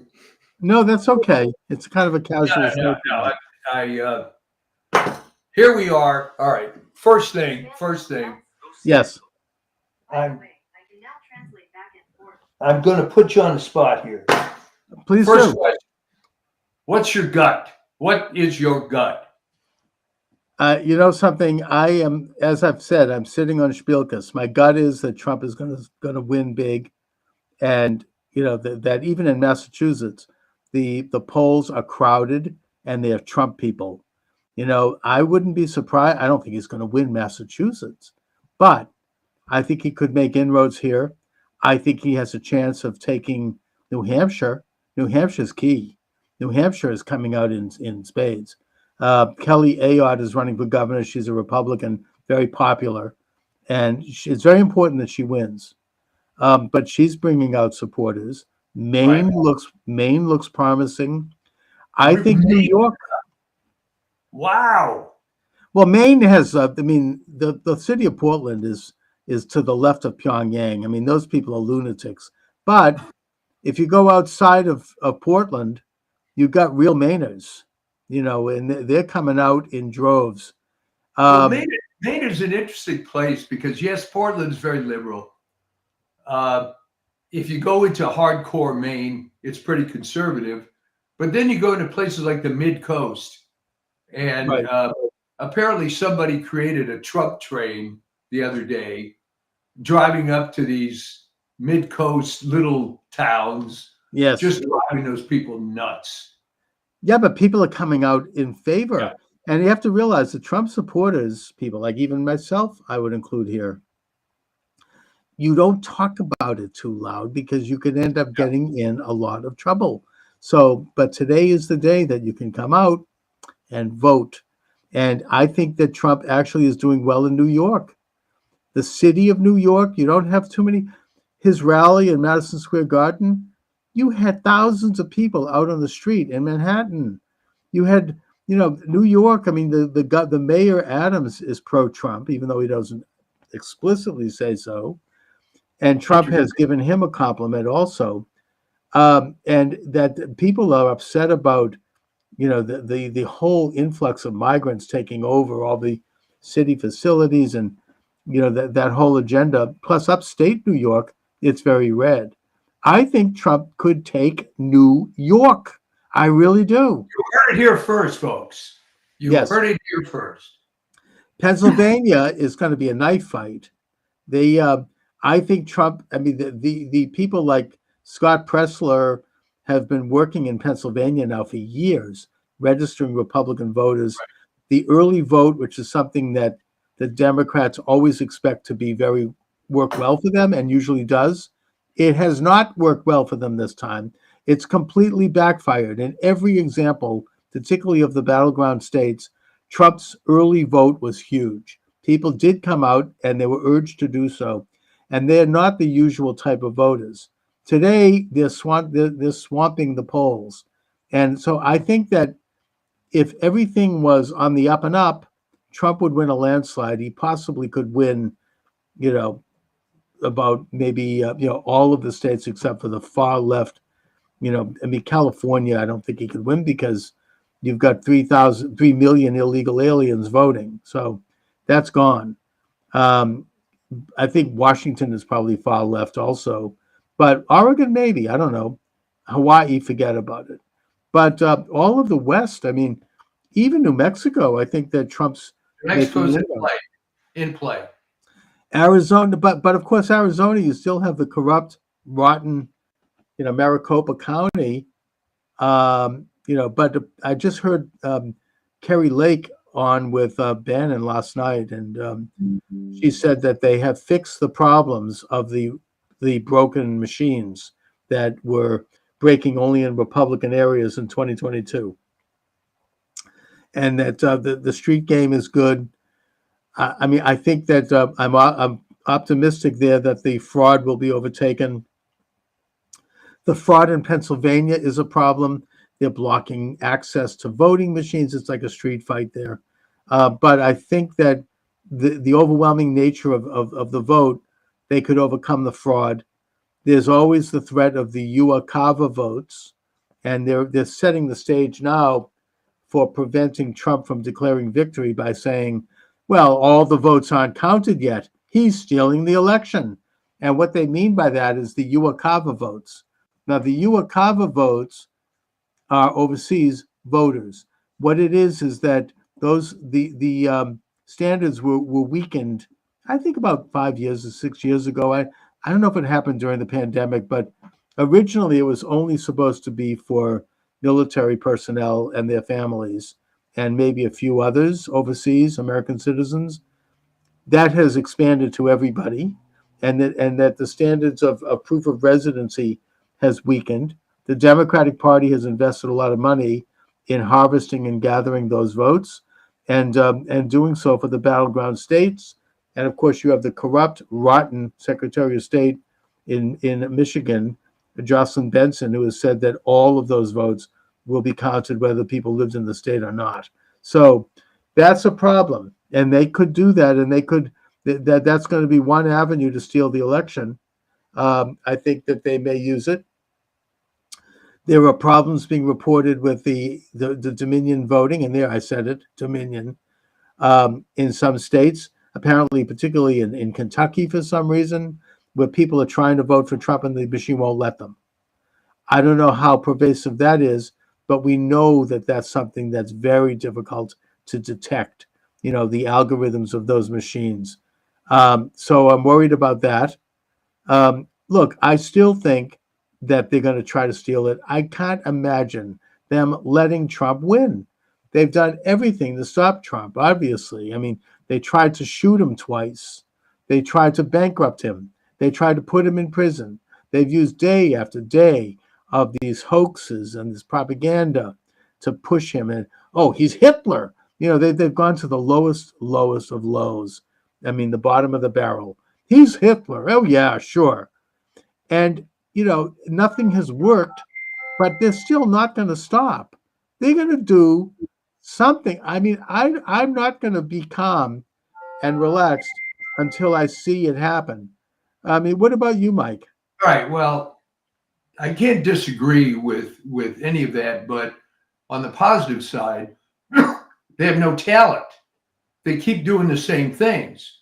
Let me give you this particular example.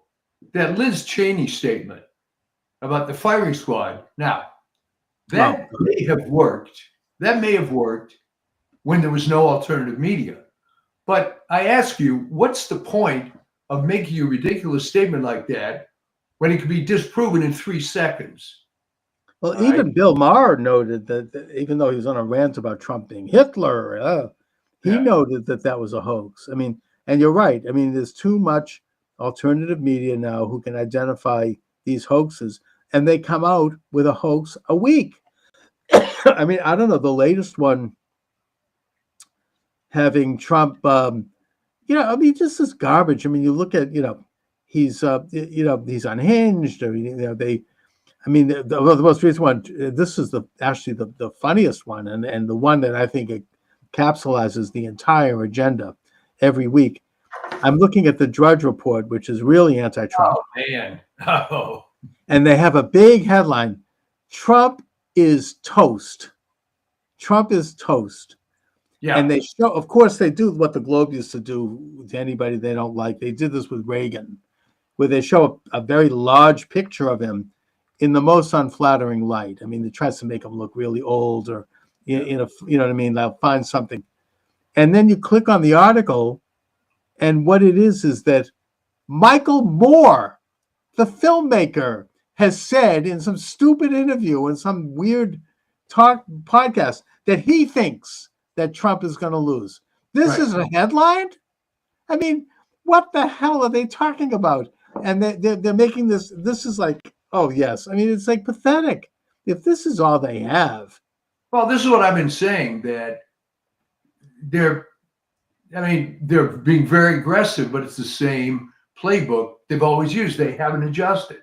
Now, one piece of good news that I saw on Twitter, I believe yesterday, was that people are looking in Pennsylvania and say, wait a minute, where are all the votes? Where are all the votes? And then the answers come up. Well, if you're comparing it to 2020, when they added 700,000 fake votes, that's why you're not seeing it. And but I don't know. They still might drive in those white vans filled with made-out ballots in Philadelphia and in Detroit. I mean, I assume that Michigan will be stolen. I mean, it's so bad there. But I hope that maybe that might be the only state she wins because it's stolen. The signs look good. Obviously, we'll have to wait. But this election seems a lot different from 2020. Oh, and you know something? I'm listening to the left-wing radio shows. They all seem demoralized. I mean, they're like pulling, and they're even mentioning, I mean, in passing, what happens when Trump does win. I mean, and these are people like, Nancy Gertner. I don't want to mention her name in particular, but I'm just saying the hard left, street fighters. These are thugs who will like stab at Trump in a second. I mean, these are, they don't F around. I mean, this is like Mark Elias and those and that crowd. They're not gonna. They are just out there, and they are sounding demoralized, which is a good sign. I mean, if you look at their, I follow his Twitter page. And by the way, the censorship regime is in full force. When I went on a little early and I went on live on TikTok, they shut me down immediately within 5 minutes. Really? What did you say? I don't know. You can never tell. Did I make a reference to getting to the bottom of 2020? I mean, I was trying to actually be somewhat careful, but somebody reported me and they shut it down. I've been suspended for 2 weeks. So I only say this to note that the censorship regime is in full-fledged right now.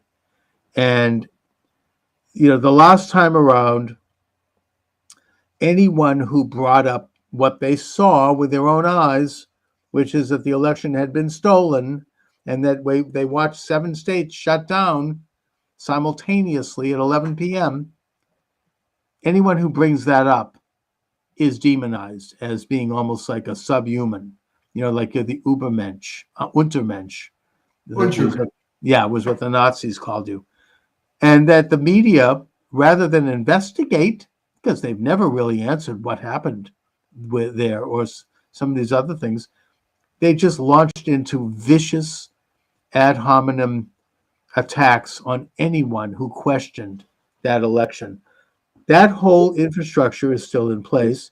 They are setting the stage for demonizing anybody who questions the election now. I do think that. I mean, they're going to try to keep it. I don't think they have the power that they even had 4 years ago. It's pathetic. In fact, there were numerous articles talking about Jeff Bezos' comment in the Washington Post why they didn't do an endorsement. Mm-hmm. And I think it was Megyn Kelly and others said, it doesn't matter. The paper's dead. You're not going to save it. You have a hardcore of like a couple 100,000 subscribers and people online, but it's like you're preaching to the choir. And for a good Catholic, this is not a particularly nice thing to say, but they're just going to abort themselves to death. And that's going to be a smaller and smaller faction. I think hope so. I mean, but Bezos, I think, knows this, which is why he's not endorsing Trump. And maybe there's a couple of other big names out there who are around now. I mean, look at Elon Musk was anti-Trump until recently, right? He supported Biden. Maybe there's a couple of those types that are out there now and that are going to stand up. Well, even Joe Rogan, as otherwise a liberal, unless he's completely changed. Oh yeah, he formally endorsed Trump yesterday. So, there are some pretty hard-hitting people, I think, who are around now who weren't before. There's a huge momentum. People are excited about Trump's government. He has amazing people around him. RFK Jr. That's a big point. It's not just Trump. It's the people around him. He brought the RFK. Yeah. Elon, Tulsi Gabbard, some of his good guys from the previous administration. J.D. Vance. Yeah. His 2 sons are great. His daughter-in-law is great. People he can trust. They're actually very brilliant people. He's surrounded by good people who will not only protect him, but who are going to have expertise in various areas of government. I mean, Elon Musk wants to handle, reducing the deficit. Can you imagine?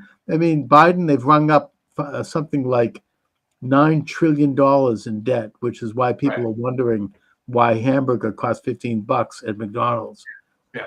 I mean, to bring Elon Musk in there for that, he's the richest man in the world. He did it at Twitter. He cut back 80%, and it's much better now. I mean, that's like, it's a gift. I mean, this is like something. Consider that for a moment. Again, I've seen things to this effect. By the way, let me just interject also. cut back 80% of Twitter, and it's running fine. Imagine what he could do to the federal government. Of course. And by the way, the UACAVA votes, they're not trying to gather votes in Israel because Israelis are overwhelmingly pro-Trump.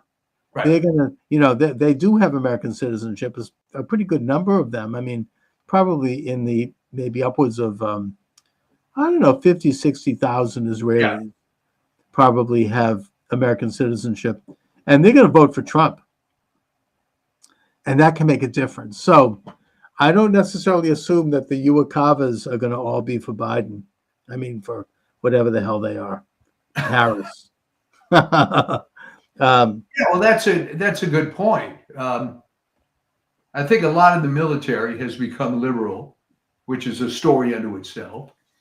But but did you see that they're shafting the military? They don't have enough ballots. I don't know if you saw that. No, That's really a disgrace. They always seem to complain about that. This isn't the first time, to be honest. Yeah, I mean, that's ugly. That's a disgrace. Can you imagine?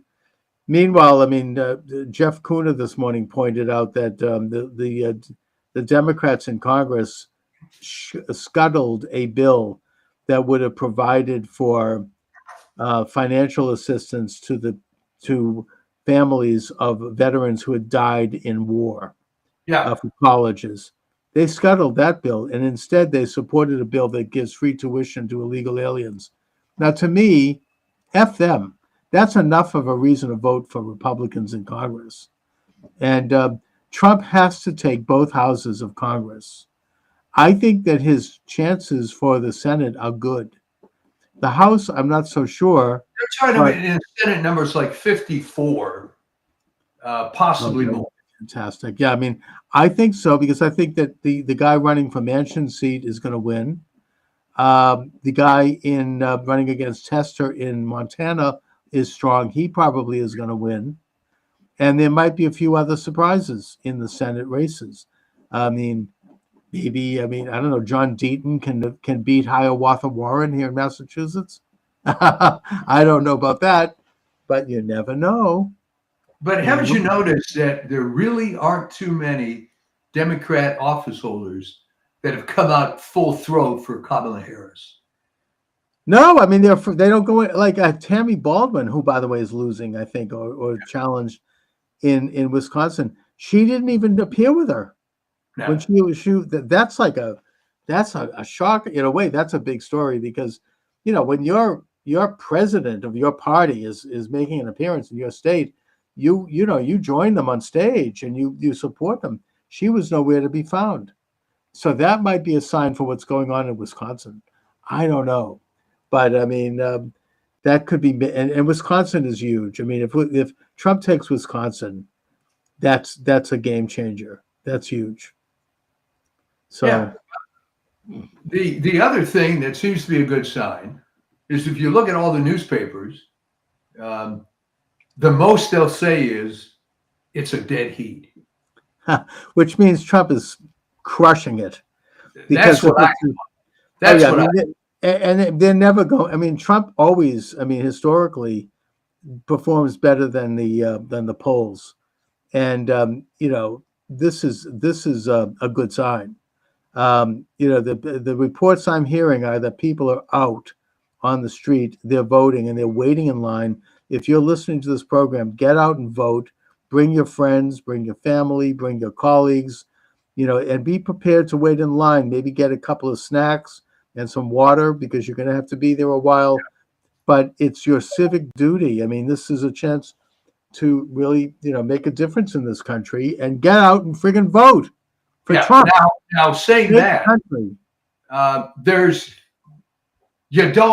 today you do, of course, but there are opportunities, of course, to early vote, which 50%? Is that still happening? I mean,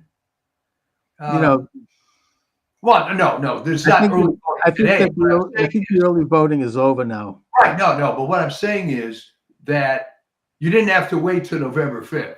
If you did, right, you damn well better vote today. But on the other hand, you have plenty of opportunities, or had plenty of opportunities, to do it, and you should consider because it's less of a hassle on these non so-called election days. So food for thought. Yeah, but the important thing is that so far the early voting has been in Trump's favor across the board. Every single battleground state. I don't know so much about. I haven't heard any data come in from the blue states, but I don't know. I mean, The I think information coming in from the blue states is there are more Republicans voting early than ever before. so. Then yeah, and that's the so-called firewall for the Democrats. They always banked early votes early, and they were ahead going into election day. I mean, at least in recent decades, and now they don't have it. It's gone.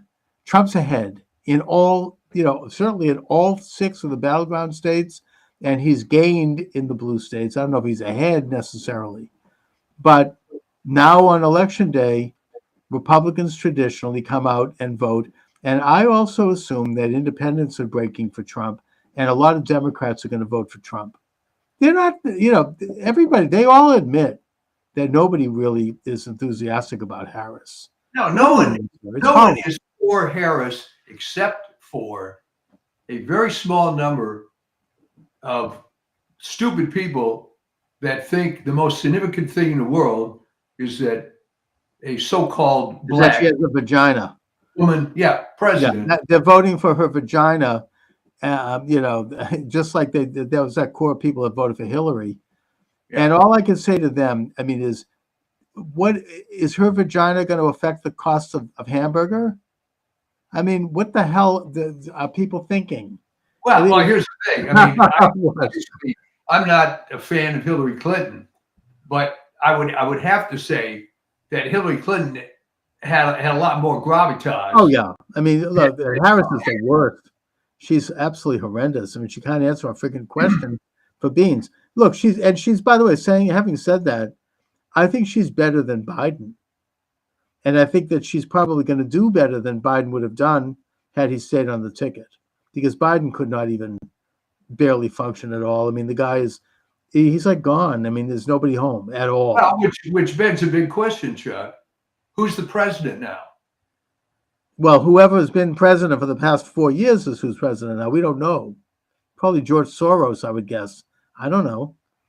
Obama probably. I mean, he's probably out there. And all those people are going to be swept away if Trump wins. The Obamas, the Clintons, the Bushes, all of them will be gone, finally, relegated to the sewers of history where they belong.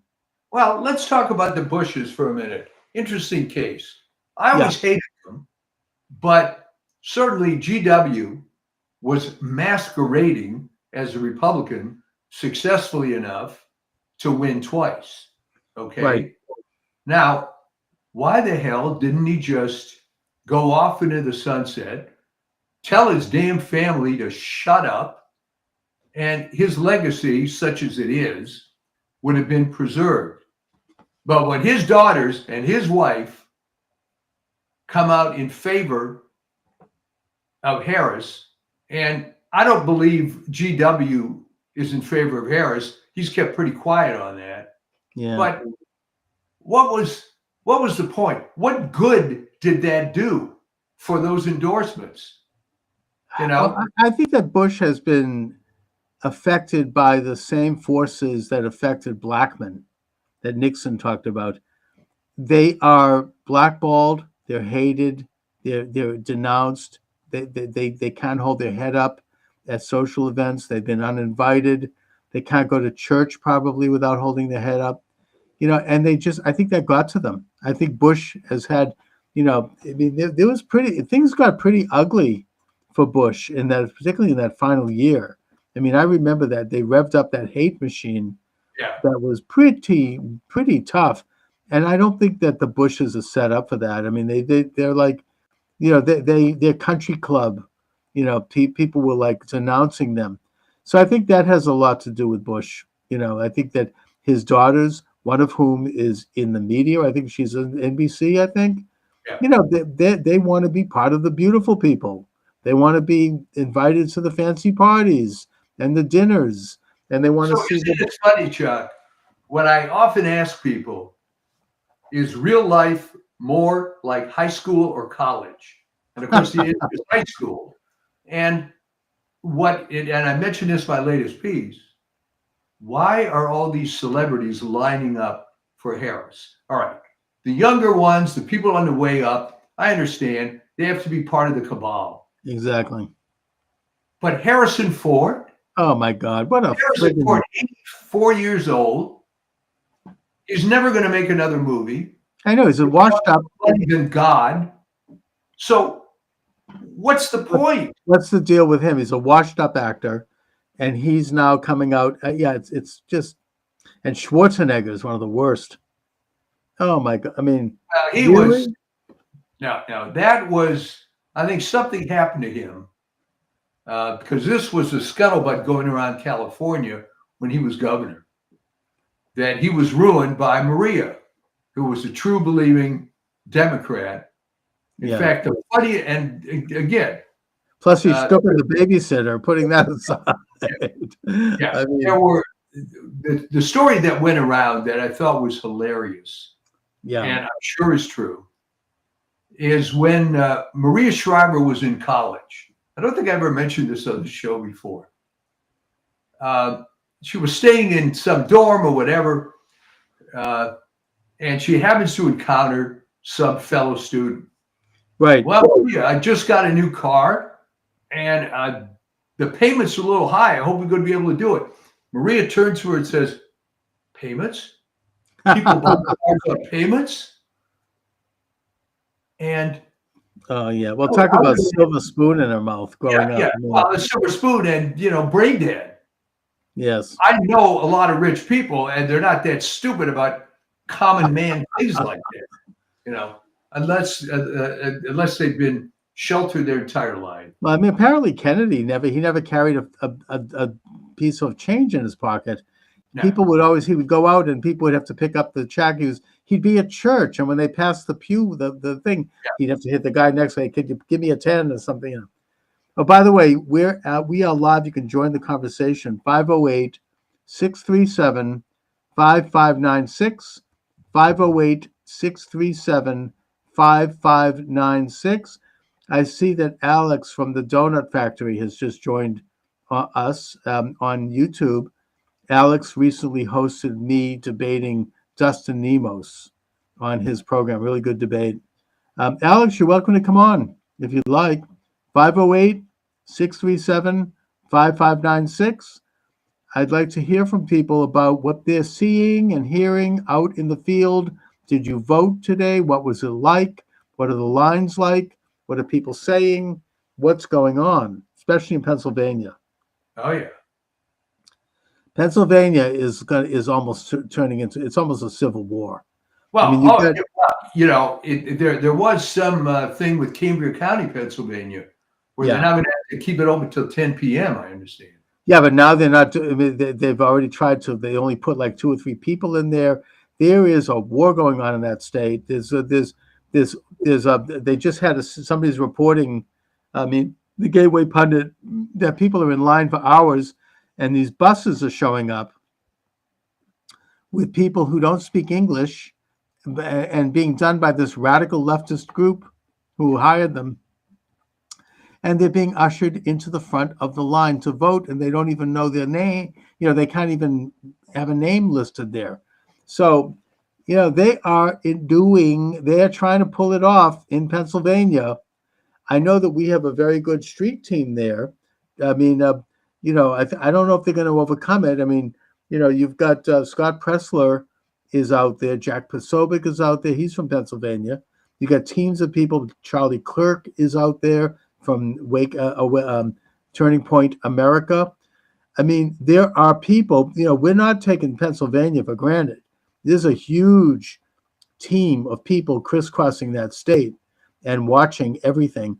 And I think that the Republican National Committee, they've had their problems, but it's a hell of a lot better than it was under Ronna McDaniel. Now they have hired hundreds, if not thousands, of lawyers who are ready just like Youngkin did in Virginia. Yeah, that was They- brilliant. Oh yeah, I mean they're ready. If you see anything, drop a dime, call the Republican National Committee, and they'll have a lawyer on that thing immediately. They've got teams of thousands of poll workers, people watching the counting rooms. Already, the corrupt, Soros-backed, Southern Poverty Law Center-backed Secretary of State Benson over in Michigan, that beautiful blonde woman, she has already tried to block people from going into the counting rooms and has failed.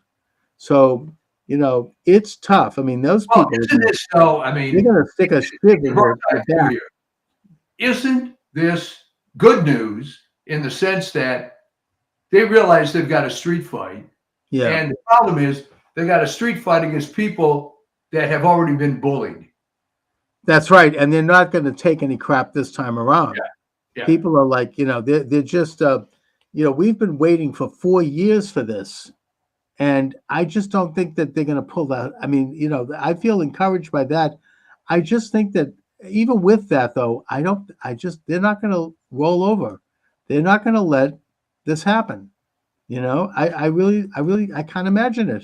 Do you think that they've got something up their sleeve?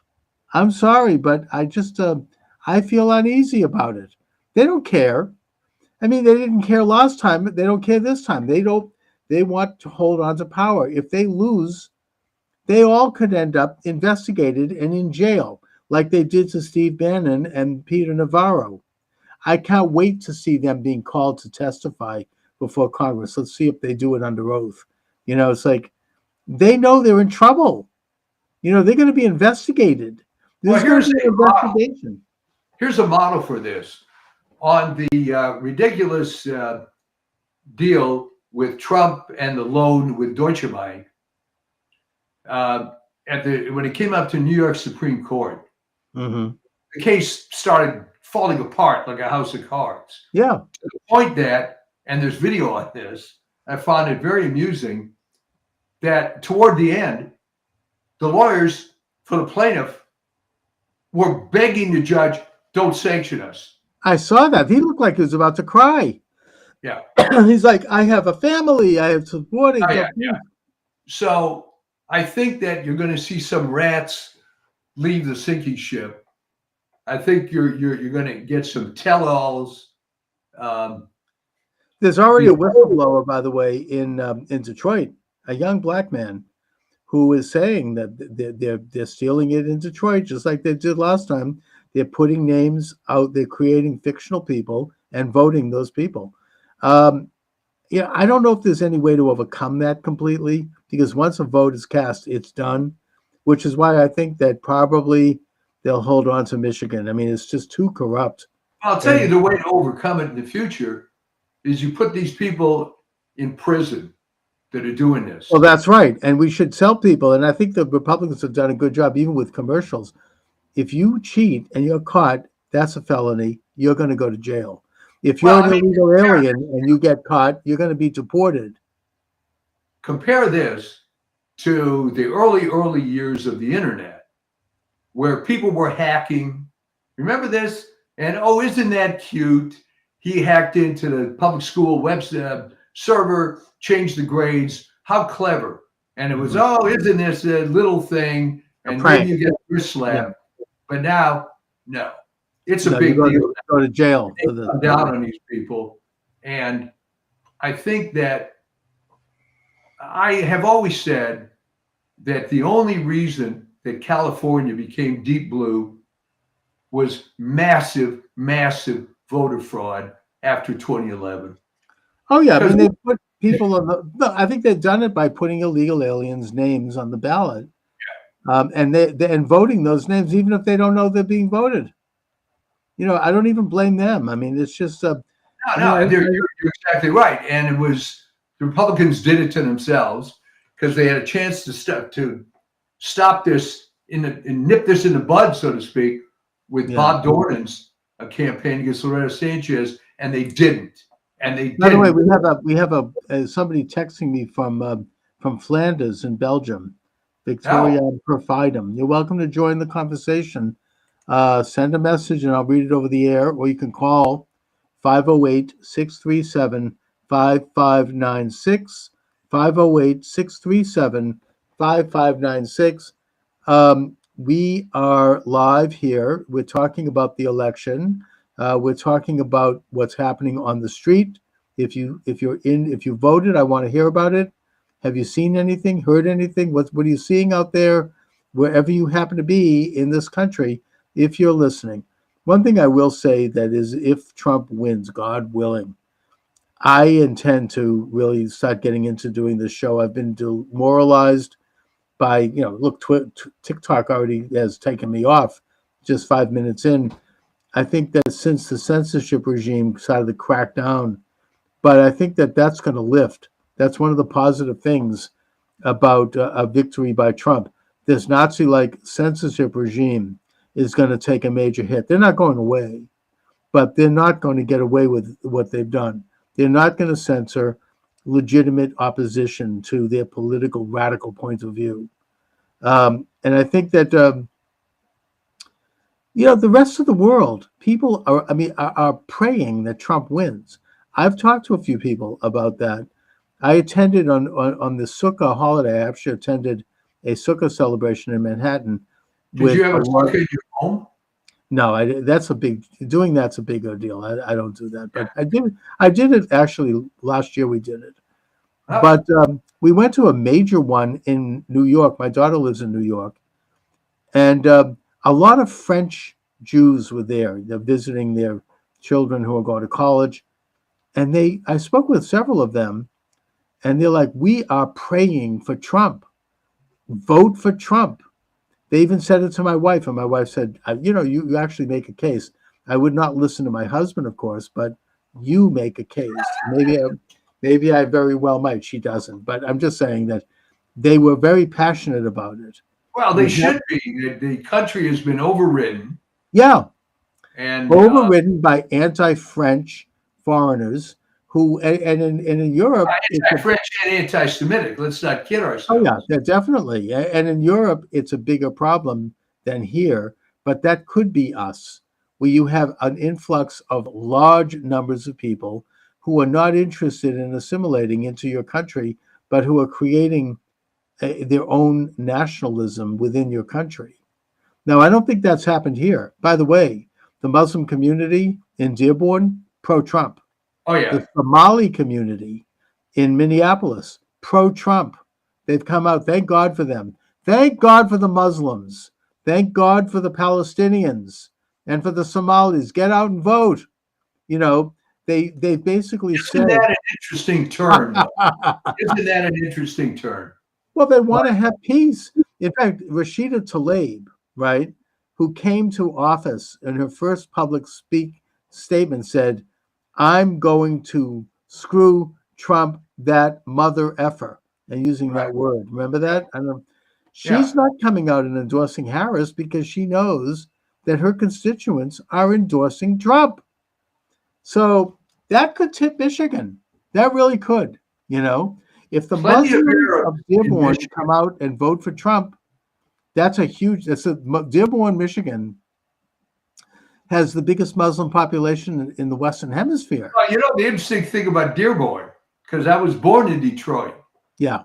And you have to be my age to remember this.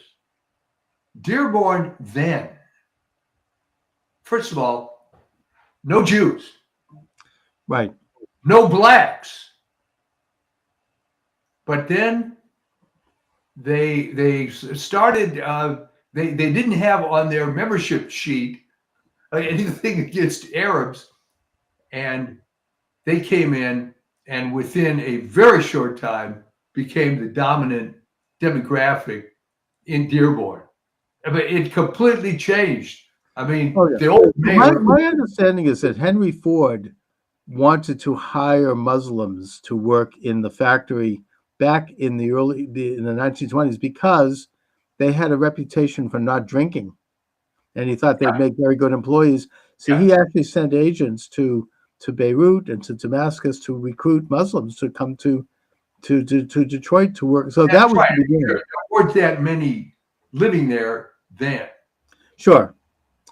But they're all voting for Trump because they believe in traditional values. I think that they're probably also, quite frankly, misogynists. They don't like women in Yeah. positions of power, which is, I'm not endorsing that, but that's just Well, a that'll reality. work this time. Okay. Yeah, I mean that's just a reality. That happens to be a street thing. Steve Bannon has not talked about his prison experience. He says he's going to get into it after the election. He's completely focused on the election. He's doing an incredible job. Check out the War Room Pandemic. It's really, he goes into each state, he gets into it, brings in the right people. The one thing he did mention about his prison experience was that he said that while he was there, he was giving these seminars in the rec room, these civics Right. lessons, and that they were hugely popular. People were lining up to go. These are prisoners, most of whom are Black or Hispanic, and that this may seem anecdotal, but he said they despise Harris because they all know that when she was Attorney General in California, she kept prisoners, majority of whom were Black men, in prison longer than their sentence required. They could have gotten an early release because she wanted to have cheap labor for her leftist support, the leftist supporters of the Democratic Party out there, Yeah. who, I mean, this is, they're going to have slavery practically, and they know this, and they despise her for it, and they love Trump because of the First Step Act. The First Step Act, Trump worked personally on that and getting that across. The result was that upwards of 10,000 prisoners, predominantly Black men, were released from prison for misdemeanors, for like having a nickel bag of marijuana, really small crimes, and that he promised to do more. So,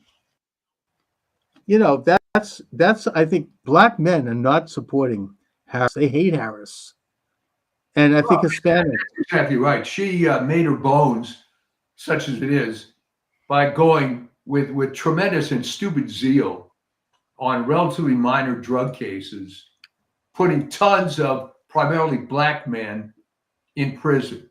Yeah. To put more notches in her belt. And she was very emblematic of the cartel of the criminal justice system, which is horribly corrupt. It just exists to prosecute drug offenses, to enrich defense lawyers, and keep incompetent judges on the bench.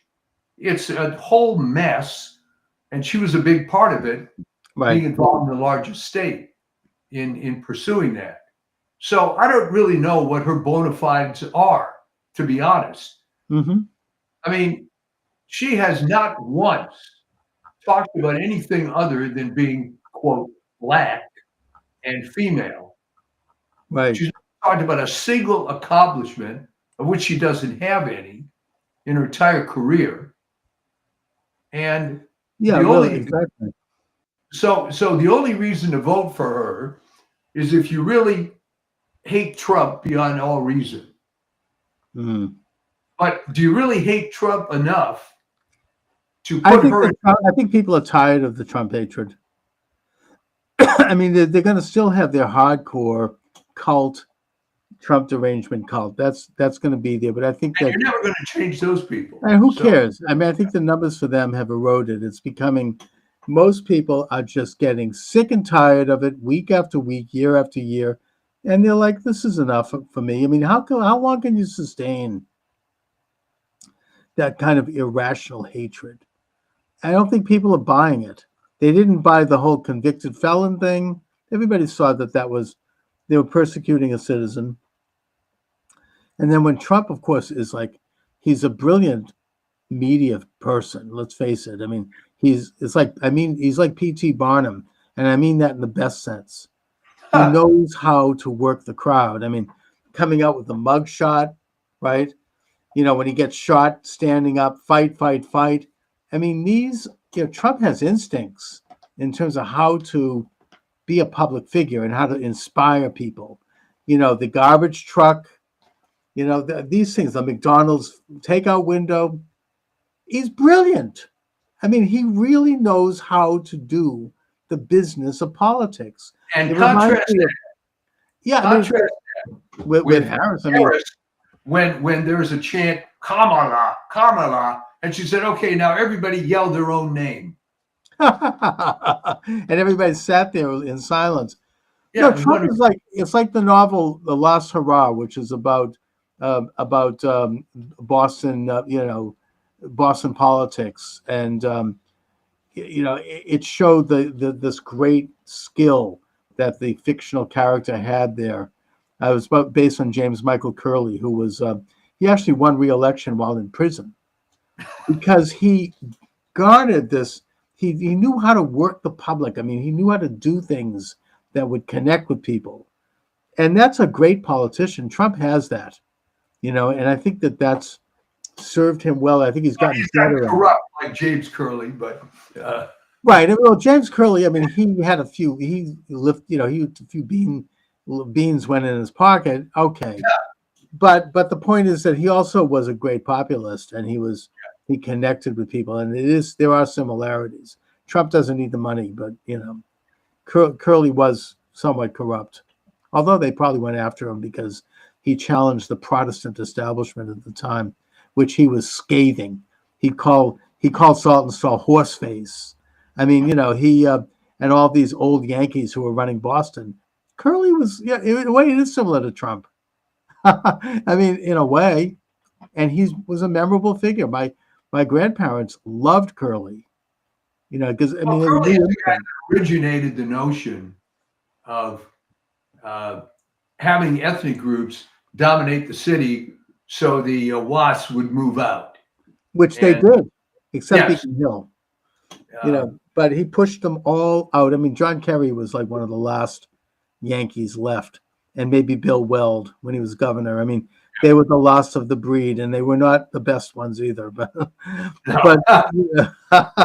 but no, Curley was a brilliant politician, and I think that there are similarities with him and Trump.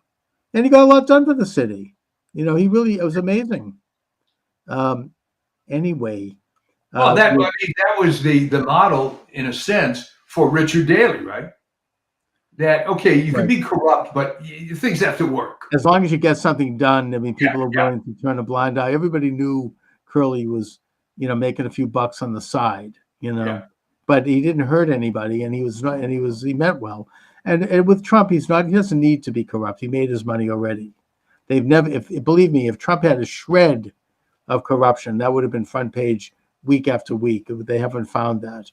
Instead, you have some corrupt judge saying that he claimed that Mar-a-Lago was worth $18 million. Show how ignorant he is. I mean, Mar-a-Lago is worth $300 million at least. The parking lot next to Mar-a-Lago is worth $18 million. I mean, just to show how rotten that and corrupt that legal system is.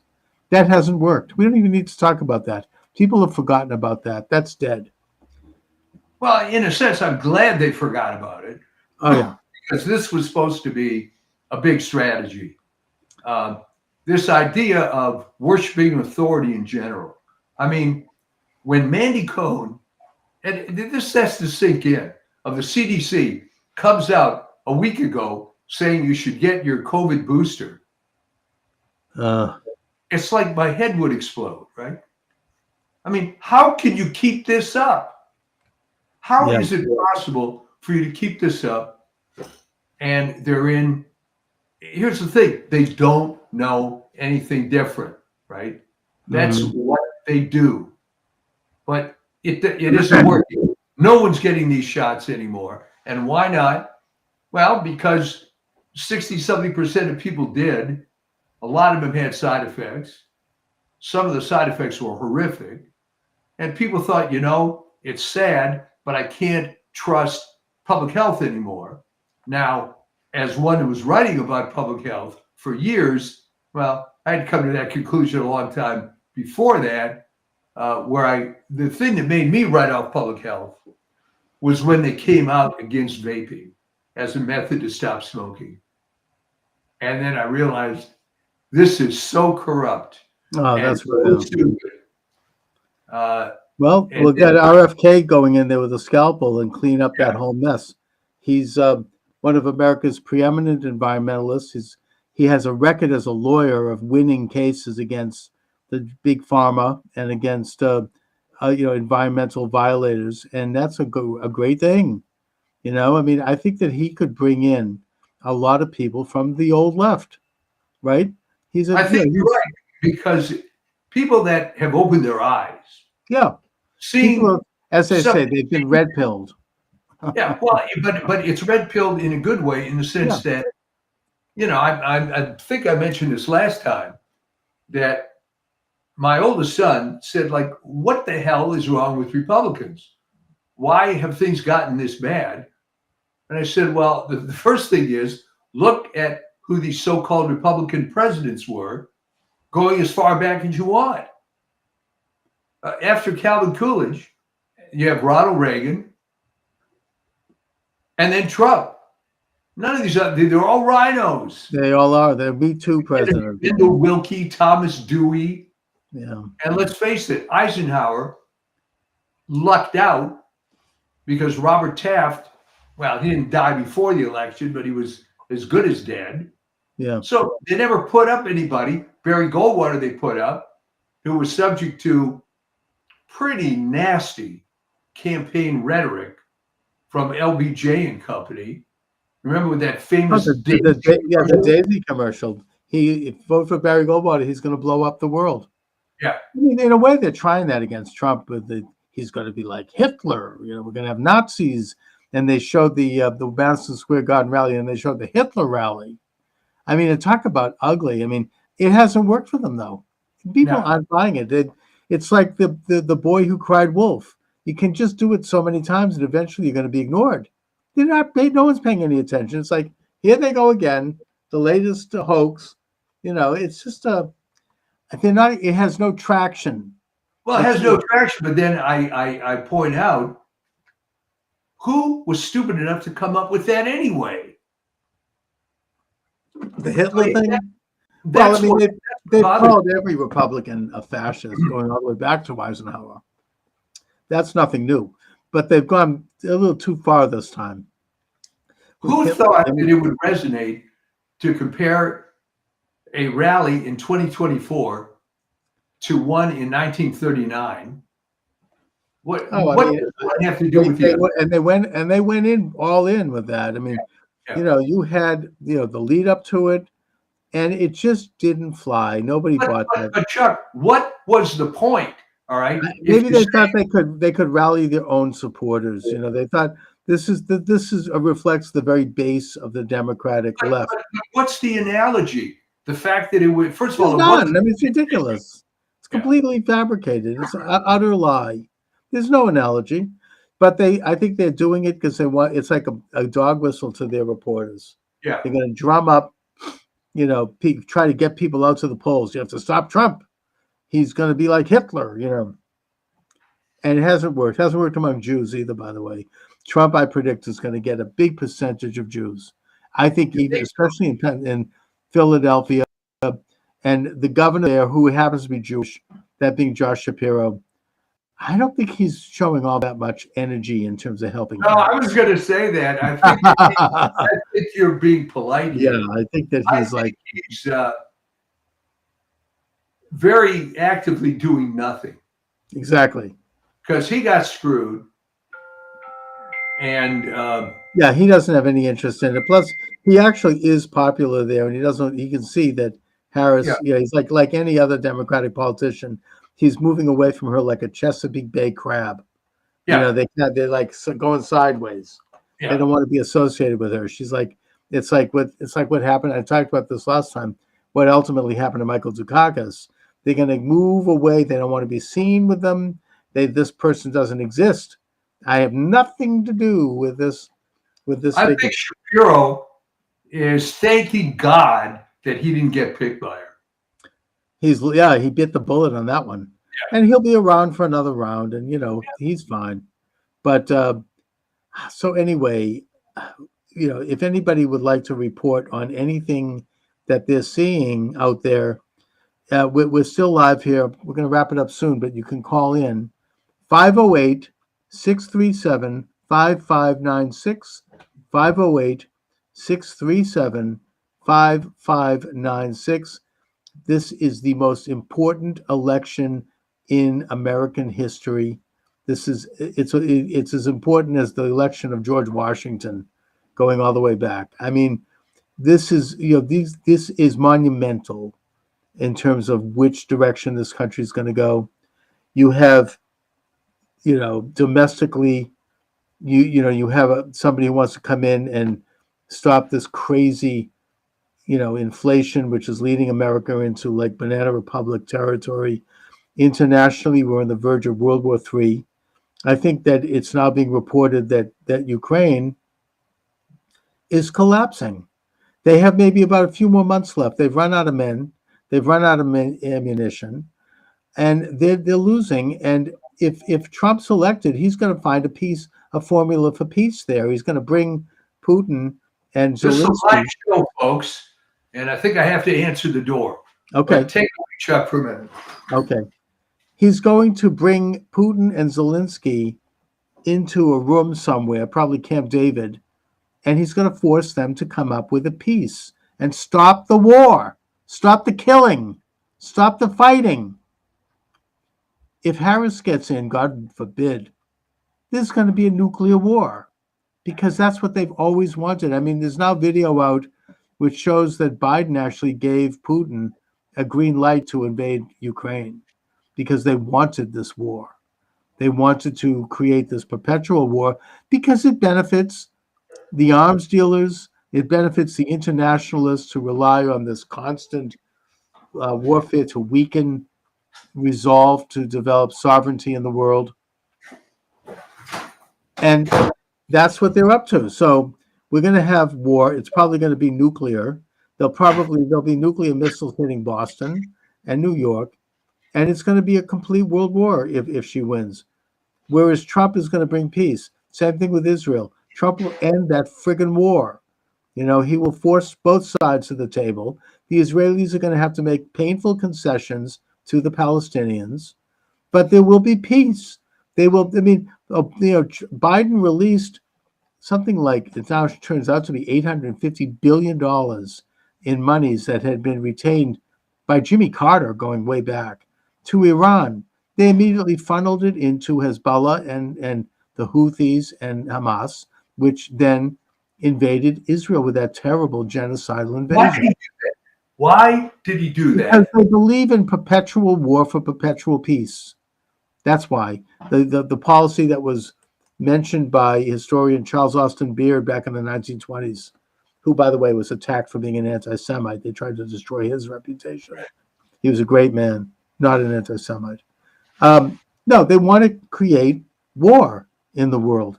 I just was mentioning that it's now come out, this video that shows this, that Biden gave Russia and Putin a green light to invade Ukraine.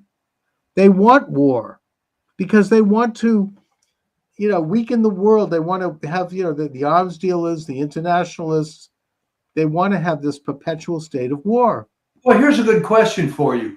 What happened to all the peaceniks, the Democrats, the lefties from the 60s, all the anti-war types? Some of them are coming home, like the RFK crowd. I mean, Yeah, all right.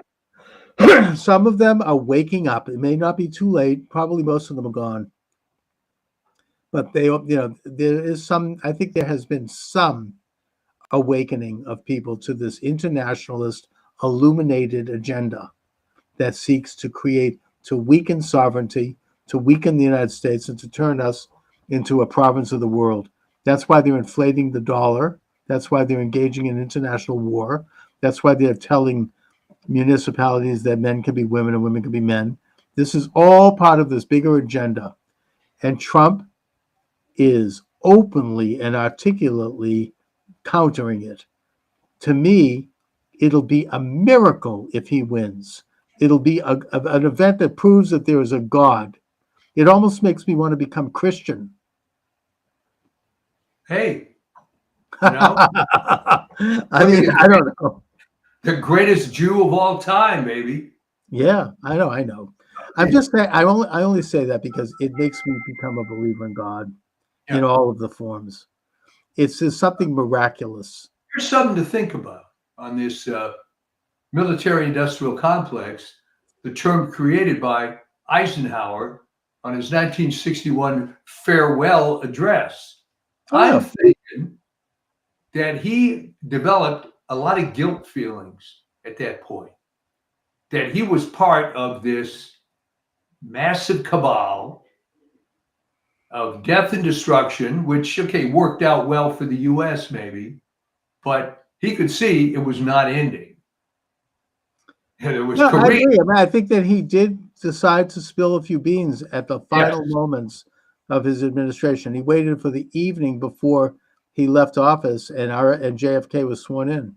Literally And- the 11th hour. Yeah, I mean, yeah.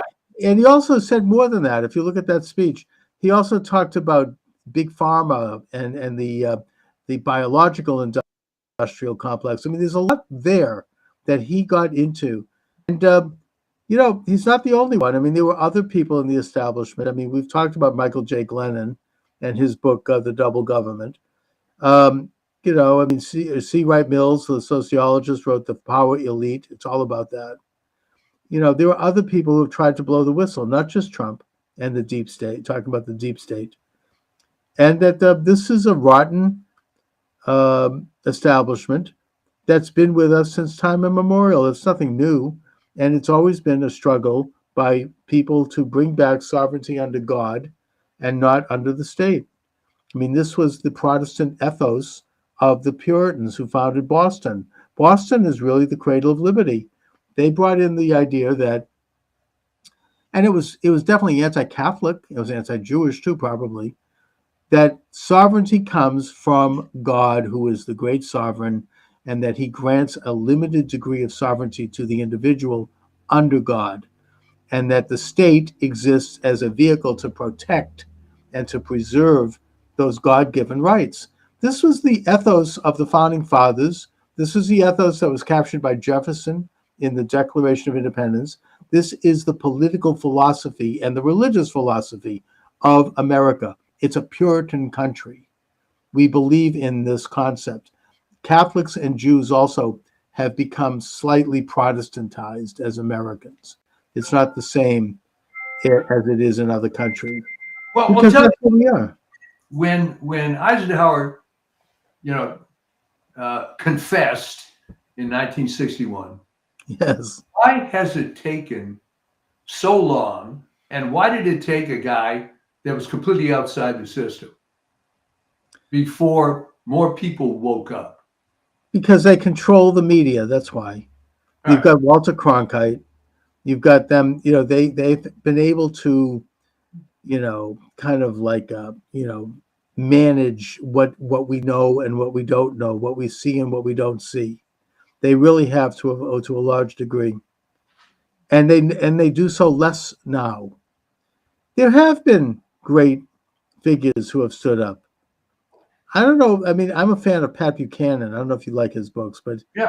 he's somebody who who threw out some ripples. Nixon was not completely on board with it, which is why he was, I think, removed from office. Reagan was not totally on board with it, which is why he was shot. And there have been people who have been at least willing to stand up to somewhat to this. Rush Limbaugh, the late Rush Limbaugh, he didn't go so far as to completely expose everything he knew, because he knew that they'd pull the plug on him in about 5 minutes. Yeah. But talking between the lines, he made a big difference in terms of bringing people to a more conservative consciousness, an awareness of the American values. He really did. I mean, but he worked within the system because he wanted to maintain. It is a compromise. He had huge influence. He had the biggest show in the world, really. They used to listen to it clandestinely in Havana. Yeah. And he was there for decades doing that show. Huge difference.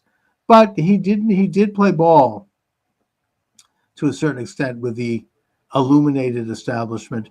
But he pushed the edges, and that's what you have to do. I mean, I don't do it, but you don't do it, but if you reach that level of influence, you kind of have to an extent. I'm sure Trump does to an extent, but within that context, you can still move things inexorably toward individual freedom under God, toward the existence of an objective body of moral and ethical values that come from Sinai. You can move things in that direction. The founding fathers understood it, and that was almost a miracle, the fact that there were so many of them that did. And they didn't always agree on everything, but they did embrace this American system. And, ever since then, this country being a microcosm, we have struggled to realize the true, as Martin Luther King said, the true nature of our creed.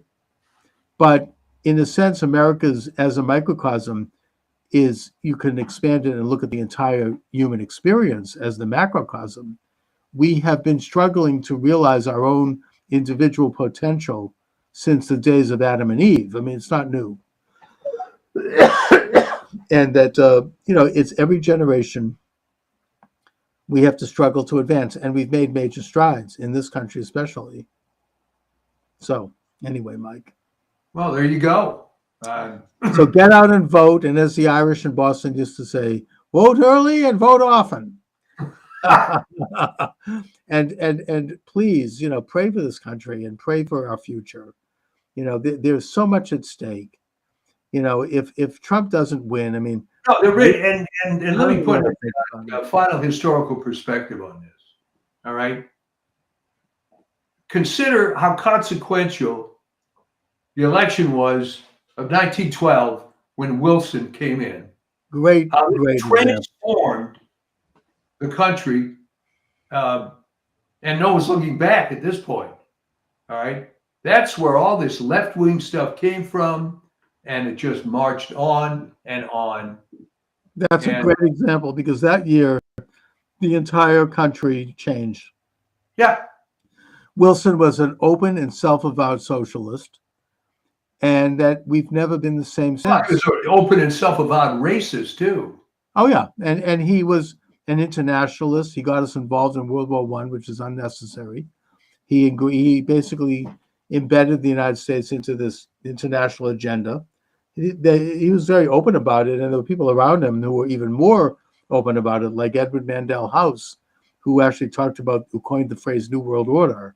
Yeah. And he did it. He got in there through trickery. I mean, they convinced Teddy Roosevelt, who I think was a great man, but he had some weaknesses. He had an ego, to come in and run, as a bull moose, and that split the vote so that Wilson could be snuck in. They implemented the income tax. They implemented a reform so that the Senate would no longer be appointed by the states, which removed state power. They reduced the size of the U.S. House. They implemented the first social experiment, which was prohibition, right? Who the federal government should have no role in whether our people drink. They implemented World War. He was an unmitigated disaster, and the election of that guy changed the course of the United States, and not for the better. Oh, absolutely. I mean, he implemented, as part of the Income Tax Act, you had exemptions for foundations and nonprofits. That's the only way they could get it through. Yeah, the multi-billionaires could park their money and use it to influence our politics, buy politicians, hire their layabout children for fat jobs, create this aristocracy in this country, this informal aristocracy. David Horowitz from the Horowitz Center has done a good job of writing about that. And just generally speaking, it's been a shift in sovereignty from the individual to the state. It's a big subject, maybe too big to get into, but you bring it up very well, Mike. But right now, if you haven't voted, you got to vote. You bring it up well, because that is what can happen. There can be a major change in the way we see ourselves, the way we govern ourselves, by who is elected. It does matter. It's significant. That's a good example in 1912. We can't let that happen again. Anyways, Mike, I'll talk to you next week, and God bless America. Get out and vote. Let's not have any illusions. Out and vote. Thank you. All All right. right. Take care. See everybody next time.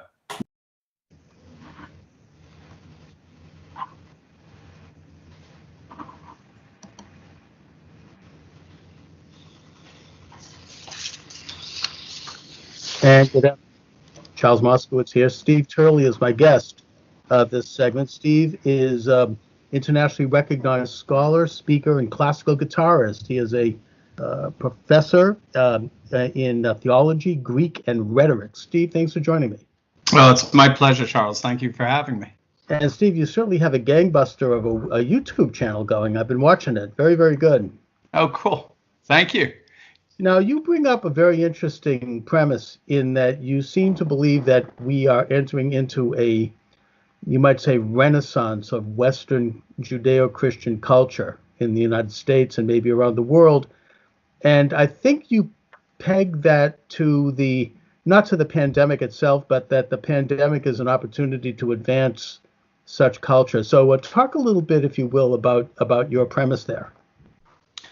Yeah, thanks for that, Charles. Yeah, so what I saw prior to the pandemic were a number of dynamics that scholars tend to call post-security politics. It's a very interesting term.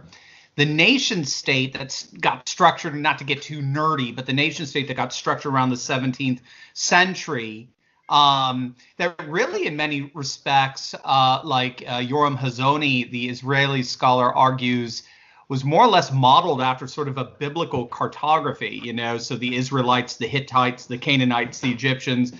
Well, prior to the 17th century, in many respects, the world was kind of run by empires and imperial structures. And after sort of the fall of the Holy Roman Empire, we started breaking up into what we now know as the nation state. And there were three advantages to the nation state.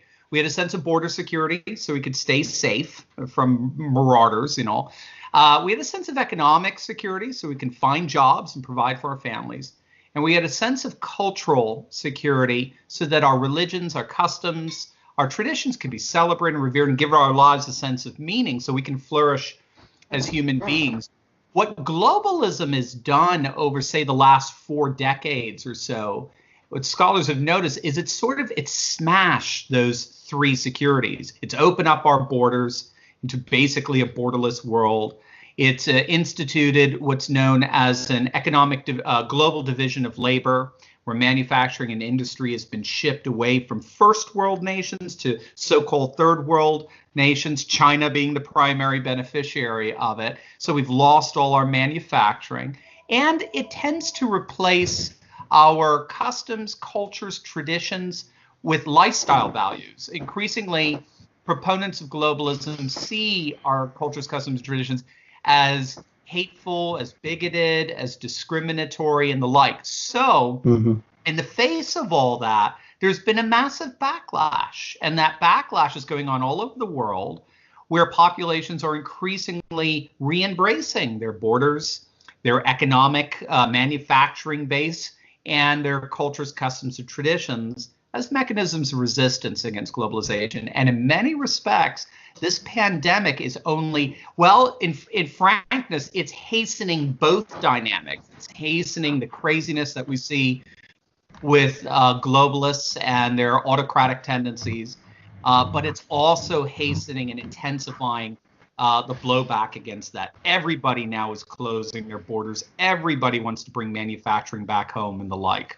It seems to me that the portrayal of the idea of the nation state and national sovereignty involves a major case of psychological projection on the part of those who advocate globalism, because the nation state is a very progressive institution. It's one that evolved over thousands of years, and it's one that, as you say, it protects a culture, it protects property, it's natural to a nation to protect the life and the safety of its citizens and their futures. I mean, it goes back to the Bible, really, and when they began to develop national borders after mankind tried to overthrow God in heaven at the Tower of Babel. You developed different languages, different cultures, different nations, and then the Bible, the Torah, goes on to give very specific borders for the nations and for all of the individual tribes of Israel. So the whole concept emerged. It's not new, and it's something that has advanced. And I think the greatest advancement in the great progression of the nation state was the development of the United States. Yeah. In that we have, we are the first nation to really embrace the biblical idea that rights come from God and not from the state, that we're created in the image of God. We're not God. And that as such, we have a limited sovereignty that we derive from God. And then we give a state certain powers that protect and defend those rights. It's not, the state isn't the supreme, which is, of course, a biblical idea, but it's a radical idea. And it's an idea that was patented by the founding fathers of this republic. So, I think that the pandemic brings to fore the necessity for things like property. And now we're protecting our own private properties more from this dread disease that is banging at the door. Nation, exactly. And that the nation is protecting itself by limiting people coming into the country because they might have the disease. And I think that even the European Union, which is very globalist, as you say, they've begun to protect their borders because that's what you do naturally. I mean, the animal kingdom understands this. A bird understands this. Try to interfere with the bird's nest and see what happens. Dogs understand it. Go too close to a dog and see what happens. The idea of the nation state or the idea of the individual property is a natural thing. It's kind of hardwired into us, and this movement to erase it and to try to claim that it's anachronistic or something is actually an unnatural development. In many respects, what we're seeing now is simply a deference to the very nationalist, populist, America First policies that Trump had been implementing for the past 3 years. If I told you, say 6 months ago, that a North American leader of a North American nation, whose last name starts with TRU, has closed all his borders, has instituted a travel ban from Europe, China, you name it, in an effort to seal those borders, you would be shocked that I told you that one would be a fellow by the name of Trudeau. But it's exactly what's happened. Even globalists are behaving like Pat Buchanan right now. Even globalists are adopting this nationalist populism, and the whole idea of the supply chain of farming out our manufacturing for pharmaceuticals to China, that's dead. That ain't coming back anytime soon, that's for sure. Right. You have Macron and France talking about bringing back industry to France. Japan has done the same thing as well, as starting to bring back their industry away from China. They start to see it as all economic nationalists do. They see the economy as a national security issue. We are a nation with an economy. We're not an economy that happens to be a nation that bows to it all the time. That's the very globalistic structure. And it's stunning. They did a study even before the pandemic. Breitbart talked about it. And they found that over 70% of the American public, when you polled them and asked them pointed questions that were reflective of an America First nationalist populist agenda, 70% of Americans agreed with it. The biggest, the single most conservative demographic, racial demographic on border security are African Americans. They have one of the highest, sorry, my phone is. No, that's all right. They have one of the highest rejections of immigration of any population. And of course, because they're adversely affected by, especially illegal immigration with entry-level jobs.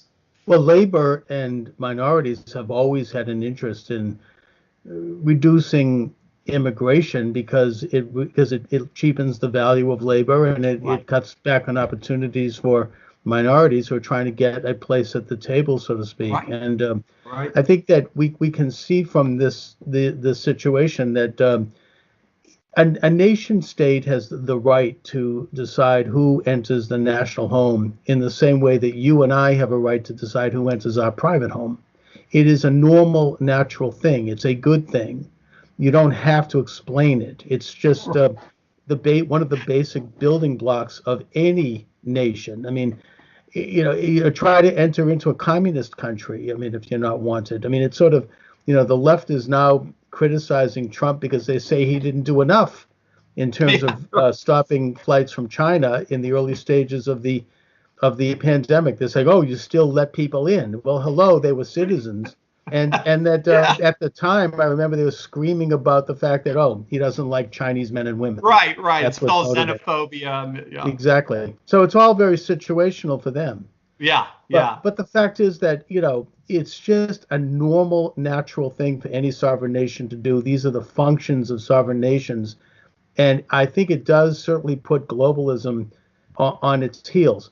The latest thing I'm hearing is that now, it's sort of a last-ditch, desperate attempt by the globalists that anyone who criticizes globalism, this is a euphemism for anti-Semitism. Yeah. Hello, I happen to be Jewish, putting that aside, but as a Jew, I mean, Israel is a sovereign nation. I mean, the United States, I mean, this isn't an anti-Jewish thing. It's, are Jews supposed to be globalists? Some of them are, some of them aren't. But, this isn't something that is inherent in Jewish understanding at all. If anything, it's the nation state is the primary idea. Exactly. And again, Yoram Hazony has been one of the major voices in that, a wonderful, wonderful scholar. He runs the National Conservative conferences. They just had theirs in Rome right before the pandemic. And of course, they had all those horrible anti-Semites like Viktor Orban and the like speaking there, as they're all, of course, laughing at such an assessment. Yeah, one of the funny things, there's some scholarship on this now, where they're finding that, in point of fact, people like Geert Wilders and a number of nationalist populists in Europe are extremely pro-Israel because they see the danger of Islam, and because Islam, in many respects, the Brazilian philosopher Olavo de Carvalho actually argues we have three globalisms going on right now. So the first globalism is the one we're all familiar with, the Western liberal globalism. That tends to be very economically driven. Then you have the Chinese globalism, which of course is Marxist driven, and that's getting hit hard as we speak. Thank God for that. But then you also have a religious globalism, which is the Islamic globalism, particularly via Iran. And their expansionist tendencies. They want to take over the world. They haven't been able to figure out how to do it. But nevertheless, nationalist populists in Europe tend to recognize that. And they tend to see Israel as a beacon. And of course, Israel's probably, when all said and done, the most nationalist nation on the planet right now. In many respects, the commentators are saying the left doesn't even exist in Israel. The best they have is a center. The best is the white and blue party that just got formed. I mean, Likud is your consensus party, and then of course you have all the orthodox third parties, as it were. There's not even a left anymore, really, in Israel. So the nationalist populist right, particularly Trump, of course, have looked at Israel as actually inspiration in the midst of all this, especially as they're trying to fight their particular globalist enemy, which is militant Islam. Right, and I think that Israel has always reached out an olive branch of peace to Arab and Islamic countries, saying, we're an example of a nation that has created our own sovereignty. We got rid of the British occupiers, and we want to urge you to do the same for your own respective nations. So, now you have Trump coming into office, and he's using some of the same rhetoric, of course, that was used by the Bushes and by Obama and Clinton, except he means it. And everyone knows that they didn't. They were full of it. They were just saying it for the bubbas, He talked about, protecting the borders, and he's doing it. He talked about better trade relations with foreign countries, and he's doing that, and economic relations that favor the United States and our labor and our industry, and he's doing that. So that, to me, is the thing that is leading the globalists to really take a very strong-fisted attempt to have him removed from office, and that includes several attempts at impeachment. I think there might be more coming down the pike. I mean, I pray for Trump. Yeah. This is the enemies of Trump are the enemies of our sovereign nation right now, and Right. I think we need to understand that. And I say the same thing to liberals who may not be aware of this, and even leftists who are not cognizant of it, because we all have a life in this country. We all have a family, and we want to have a future. And do we want to have that future under our own? I mean, it's sovereign nation. That's democratic. You know, Right. that means that you, as Right. an individual, as in a community, have more say and more control over your own life and destiny, course. not some foreign, unelected, faceless bureaucracy that's either in the form of an international form of governance or an international corporate form of governance. It doesn't matter. The point is that they have to be held accountable by a constitution and by elected officials who we elect to represent our interests. It's so interesting because even Bill Maher, an ultra leftist like Bill Maher, recognizes that if you actually want to have a conversation, a deep, meaningful political conversation, cultural conversation, you have to go to the right. The left is almost, it seems, incapable of doing that today, particularly the media, the mainstream, I like to call Marxist media. If you want to have a reasonable conversation, John Stossel found this out, Stossel being very libertarian. So being a libertarian, he's very liberal in many things, also conservative in others. He found liberals shocked and absolutely offended by the things he was saying, whereas conservatives are like, oh, that's interesting. Let's chat about that. That's why we have the talk radio everywhere. I mean, talk radio is by definition 99% conservative because we love reading and thinking and reflecting and then conversio, having a conversation. Because we're not afraid. We have a sense that there's truth out there. We're all trying to get to it.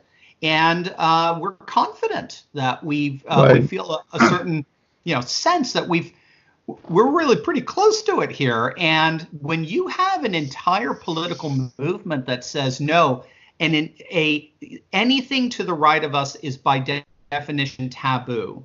It's by definition now going to be defined as hateful, bigoted, homophobic, anti-Semitic, xenophobic, and on. And therefore, it's to be dismissed, rejected, and excommunicated.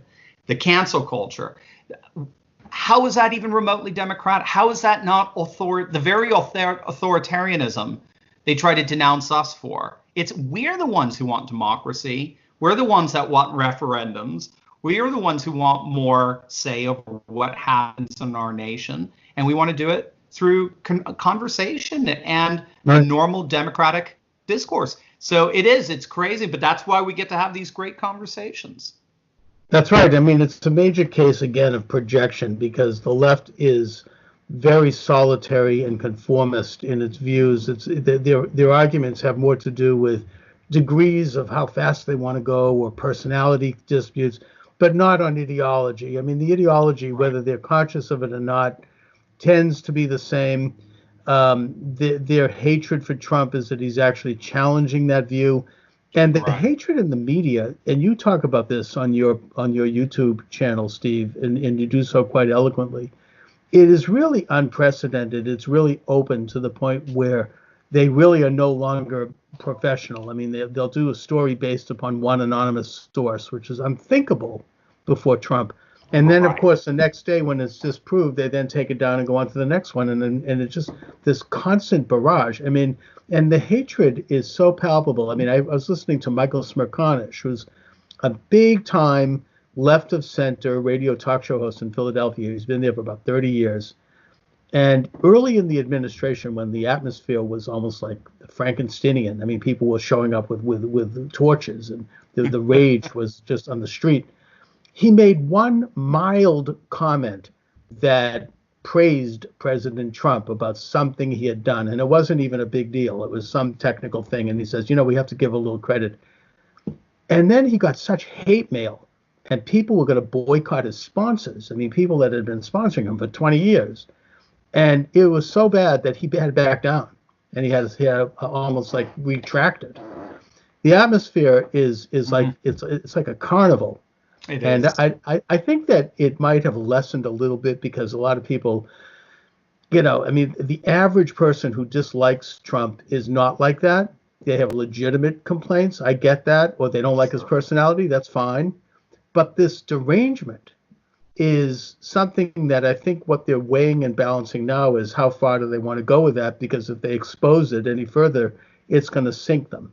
So what do you see happening with the upcoming election? I mean, I'm actually very concerned, not just because of the pandemic, but because of the forces that have arrayed against Trump. I mean, these people aren't going to take no for an answer.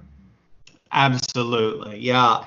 It's I think the way to situate the election, at least the way I'm doing it, is to have a healthy balance between recognizing we are in uncharted territory right now, especially with this pandemic, and we're going to have to see the economic fallout from it over the next few months. So we're going to have to see what's going on there, but also to look at it in terms of the patterns that have been pretty prevalent, certainly over the last 100 years of presidential elections. Now, for that, I tend to be very impressed with what's called the primary model by Helmut Norpoth of the University of Stony Brook, because it's an algorithm that has studied elections since 1912, which is the first year that the candidates had to go through a primary. And what he found is he found a pattern. The pattern he found is that the primary is the election in microcosm. So you look at the candidate who wins the most votes, particularly in the early primaries, you plug that data in to this algorithm, and then out comes the algorithm's determined winner. And he found it lined up with every single winner all the way up to 2016. Wow. I think there was one exception. I forget where that was, but that was the pattern. There was that's your ultimate poll, right? Your poll numbers. Who tends to win those elections? Who tends to win those elections are usually the incumbent. It's a twofold pattern. It's usually the incumbent. So if you've had the same party in power for two administrations, 9 times out of 10 we go to another party. It's we swing back and forth. Certainly since FDR and Truman, we've been doing that pendulum swing pretty consistently. Jimmy Carter was the one interruption with that. He had one term, and also Bush Sr. Well, Bush so what he says is Bush Sr. technically is the third term of Reagan. Oh, okay. So Bush Sr. getting voted in was the disruption of it. That's the interesting thing. So you had 12 years of a Republican administration there. So you almost had a little bit of a going back to the FDR Truman era to a certain extent. So Trump had that going for him. And then when he ran the numbers for the primary, Trump is setting records in terms of voting turnout in Iowa, in the caucus, in New Hampshire. He got 3 times the amount that Obama got the last time an incumbent was running for re-election, 2012. So he ran the numbers for Biden versus Trump in terms of the primaries. And he gives, based on that, plus with the pendulum swing, he gives Trump a 91% chance of winning re-election. Now, he is saying this is unprecedented territory, but if it plays out the way it's been playing out for the last 100 years, we should see Trump in a blowout. We'll have to see. So I know what you mean. I'm with you 1,000%. I'm scared too. There's just so much going against him and everything like that. But Norpoth is standing by his prediction, and he was right in 2016. Yeah. Did he do this before the pandemic?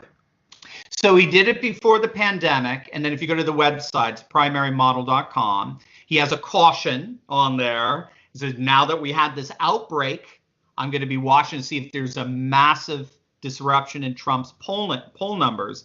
If he goes down to 15%, he'll probably say, all right, forget it. My primary model isn't going to be applicable to this anymore. So he's been watching the poll numbers. And of course, I mean, his polls go up and down, but of course, the Gallup polls have been pretty impressive. Trump has positioned himself as a wartime president, and his support among Republicans has remained absolutely solid. So his support among independents is around that 50%, 60% mark. So he seems to be doing. So Helmut Nordpolth has since said, yeah. The one thing he said is the last thing we gotta watch out for is just the economic data that comes out this summer. If we're going into this election with 20% unemployment, all bets are off. But if he can bring that back down, we can open up the country again, which you've noticed blue states don't want to do, interestingly enough. Mhm. Right. So I think they know it's going to really hinge on that. Well, it's all very unknown because the situation is so unprecedented, and I guess the question is, are they going to be able to hang blame for this on Trump? Are they going to parrot the communist Chinese line and do that? I think that in my opinion, we should be grateful, and I pray to God that Trump's president during this thing, because if we had the liberals and the left in office, we'd probably have concentration camps right now for people who step off the lawn. I can't even imagine. Take a look at some of these states. I mean, like Oregon is now, moving the opening date up to August 1st. I mean, it's and they only have like a couple of hundred cases, so it's not. It does show the authoritarian nature here, and we could go through other states. My own state of Massachusetts actually has been somewhat moderate so far. Okay, I guess maybe because we have a Republican governor. I don't know, but it's not as bad as Michigan or as some of these other states where they're arresting people for going to church. So, I think that all of it, however, remains to be seen. I think that I don't want to sound too tin hat here, but I wonder if they're trying to damage the economy as a way to stop Trump. I mean, I know that sounds far-fetched, but given the lowness of this, I mean, impeaching him and doing all these other things and all these, frankly, these conspiracies, I wouldn't put it past them. I mean, I just, my way of thinking, I mean, they'll do anything. So, because we're not talking just about Donald Trump. We're talking about, as we started, Steve, a global movement that is, which people are beginning to wake up. They're getting really woke, to use the term. in a good way, right? Yeah, in the real sense. And they're realizing that they want a government that protects their rights, not takes them away and decides to grant them on whim, and that they don't want to have this global entity that doesn't care about the individuals and the communities in their own nations. I mean, these things are basic common sense. And I think that the international community, what we talk about, the globalists, they don't want people to wake up to this, and they want to stop it. So I wouldn't put anything past them. Right. No, I agree with you. I do. Unfortunately, I have to. I mean, just look what they tried to do to Brett Kavanaugh. I mean, that was insane. And look what's happening now. Yeah, I know. I know, that's the joke. Elizabeth Warren, always a hypocrite. She's coming out. Yeah, there you go, Elizabeth. And I'm from Connecticut, by the way. I'm a fellow New Englander as well. Yeah. So, I know. Be careful what you weaponize. It's always going to end up being used back against you. And that's. You just look at what they were willing to do to destroy in order to stop. And, well, I mean, it comes down to exactly what you said, Charles. You had a great distinction. We can disagree. We're all for disagreement. That's fine. It's derangement that we have an issue with. Exactly. All right, Steve Turley, let my viewers and listeners know where they can read your excellent work, where they can see your excellent YouTube program. They can go, so if they want to see just the whole panoply of stuff, go to turleytalks.com. It's my last name, T as in Tom, URLEY, talks, like TED Talks, turleytalks.com. And then just all you have to do on YouTube to check out the YouTube channel is just punch in Dr. Steve Turley. It'll take you right to the page. All right, Steve, listen, I want to thank you for joining me this afternoon. Thank you, Charles. And we start recording on this one. And if you need to take some time, take time. No, we're ready to go. Cool. All right. Charles Moskowitz here. And my guest is Charlie Robinson. And Charlie is the author of this really interesting book, The Octopus of Global Control. Charlie, thanks for joining me. Thanks for having me. Let's get into it, shall we? Shall we? Why not? First of all, what led you to write this book? Oh, man. So it's funny because there should be some deep, complicated story about it all. But really, what led me to write it was a very simple question. A conversation I had with my mom. I had discovered some new great conspiracy topic that I had gotten into, and I was filling her in on it. And she just, and she's always such a good sport, and she listened to me about these crazy things. And afterwards, she just said, "This is all great. You've got all this information about all these different topics. What are you going to do with it?"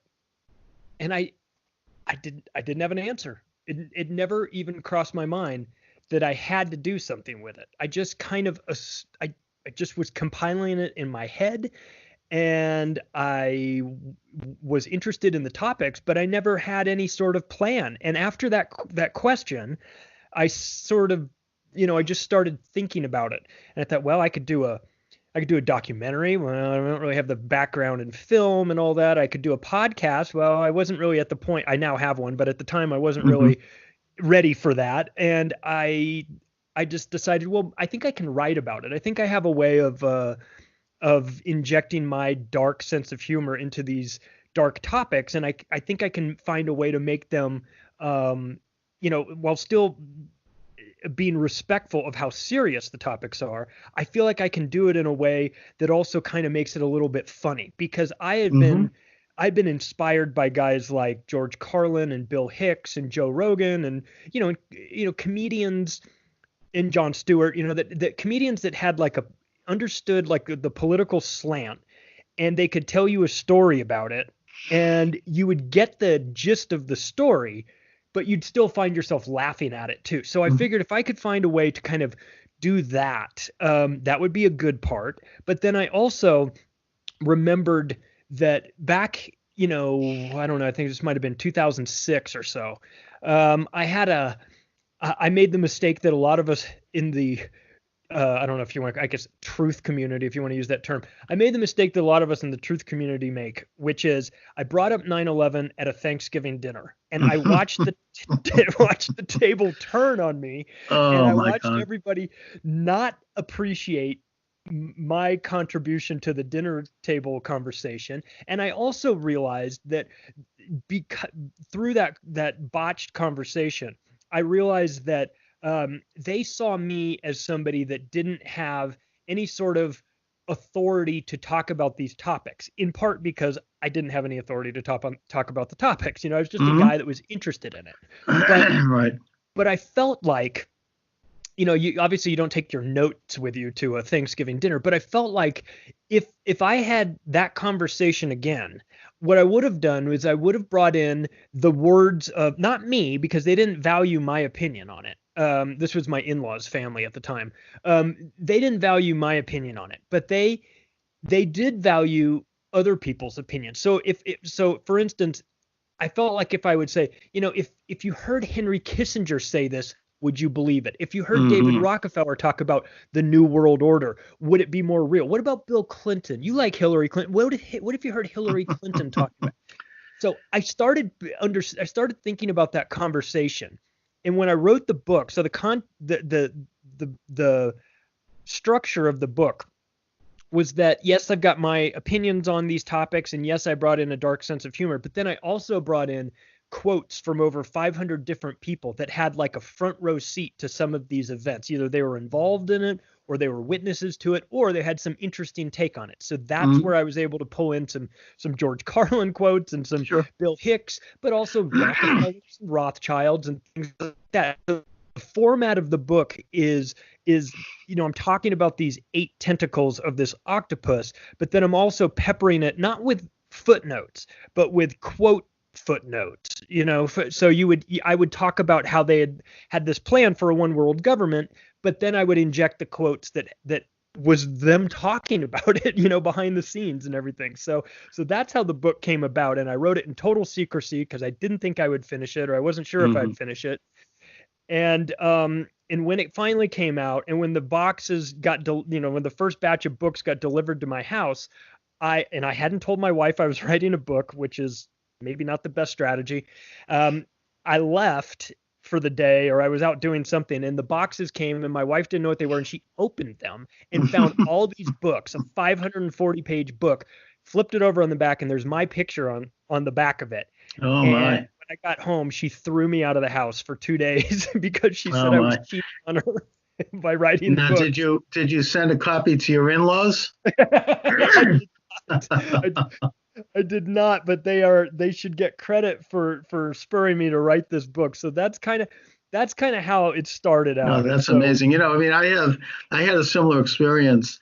I don't know where you fall politically, but after the last election, I was informed by my in-laws that the Thanksgiving dinner would be a Trump-free zone. And also, look, I mean, on a more serious note, I mean, writing a book and I've written more than 10 nonfiction books on similar topics. It is a great way to really go deep into a topic you're interested in and fascinated by. And almost anyone can now write a book with the access to the internet and Microsoft Word and several things. You can write the book. You can self-publish it if you want on Amazon. It could get picked up by a publishing house, which happened with me in one or two cases. And it's an amazing thing, and that what we have access to. Yeah. Now, I want to talk a little about the book itself and your premise. Sure. You weave together a very comprehensive look at what you call the octopus of global control, what I think we used to euphemistically call the Eastern Seaboard liberal establishment, and its interactions with other like-minded establishments around the world. Yeah. What do you see as the main nexus in a sense, the brain of this octopus?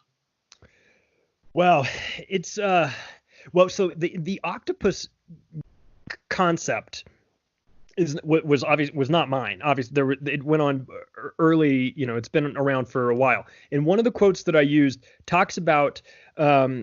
It's a quote from a guy named John Francis Hyland, and he talks about this octopus with its sprawling tentacles that have captured the state, you know, the courthouses and the media and the banking and the government. And he's going on this long thing, and he says, let me be specific. I am talking about the Rockefeller Standard Oil interests. And when you get to the very end of this guy's 3-paragraph quote, he was the mayor of New York City. It was 1922, and if you would remove that and put 2020, his statement would have been as relevant today as it was 100 years ago. So what occurred to me was that this has been around for a very long time, and in the brains behind it is this group of banking.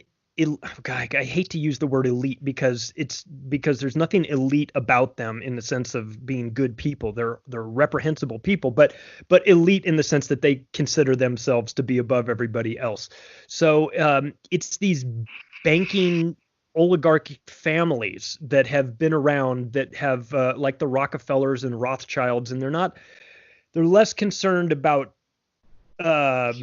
nationalities, and they talk about it in their own works as being internationalists. Now we call them globalists, but David Rockefeller talks about himself as being an internationalist. So it's these internationalist type families that have a controlling hold through their interlocking boards of governors and through the corporations that they run, through the central banking components that they are involved in.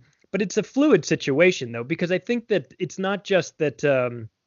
I think that there's new people being added to this octopus. I think that the new tech oligarchs are going to carry this moving forward. It's a philosophy more so than anything. It's a philosophy that they believe they are.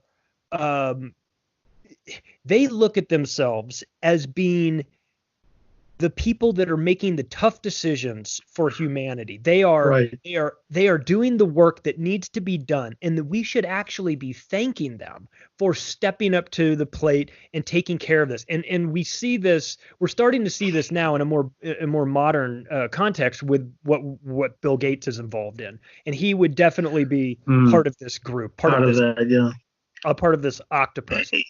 And you see him stepping up and saying things like, in order to get the the economy back and get people out. Everybody's going to have to take this vaccination. We're going to need to see where everybody is.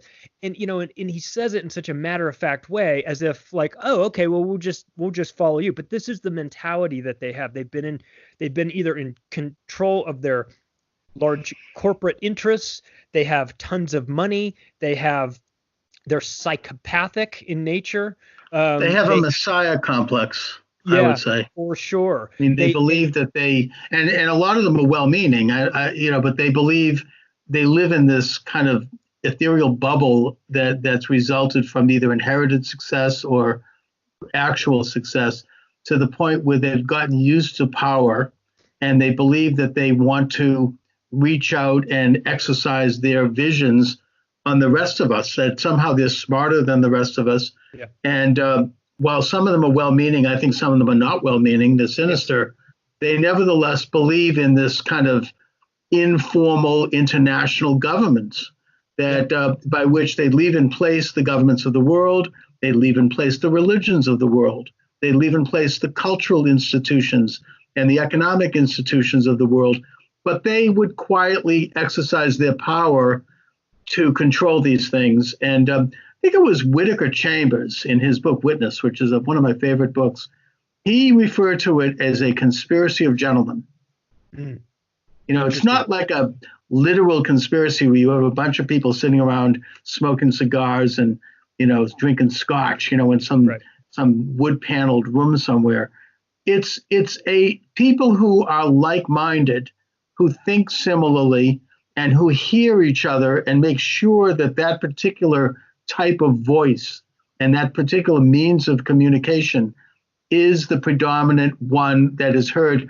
A perfect example of that is Barack Obama. Mm-hmm. And he's a classic example of somebody who was fixing parking tickets, and all of a sudden he's catapulted into the presidency, and he spoke that kind of language, that sort of double talk, that sophistic style where it's all coded and it's a lot of dog whistles and indirection. And, you hear that when you hear that, it was French scholar Alain Benescon who referred to it as the language of totalitarianism. It's not real. And one of the reasons that they so much hate and despise Trump is because he doesn't engage in that kind of language. He speaks plainly. He can be crude, and certainly he can be cruel, but is what it is. It's not, and when he says things, he means it. It's not like, Obama, Clinton, they all gave a lot of speak about strengthening America's borders and stopping illegal immigration and that kind of thing. But no, everybody knew they didn't mean it. And if you listen to the way they said it, you knew they didn't mean it, because it was couched in this kind of doublespeak. Yep. Whereas with President Trump, he says it and he means it and he's doing it. Yep. So this is a major stick in the eye of this establishmentese, this internationalist set that scorns things like sovereign nations and belief in a creator of the universe and individual rights, and has contempt for those things as being backward and anachronistic. Yeah. Yeah, and people have always said, well, what are these guys just sitting around, like you said, sitting around a smoky table and, plotting out how to rule the world? It's like, well, they don't need to. They know what's good for them. They understand what works for them. They understand what benefits their industries, and they have relationships with other people, high-ranking people that understand the plan as well. And do they have meetings? Yes, of course they have meetings. They have Bilderberg meetings and Council on Foreign Relations and Trilateral Commission. They have all of these things, but above those organizations is a group of people that understand what works best for them, and they all understand what does best for them. So they push the policies that will benefit them in terms of either making them more money, which is not as high on the list as maybe everybody thinks, because when you have access to the central banks, you have access to the money, but it's more about controlling the minds of people and shrinking the power into as few hands as possible, and playing this game where they make it look like the nation states are calling the shots on all of these things, and that the presidents are calling the shots. I totally agree with you. When you're Bill Clinton or you're Barack Obama or George H.W. Bush, that when you watch them speak, there's two speeches in one. There's always two speeches in one. There's one that goes out to the public, and then there's one that you can interpret much differently based on understanding the words that they use, the phrases that they use. There's even coded language, like like the way they use their hands when they put their thumb on top of they make a fist and put their thumb on top, and they do this. It's a very unnatural. If you watch politicians give speeches, when they do that, it's like a trigger mechanism. It's like waving a big banner that says, "I'm lying to you right now." I'm lying to you. Well, they affect certain mannerisms that are very studied, like the way Bill Clinton would bite his lower lip. I mean, this meant that he actually cared about anyone but himself, which we all know he didn't. Right. And I think they practice in front of a mirror how to deliver and how to gesture their arms. I would suggest, and I don't mean that, I'm not trying to say here that they are the equivalent by any means, but I think that one of the public figures that they study as a matter of rote was Adolf Hitler. Oh, yeah. Right. Oh, I mean, sure. a master communicator. He knew how to, he would start, if you listen to his speeches, he starts very soft and then he gradually builds and builds. And by the end, he's screaming and gesturing. And it's an emotional, I mean, the tactics were very studied. This wasn't an accident. It was how to hypnotize people, it's like a form of wizardry. I mean, how to create a mass experience. It's something that Edward Bernays, speaking of Rockefeller, I think he was his brother-in-law. He's considered the father of marketing. He wrote a book called Propaganda in the early 20th century, where he basically taught Americans to have bacon and eggs for breakfast. Yeah. He taught women to smoke. I mean, there were these Torches kind of liberty. Yeah. I mean, to manipulate, it was to manipulate emotions and to manipulate people's behaviors. That was what it was all about. I mean, it's this is a very carefully studied thing. This is the whole art and science of psychology. In a way, is, I'm not saying we shouldn't have it, but it's a study of control. It's a study of how to manipulate and control emotions, both control of individuals, but of masses, of entire countries. Yeah. And you're right when you talk about Hitler. If you watch his videos, some of his speeches, he'll step up to the podium and he'll stand there for like 2 minutes and not say anything. He'll just put his hand, fold his hands together and stand there and wait. And the crowd is roaring. And after a minute, it starts to get a little calm. And after 2 minutes, it's silent. And then he starts very softly. And they even went so far as it's an interesting study because they would manipulate all the senses. Like they would manipulate what you see with bonfires at night. What they would have smells, they would have sounds, it was kind of like a multimedia experience. And people would get caught up in it emotionally to the point where women were fainting. I mean, Obama reminded me of that a little bit. I'm not saying he was like Hitler at all, but there was that same phenomenon, which was not something you generally saw in the United States, where women were fainting at his rallies. Yeah. Now, Trump is the opposite. I mean, it's very freewheeling and he's talking bluntly and, he doesn't look at the teleprompter. Sometimes he goes way off the edge and he needs to be reeled in a bit. But nevertheless, I mean, I've been to a Trump rally and it's a very real thing. No one's hypnotized. It's not like nobody worships Trump. It's quite the opposite. But they're into like worship of the state and of people and things that represent the state. And they exalt those things and they venerate them almost like they're demigods. And that's, I think, part of this whole program of international manipulation and control. Yeah. Yeah. And you see that come out of the Tavistock Institute in the UK, where I just kind of describe that as the culture factory. When people see the Beatles, the Beatles, and they come to America and they're getting off the plane and all those women are screaming and everything. Those women were all paid to be there. I mean, that was a Tavistock project that they put forth, and they use this. And so there's a psychology behind crowd manipulation, and what works for politicians can also work for rock bands. And Tavistock was very heavily involved in this. Guys like Dr. Alexander King, who was one of the creators of one of the founders of NATO, and was highly involved in this. And so you get these really sketchy characters involved in these institutes and connected to guys like Bernays as well, who create a culture. And they're, I mean, look, we have got to give them credit. They're very good at what they do. They know how to get us riled up. And that took, they took that to new levels.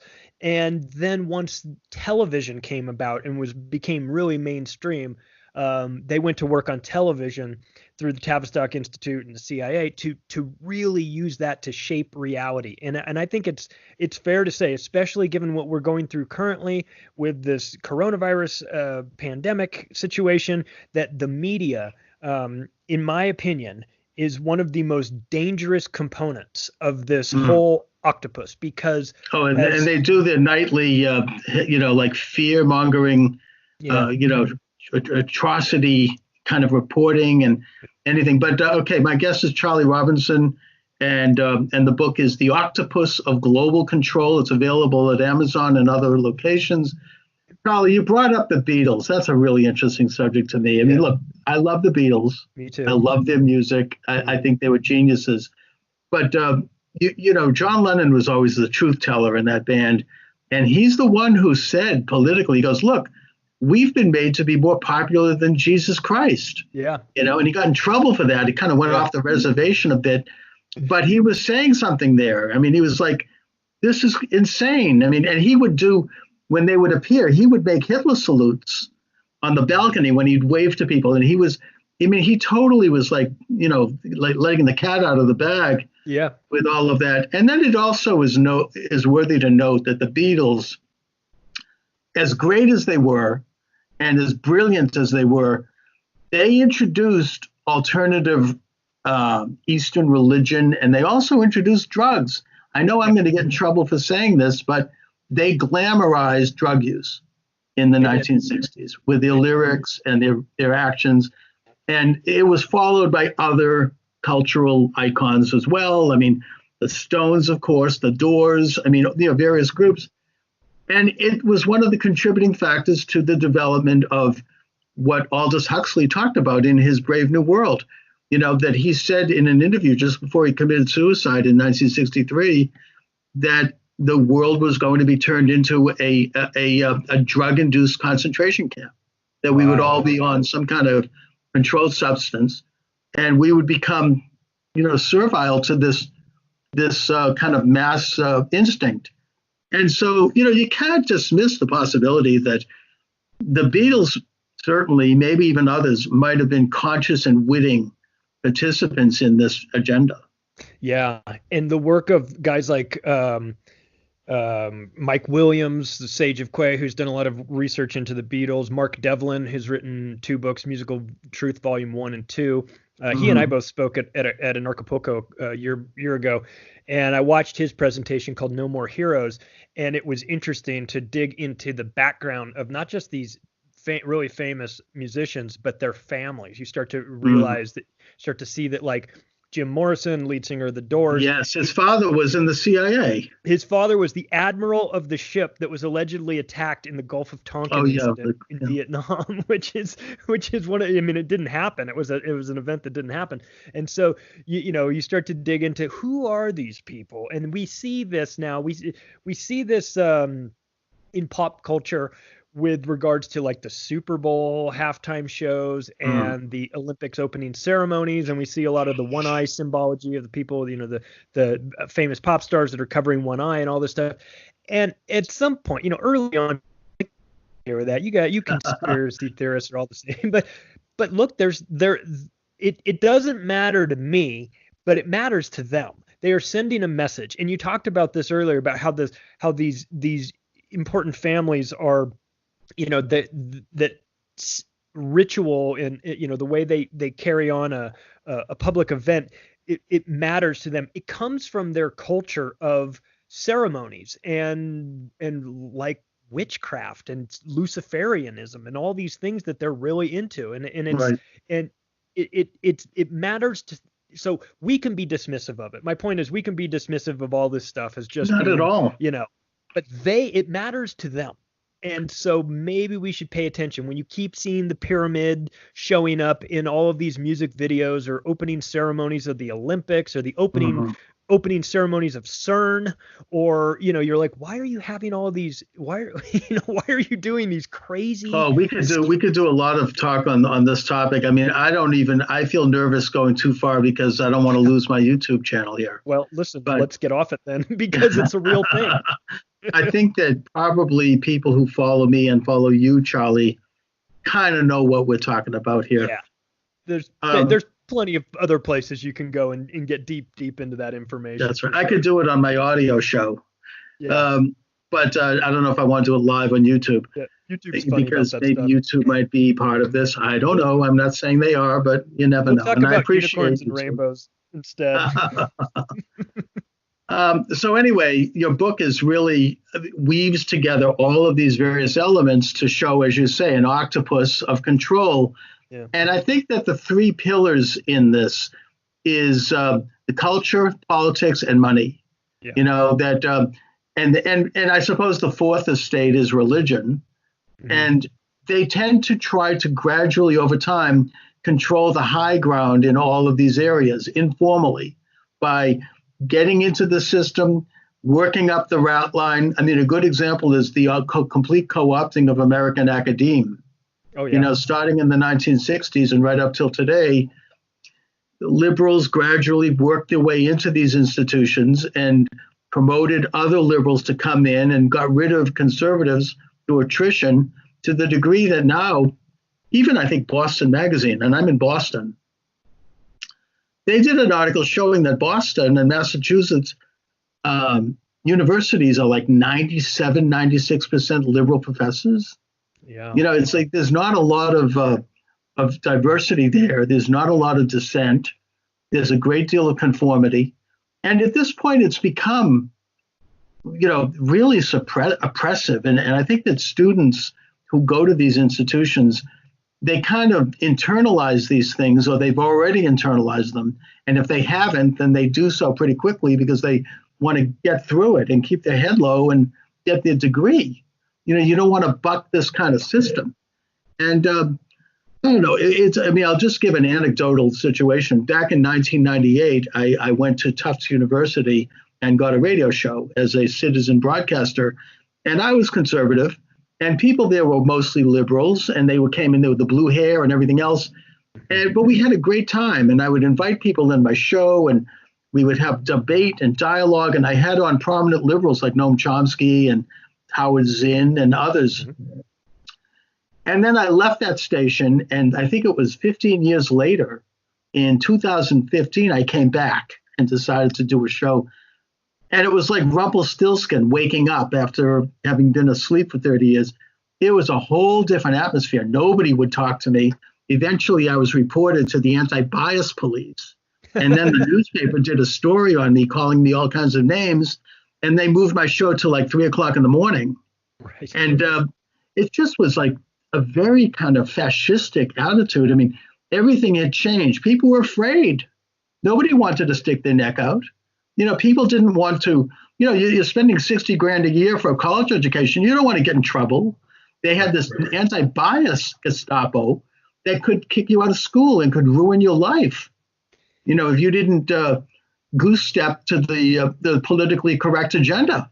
Yeah. So I think that they've really taken, again, I agree this is anecdotal, but they really have assumed the high ground in academia at this point.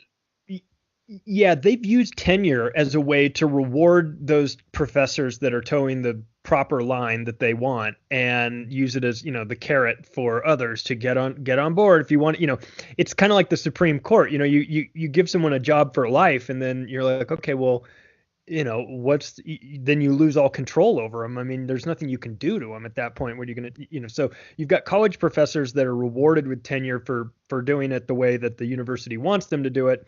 Then you've got this insanity that has sprung up lately that you're talking about, which is safe spaces and all of this, 57 different genders and all this stuff. And if you point out the obvious, that this is all ridiculous, then you're somehow you're always anti-Semitic for whatever reason, just because. Well, anybody that disagrees with the left is called an anti-Semite by the ADL. Right. And it's nothing to do with Judaism. I'm a Jew, by the way, and I think that they're one of the worst groups. I mean, it's ridiculous. Yeah, if you don't goose step to the left, you're an anti-Semite, and they can put you under a microscope. I mean, black groups are doing the same thing. If you don't goose step to the left, you're racist. Gay groups, if you don't goose step to their agenda, you're anti-gay. I mean, it's ridiculous. It's how about I'm anti-insanity. I don't. Yeah. I went to USC, which is in LA, and I got out of there in '95, and there was none of this stuff. But I don't know why. I have a daughter who's 8. When she decides to go to college, if she chooses that route, I don't want her to be in a school that says, "Oh, somebody has called you a bad name. Well, we've got a safe space for you." Because then you're starting to teach them that the world is filled with safe spaces. And listen, some of this is God. No, I mean, I was broadcasting at Tufts, as I said, right. I came back during the Trump election, and people were weeping, and they had to set up safe rooms where people could play with Play-Doh, like they had reverted back to nursery school. It's crazy. I mean, and this is a time, whether you like Trump or not, we should have been celebrating the fact that we had a peaceful election, we'd had a change of power, that we have a democracy in the broad sense within a Republican context, and that we're going to have a new administration, whether you like it or not. I celebrated when Obama was elected, even though I didn't vote for him, because that's the system. I mean, you go into opposition, a loyal opposition, where you then criticize policies. You don't become the resistance. That's a communist term. It's just anyway.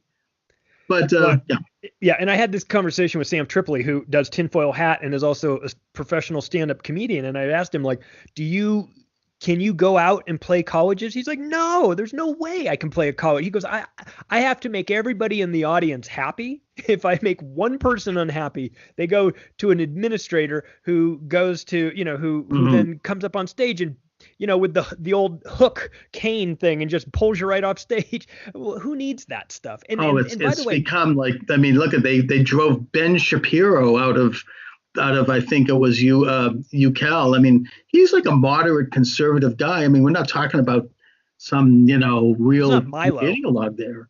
And I mean, they came up with pitchforks and burning. Yeah. They were crashing the door down. Yeah.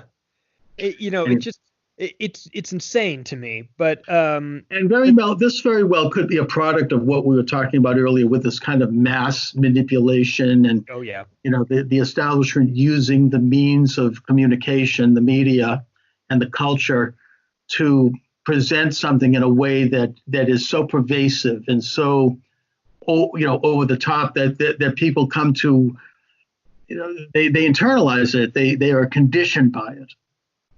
Yeah, and when you want to make a huge impact on society, if you're these maniac controllers and you want to impact society, it makes sense, like Adolf Hitler says, give me control of the textbooks and I control the next generation. So you've got them infiltrating not just the colleges and universities to get those kids thinking the way they want them to think, but also taking it a step earlier and going after the curriculum of schools. And one of the things that we saw early on was the Rockefellers and Carnegies putting lots of money into the compulsory schooling system. And we have Bill Gates in his new version of this, and he's one of the new Rockefellers, hiding behind his foundation. We've got him pushing Common Core, which is, if anyone has taken a look at the Common Core math component, it is, I don't know any other way to describe it other than intentional disinformation and torture of these kids, because it is so backward that it screws kids up. Not to mention, puts us way behind every other country in terms of math. Well, what they're doing proficiency. is they've invented a new way to do equations that is so convoluted and complex that it doesn't get to the basic function of arithmetic, Yeah. where you actually can solve problems. It becomes something else that, I mean, it's creating a dyslexic impulse. And my friend, the late Dr. Samuel Blumenfeld, wrote many books about this. He used to come on my show all the time. And he talks about how phonics, which is the way you learn English, because English is a phonetic language, and you develop a reflex by which you put vowels and consonants together to form words. It was replaced by look-say reading, and it was done deliberately by this establishment, starting with John Dewey, who is the father of quote-unquote progressive education. And what it did was require the new reader to memorize words as if they're pictographs. It created a dyslexic impulse. You didn't really read, you were guessing, and you were like looking at sentences and kind of glossing over them and kind of grasping at their meaning. And the result was, according not just to Sam, but to a lot of researchers who are legitimate people, including this Harvard professor, her name escapes me right now, the result was dyslexia and eventually ADD and other social disorders. Wow. Because, I mean, if you can read, you can become a real independent sovereign citizen. And that was interrupted by this whole rotten look-say method. And the Rockefellers had their fingerprints all over that one, by the way. Yeah. Yeah, it's really devious what you can do to the kids if you take the time to invest in these education systems. I mean, people don't, and I didn't realize this either until I started researching for the book, that, you know, the reason why when you're a kid and you're in a public school and all the desks are in rows, you know, these single file rows, and then there's a bell that goes off, you know, when class is over or when school's over. It's that the Carnegies and Rockefellers wanted to create a simulation that would mimic the working in a factory, because they own the factories, and they wanted these kids to go in, get this, you know, like a minimum type education, so that, as George Carlin says, they're smart enough to work the machines, but dumb enough to not realize how badly they're getting screwed. And they incorporate the bells and the factory, you know, the desks in a straight line and all these things, so that when a kid goes into school, this becomes very normal. And when they get out of school and they go to work at a factory, that also becomes just a continuation of this.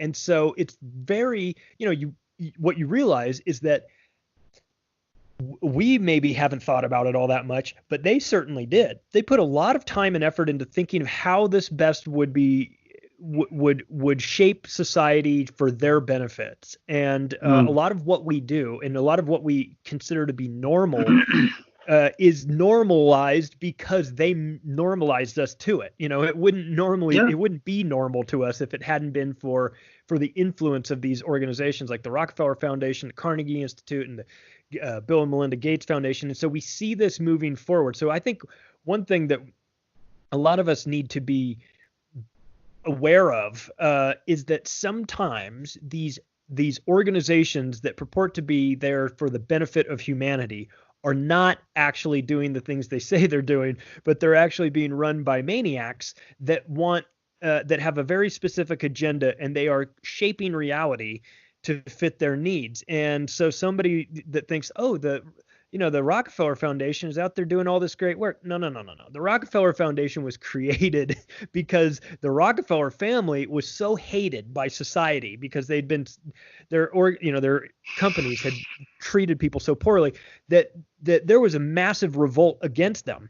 And so the Rockefeller Foundation was started with these guys that had an understanding of the new concept of public relations and press releases and things like that. And they started working on their image, and they started having professionals come in and help them with their image. And now we see, now the average person sees the Rockefeller Foundation and thinks of it as this, foundation for the betterment of humanity. And that's not what it is at all. And so I think it's important for us moving forward to understand that the Bill and Melinda Gates Foundation is very similar in that respect as well.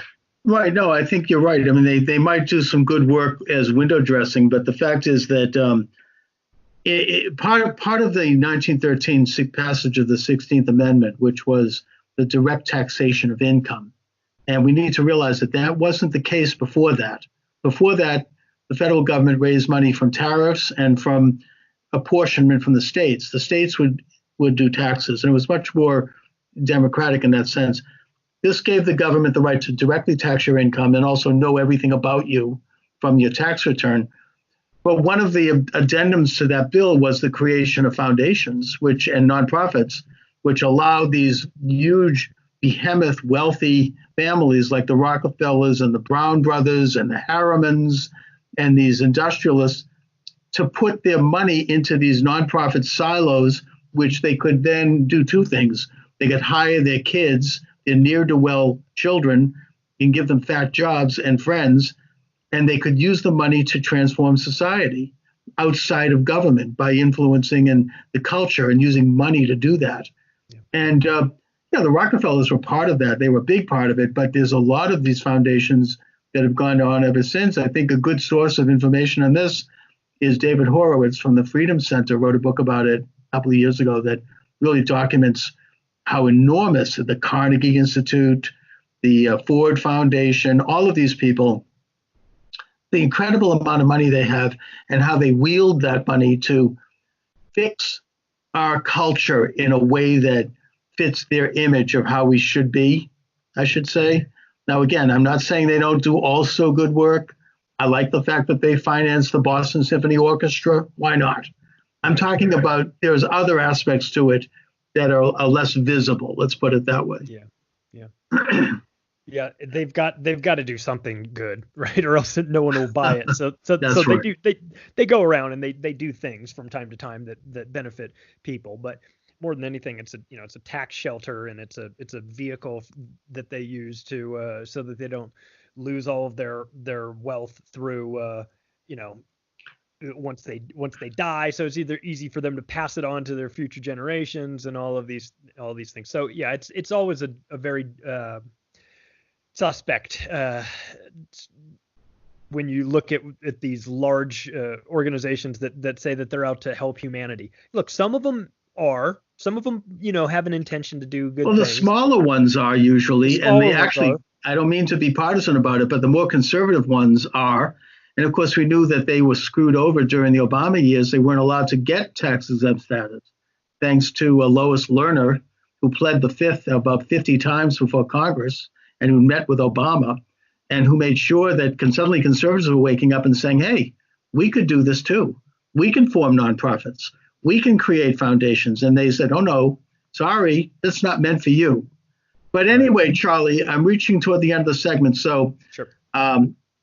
Where do you see the present pandemic falling into all of this octopus, if you will? How are they manipulating what is a real disease, by the way? I mean, this isn't a joke, but I mean, I'm fearful about these mandarins of the octopus, as you call it. I mean, and them manipulating the situation to suit their image. Yeah, for sure. They'll take advantage of every sort of crisis that they get because it creates chaos and panic, and it becomes this whole, the problem reaction solution sort of situation. So it almost doesn't matter whether an event is real or faked, staged, or not as organic as it appears, because the damage that's done as a result of it is what really matters. Because we're seeing things like everybody's lining up to just loot the government as much as they can. You've got big business asking for money. You've got industries that have, that should never get government handouts or tax breaks or things like the cruise line industry when they register all their ships in Liberia and in Western Africa and then the Kennedy Center. What's that? The Kennedy Center got $27 million. Right. Harvard got a big chunk of money.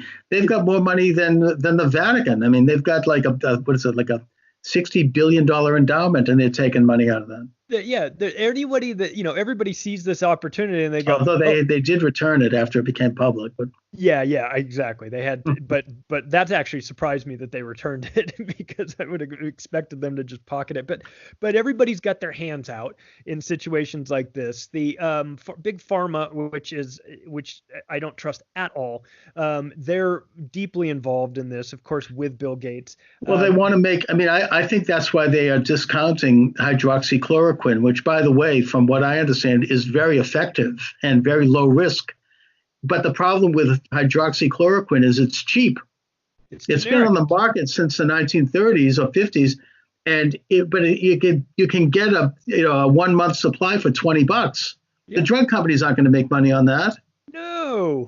So they don't want that. They want to have like these new expensive things that they can put on the market, and the stock price goes way up, and you've got these the vaccines, which are very questionable. Yep. And they end up really cashing in on it, and then raise the price of Medicare, and healthcare goes up because it all gets billed to the government.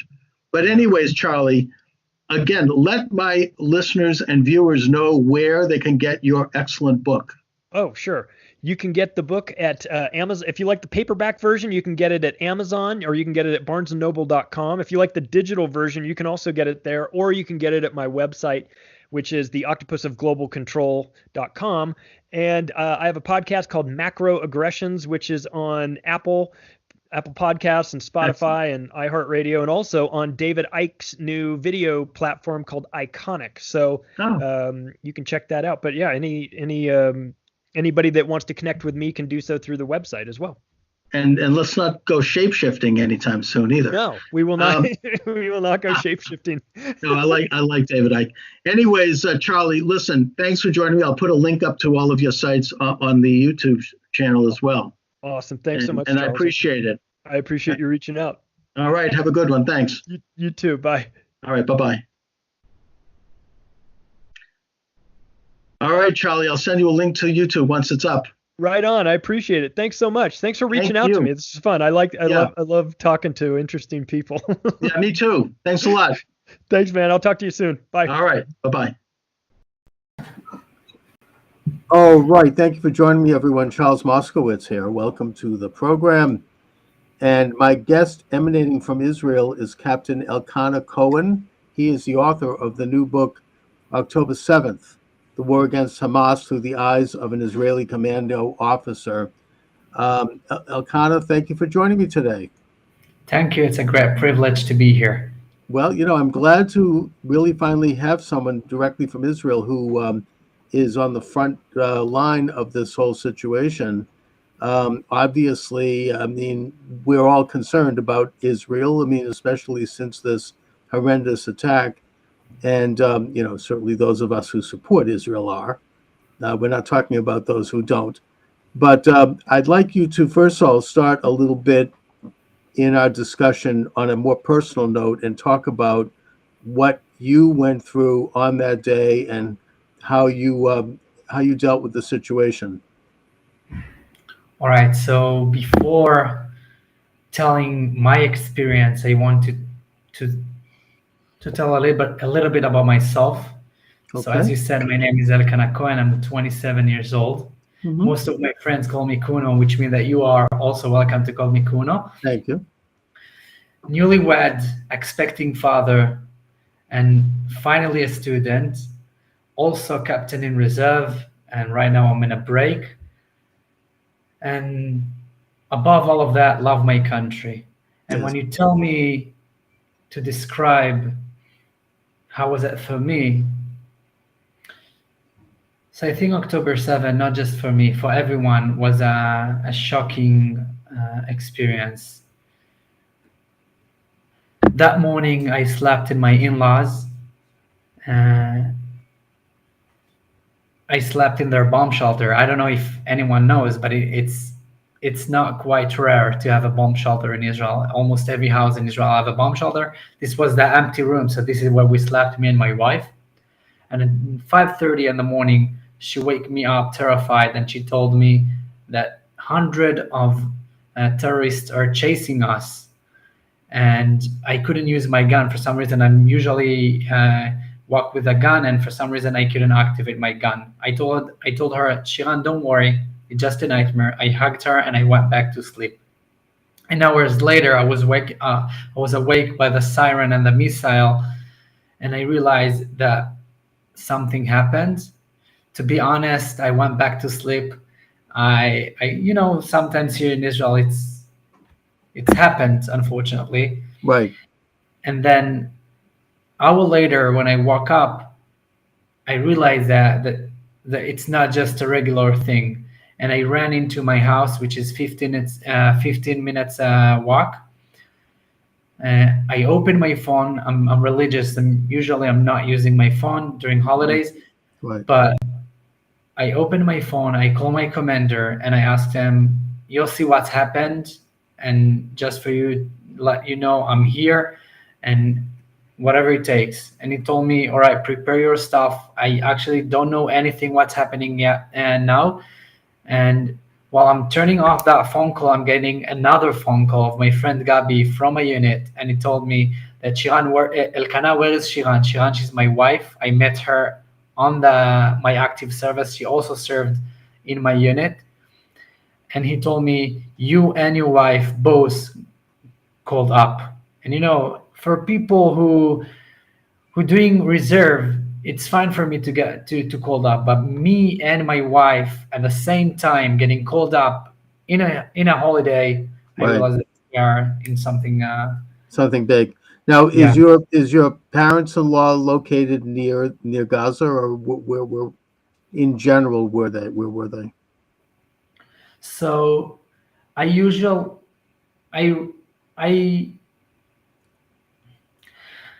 my parents live in the south, but not quite close to the Gaza Strip. There are, I think, 45 minutes drive, maybe a Right. bit more.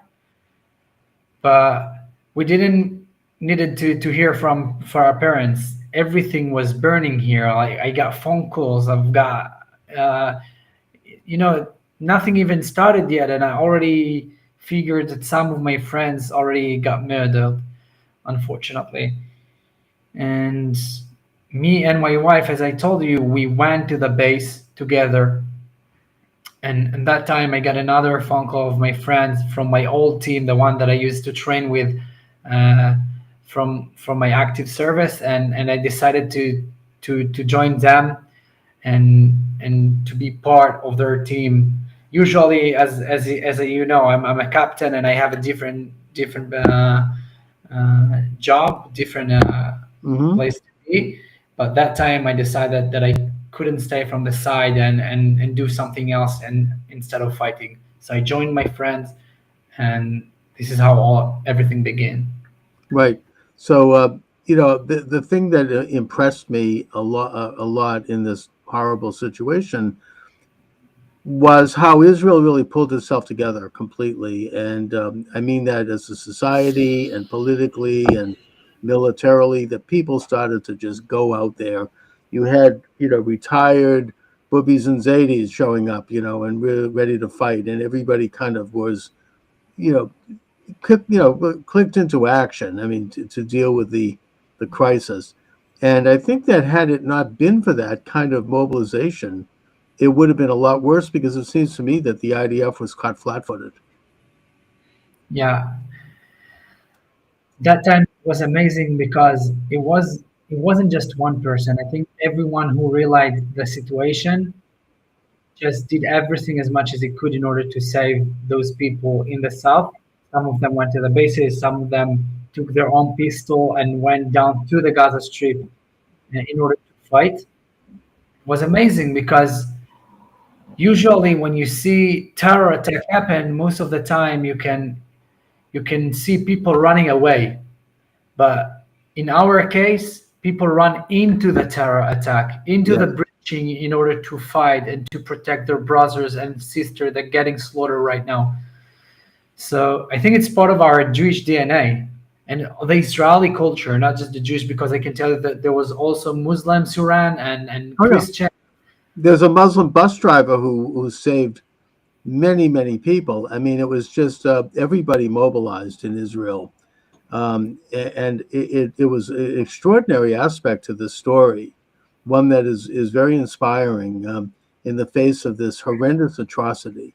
Now, there are people on the on the anti-Semitic side of the fence who are denying the level of atrocities that were committed by these terrorists pouring over into Israel, but yet they were filming it themselves. They had their own smartphones, and they were making videos and bragging and sending it back to people saying, "Look at how many Jews I killed," and and they were filming many of the atrocities that we've heard about and that the anti-Semites want to deny happened. So it's not really a matter of the Israelis talking about this. It is these depraved and hateful, genocidal terrorists who are talking about it and who are performing this kind of atrocious event.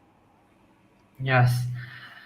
I'm always sad that if it wasn't for hate, those protests, I'm the first one to go and speak with the people who protest, because if they are actually protest for the Palestinian, I think they just don't know the fact, because the IDF do as much as it can in order to protect those civilians, and Hamas is the worst thing that can ever happen to any Palestinian, and people don't understand that. That you see people protest for Hamas, gays for Hamas. It's almost, I don't know, it's almost like a joke, because if they will be in the Gaza Strip, those people going to be slaughtered by Hamas themselves. So, well, it's not rational, and it's also very well funded by Qatar and others who contribute huge sums of money to American colleges, and they have successfully pitched this, this atrocity propaganda to the left and to the same people who came out, against Trump. I mean, not to get into a political issue, but the Pussy Hat ralliers and all the rest, and the people who burned American cities, particularly black neighborhoods after George Floyd's death. These are the same motley crew of people who are now agitating against Israel. And again, this isn't an issue of whether or not Israel should negotiate the so-called two-state solution. It's more a group of people who want to destroy Israel and openly do so. And that they began the agitation within hours after the attack. So Israel didn't really respond yet. I mean, Israel, I think there was several weeks before Israel responded by going into Gaza. So, it's pretty obvious what their agenda is. So, Elkanah, then you're deployed. Can you talk a little bit about that? What happened in Gaza in terms of deployment? And has the operation been successful? I mean, I wonder if it has not been as successful as we might assume. Not that you can talk about specifics. I understand that. So, if I share my experience, I think that in some places, we did manage to have success, a huge success, and unfortunately, sometimes we were the one to rescue bodies of hostages that were kidnapped and slaughtered. So it's always sad, because you feel like it is a success. You rescue your own people, but you rescue bodies, and it's hard to realize that you call it as a success. It's not really a success, but No. but yeah, we did manage to bring the body of the family, to bring their loved one into bury, which is also a big thing. And we discover lots of terror tunnels that used Hamas, and we destroyed them. And we figure that almost every house at the Gaza Strip, I don't know to speak for all the Gaza Strip. I can talk about the places that I've been to. Okay. And the places that I've been to, they were full with ammunition. The entire houses was full with ammunition. Right. Each house had rifles, bombs on their baby beds. This is how they're educating their people. Mm-hmm. Once we went through a school and I found a notebook, and I saw the Israel map inside the book. It was in a historical or a geographic book, something like that. And when I read that, I said, there is a little bit of hope, because Israel doesn't exist on their map. But then I realized it's not that Israel exists on their map. There is no Israel. There was Palestine. Exactly. The state of Israel. It's not just the Gaza Strip. They want everything. They want to wipe us out. Of course, putting aside the fact that they actually expropriated the word Palestine, which was the description of the Jewish state before independence. So you have a situation where Israel has to fight this very, very difficult urban atmosphere of war, where people are setting up their munitions and their missiles inside their own homes with their children right there, and their wives and children, their parents, their family. And they seem to be doing this deliberately because they want to see people. I'm talking maybe the Hamas leadership. They want to see their people killed so they can use that as propaganda against Israel and to kind of hook into some of these anti-Semitic tropes about the Jews as, being somehow mean people and involved in atrocities. And they hide behind their own families as a way to do this. So Israel has to go in, unfortunately, in order to find the people who are killing Israelis and who are military targets. They have to go in and find them and try to take them out without hurting innocent people, which is almost impossible. Yeah, it's very difficult, and they're using that because for them it's a weapon. It is a weapon. Every footage and every video that they're taking, it's a weapon. They're using human as a human shield, and one of their tactical army that they developed lately. I don't know if lately they're using that for years, but through the war, I realized that what they've done after, if you remember, after the first ceasefire, there were hostages exchanged, and they released some of the hostages. So we saw that what they've done, they put ammunition and weapons everywhere. And when we went back in order to keep fighting, we saw that those people was coming into their houses like they were innocent civilians. Then they get into the houses, they taking their AK-47, start shooting at you. They lay down their weapon and they going out like they taking care of their son.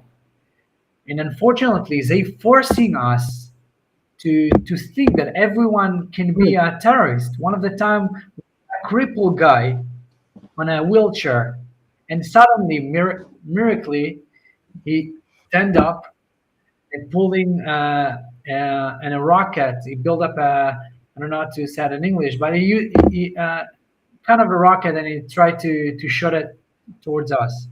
So if you're getting to my mind, you can think about anyone that you see a cripple, but you want to take care of them, and then Right. he can stand up and kill you. Yeah, I mean and they deliberately set it up like that. They're playing up to basic notions of humanity when they send out someone like that, and of course, in violation of standards of war, they're putting on civilian garb and they're hiding and integrating within the civilian community while they're fighting. So it's a very difficult terrain, which is what's causing and I have to ask you this. What is reported to be high casualty rates, because this is the main item of propaganda by Israel's enemies. So the UN recently downsized the numbers of innocent casualties and admitted that they had gotten all of their information directly from Hamas, and they weren't checking it and double checking it. And they've also not included within those figures, they don't mention that probably a high percentage of them, if not half of them, were militants. So those are legitimate targets of war, and they don't mention the numbers of people that Hamas itself has killed. They found recently something like near a hospital, 20 or 30 body bags wrapped in black plastic. Turns out that it was Hamas who did this because these people were seen as informers for Israel. And it's not the kind of thing that Israel does. It just didn't look quite right.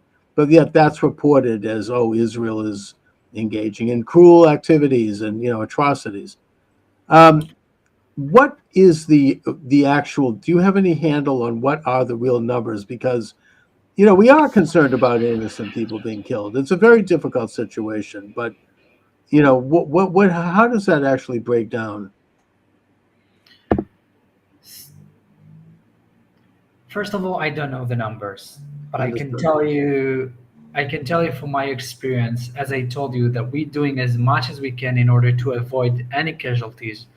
And sadly, sometimes Hamas put us in position which we cannot choose, because while he decide to shoot at us, I have to respond. By the way, a lot of the time, we're just taking cover because we don't want to take care of those people. And still, sometimes that's happened. It's war. And I don't remember anyone protest against Britain when they killed German people when they fought against the Nazis. Sometimes in war, there is casualties. And believe me, we did, and we're doing right now as much as we can in order to avoid those people. I want to show you a picture. But every interview that I have, I'm trying to talk about one of my friends that died or got murdered. And I want to show you an amazing picture of a friend of mine, Shauli Greenlick. Mm-hmm. And that guy, this is in Gaza. This guy unfortunately died several months ago. Yeah. And as you can see, he's an officer, captain as me. And during that time in Gaza, he saw a crippled lady and he decided to approach her and evacuate her from the place because, by the way, her entire family and everyone just ran away. They don't care about people. Sometimes we care much more about their children, much more about their parents, because they leave them out there and run away. Or they're using them as a human shield. But these guy, amazing guy, Shauli Greenlick, which is a truly amazing person. I can talk about him later if you want, but you can see from his picture that we care about those people much more than they care about themselves. Yeah. Well, I mean, the day they care about their children as much as the Israelis do about theirs. I think it was Golda Meir said something like that. That will have a peace. There'll be a move toward peace. So my guest is Captain Elkanah Kuno Cohen. The book is October 7th, The War Against Hamas Through the Eyes of an Israeli Commando Officer. It's available at Amazon and other sites.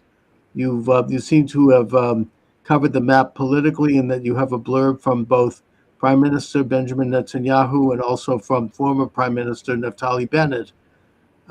Why did the prisoner from Jabalia reveal to IDF soldiers that he had millions of shekels hidden in his home?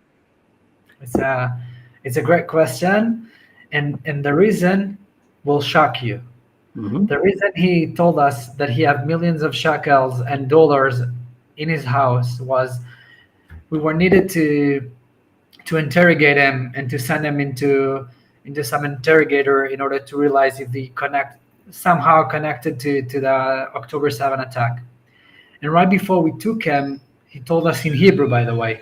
And it's important for people to understand why they talk in Hebrew. It's because they're working in Israel. A lot of them, I think every person in the Gaza Strip have cousins or uncle that getting salaries and getting paid in Israel, and still they decide to do what they do.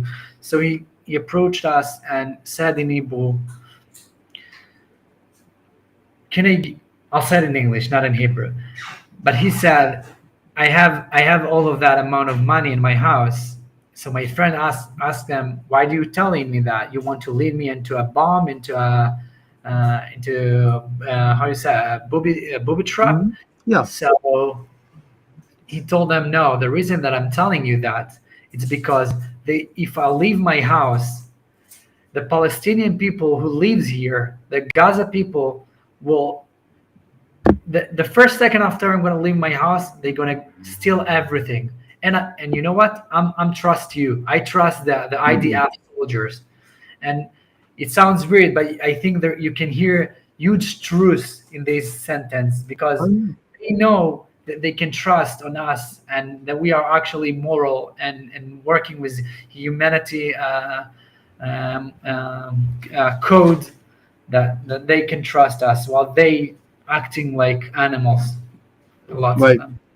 Well, I mean, I think that maybe one of the things that's been learned from this whole war is that the Hamas, which of course Gaza was handed over to the Palestinian Authority on a silver platter in 1995 by Prime Minister Ariel Sharon, and Jews were ethnically cleansed from their villages, and their factories and farms were turned over to the Palestinian Authority, and money poured in from all over the world, including the U.S. taxpayer, to try to create a peaceful society there, one that could, and all Israel asked in return was just peace. They weren't asking for anything else. They weren't even asking for recognition. They just, they wanted the end of the hostilities.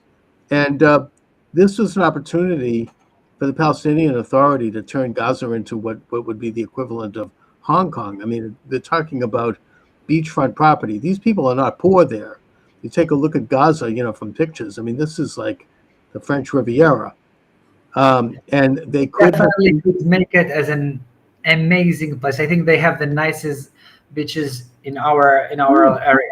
It's beautiful, and Israel handed it to them, and they could have created a peaceful state alongside Israel, but instead they took all of their money and they poured it into this war machine, this incredible network of tunnels, which it's unbelievable. I mean, the football field size buildings underground with tunnels that connect, hundreds of miles of sophisticated tunnels, and they immediately started to fire missiles into Israel, engaging in acts of war.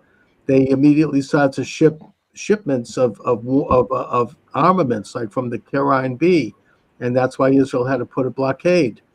And they started to do other stuff, the flying in the terror balloons, the gas balloons to burn Israeli fields, and of course, eventually they showed up with the hang gliders with machine guns.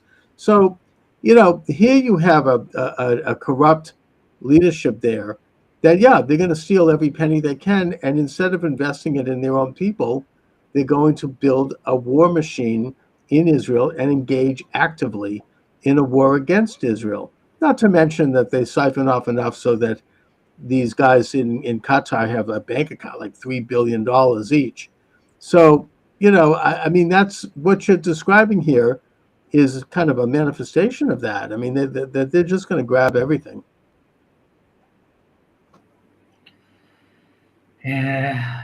You're saying hardly. I'm agreed with that. Yeah. What's on the Hamas terrorist GoPro cameras? So one of the time, one of the soldiers in my division found a GoPro, and beside the fact that they were filming everything, as everyone knows, as you start in the beginning, you said people try to say they did that, but they document them themselves and put it online on social media. They did that. So of course that, but also we saw huge tunnels. When I'm saying huge tunnels, I'm talking about tunnels that shuffles. I don't know how to say, you mean like a D9. It's a huge structures. Yeah. It looks like the Southeast Expressway here in Boston. I mean, we're talking about like four 2-lane highways, and this isn't. I think subway will look even smaller sometimes. Yeah, it's crazy. Yeah. They invest so much on terror in infrastructure. It's hard for me to say. Infrastructure, absolutely. Yeah, well, that's where all the money goes, and that's something that I think should be clear. Why do you feel sick every time you eat meat? I think I will let the readers to search deeply in the book while they read it. That's in your book, okay? The book is October 7th. The War Against Hamas Through the Eyes of an Israeli Commando Officer. So, my guest being Captain Elkanah Kuno Cohen. So Kuno, what is going to be the end game here? I know that you're not prime minister, but I have you here as an Israeli, so I need to ask, since I can't get high-level people yet. I mean, it's going to take a long time, I think, to finally defeat Hamas, but is Israel going to do this job of completely pacifying Gaza? Because I think if they don't, it's going to be a future war. And if and when they do, what happens then? So first of all, as you said, I'm not the prime minister. I'm the one who, Speaking for yourself. yeah, I'm speaking for myself, and I'm also the one who do what he needs to do. And right now, as I told you, I'm on a break reserve, but we always here and ready to protect our country. But before I'll tell you what I think that they're going to be, I also want to say thank you for the people that maybe the people who watched that video and the USA government.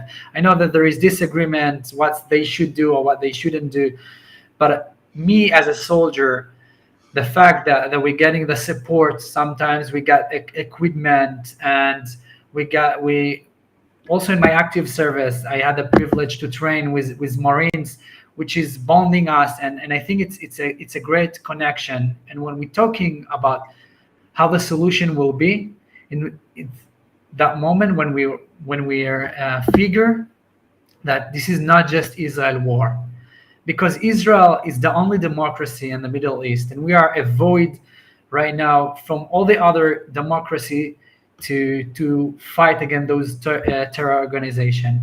And how it's going to be end, I think it will be end by all the other democracy, and of course the US, to understand that we are here together in order to fight those people, and no second guessing, no too much hesitation, because otherwise those all the terror organization, they using that. You said about the hospital. Well, they're using the hospital in order to fight. Oh, their headquarters is underneath that hospital. Yeah. But I want to get back to my question here. What happens to Gaza after the war? I mean, I don't see Israel. I mean, again, this is my opinion from the comfort of my Boston home here, that I can't imagine Israel allowing another Palestinian entity to develop there, because it's just going to be another repeat maybe down the road. They're going to just once again. I mean, if there's any lesson here, it's that Israel can't do that. I think that maybe there could be local election, municipal Arab governments, but I hope that at the end of the war, an Israeli could go to the beach in Gaza and order a shawarma at a beach stand and not worry and bring his family. That's the way it has to be after this war. So what do you see happening there?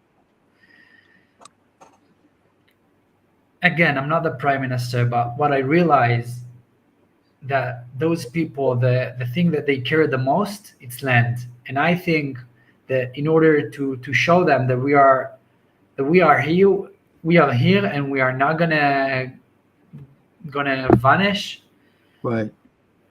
We need to take some of their land and to tell them, if you're gonna do more than that, more land will be taken, and it will be just after we're going to clear their entire educating system and all their leaders that support Hamas, because this is not, people say Hamas, but Hamas it's not the only thing. There is lots of terror organization at the Gaza Strip. So it's a code name for me, Hamas. But I'm saying we need to kill all the people that supporting our deaths, because whoever wants to kill me needs to be dead. Of course, this is a war, and these are military combatants. They've declared war against Israel. They've stated their mission, which is to destroy Israel. So Israel has every right, both from a practical and a moral standpoint, to fight back and to stop them by any means necessary. But my point is that once that's done, if you have Arabs in Gaza who want to live peacefully alongside Israel and who want to live with Israelis, then they should be honored, and I think they will be honored. But if you have those who want to continue to fight, they have to be stopped. And I just think that Israel has to maintain the upper hand there forever. I don't see them turning that region over ever again to anyone outside of Israel. Unfortunately, I agree about that. I really hope to, I'm looking from that standpoint. I mean, it's not going to work. What? I mean, it's a practical matter. How many times is it going to take where they continue to build up a war machine and continue to try to kill Israelis? It's like, if there's some lesson from this, it's that. And I think that from what I've heard in reports, there is an even bigger tunnel infrastructure and a more frightening and more dangerous system on the northern border. And I mean, unfortunately, Israel betrayed our Christian allies in Lebanon in 1990 when they evacuated south of Litani, and General Haddad lost his command, and the southern Lebanese army was basically went into the Galilee. Now you have Hezbollah in control there, and I hope that Israel can at least keep them at bay, but I fear that Israel's going to have to do the same thing they did in Gaza. Again, you're not the prime minister, you're not the general, but I'm asking you as an Israeli on the As street. Israeli and someone who Yeah, served, commando. I just came back from a defense combat at the Lebanon border. Okay. I can tell you that for me, I don't see how nothing will change unless they all will be behind the Litani, because there is places in Israel like Metula. I don't know if you heard that. Yeah, the northern border there. Mhm. Yeah, so they surrounded 320 degrees of Lebanon, and they getting missile and RP like rockets every day, which is crazy. And the border looked like some little kid tried to draw and he couldn't do a straight up line. Right. Border should be on a by geographic and also something that Right, you like can the control. Litani River. That the Yeah. border right now, yeah. And when you have river and you have high hills to control it, it makes sense. But when they have higher hills than you, and you're surrounded by mountain that they control over your villages, it's cannot be like that. Because as you know, we don't shoot them. We don't want them to die. But they do that to us. So if we want to live side by side, that even if they want to kill us, let's say, we have to have the insurance that they can shut us every Right. time they want. Well, I mean, Israel learned this lesson in 1967 when they took over the Golan. The Syrians were firing from the heights into Israel, and it's simply a matter of practicality that to protect the country from these enemies, and they're not going anywhere. They have to ensure that there is, as the French say, a cordon sanitaire to preserve the border. I just hope that it's done carefully and swiftly and with limited numbers of casualties on both the Israeli and the Lebanese side. And I hope that Israel is able to make an alliance with the Lebanese Christian government in terms of completely eradicating Hezbollah. I wish for that, and people Yeah. don't understand that. The IDF, and it's not the IDF. When you say the IDF, it's like it's a big term. It's a system. Well, I'm not talking as the IDF. Everyone in my unit, we don't want to fight. No. We want. We are young people. Of Some course. of us have families, expecting fathers. The last thing that we want to do is war. We hate to participate war, but sometimes we realize that we have to do that. And when we have to do that, we will do that with all of our power. But until then, we don't want that. And we hope that there will be as non-casualties at all. And Of course. that's I it. mean it's heartbreaking to think about the fact that Israelis, my fellow Jews in Israel, have to fight this ongoing war, but that's the reality. I mean, they have to operate from a position of strength and awareness of the nature of an enemy that's never going to back down. Israel, after the horrible attack of October, as a society, seemed to pull itself together. There was very serious conflicts going on between the anti-Netanyahu.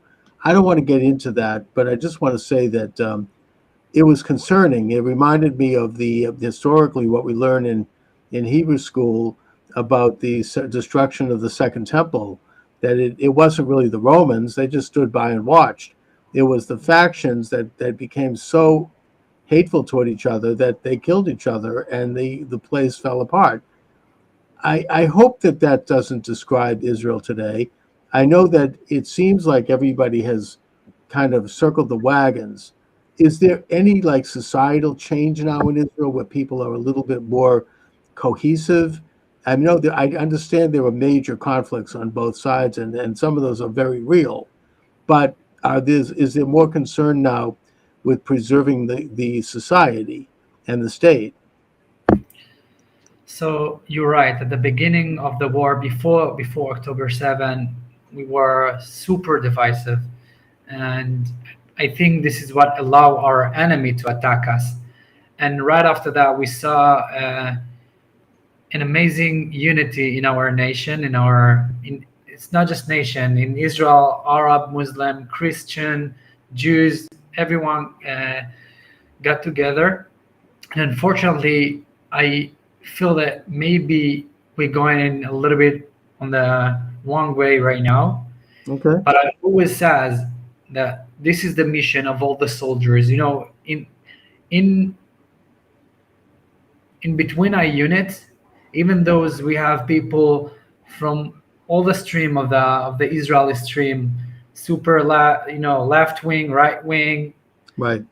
We all can communicate, and we are trust each other, and I think that this is the mission of every soldier that coming back from a fight. You're finished, not finished. You need to go and to show that this is a possibility of living together. And I think also this will be an example for the entire world, because right now you can see what happened in USA. It's the same thing. And I think people should realize that we can communicate. We need to communicate, and this is our only way to survive. Because otherwise, we will unfortunately get to the point that you just mentioned before the Second Temple Mount. Right. Now, Kuno, I want to kind of wrap it up by just asking you generally, because this is, I think, a major concern for those of us in the United States who support Israel. How are Israelis feeling now? I mean, after this horrible event, and I'm sure that it's affected a lot of things. It's affected probably tourism. It's affected the fact that, as you say, Gazan Arabs worked in Israel and they got salaries, and turns out that they were spying on Israel in some cases.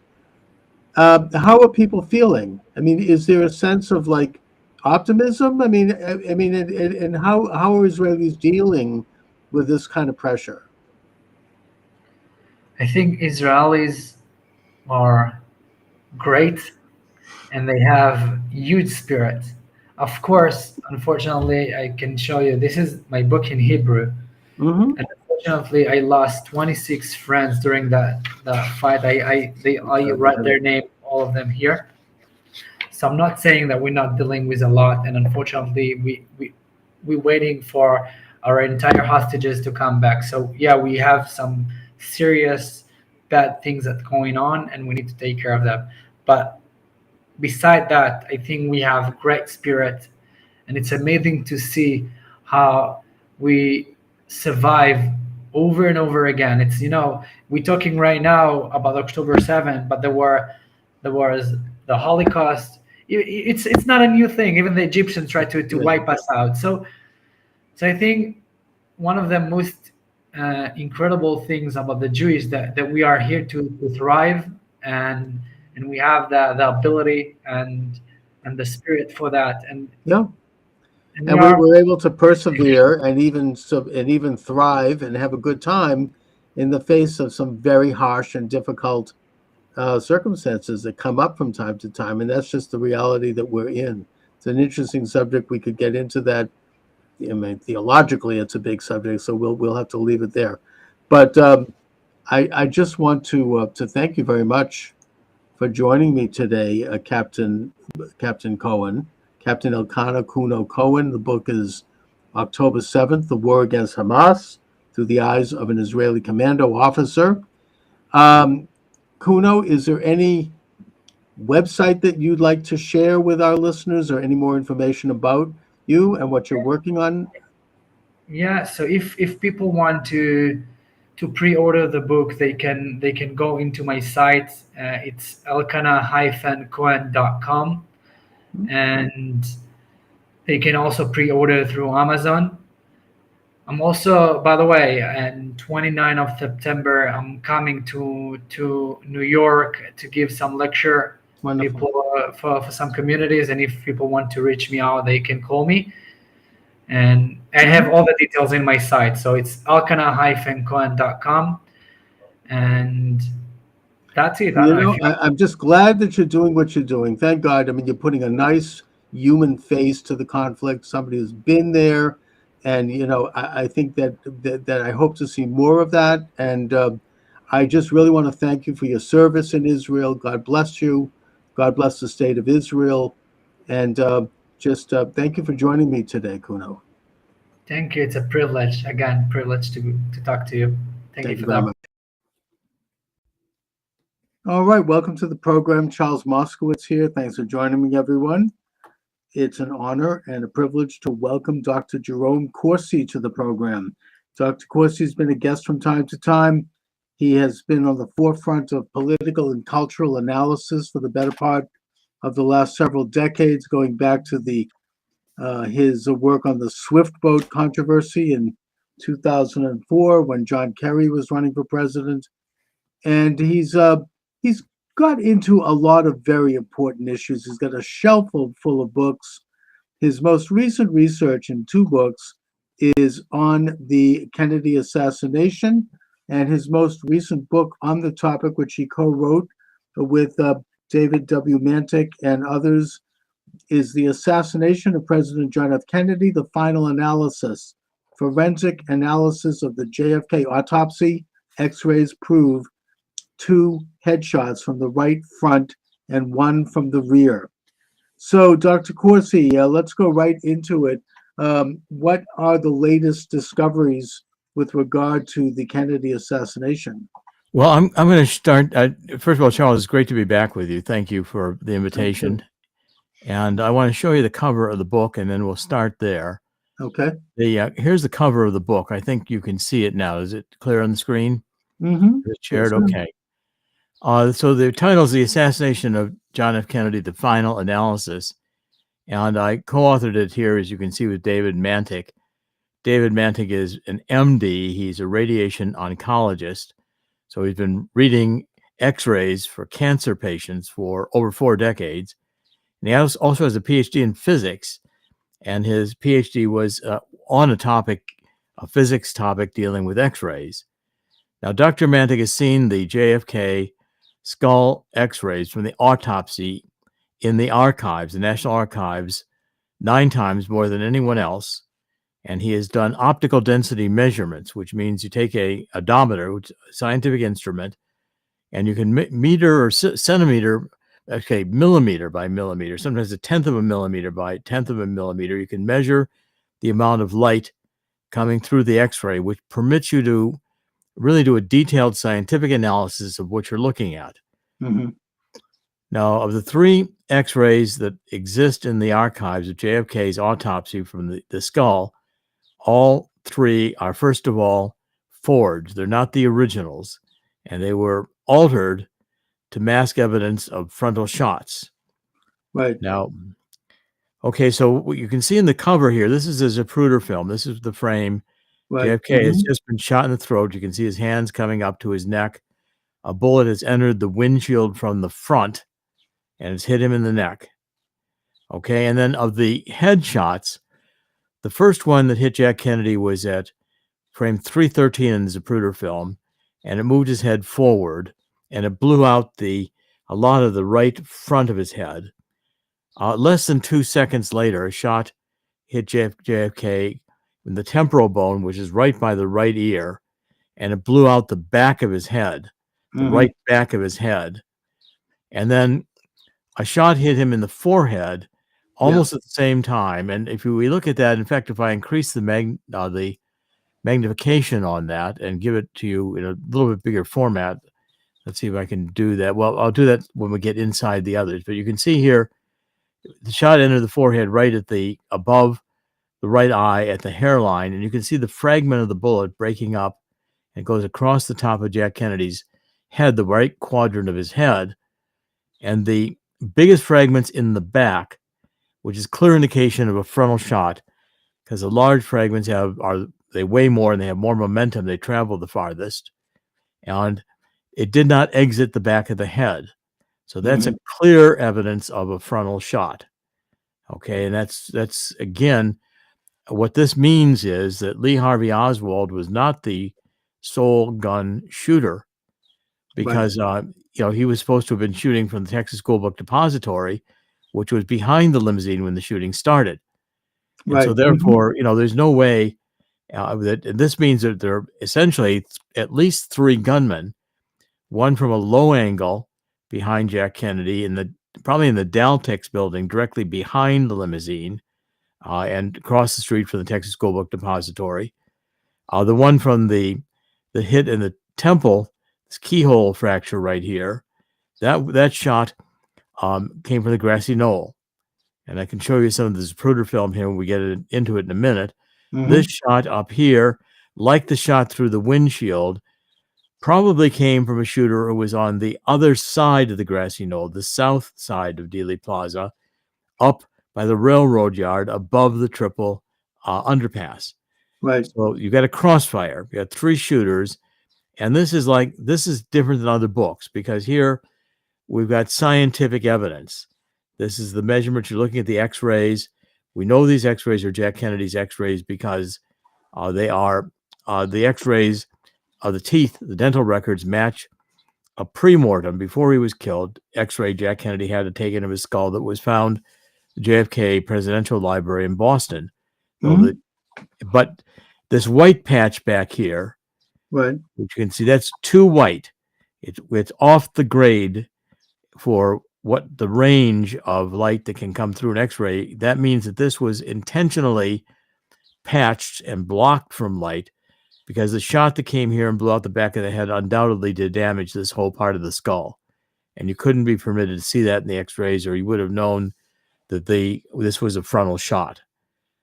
Okay, now I'm going to quit sharing this for a minute, and here I want to give you a couple of other things here to think about. At Parkland Hospital, which Jack Kennedy was taken to Parkland Hospital immediately after the shooting. Right. And this was the doctors who, had the first look at Jack Kennedy, but no time to alter the wounds. And what they saw, they all said that it was two frontal shots that they saw. And I'm going to read you some of what they said. Here is a nurse. Her name is Nurse Bell. She just comes into the trauma room 1, the emergency room at Parkland, for just a couple of minutes. For literally, her job is to see how badly the patient is injured and whether or not there's going to be an operation needed, because she's going to go prepare the operating room. Right. So she's the first person to see the president when he came in. Yeah, and she's taking a look at it to see how bad the wounds are. So her testimony under oath to the Warren Commission, she said, when I took the first look, I could recognize the president, but I didn't see an injury because there was no injury around his face, she explained. So she said, where's the injury? Now, Dr. Perry, who was standing there, he was trying to do a tracheotomy. He's trying to open up the bullet wound in the throat, see if they get a tube down there to get JFK breathing. Perry reached up on the president's head, and he pulled it up, and he turned it a little to the left so you could see in here. And there was a gaping hole, she said, where the brain and fluids were dripping out. The wound on the back of JFK's head could have been 3 or 4 inches in diameter, what I saw. That's like a baseball. Yeah. Dr. Crenshaw said, I walked to the president's head to get a closer look. His entire right cerebral hemisphere, that's this part, the whole right of the hemisphere, appeared to be gone. It looked like a crater, an empty crater. All I could see was mangled, bloody tissue. From the damage I saw, there was no doubt in my mind that the bullet had entered the head through the front. As it surgically passed through the cranium, the missile obliterated the temporal, that's up by the ear, right, and all the parietal, this is up more towards the top of the head, and the occipital lobes in the back of the head were gone, lacerated, and then it lacerated the cerebellum, which is a part of the brain at the very back. Yes. The wound resembled a deep furrow in a freshly plowed field. Several years later, when I showed slow motion films of the bullet striking the president, the physics of the head being thrown back provided final and complete confirmation of a frontal entry by the bullet to the cranium. Okay, so now that's what they saw at Parkland. And I want to show you some of the Zapruder film and I'm going to share my screen again. Yes. And I'm going to show you in the Zapruder film where you can see these two of the shots very clearly. And here we go. Share this, and I'm going to pick out frame 313. Okay, this frame here is where the shot hits JFK in the back of the head, and you can see the blood and tissue are going up out of his head forward. Mm-hmm.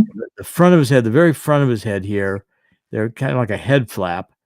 That's where the bullets exited, and the damage has caused the bullet going through the head, and he's pushed forward. Mm-hmm. Now, less than 2 seconds later, in frame 331, there is a massive hit to the side of the head, and I'm going to blow this one up so you can see the comparison here. This one here, I'm going to make that one go to be much bigger, and so you can get a close-up of it. We're going to go to, I'm going to zoom in on it. Okay. You can see basically there that JFK's head, you can see two separate wounds. This is just the front of it. This is the whole side of his head is just blown open by the bullet that hit the side. Right. And it's blowing out the back of the head. Okay, those two separate shots. Yes. Okay, so those are a shot from the rear, a shot from the front, and he is now thrown violently to the left. So if we follow through here, you can see he's pushed violently back into the left. This is where you get the violently back into the left sequence. And that's clearly from a frontal shot. Okay, and I'm going to now show you some more of these. See, that's again a separate shot from the shot that hit at 313. Mm-hmm. I'm going to go actually into the book. And I'm going to show you some from the book now. Okay. I'm going to quit showing this. And I'm going to pick up the screen share here of the book. Mm-hmm. And then I'm going to find the pictures I want.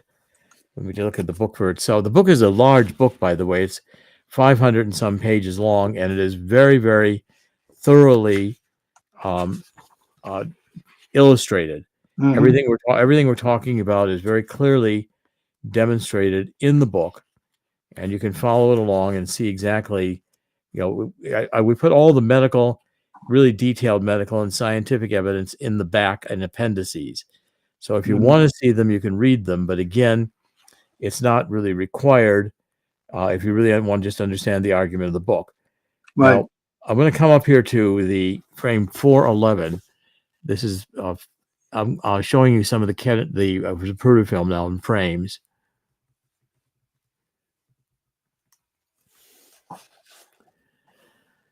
Okay, so here is this is the head explosion of 331, and I'm going to now again make sure I bring this up so you can see it really well.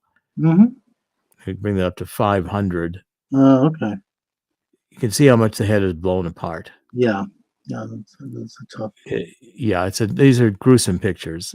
No, it's I can barely, even now I can barely stand to see this. So he's moving back into the left, and Clint Hill is coming up onto this is a Secret Service agent. He's trying reaching for the hand.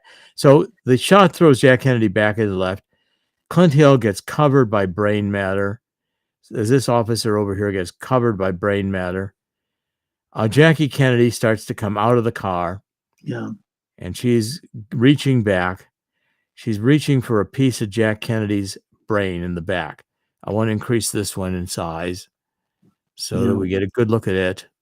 You know, I think this part of the Zapruder film was only declassified recently. I mean, we saw a lot of it originally, but we didn't see this. I mean, in this detail, she's reaching for a piece of the brain.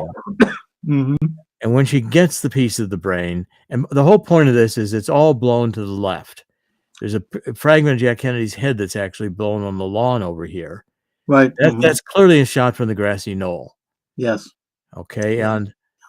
and the X-rays validate that. Now, when Jackie gets it, she goes back into the car, and what she does is she tries to put Jack's head back together again. Oh, So when they're going through they're now driving further down on Elm Street, and they're going through the triple underpass, and Jack Kennedy is sitting upright. You can see his face, yeah, you can see his ear. He's dead. right. Back of his head, you can see this is all blown out here. Yeah, Okay, and so Jackie was trying to get him. It's like a reaction when you break a wrist or something like Right. that, and you Yeah. think you can put it back together again. right. But the evidence here that this is in fact these shots. I want to show you a couple. I want to show you more clearly the shot to the forehead, because it's dramatically clearly a frontal shot. And again, this book now is definitive in that it lays to rest the question of whether Lee Harvey Oswald was the shooter, because no shots in this head came from the Texas School Book Depository. So we know now that the government has been lying for 60 years Yes. and framed Lee Harvey Oswald as the shooter when they So knew there he was no shots coming from the Texas School Book Depository? none at all that hit his head. Right. I mean, obviously, the people that did the shooting, they were very, here very because- experienced sharpshooters. I mean, obviously. Oh, these whoever did these shooting shots were perfectly. They were just Oh, killers. yeah. They knew what they were doing. Yeah. They knew what they were doing. I mean, they don't hit Jackie. They're shooting through the windshield through 2 Secret Service agents. The bullet that entered the forehead created the red blob. It's a marking. This was a liquid mercury bullet. As I'm going to explain, the body showed frontal shots, and the government's explanations that the shots had to come from the back. Right. So they flew the body into Andrews Air Force Base, and as I'll tell you in a few minutes, there was pre-autopsy surgery. Before the autopsy started, the 2 Navy pathologists at Bethesda altered Jack Kennedy's wounds. They did pre-autopsy surgery. And who were they? I'll get to that in just a All right. minute. Thank you. This is the track of the bullet. So you can see it breaking up. It doesn't exit. You can't remove a liquid mercury bullet. And so therefore, this is just clear evidence of a frontal shot. Mm-hmm. And you can see it entered the front. Dr.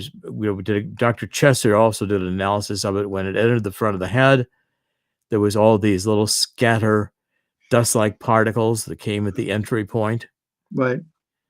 And then a picture of it here that shows you without color, but you can see here how it looked in the